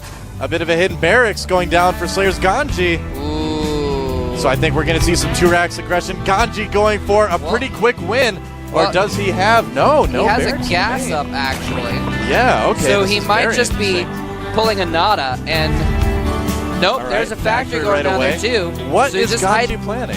kind of hiding everything. Huh. Maybe hoping for a drone scout so he can kind of scare him by not having anything in his base. Yeah. I'm not sure, man, but he does have that factory, and he's actually putting a reactor on the barracks. So he's probably going to switch the factory over, get some hidden reactor Hellions, and then float the barracks back to his main. I think you're exactly right, because that is one of the things that is really good to do here on dual site, is that you can run Hellions around. The natural is a bit wider open than it is on some other maps, so Hellions can do a little bit of damage. Yep. Now Don Regu just scouted with the drone, went in there in the base. Yeah, he knows saw something kinda odd's absolutely going on. nothing. Probably squealed with fear for a moment, and instead produced 6 Zerglings instead of panicking. And indeed he is switching. Hellions on the way, and he is going to go ahead and, not produce a Marine. I guess not. See what happens there. Dong Regu not scouting yet, but really Dong Regu has shown himself to be such a solid player. I don't know if he's going to be really caught off guard too much by this. Whoa. He's getting Zergling speed. That's going to be helpful. There is a starport going down now inside Ganji's base. Oh, all right. And yeah, he didn't produce a Marine, so he actually could be vulnerable to a counterattack, but these Hellions are what Don Regu has to worry about first. The Spinecrawler is not going to be up in time. He's going to have to be very, very quick with his Zerglings and his Queen. And this could do some damage. Drones fleeing to the main base. Queen trying to block the ramp. Oh, nice. And he does a pretty good job of that, actually. Blocks with the Zerglings as well, and actually doesn't lose a drone or a Zergling yet. All right. So Dong Regu reacting very, very nicely to seeing that, but it looks like we're going to have Banshees coming in afterwards. Tech Lab going down on that starport. Good follow-up. If you get your opponent as a Zerg to go for roaches to hold off the Hellions or something like that, they're not going to have a lot of anti-air. But as you can see right now, Dong Regu already producing 2 more Queens, deciding that he wants to try to handle the Hellions with Lings and Queens, and that is also going to work so well against the Banshees. And does that Zergling actually see the starport? I wonder.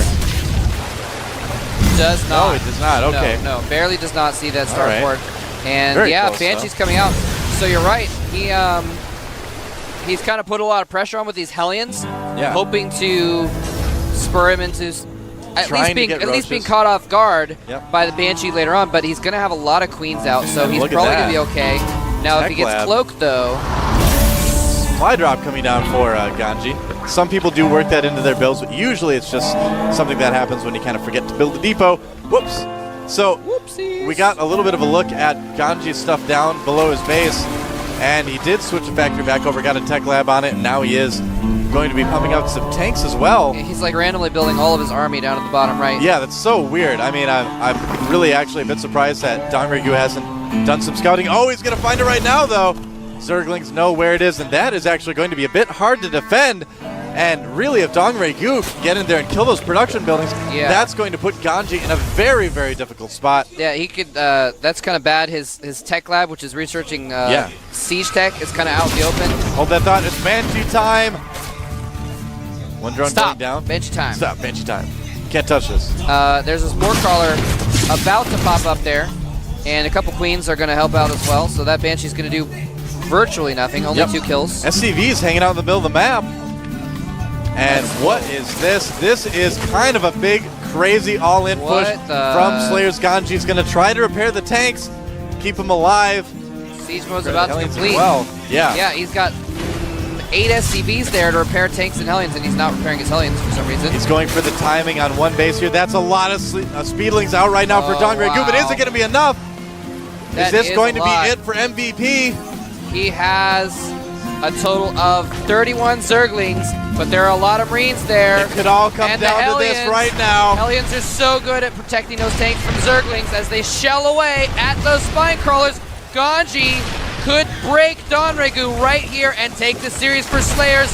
What is Don Regu going to do? Respond to this. Across.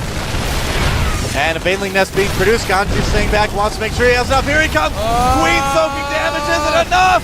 everything going in. It might be. Hellions doing damage, but the Lings succeed in taking out almost everything. Drones coming up to help the Queen finish up. The last tank goes down. The Banshee doing tons of damage though. And now you know where Dongregu's gonna go. He's gonna go right for those production buildings. That is correct. That is correct. Right. And Gonzi cannot protect those right now. If he can take those down, that is absolutely huge for Dongregu. He did a wonderful job defending against that, hardly losing any drones at all. I'm so impressed. Oh, and he's actually attacking the front as well. Taking down some supply Gonzi doesn't even have a Marine in his base behind that. He can just repair with SCVs. And that's going to cost some minerals. Here come the Lings at the production buildings. There's not a lot there, and the tanks are not sieged up. If he can get in there before the tanks siege up, that could be huge. Oh, he should go right now. The tank does siege up, but it's in the middle of the siege. And he gets there just in time. Splits the Lings to hit both the tanks. Beautiful play by Donregu. So good. More Lings coming in right now. It's not going to be enough to take out those buildings, but is the supply depot down at the main? Not yet. He sent the Banshee up there to take care of that supply depot. Taking out those two tanks was so big. That was huge. Yeah. That's going to really force Ganji to play defensive, and it's going to force him to play that without two more siege tanks. Ganji getting his lair right away.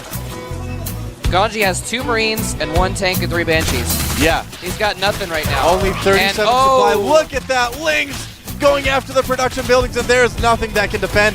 Banshees pulling back. Tech Lab taken out. No more tanks. And that reactor might go down to the barracks. No, pulling the Lings back. No need to waste those. Yeah, tank production is completely stopped now. Yep. Lair almost finished for Dongregu too. I think we're going to see Mutas pretty soon. He's got Spore Crawlers back to his main, which is good because there are 3 Banshees out, which is pretty substantial. Now the only thing right now saving Slayer's Ganji from certain death is the fact that those Banshees are out on the field. That is it. Yeah, here's the thing though, is Donregu currently has about double the income. He has 42 drones to the 17 harvesters and 1 base mules of Ganji. So he has a huge economy, and as long as he, like you said, avoids taking damage from these Banshees, he's going to be pretty good in what you could, I don't know if you could call it the mid-game. This game is kind of nuts. Yeah. Here he comes. Oh, he had to cancel the Spire. Oh, wow. Has to restart it. That's going to slow things down ever so slightly, but the Lings get in. Baneling busts the main. Front down, and Baneling's going to work. Oh, and he catches those SCVs. Hardly any left. And Donregu may bring MVP back into the series one more time. He did it in the round of 8. He did it in the semifinals. Here in the finals, Donregu looks as if he's about to take them into Game 9 of the finals, unless this push succeeds for Ganji. He's got a tank there and some Banshees.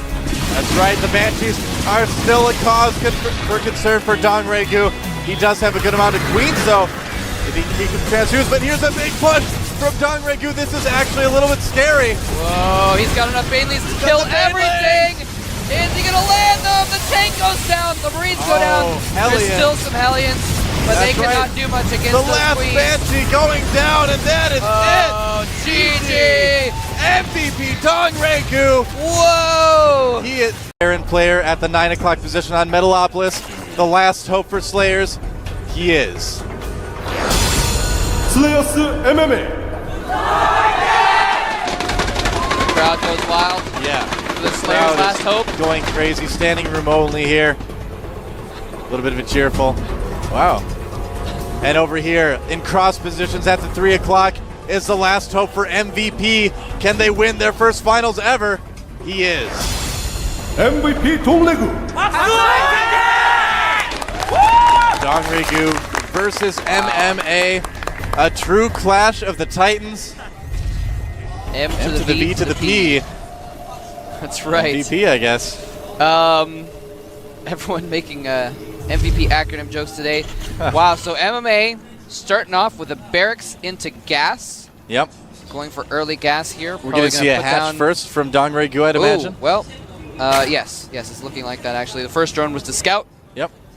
That's second drone's going to go for the hatchery. Right. Checking for proxies with that drone down at the bottom. And very MMA already getting a gas too, so we're probably already in store for a little bit longer game.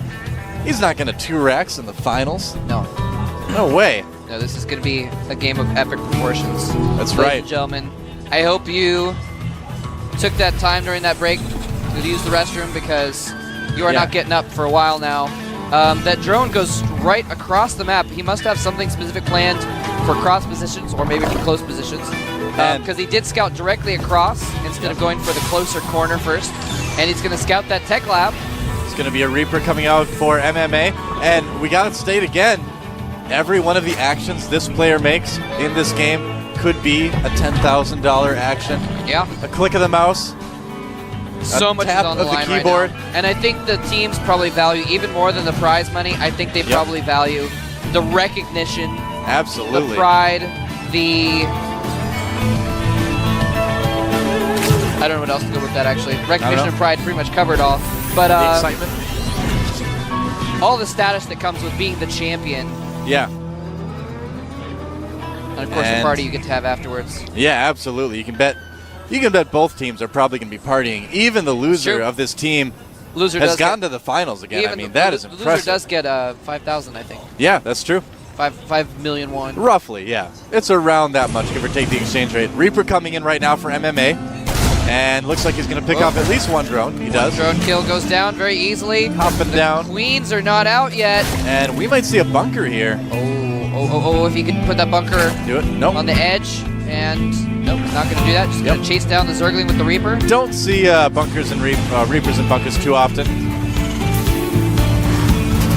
But how much damage will this Reaper be able to do? Now, there are 2 Reapers actually out on the field, which is a little bit unique. Most players just make 1 and then begin making Marines. Yep. He is just getting the 4 barracks, so he's not going to go for any Speed Reaper shenanigans that we've seen in recent days. And he's going to need to dodge that Queen. Getting up there without taking a hit. Nice job there. Dodge. And sneaking right back down. Oh, watch out for that Queen, though. Look out. Squeezing around it. Getting a drone while he dodges the Queen. Nicely done. Dongregoo doing a great job controlling his Queens, making sure that those Reapers don't get any more kills than they absolutely can. They did get 4 kills total, though. That's right. 2 were Zerglings. Yep. But a couple drones. So not a huge deal this early in the game, but every little bit matters. Yeah. Now speed is upgraded for the Zerglings now, so the Reapers have to turn tail and run back home. Yep. Factory getting started now for MMA. And Dongregoo pushing a little bit at the top of the base. He's going to poke up and see what he can see with those Zerglings. He's only going to see the barracks with the tech labs, so at this point, Dongregoo's still in the dark. Oh, a fast third base. Whoa. Going up for Dongregoo down at the bottom of the map. That is a bold move considering Reapers are still out on the field. Yeah.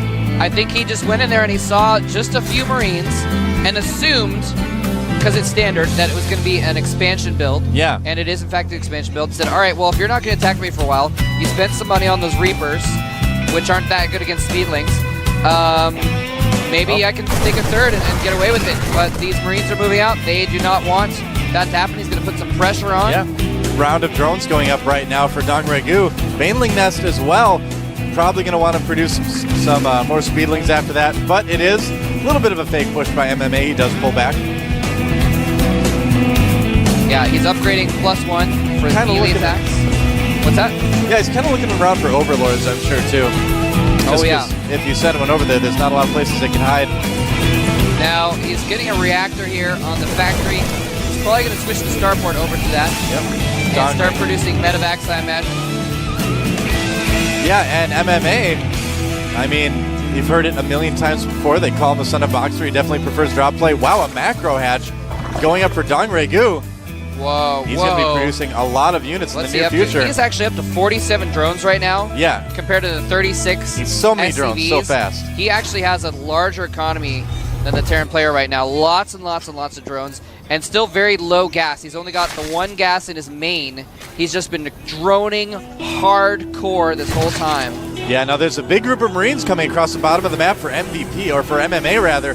So that could be some cause for concern. Oh, some Zerglings coming off. That is actually terrible. Oh no, that was huge. He just lost all of his Zerglings. That is so bad. He has 22 in production right now, but he needed those other 10 along with those to really hold this off. Banelings are morphing, which could help as well, but they are loaded up in dropships. And Dongregoo needs to be so careful. He's got some Banelings now, so he's probably going to be able to handle this fairly well. Yeah, the drone not really doing a lot of damage. And he needs to fall back from that, that's for sure. Yeah. And those Still. Zerglings and Banelings trying to give chase to make sure they're there wherever those medevacs land. Queens not able to get there in time, and the Marines dropping out. Oh! Nice micro, picking up most of the Marines, but dropping some to bait down the Banelings. And looks like he's going to heal up those Marines for a second there. Dongregoo getting his lair, getting some gas. So far it's been just Speedlings, and that is actually a lot of Speedlings. Dongregoo, he might catch a lot of these Marines. Whoa, the medevacs not picking them up. Loses all of his Marines, and actually MMA has one Marine one Marine in production. He has 10 Marines. They are falling back very, very quickly. They've actually stimmed to get back to his base because this counterattack could be deadly. What's he going to do? It looks like he's got a bunker. He's going to be okay. Managed to grab the Reaper from the Zelnaga Tower as well, so he does still have that. That was close. MMA is getting siege mode, getting +1 weapons, so he's still in good shape. And he's going to send out another drop to that third. Dongregoo, though, almost 20 supply ahead right now. Yeah, he's at 60 drones, man. Wow, Dongregoo. His economy is insane at the moment. Yeah. And so he really needs to do some damage with that drop going around the bottom. Talk about intense macro right now. Got that macro hatch so early. Knew he would be producing a ton of units.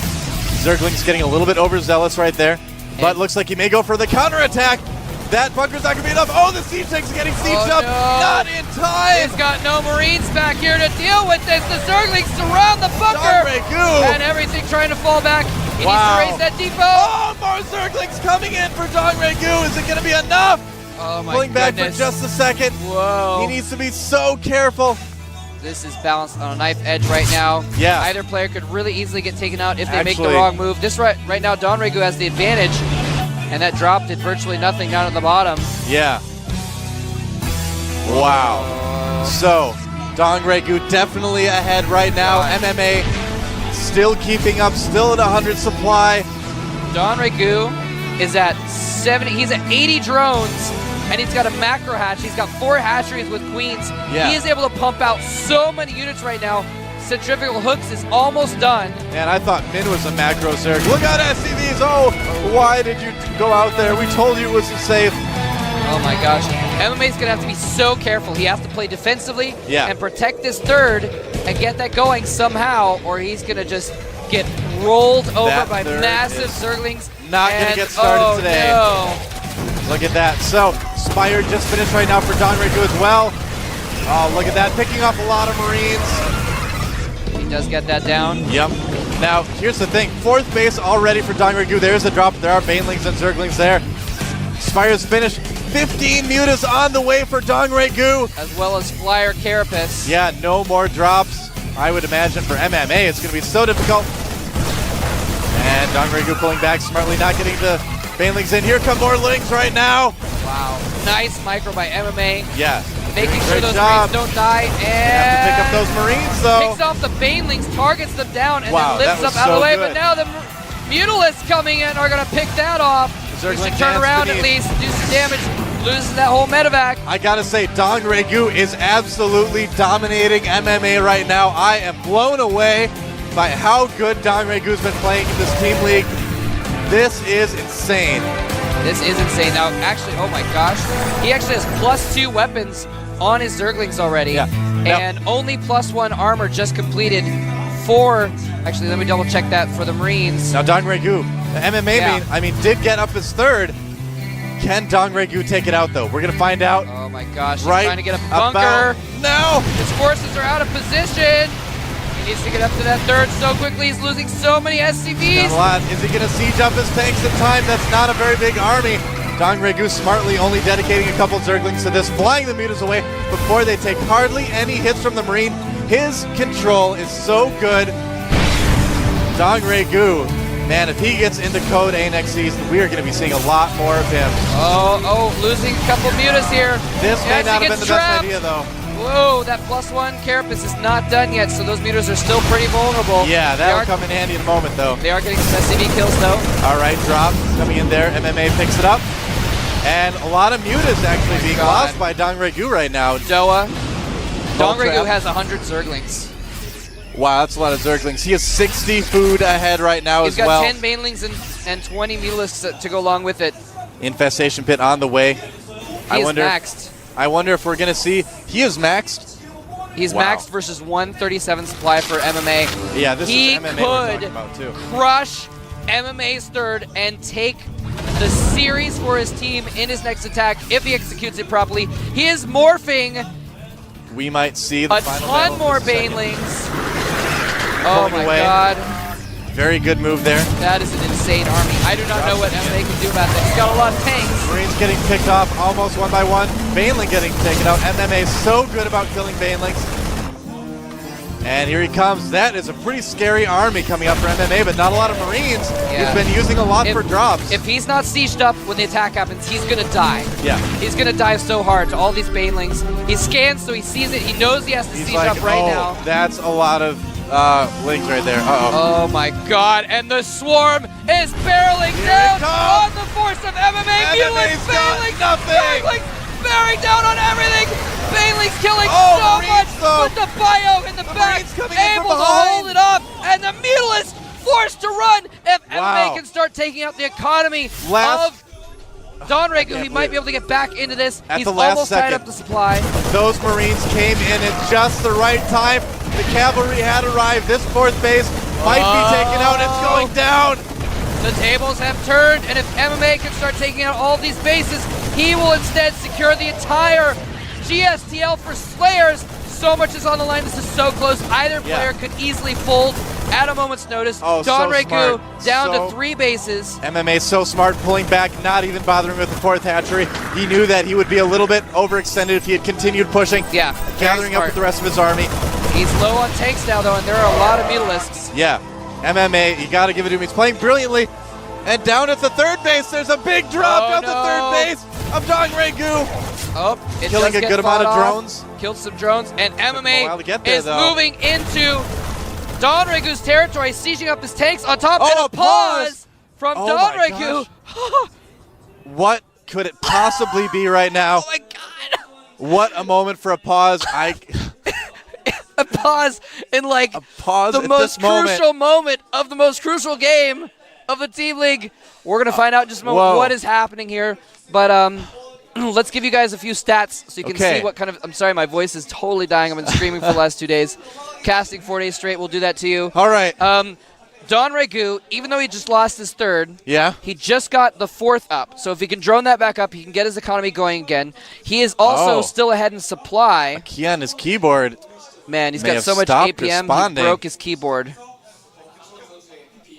That's Gonna do hardcore. a little bit of emergency surgery Don here in Regu- the studio. So on the Don keyboard. Regu, even though he just lost that base, he's still ahead in supply. He's almost maxed.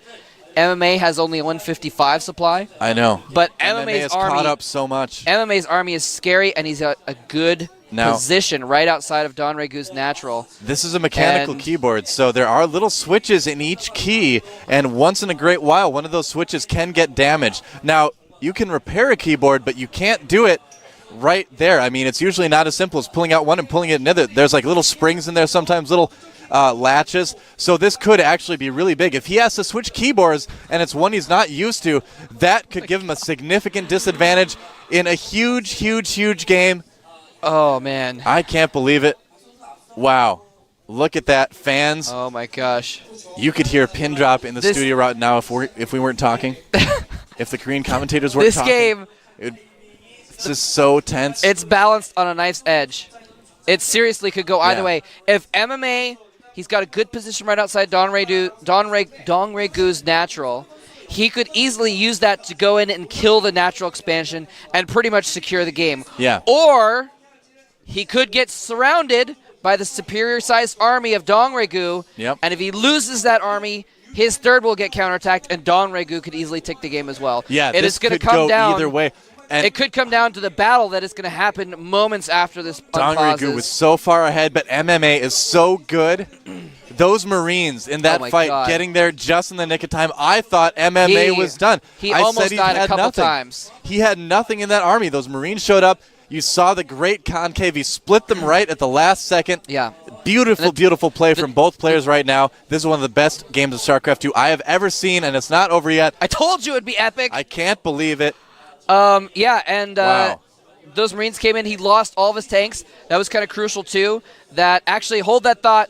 The game is going to get back underway in just a moment. We're going to get back into it. Continuing to mount his forces. The game is going right now. We need to switch over to the game right now. All right. The ramp there, and Fungal Growths are out now as well, by the way. He has 3 Infestors. He only has 2 Fungals left, though, on those Infestors. Yep. Now keep in mind, Dongregoo's second and third bases are not connected with creep right now. That doesn't matter a whole lot because the units are so quick, but it does slow them down ever so slightly, and every millisecond counts. Can't state that enough. Dongregoo, though, close to maxed again. MMA continuing to macro. Hive on the way for Dongregoo. And that about catches us up to where we're at in this game. Critically, he only has 4 tanks. Yep.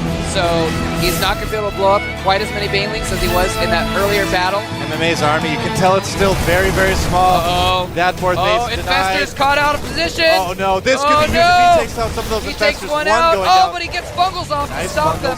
Yeah. And the hatchery goes down, the 4th hatchery. Oh wow, nice drop by MMA. And Here MMA, comes up. he doesn't care that all of his Marines have been fungled. Here he is goes. barreling down. There's a huge Zerg army. Oh, he does not want to engage that right now. He has no health. He has no health on those Marines from those Fungals. No. And here comes Dongregoo. Is it enough? He's pinned against the wall. Dongregoo obliterating MMA's army. Look at that. Absolutely slaughtering him. The reinforcements only coming Mutas, down. only Mutas. MMA's producing so many Marines right now. Dongregoo needs to pull back again. Whoa. And again, punches traded. And MMA comes ever closer to getting close to the supply of Dongregoo. Here comes the Marines. Oh no! Nice Banelings landing on everything. He's dodging back. This time, the Mutalists are going to be able to clean that up. MMA may have gotten a little bit too aggressive with this push here. The tanks are going to be taken out. And MMA again needs to go back on the defensive. Oh my gosh. Now MMA is going to float this out and take the gold. So even though Dongregoo has pretty much secured that 4th in the bottom, the upgrades, if he takes the gold, MMA will actually still be ahead. The upgrades for the bio are so good right now for MMA. Oh yeah. He's working on +3 armor because he already has +3 weapons. +3 weapons, which is doing so well against the only +1 armor of the Mutalisks. Yep. And the Zerglings as well. Let me see if I can find one. Are at +1 armor. So those Marines are doing so much damage to all the Zerg units right now. If he can hold the gold, that is what he needs to win this game right now. He is Marines going. stimming in. The Mutas can't do anything. He is going for the gold base and going for the gold medal in the GSTL for Slayers. Yeah, and Dongregoo, his macro was so good, but he's been denied that 4th and 5th base so many times that his macro has suffered for it. Another large army for Dongregoo, but is it going to be what it takes? That planetary is going to be finished in time. Planetary is almost done, yeah. I can't believe this, Mole Trap. This is so tense right now. Wow. The Mutas are going to catch the drop too. Oh no, the drop. Yep, that drop, and the medevac is going to get taken out. Oh, he's been doing so well with drops thus far, but the Mutalists are out of position. Unfortunately, MMA not in a position to take advantage of that. That just chilling by that gold. It's going to be so hard for Dongregoo to take. Yeah, MMA. Tanks, turrets, planetary fortress, Marines. Yeah. MMA, look at that. Continuing to try to keep control of the Zelnaga towers. So good. No. It's amazing. Losing Tanks a getting tank picked there. off. He only has 7 tanks, which is not a lot in this kind of situation. Here comes the he drop. needs every one of them. This may do some damage. Oh, he's dropping. Dongregoo's army leaving as the Marines come in. Exact wrong moment. Stimming There's in. a lot of drones there. Every drone killed is so important. He's going for the hatchery, though. Is it going to be enough? Marines the doing Marines so much damage. Mutalists trying to save things. Are they going to get him in time? Not going to get it. Medevac going down. MMA moving out across the map. This may not be the best idea. That is a small army. I believe that Dongregoo can crush it. Oh, yeah, easily. He's got a lot so risky by MMA right now. Dropping again, though. Keeping Dongregoo on his toes. Yeah, and Dongregoo is maxed, though. MMA is not maxed, so he really can't afford this, but he's dropping a huge amount of units to the top. A mass drop. But at the bottom, he might lose that half of his army. Sieging up. Fungal on everything! Fungal on everything! The Mutalists forced to fall back, though, from the firepower of those highly upgraded Marines, but he's going for a counterattack. He's going to go for the gold base. The tanks are not sieged up. Bailey's crashing into the planetary. Can the Mutalists finish off? Turrets and Vikings driving the Mutalists off! And MMA has just taken the supply lead for the first time in this game. Lost it for a moment as well. It's so close though right now. 4 Broodlords on the way for Dongregoo. Broodlords are in production. Those can why did easily... he pick up the Marines? Oh, he didn't want to get shot. Mutalisk barely driven back. Dongregoo has lost nearly all his mutas. He's down to a couple Zerglings. MMA ahead by 20 supply. I can't believe it. But the Broodlords have just popped, and MMA is forced to fall back. He did his damage. He took out the fifth rather, and held his own. MMA is getting +3 vehicle weapons right now. Oh my goodness, those tanks are going to do so the upgrades much damage. Are the amazing. upgrades are doing really well. Wow. The Broodlords are only at 1-0. They have no attack upgrades. Oh, they have wow. only 1 Carapace. Look at that. Nobody's taking that gold base. I don't care if you put MC, Marine, King, MVP, everyone together on this map at the same time. Threw an Idra there as well. Why not? That gold base is so secure with all those tanks. Dongregoo, he is on the ropes right now. MMA is up 180 to 144 supply. Yeah. He has been on the back foot with a lower army count the entire time. Yeah. Now he's got almost max. He can take his 5th base and hold the gold and max out and make a push, and I'm not sure if he's going to be able to stop that push, Noah. It's going to be so huge. He needs to make sure that he has tank siege up. That's the big thing. Dongregoo gathering a little bit outside the gold base. I can see on the minimap, but not going to do it. More drops coming out. That medevac is such low health. The Marines need to make a last stand here. That is going to be the end of that group. But so many great drops from MMA. Another one in the main. Gets cleaned up. But somehow he keeps doing it. Here he comes, taking out some creep tumors. MMA, he's not ready to make his final push yet. No. He's still going to chill back, make sure he's completely maxed, make sure he protects his bases and has some money in the bank. That's and right. he's actually, he's so far ahead, he's getting building armor for his planetary fortress and high-sec auto-tracking for his turrets. Wow, MMA taking the 12 o'clock base as well. He is on 5 bases to the 4 or so of Dongregoo. The mutas doing a little bit of damage there. Another drop from MMA, may be able to clean this up, but he flies it away. Doesn't want to lose mutas are distracted by the SCVs. The free he's got SCV Vikings kills. up for the Broodlords. MMA is so good. Yeah, he's got Vikings. He had them before the Broodlords did. Yeah. And I'm not even sure what happened to those Broodlords earlier, actually. I don't know where they went. Yep, they're flying around the map. There they are right now. Oh, okay, there they MMA are. moving in at the bottom of the map. If he can again deny the 4th and 5th, I don't think Dongregoo can take too much more of this. His tanks are stacked back in portions. They're in perfect position. Yep. This is an excellent point of jumping off. He actually moves all the tanks. He's going to try another drop, and there's another drop at the main. Mutas are distracted. MMA right now down at the bottom of the map. Oh, he needs It's those mutas at the elevatoring. bottom. He needs those mutas at the bottom. Tanks sieged up on the low ground. He's going to try and take out that 5th one more time with Marines.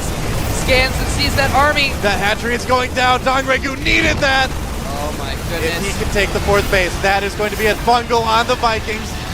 Oh, nice bungle. Great job taking out the Vikings. Oh, the Beetle is cleaning up the Wow. Vikings. Bungle on the Marines as well. These There's still a lot of Broodlords. tanks. But if he loses those Marines, there's nothing else no. on the, Here in the comes air. Dongregoo. And he's going to come in and crush Is the it gonna tank be enough? with Zerglings No, and so many Terrans. tanks. Oh my god. Vikings taking down the last Broodlords. Oh. One more Broodlord. Oh wow, left. their armies are so even. Look at that, only Vikings left for MMA. Marines finally coming in. MMA has a little bit better production. He's actually up to 150 supply. Dongregoo at 100. Pulling ahead. Dongregoo somehow just does not have the economy after losing all these bases and drones to keep up with MMA and his mules and his 5 bases. MMA establishing position again. Oh, and look at this. The Muta's enough to kill the Vikings, I think. One of those Vikings slow low. He could make more Broodlords. But Dongregoo, the income is so low right now for Dongregoo. MMA, I think he's about to wrap this up. Here comes the mule. Dropping drones on the 4th base, saying that I have control of the territory. GG! GG Slayer! The game has begun over here in the red. Our Terran player named himself after Slayer's boxer. He is up here in the blue, formerly known as Zergbong. He has not lost a game yet in this tournament. He is the one, the only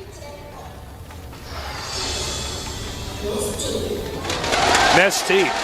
Excuse me. Well, Nesty, as you said, he has not lost a single game in this tournament. Now, there are a lot of differences between this guy and between Fruit Dealer, which so many people love. And I want to go over a couple of those right now. You know, Fruit Dealer, he's kind of on a tightrope the entire game. He's very risky at times. Right. On the border of risk and being safe, you know, getting a lot of upgrades at once, double expanding quite often. In the meantime, Nestea never looks like he's even in trouble. He plays a very laid-back defensive macro style most of the time. And that is just so solid, man. It's like, in theory, what you want to see a Zerg player doing. Yeah, I guess you could say he's kind of playing the game the way it's supposed to be played, which at times can be very advantageous. Of course, there are other people who seem to break the way we see the game working, and that can be awesome as well. Now, over here, we do see barracks on low ground. Now, and a second barracks. I was about to say, if he makes a second, we might see aggression. Sometimes we see these players wall in this region, and then go ahead and get the command center up over here. Now. So, with the Zerg going for a fast expansion, I mean, this could be pretty bad news for Nestea right off the start. Absolutely. In fact, over the past week, I have been playing a lot of StarCraft II, and I have to say that already going 14 hatchery is risky again. In fact, it's more risky than before the patch, because now when Terran attacks you, he also has some economy behind him. So this could go very well for Boxer. It's very hard to stop. On most maps, you can simply kill the Zerg hatchery. Now, this is a much longer map, so it could be a lot harder. We'll have to see if he's worked out these timings just right. And he sees the hatchery now. And just as Artosis said, it's risky. It looks as though Boxer, nicknamed Boxer from the foreign scene, is going to be moving in here for an aggressive play. Double SCV. Actually, triple SCV, excuse me. Oh my God, I spoke too soon. About almost a dozen SCVs here moving forward. This is not going to be a long game. No, it's not at all. We're going to see, can he kill him? Nestea right now does have 6 Zerglings coming out. That's a problem with such a long map, and doing something like this on such a long map, when those Zerglings pop out, it's going to become very hard for Boxer. Now here he goes, attacking into the Spine Crawler, going to take that Spine Crawler right out of there. The drone's trying to surround some Marines, but he should pull him back. He has Zerglings on the way. He's got to be careful here. If he loses too many drones, he can lose the game. So far, the Marine and SCV control has actually been pretty stellar here. But yeah, it looks like the Zerglings could carve their way through the SCVs, and indeed they will, wiping out the remainder of these forces. But Marines do remain. I spoke too soon. I forgot it was Boxer playing. His Marine micro's pretty good. The Marines now getting closer. They're going to attack the hatchery, but they don't have the support of the SCVs. Remember, there are hardly any SCVs down here, just mules. The mules, though, are making a huge difference because there's only 5 drones left, but here come a lot of Zerglings out of here. Only 4 Marines to battle against them, but now we're down to just 2, and Boxer's rush looks like it may be ending pretty soon here. It looks like the rush has been denied. Terran's going to have to return home. Now, remember, if he can get to these barracks, the game is essentially going to be over with. He can't force out any more Marines, and that could be the end of the game. But right now, remember, hardly any drones at all, and back over here, it looks like the Zerglings are going to back off. That's right. Now, notice that, you know, he does have 8 SCVs against 7 drones, and he's also using mules. So the problem here is the mules are giving a lot more income to Fox, who's going to keep on making Marines. We take a look at the production tab, we see he's non-stop pumping out Marines, and he's just going to keep attacking. He's going to move across with a lot of Marines, and it is going to be hard for our Zerg player to be able to stop this. I think you are dead on with the analysis of the economics here, Artosis. You're so smart. With the Terran still having mules, he can keep, as you can see, mining here and getting a hefty amount of minerals, and that's going to allow him to do round number 2. The bell has rung, and I don't know if Nestea is going to be able to recover from this with what is essentially a brilliant time attack. He might have to even give up his hatchery. Yeah, this hatchery definitely going down. Notice he's pulled everything back. He's trying to go up the ramp. There's just too many Marines right now. 11 Marines against 9 Zerglings. That is an easy win for Terran. Bring the SCVs as well. It's just going to be too much for Nestea. Oh, look at this. Beautiful surrounding the SCVs, but just nothing left over. Those Marines will plow through these drones now, and it looks like Boxer going to be able to take this first game down. That is it. Expect GG. There it is. GG Nestea. Over here in the red, at the left corner, we have the one, the only, naming himself after Slayer's Boxer himself. He is...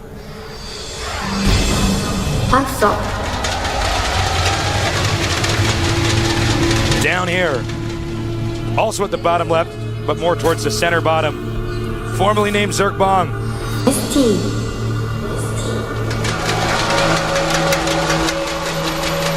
Now, these spots are going to be pretty decent for Nestea. I'm surprised he's actually scouting in a counterintuitive way with the Overlord. This is unorthodox style right here. Yeah. Normally you see him scout that close main base normally first. See him go up this way. But he may be, pulling a quick one on Fox here because Terrans normally scout for that Overlord coming in to scout them. Yeah, so they'll send an SCV right down here and check for that. So that may mess up Terran scouting patterns, making it much difficult to spot something like a fast hatchery or a very early spawning pool. And at the same time, Nesty in this position, it's going to be harder for Foxer to actually fly a dropship over and drop on his cliff. Not impossible by any means, but it's the longest route that you can really have. Can't fly it over his main base. Queens can catch it and stuff like that. But it's good spots for Nesty. Now we see a refinery here. This is interesting because it does mean we're obviously not going to see anything like we saw in the previous game. Yeah, and this is also interesting because the refinery, of course, gets you gas. Marines don't cost gas. We're watching Foxer.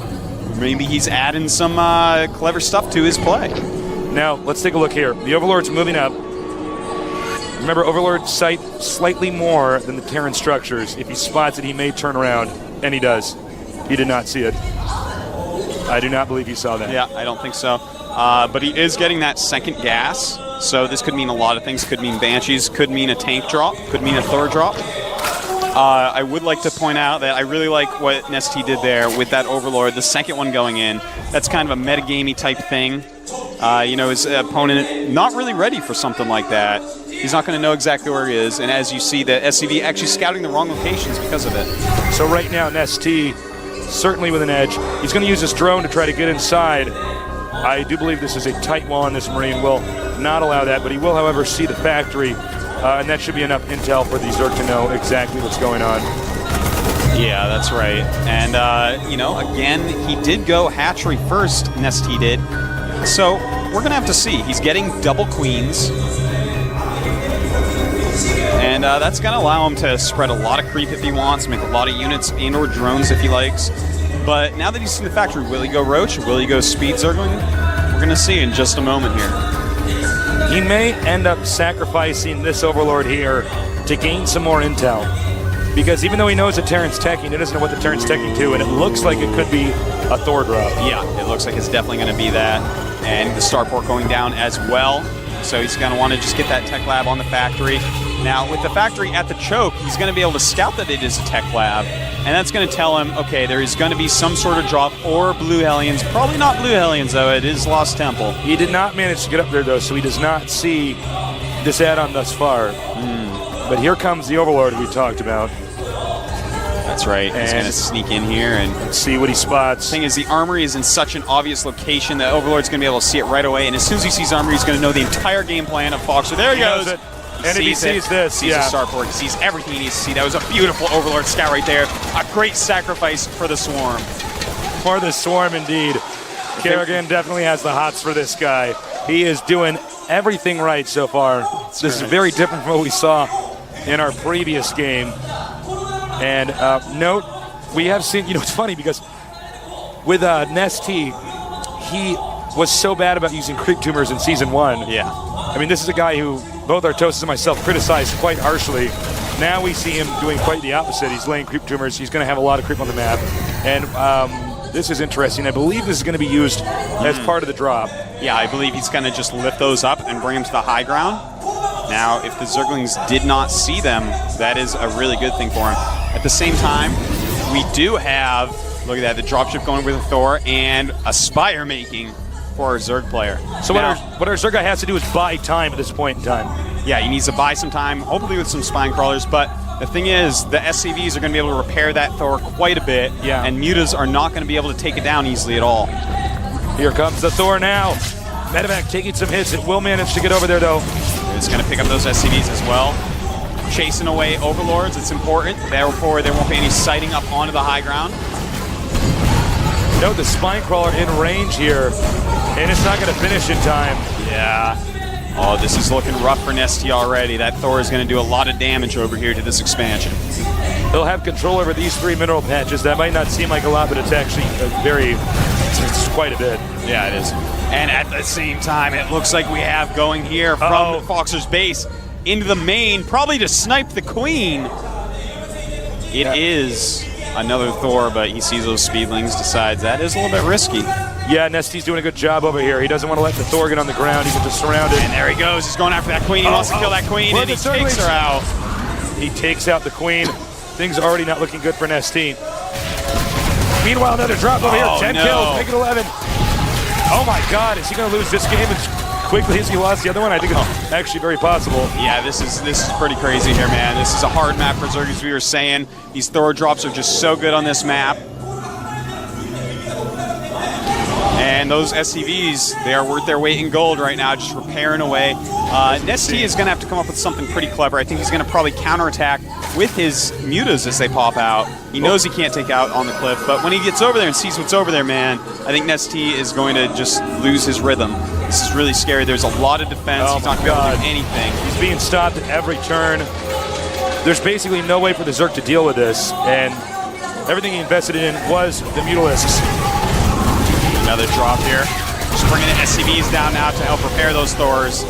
22 kills and 9 kills. Absolutely Oh my wild. God. I think that's drones, queens, you name it. Those Thors have killed it. The hatchery going down, half health, make it a fourth. Queen comes out. I don't think it's going to buy enough time. He has to do something. If he loses the hatchery, I do believe he will lose this game, and he's taken the hatchery out. And this is not looking good at all for our Zerg player, Nesty. Such a great player, but I mean, Foxer right now, man, he has got the builds. He's got the builds indeed, Artosis, and he is using them very well. His execution is perfect. The Thor drop quite similar to the Reaver drop in StarCraft 1, a little bit different mechanics behind it, but very similar nonetheless. And of course, we do know that back when our Terran player, Boxer, he was a Protoss player back then, he was quite good with Reaver drops at that point in time as well. Hold that thought, though. He wants to take out these Thors so badly. He does have his circlings down there. He uses that magic box. The Mutas take much less splash that way. Removes those 2 Thors with minimal losses. Now he's going to get 2 medevacs as well. And Nesty, I mean, that is the first step to a comeback right there. You can see he was actually going to drop again over here and did not manage to do that. Now, I know there might be noobs watching this, Artosis. Please explain, what is a magic box? You know, those Thors, they do a lot of splash damage to tightly packed air units. But when you have the Mutalisks spread out just a certain amount and you click very far away from them, they stay in a boxed formation where they don't clump up. And that allows them to take out units like Thors. Now here we see a command center over here. By the way, on Nesty, I totally agree with this. He's just going to throw up a second expansion. This isn't safe, but it's the only thing he can do to come back. He's taking a risk. He's going to hope that he can use the Mutalisks to control the map and to control any scouting units. And if he gets his expansion up, maybe he can turn this around. He needs to stop these SCVs from building. He's got to do something here. Going after that missile turret, and that's a smart turret to take out. Even takes a lot of damage from Mutas. He's got to get in here and start doing some damage. And taking out turrets is one of the ways to do that. Thor's coming back, though. He's going to want to run immediately. He takes 3 volleys. That's going to be huge. But he runs out of there.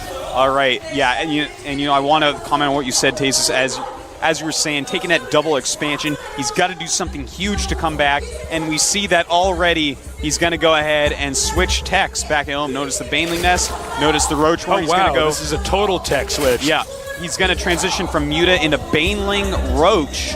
So that's his plan. Use the Banelings to kill all the infantry units, use the Roaches to kill the Thors, and hopefully he can come back with that. We see more Mutas moving out. The Thors, however, and the Marines, he's got a small force out here, as you can see. He does not know about this expansion yet. My bet is he's going to push out. Note Nest, he does have a lot of creep over here. Zerg units do move very fast on the creeps, so you got to be careful. Yep. Baneling's on the way, but if he gets here before the Banelings can finish.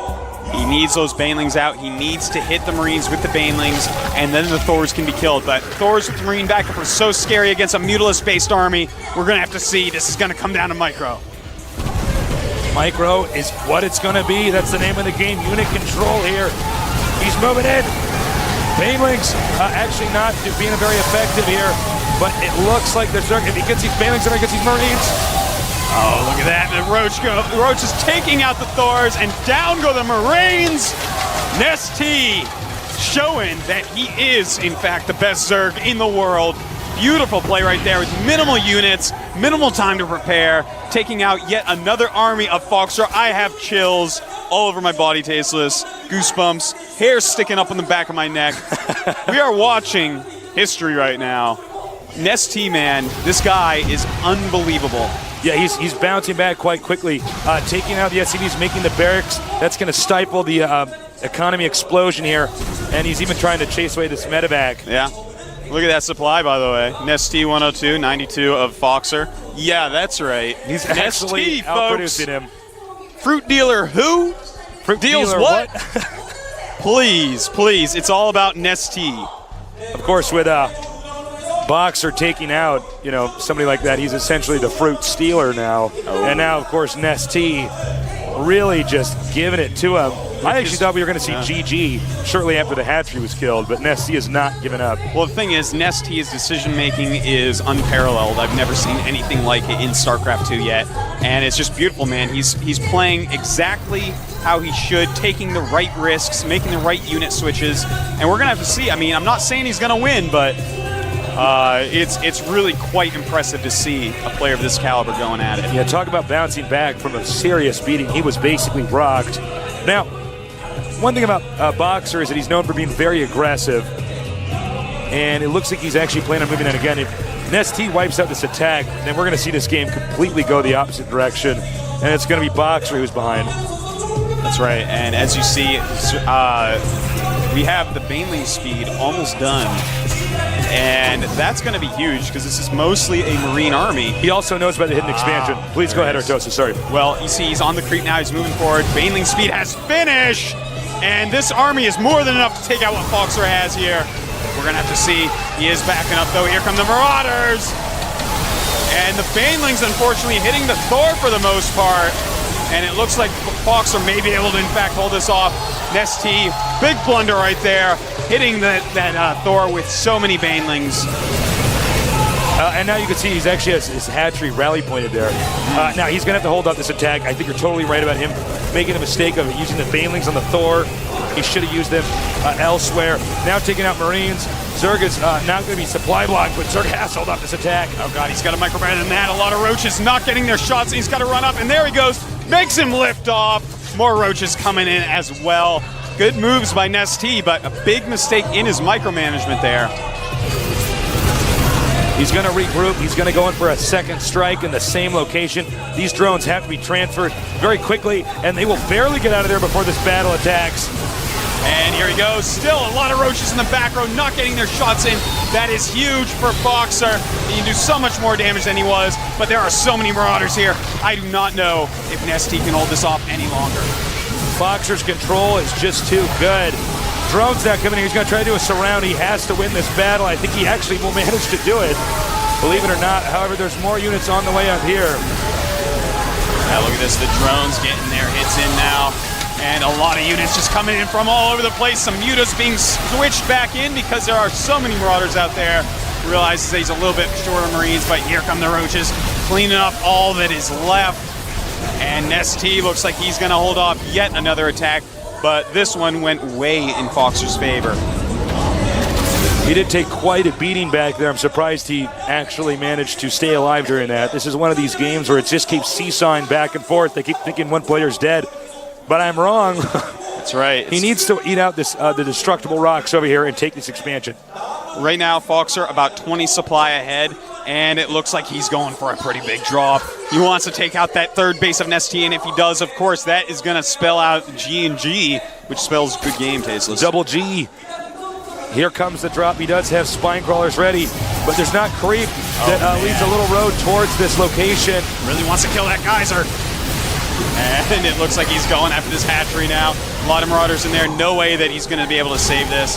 Goes down quite easily. Boxer now in an undisputable lead. No, undisputable. Yeah, and it looks like even though he might lose this army, I mean, Nesty cannot be happy with the place the game is in right now. I have to say I'm a bit shocked he didn't actually pick up and then just relocate his army over here.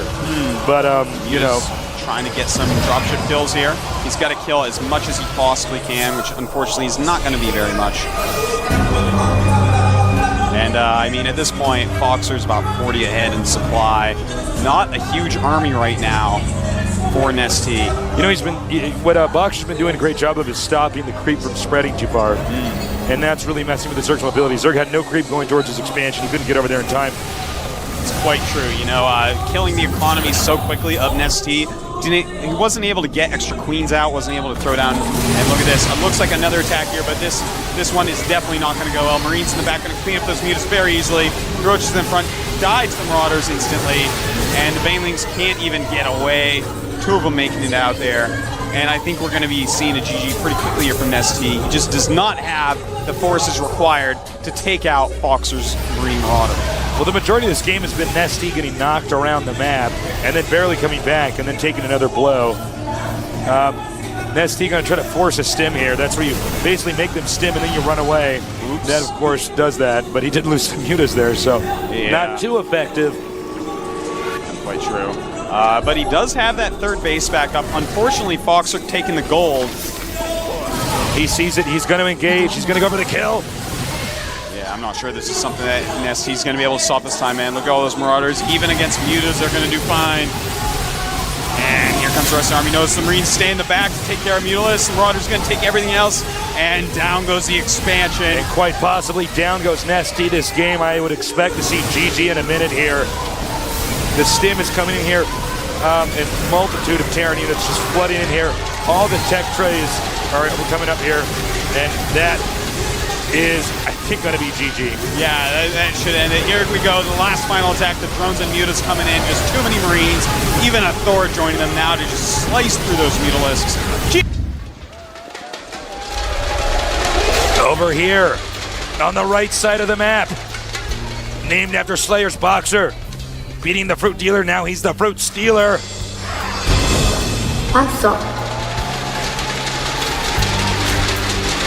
On the left side of the map, he was known as Zergbong, a very unsuccessful StarCraft I pro gamer. Now he's back here in the finals of the GSL. Nestea. Now, I want to point out a few things about this map, because this map is very unique. As you can see here, they are quite, I shouldn't need to turn the speed on this mouse, these are quite close by air. You also have a large ramp, so Terran can't really wall in. Now, if you follow me over to this location, there's destructible rocks. As we go upward, we see more rocks. You could take those out and get a quick path to your opponent's base here.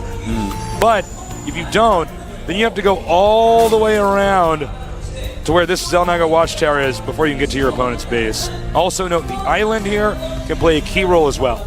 Yeah, the island, we don't see it used quite as much, but Terran, of course, is the race that we see it used most as, especially if we see one of those Banshee builds we were talking about. You know, sometimes you don't have the units on the ground to really hold off counters, so you want to go ahead and take the island because it's easy to defend with your air units. So we'll just have to see if that's something that he has decided on doing. But, you know, so far, we see, a very quick hatchery by Nestea. That's kind of standard for this map because, as we were saying, you know, you can't really do the Marine SCV rushes as well on this map. So this is a map where we're really going to see Nestea basically go uninterrupted, at least for the very early part of the game. Now notice no gases quite yet. He is producing some Marines though. He may expand down here. Yeah, it looks like he's going to be a fast expansion for sure. Now, I don't think he's going to even... Whoa, interesting. Awesome. Whoa. All right, so he's going to actually expand to the island here. Yeah, in this region right here. In fact, we might see something completely crazy like a double expansion. I could buy it, you know. If you expand fast up there, you can't be attacked quickly by Zerg. They either have to get Mutalisks or they have to get drops to attack it. So, or a Nidus Worm, but who does that, LOL. So, I don't know. We're going to have to see what he wants to do with this. But he is getting double gas now, so kind of interesting. It looks like he wants to jump up the tech tree real quick to follow this up. Now, there's a lot of different things he can do after he double expands, as Artos has said. So, we don't know what tech pattern he's going to follow. But if he's getting double gas, he's going to follow some type of tech-intensive pattern. Yeah. Thors, Banshees. Yeah, it definitely could be something like that. And I think it would be actually a good choice as well. Maybe a delayed Banshee-type build could be very powerful. You just got to watch out for Mutalisks. Now note Nestea's placement. He has an Overlord over here. So he sees there's no expansion thus far. And he has this Overlord, which he's using as a peak. And And it looks like he's going over. He has loaded that up with 5 SCVs, so he can start mining efficiency really quickly. And at the same time, a factory being made for Boxer right there. Now Zerg is going to drone up, but remember, Zerg is in the dark. Zerg doesn't actually know what his opponent's doing. He's still playing somewhat of a guessing game. He will probably sacrifice an Overlord to find out. And here comes an engineering bay. Oh. And double eBay. So he wants a nice tight wall in right there. Double eBay all the way. I know, man. I wonder, is he going to go for double upgrades? I'm feeling like he's going to. I think so. Which is really uber interesting to me. That would be a great reason for that double gas. So he might just be going like, hey, guess what? I'm Boxer, but now with upgraded Marines. And I gotta tell you, that is pretty scary as a Zerg player. You know what I like about this is that we sort of put this guy in a box as far as his play style. Yeah. But now that he's in the finals, he's branched out to all sorts of different openers. Well, he is Boxer, so boxes are something that he can get his way out of quite easily. So he's got double upgrades here for the infantry. Wow. He's going to have 1-1 Marines very fast. And I think we're going to see a ton of barracks here in a minute. Yeah, he's going to just suddenly drop like 400 barracks and get a bunch of tech labs to upgrade everything. But hold that thought. He sees the island. That's right. Now, ST not really making anything yet that can attack that island. We're going to have to see what tech path he chooses. Now is the time. He's got that layer up, as you see. Yeah. But he hasn't chosen his tech. Ah, there we go. Nidus Worm. Where is it? Where is that Nidus Worm? There it is. Nidus Worm, Roach Den, Baneling Nest. George Warren. He has double Viking here. He wants to bully Overlords out here. This is smart. Yeah. But he has to get this Overlord. Yeah, he's not going to have a lot of time to do this with. He's got to remove that Overlord immediately. And if he sees that coming out, though, he can land the Viking. The Nidus Worm is almost done. It's going to start. Is he going to get up in time? Will he get up in time? There's not much time left. He is making it somewhere. There it is. It is there. Right here. And SCV's coming down, but will they be able to kill it in time? I don't think so. Benny Roach is Zergling's going to pop out. And here come the Zerglings. But they are going to get the Nidus Worm at least, which means a medevac drop can save the day here. Yeah, and medevac drop or bring those Vikings over to battle with the SCVs. Looks like the Vikings are going to go immediately. Also, medevac's being loaded up. And another Knight's going up. A very smart move there by Nesty. Gonna land in time to turn those SCVs around and start attacking these Zerglings. Here come the Marines, and it looks like Boxer may, in fact, be able to hold this off. He's just got to get rid of this Nidus Worm. Nidus Worm goes down. And he has kept the island expansion alive. Meanwhile, Nesty, in an attempt to hurry up and catch up this game, is going to go for the gold. It's a good move. Very smart move. He's got to go for the gold, man. You got to go for the championships. There's no turning back now. That's right. You don't want your silver medal. You got to go for the gold base. And it looks like we're going to have a little drop. Yes, some Zerglings, some Roaches in here. This should be enough to take out this drop here. Yeah, he does have 1-1, though. This is not going to be what Nesty is used to dealing with. And Boxer does run away. Now, by the way, speaking of barracks, Mani Barracks. Yeah. He's got to get his stim and combat shields upgrades as well. I do want to point out, look at that. That is so many barracks. I know. Wow. But I do want to point out that gold base is brilliant by Nesty. Completely brilliant. It's so far away, it can't be attacked right now because there's just so much action on the map. It's a great choice by him. Plus, I'm pretty sure Terran actually does not have vision of the gold base. Yep. It's also quite hidden. Now I think Terran's going to be preoccupied trying to defend the island. I don't believe. Actually, I hear the sound of a Nidus Worm. Oh, it's right down here at the expansion. Smart. That's pretty cool because this way going to put creep there as well. If he can attack the gold base, that means that he can unload the Nidus Worm and then go into the front of the Terran's base and take him out. Yeah, very true. That's really smart. Now, if we take a look at Nesty's army, look at that. Roach Baneling. Now, that is a pretty good counter to Mass Marines, I have to admit. Terran, of course, unaware of the Nidus Worm. And it looks unloading. Like, we may be seeing some sort of bust right away. In fact, if he busts those eBays up, with 2 upgrades in it, that could really slow down Boxer's plan. And he may be doing that, or may go through the bunker because has less hit points and try to kill. Here we go! Here we go! Can you microwave out of this, Boxer? He doesn't have stim yet. It's not finished. And the Banelings just going to town on the Marines. The Roaches left alone. No units left to stop them. Meanwhile, the Nidus Swarm is continuing to unload over here. And I don't even... Stim did not finish. Stim did not finish. He killed that tech lab. We're not going to have any Stim for Boxer. Microing is going to become impossible against these Banelings.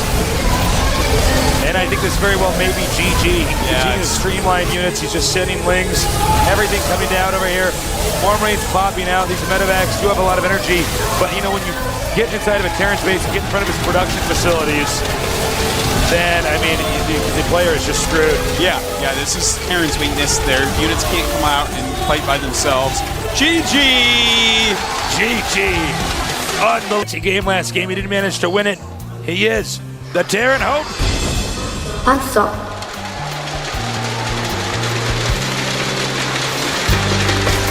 Down here, at the bottom right side of the map, formerly known as Zerk Bong, coming back in that previous game. Also a delicious drink.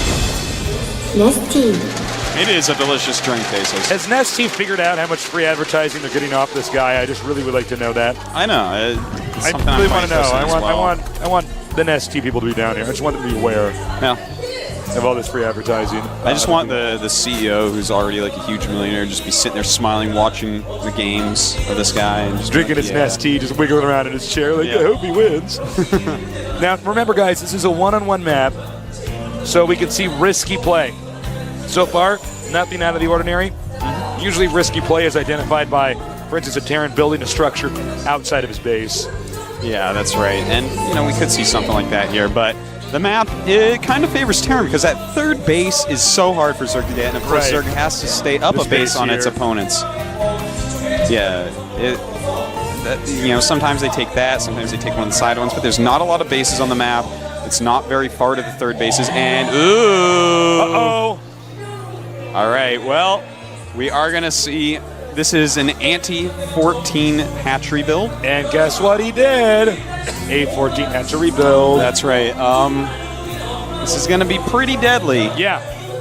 Again, as I said, you know, this is developed in the past about a week and a half where on the Korean server, you can no longer go hatchery first. You just can't do it against Terran or they kill you. Oh my god, oh my god, oh my god, oh my god. Like this. Oh god, oh god. Is he going to see it? He's going to see it. Oh my god, he missed it. I think I just made the sound of a cat dying back there. You did I'm too. sorry about that. This is huge. Yeah. Now remember though, this strategy with the barracks being spread, this is like a pretty ballsy strategy. This is like elephantitis ballsy. I mean, it is pretty. You cannot recover as quickly from something like this if it fails. Oh, definitely. Now, he does have a lot of Zerglings being made. I almost feel like he's going to have a much better chance this time because the natural is not outside of his base. Right, he can't focus on the hatchery. He's going to have to attack the main. Yeah. And will he send SCVs is what I'm wondering, like he did before. Yeah, this is actually a lot different from what we saw in the first game. He may just be waiting for that critical amount. Now, Nesty, I think he absolutely knows what's going on because in his main, he's making a spine crawl. He's making a lot of Zerglings still. He's staying back, making only Zerglings, and it looks like he's going to be able to off Boxer this time. He sees what's going on. He's moving in there. Queen is out. He's sending the drones. And, you know, he just saw that spine crawler, and that should just set Boxer off to say, oh my god, he knows exactly what's going on. I need to get out of here. Now, I hope he has a contingency plan because there's not a whole lot you can really do after this part of the game. That's right. Realistically, he should be like, okay, go back, play a regular game. He is going to go ahead and make the double bunker of the bomb ramp. That's a very good move. However, he can creep tumor over here, creep tumor towards this area, get a spine crawler, and just pick off the bunkers. By the way, he's also expanded. Yeah, that's a good move, man. He doesn't see that yet, but he will see that soon enough. He will at least keep Nesty in his base while he gets this expansion up. It's interesting, I just noticed that you actually don't see the shadow of the structure until you see the structure. Yeah. Yeah, that would be pretty bad, positionally speaking, since shadows always go to the right in this game. Yeah, exactly. The sun is always rising on that side of the map. Yeah, it's always early morning. Now, he's moving out. Actually, it looks like he's going to try to engage. I don't know if Oh man, there's so many Zerglings out right now. Wise, yeah. He needs to get into those bunkers. And Nesty has actually bought so many Zerglings at this point. His economy is quite garbage. He just does not have many drones. So if he just sits in those bunkers, he's going to be in good shape. Uh-oh. He's got to be careful because link speed has started now. Yeah. And look at this. He just keeps on sending up his Marines. He's being very careful about it, though. He's checking to see how many drones are here. Yeah. He's trying to force as many as possible. Oh, he should not be doing this. I don't know if this is a good idea. Yeah, no, I think that... Ooh, actually, that is a lot of Marines. And, you know, it is Boxer. He can micro quite well. Yeah, that's right. And look at this. Oh, no, this may not be enough Zerglings. Will it be enough? Look at this. He does do a nice surround right there. But again, just beautiful micro here by Boxer, using that queen as well. And it looks like he will be able to clean up these Marines. Nice control by Nesty. Complete waste by Boxer. That's right. He did force a lot of Zerglings, but still. I mean, right now, Nesty looking pretty good. Looks like he's going to just skip those bunkers and kill the rocks. And if we take a quick look here, 30 drones against 27 SCVs and a mule.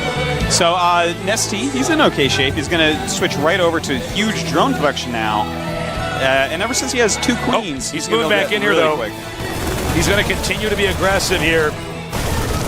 Now remember, his control of the Marines is just impeccable. Look at that, targeting away a couple drones there, now trying to go after those Zerglings, but there's way too many speed finishes, and he's going to realize that it is no longer time to attack.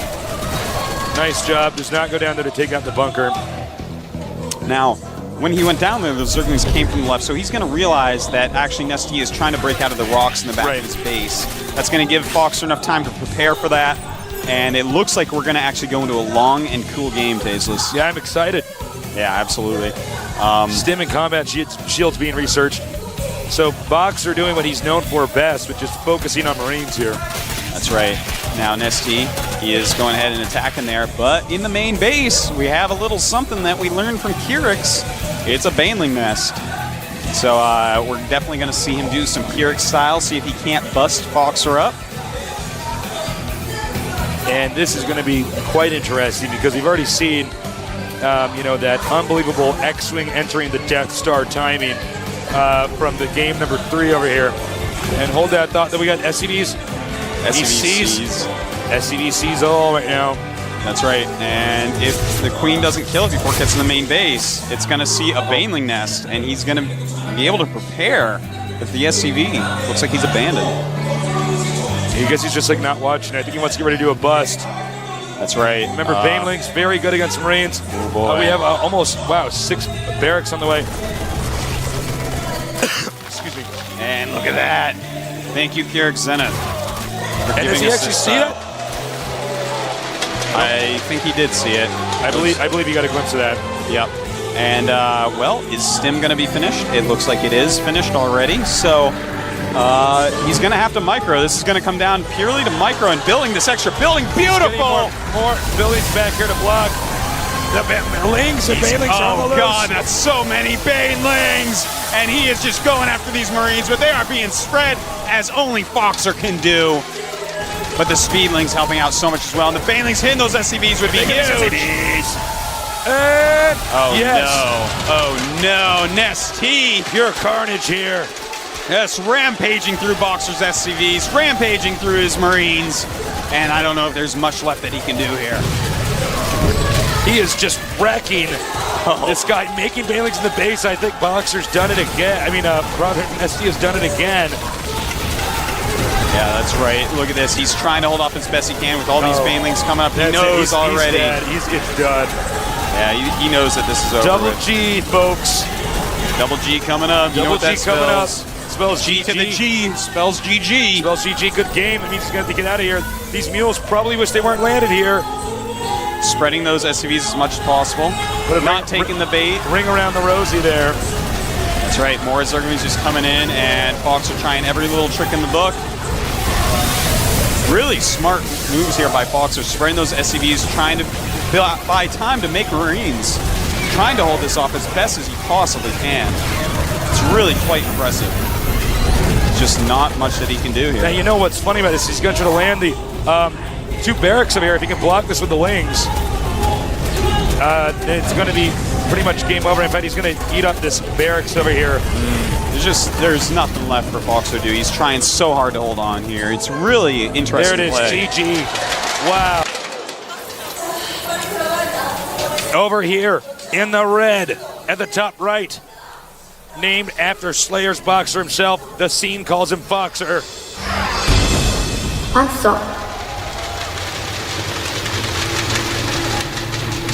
In the blue, a delicious drink, an amazing Zerg player.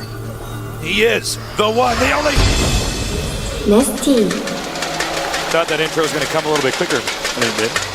It's okay, Taste. You're doing a good job. Thank you. You know, Nestea, it is a delicious drink. Maybe not as good as Powerade, though, one of our sponsors. Not as good as our sponsor, Powerade. Okay, hold on. Hold up. Here we go again. Barracks on low ground. He's doing it again, Artosis. I know, man. This is the way he likes to play.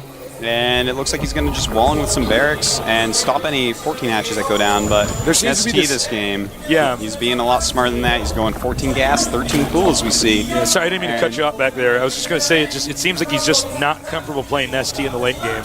Yeah, I mean, Nestea's decisions just get better and better with time. They're like a fine wine or a good cheese. They are.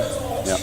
I put up my Twitter account. But Nestea, he don't whine when he's cheese because he makes enough Zerglingese. I put on my Twitter, it said StarCraft ages like wine while most FPS games age like milk. I do believe it's a true statement. That's right. Except Quake 3 became cheese. You like that? That's deep, man. We got double barracks again. Now, of course, Nestea can't go hatchery first. And if you're a newbie in your home, you're wondering why, of course, can you not do that? You're just too close to each other. Yeah. So you have to go for the spawning pool first. Otherwise, you're going to get bullied, possibly forced to have your expansion canceled. It's just bad news all around. Yeah, that's right. Now, the speed Zergling first build, he's going to be in really good shape against this. And in fact, he chases the SCV out, and guess what he does after that? He makes the Roach Warren. Yeah, that is exactly what he does. Now he's going to have Speedlings and to Roaches. Oh, nice. And, locking him in there. That's kind of gross. Now, the best way to take out exactly what's going on here, he's already making the Roach Warren, he's already getting Zergling speed. There is a good number of Zerglings, and he's getting double bunkered in. If he makes 5 Banelings and busts through and then runs to his opponent's base with the Roaches and rallies behind Speedlings, that's nearly unstoppable in this exact situation that we're in, this really weird one. I've played it a lot of times, so I'm just letting you know. Now he does have SCVs and Marines, so he wants to be able to peek up the ramp to see if there are, in fact, Banelings on the way. And in fact, he's going to do a little bit of scouting. Queen moving out now. Now he's got to be careful. He's too far in there. When speed finishes, suddenly there can be a surround on those Marines, and he might lose them. Speed is done, or about to be finished. Terran, no gas, no expansion. Roaches soon to be out. Here they are. You know, if he just overwhelms these 2 bunkers, Foxer's going to be in a huge amount of trouble. And he sees the Roaches now. He knows. And here come the Zerglings. They're going to try to surround. And look at that, traps those Marines. No SCVs left as well. A lot of Marines going down, and these Roaches are going to easily crush out of here. Foxer, too aggressive that game. And it looks like he's going to be in trouble, Tasteless. He's going to take this bunker out, take the Marines out. He backs up, but he wants to just get rid of this one bunker. If he can just get rid of this one bunker and regroup. And now he should really attack that before it gets salvaged. It does get salvaged in time. That's right. Now, a lot of Speedlings are being rallied in as well. Now, we're going to have to see, can he bust through here? 2 bunkers are being made. If he can get those Marines in the bunkers, he should be fine. But, it looks like he may, in fact, be okay. But it looks like Nestea, man, he's going to... Oh, wow, he just canceled his Baneling nest. Oh, my God, this is so awesome. The level of decision-making that we're seeing here, you know, he's in a lot of trouble. And he was like, okay, I'm going to go Banelings and keep on trying to bust. And then he realized, no, actually, that's a terrible idea. And instead, Nestea is going to go ahead and expand. This is the type of decision that you almost never see made in this game. Yeah, normally you see people panic. They start to just get aggressive, get all in. And in fact, he's not going to bite. As you said, he's going to go for the expansion. Probably drone up. He's just trying to control the scouting SCVs coming out here. Of course, Terran does not know about this expansion. That's right. You may be expecting an all-in. He's going to keep on making Marines, keep on spreading them out. And now he scans and sees it. Smart move. These guys are both playing so well, Tasteless. I'm very happy. Yeah. I'm a very happy boy right now. You're a happy nerd? I am. This is a pretty epic match that we've seen already. Very back and forth. And he is going to make the Bailing's Nest now. Yep. At a more appropriate time. That's right. Now, the one scary thing is the Marines, they are coming, Tasteless. The March of the Marines. Now, he may not have enough to hold this off. He has to make roaches to try to hold this off. Allowing the roaches to take damage first so the lings can slip in there. Yep. And these Marines, they may, in fact, go ahead and take out this hatchery, and that would be not good for Nesty. He only has about maybe 5 seconds to decide if he wants to cancel that hatchery. Is he going to do it? Oh, man, I think he's not going to do it. He's going to let it stay. He's realizing he has to stop this attack now. He does have more roaches now in his main base. But there are also more Marines here with the Terran army. Oh my, oh my. And here he comes. He's got those more roaches. They're coming down. It's time for him to try to push back these Marines. And it looks like he will. Terran may be gearing up here for a second attack. He is cranking out a lot more Marines. This is, of course, not allowing the Zerg to make drones because they make all their units from the same structure, the hatchery. Yeah. And that means that they really, the more pressure you apply to them, the less workers they can get. And what that means in the late game is that the less workers they have, they don't have an army to deal with yours. You know, it looks like right now Nesty has decided to go back into an all-in to support this decision, Tasteless. He's in a terrible spot right now. Just great play so far by Foxer. The pressure has been just perfect so far. Now we see Banelings are on the way. He's going to go for one of these bunkers. You can see he's already salvaging one. Nesty actually going to make a bunker here on low ground. Looks like he might be preparing for a slow push across the map. Yeah. Probably thinking that Nesty is going to drone up, but actually Nesty is not doing that whatsoever. Now, the problem is Siege Mode is about to finish. He's got his second factory being going up right now to produce more Siege Tanks. Siege Tanks in Siege Mode, Tasteless. Roaches, Lings, Banelings without speed. They all just die. They just die, and this could look pretty gross in a moment here. We're going to have to see, though. One tank sieged. Here we go. When these Banelings finish, he's going to do it. I think he even sees what's going on right now. And here he goes. Roaches first to try to take any shots. Here come the Banelings. And, oh, that siege tank. They are doing so much damage. Those siege tanks running back is Foxer back past the bunker, trying to break through. Can he do it here? He's got a lot of roaches left, but that siege tank doing just so much damage. Here come the SCVs, blocking the roaches and repairing the siege tank. And I think we're going to see a GG from Nesty any second. Wow. He barely held that off, but of course, with everything else coming out of these factories and barracks, he's able to replenish his army quite easily. As you can see, Zerg 4 drones here, and about 18 drones over there. Yeah, this is just looking completely unwinnable from the Zerg side. Nesty is looking like he is in so much trouble here. A very hard map. He's getting so close with those bunkers. Tasteless, that was quite right. It is a slow push with bunkers. He realizes how far ahead he is. He says, you know what, all I need to do is just push over very slowly and kill Nesty. Nesty is running out of oxygen fast, and pretty soon he's going to suffocate here as these Terran structures, the bunkers, even having supply depots here to kind of interfere with anything trying to get in front of the siege tank. He will eventually reach this point over here where he can hit the hatchery down here. Yeah, that's quite true. He can just float a barracks over there at that point. And this is just like an impenetrable defense. Right now, Nesty needs either Mutalisks or needs drops, but unfortunately, he's just started his lair. So really, he has no speed, no mobility, no way to get around this ridiculous push we are seeing from Foxer. It's just such a deadly strong push. A beautiful decision by him to do a push like this. You can see even peeks up here, takes out a creep tumor. And I give this game no more than 5 minutes. Oh, absolutely. Look at this. He's pushing forward now. It's going to be, here he goes. He is ending this, Tasteless.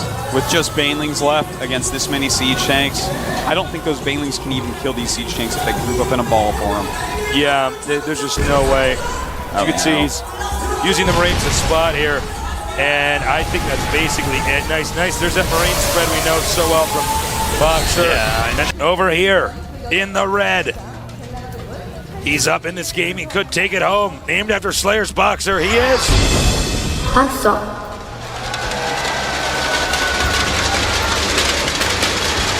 And the crowd goes wild. Down here at the bottom left on our 1-on-1 map, naming himself randomly after the drink that was on his desk when he had to make an AD, he is. Nesty. And I get agoraphobic every time I see that shot from above. I feel like I'm actually going to fall through that screen. Well, I tell you, Tasteless, that actually just makes me want to get to the finals, not for the money, not for the fame, but to get Artosis on top of a booth. How cool would that be, man? I'd take that roof home with me, win or lose, it'd be on my wall. We're actually pretty high up right now. I mean, if you look behind us, there's about a 15-foot drop. So if you hear somebody fall, they're probably dead. Yeah. No more commentary for you. No more commentary for you guys. Box are going to go ahead and open up with barracks in his main. Now, we did see him make a second barracks outside of his main. So we could see some trickiness. Ooh, Nesty. Uh-oh. Nesty is like, no, I want that hatchery first. Forget it. No, it's still doable. It's like, no, it's not, Nesty. Watch out. This could be bad. This could be very, very bad. In fact, I'm pretty sure he's going out to make a second barracks. Yeah, that wouldn't shock me. We don't have any gas going up yet in our Terran's main. Oh, that's quite true. And note, I always say this before every game, but I know there's a lot of new viewers. This region here, if you can follow my mouse cursor, is huge. So there's a lot of surface area you have to cover, which means rushes against a Zerg can be pretty tough for the Zerg to stop. Now, it looks like there's not going to be a second barracks. But he is going to throw that bunker down. That's not going to do anything. That's actually just to draw drones out. Don't worry, Zerg fans, StarCraft fans alike. That ain't no thing. Notice how he instantly runs away from it. He wants to scare him into bringing more drones off than he should. That's right. For canceling it, he's only going to lose 25 minerals. Already these drones have cost more than 25 minerals of not mining time for Nesty, so it's just a good move overall. He once again comes over here, cancels it. And now you can see, talk about a delay. Now, the single Marine is coming down. He's like, oh, maybe I can get a drone kill, maybe I can't, but it's at least going to force a good amount of Zerglings out of Nesty. Right. He's already a little bit scared from how many times he's been rushed like this, and so he's actually making a lot of, that's how he rolls. No shocker there. Yep. So again, it's Zelnaga Caverns, as we were saying.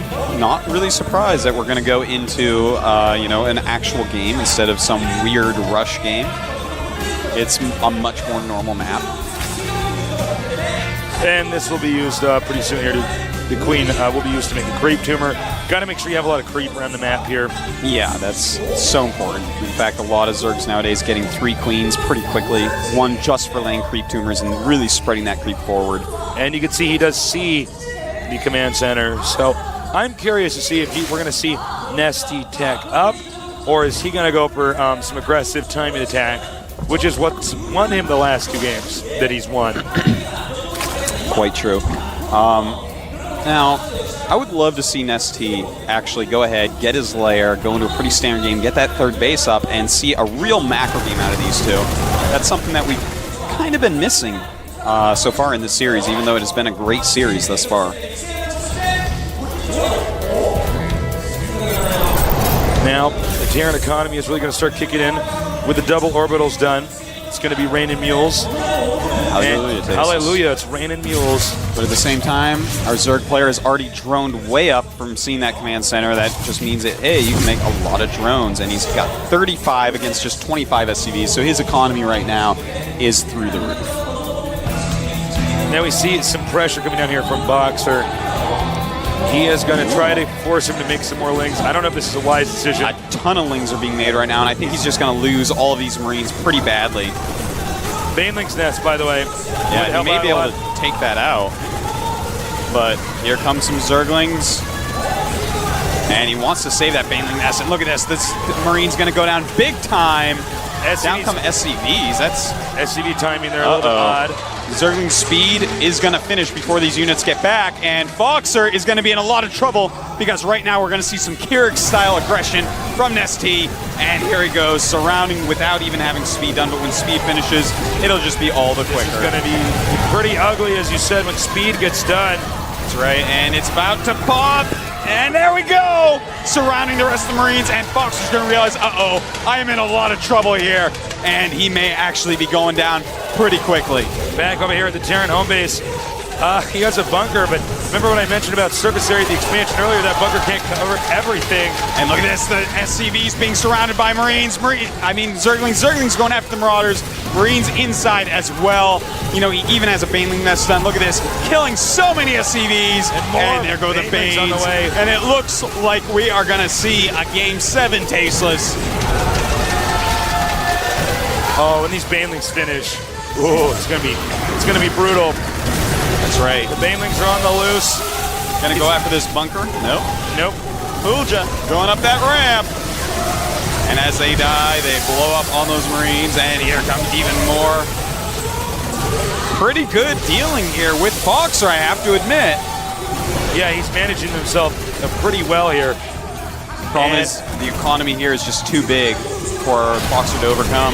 Yeah. Yes, more and more Speedlings coming up, surrounding some Marines, hitting some more SCVs. There's so few SCVs left, only 14 left right now. And you know, this is one thing about Nesty is he just always manages to get in here with these perfect timing attacks, handling himself so well. You can see the SCVs can't take too many more blows, and these Banelings are about to get done. No!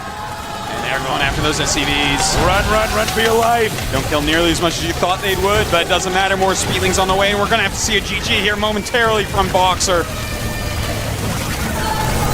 He runs in there, he takes out these Marines. That's right, and cancels the Banes even.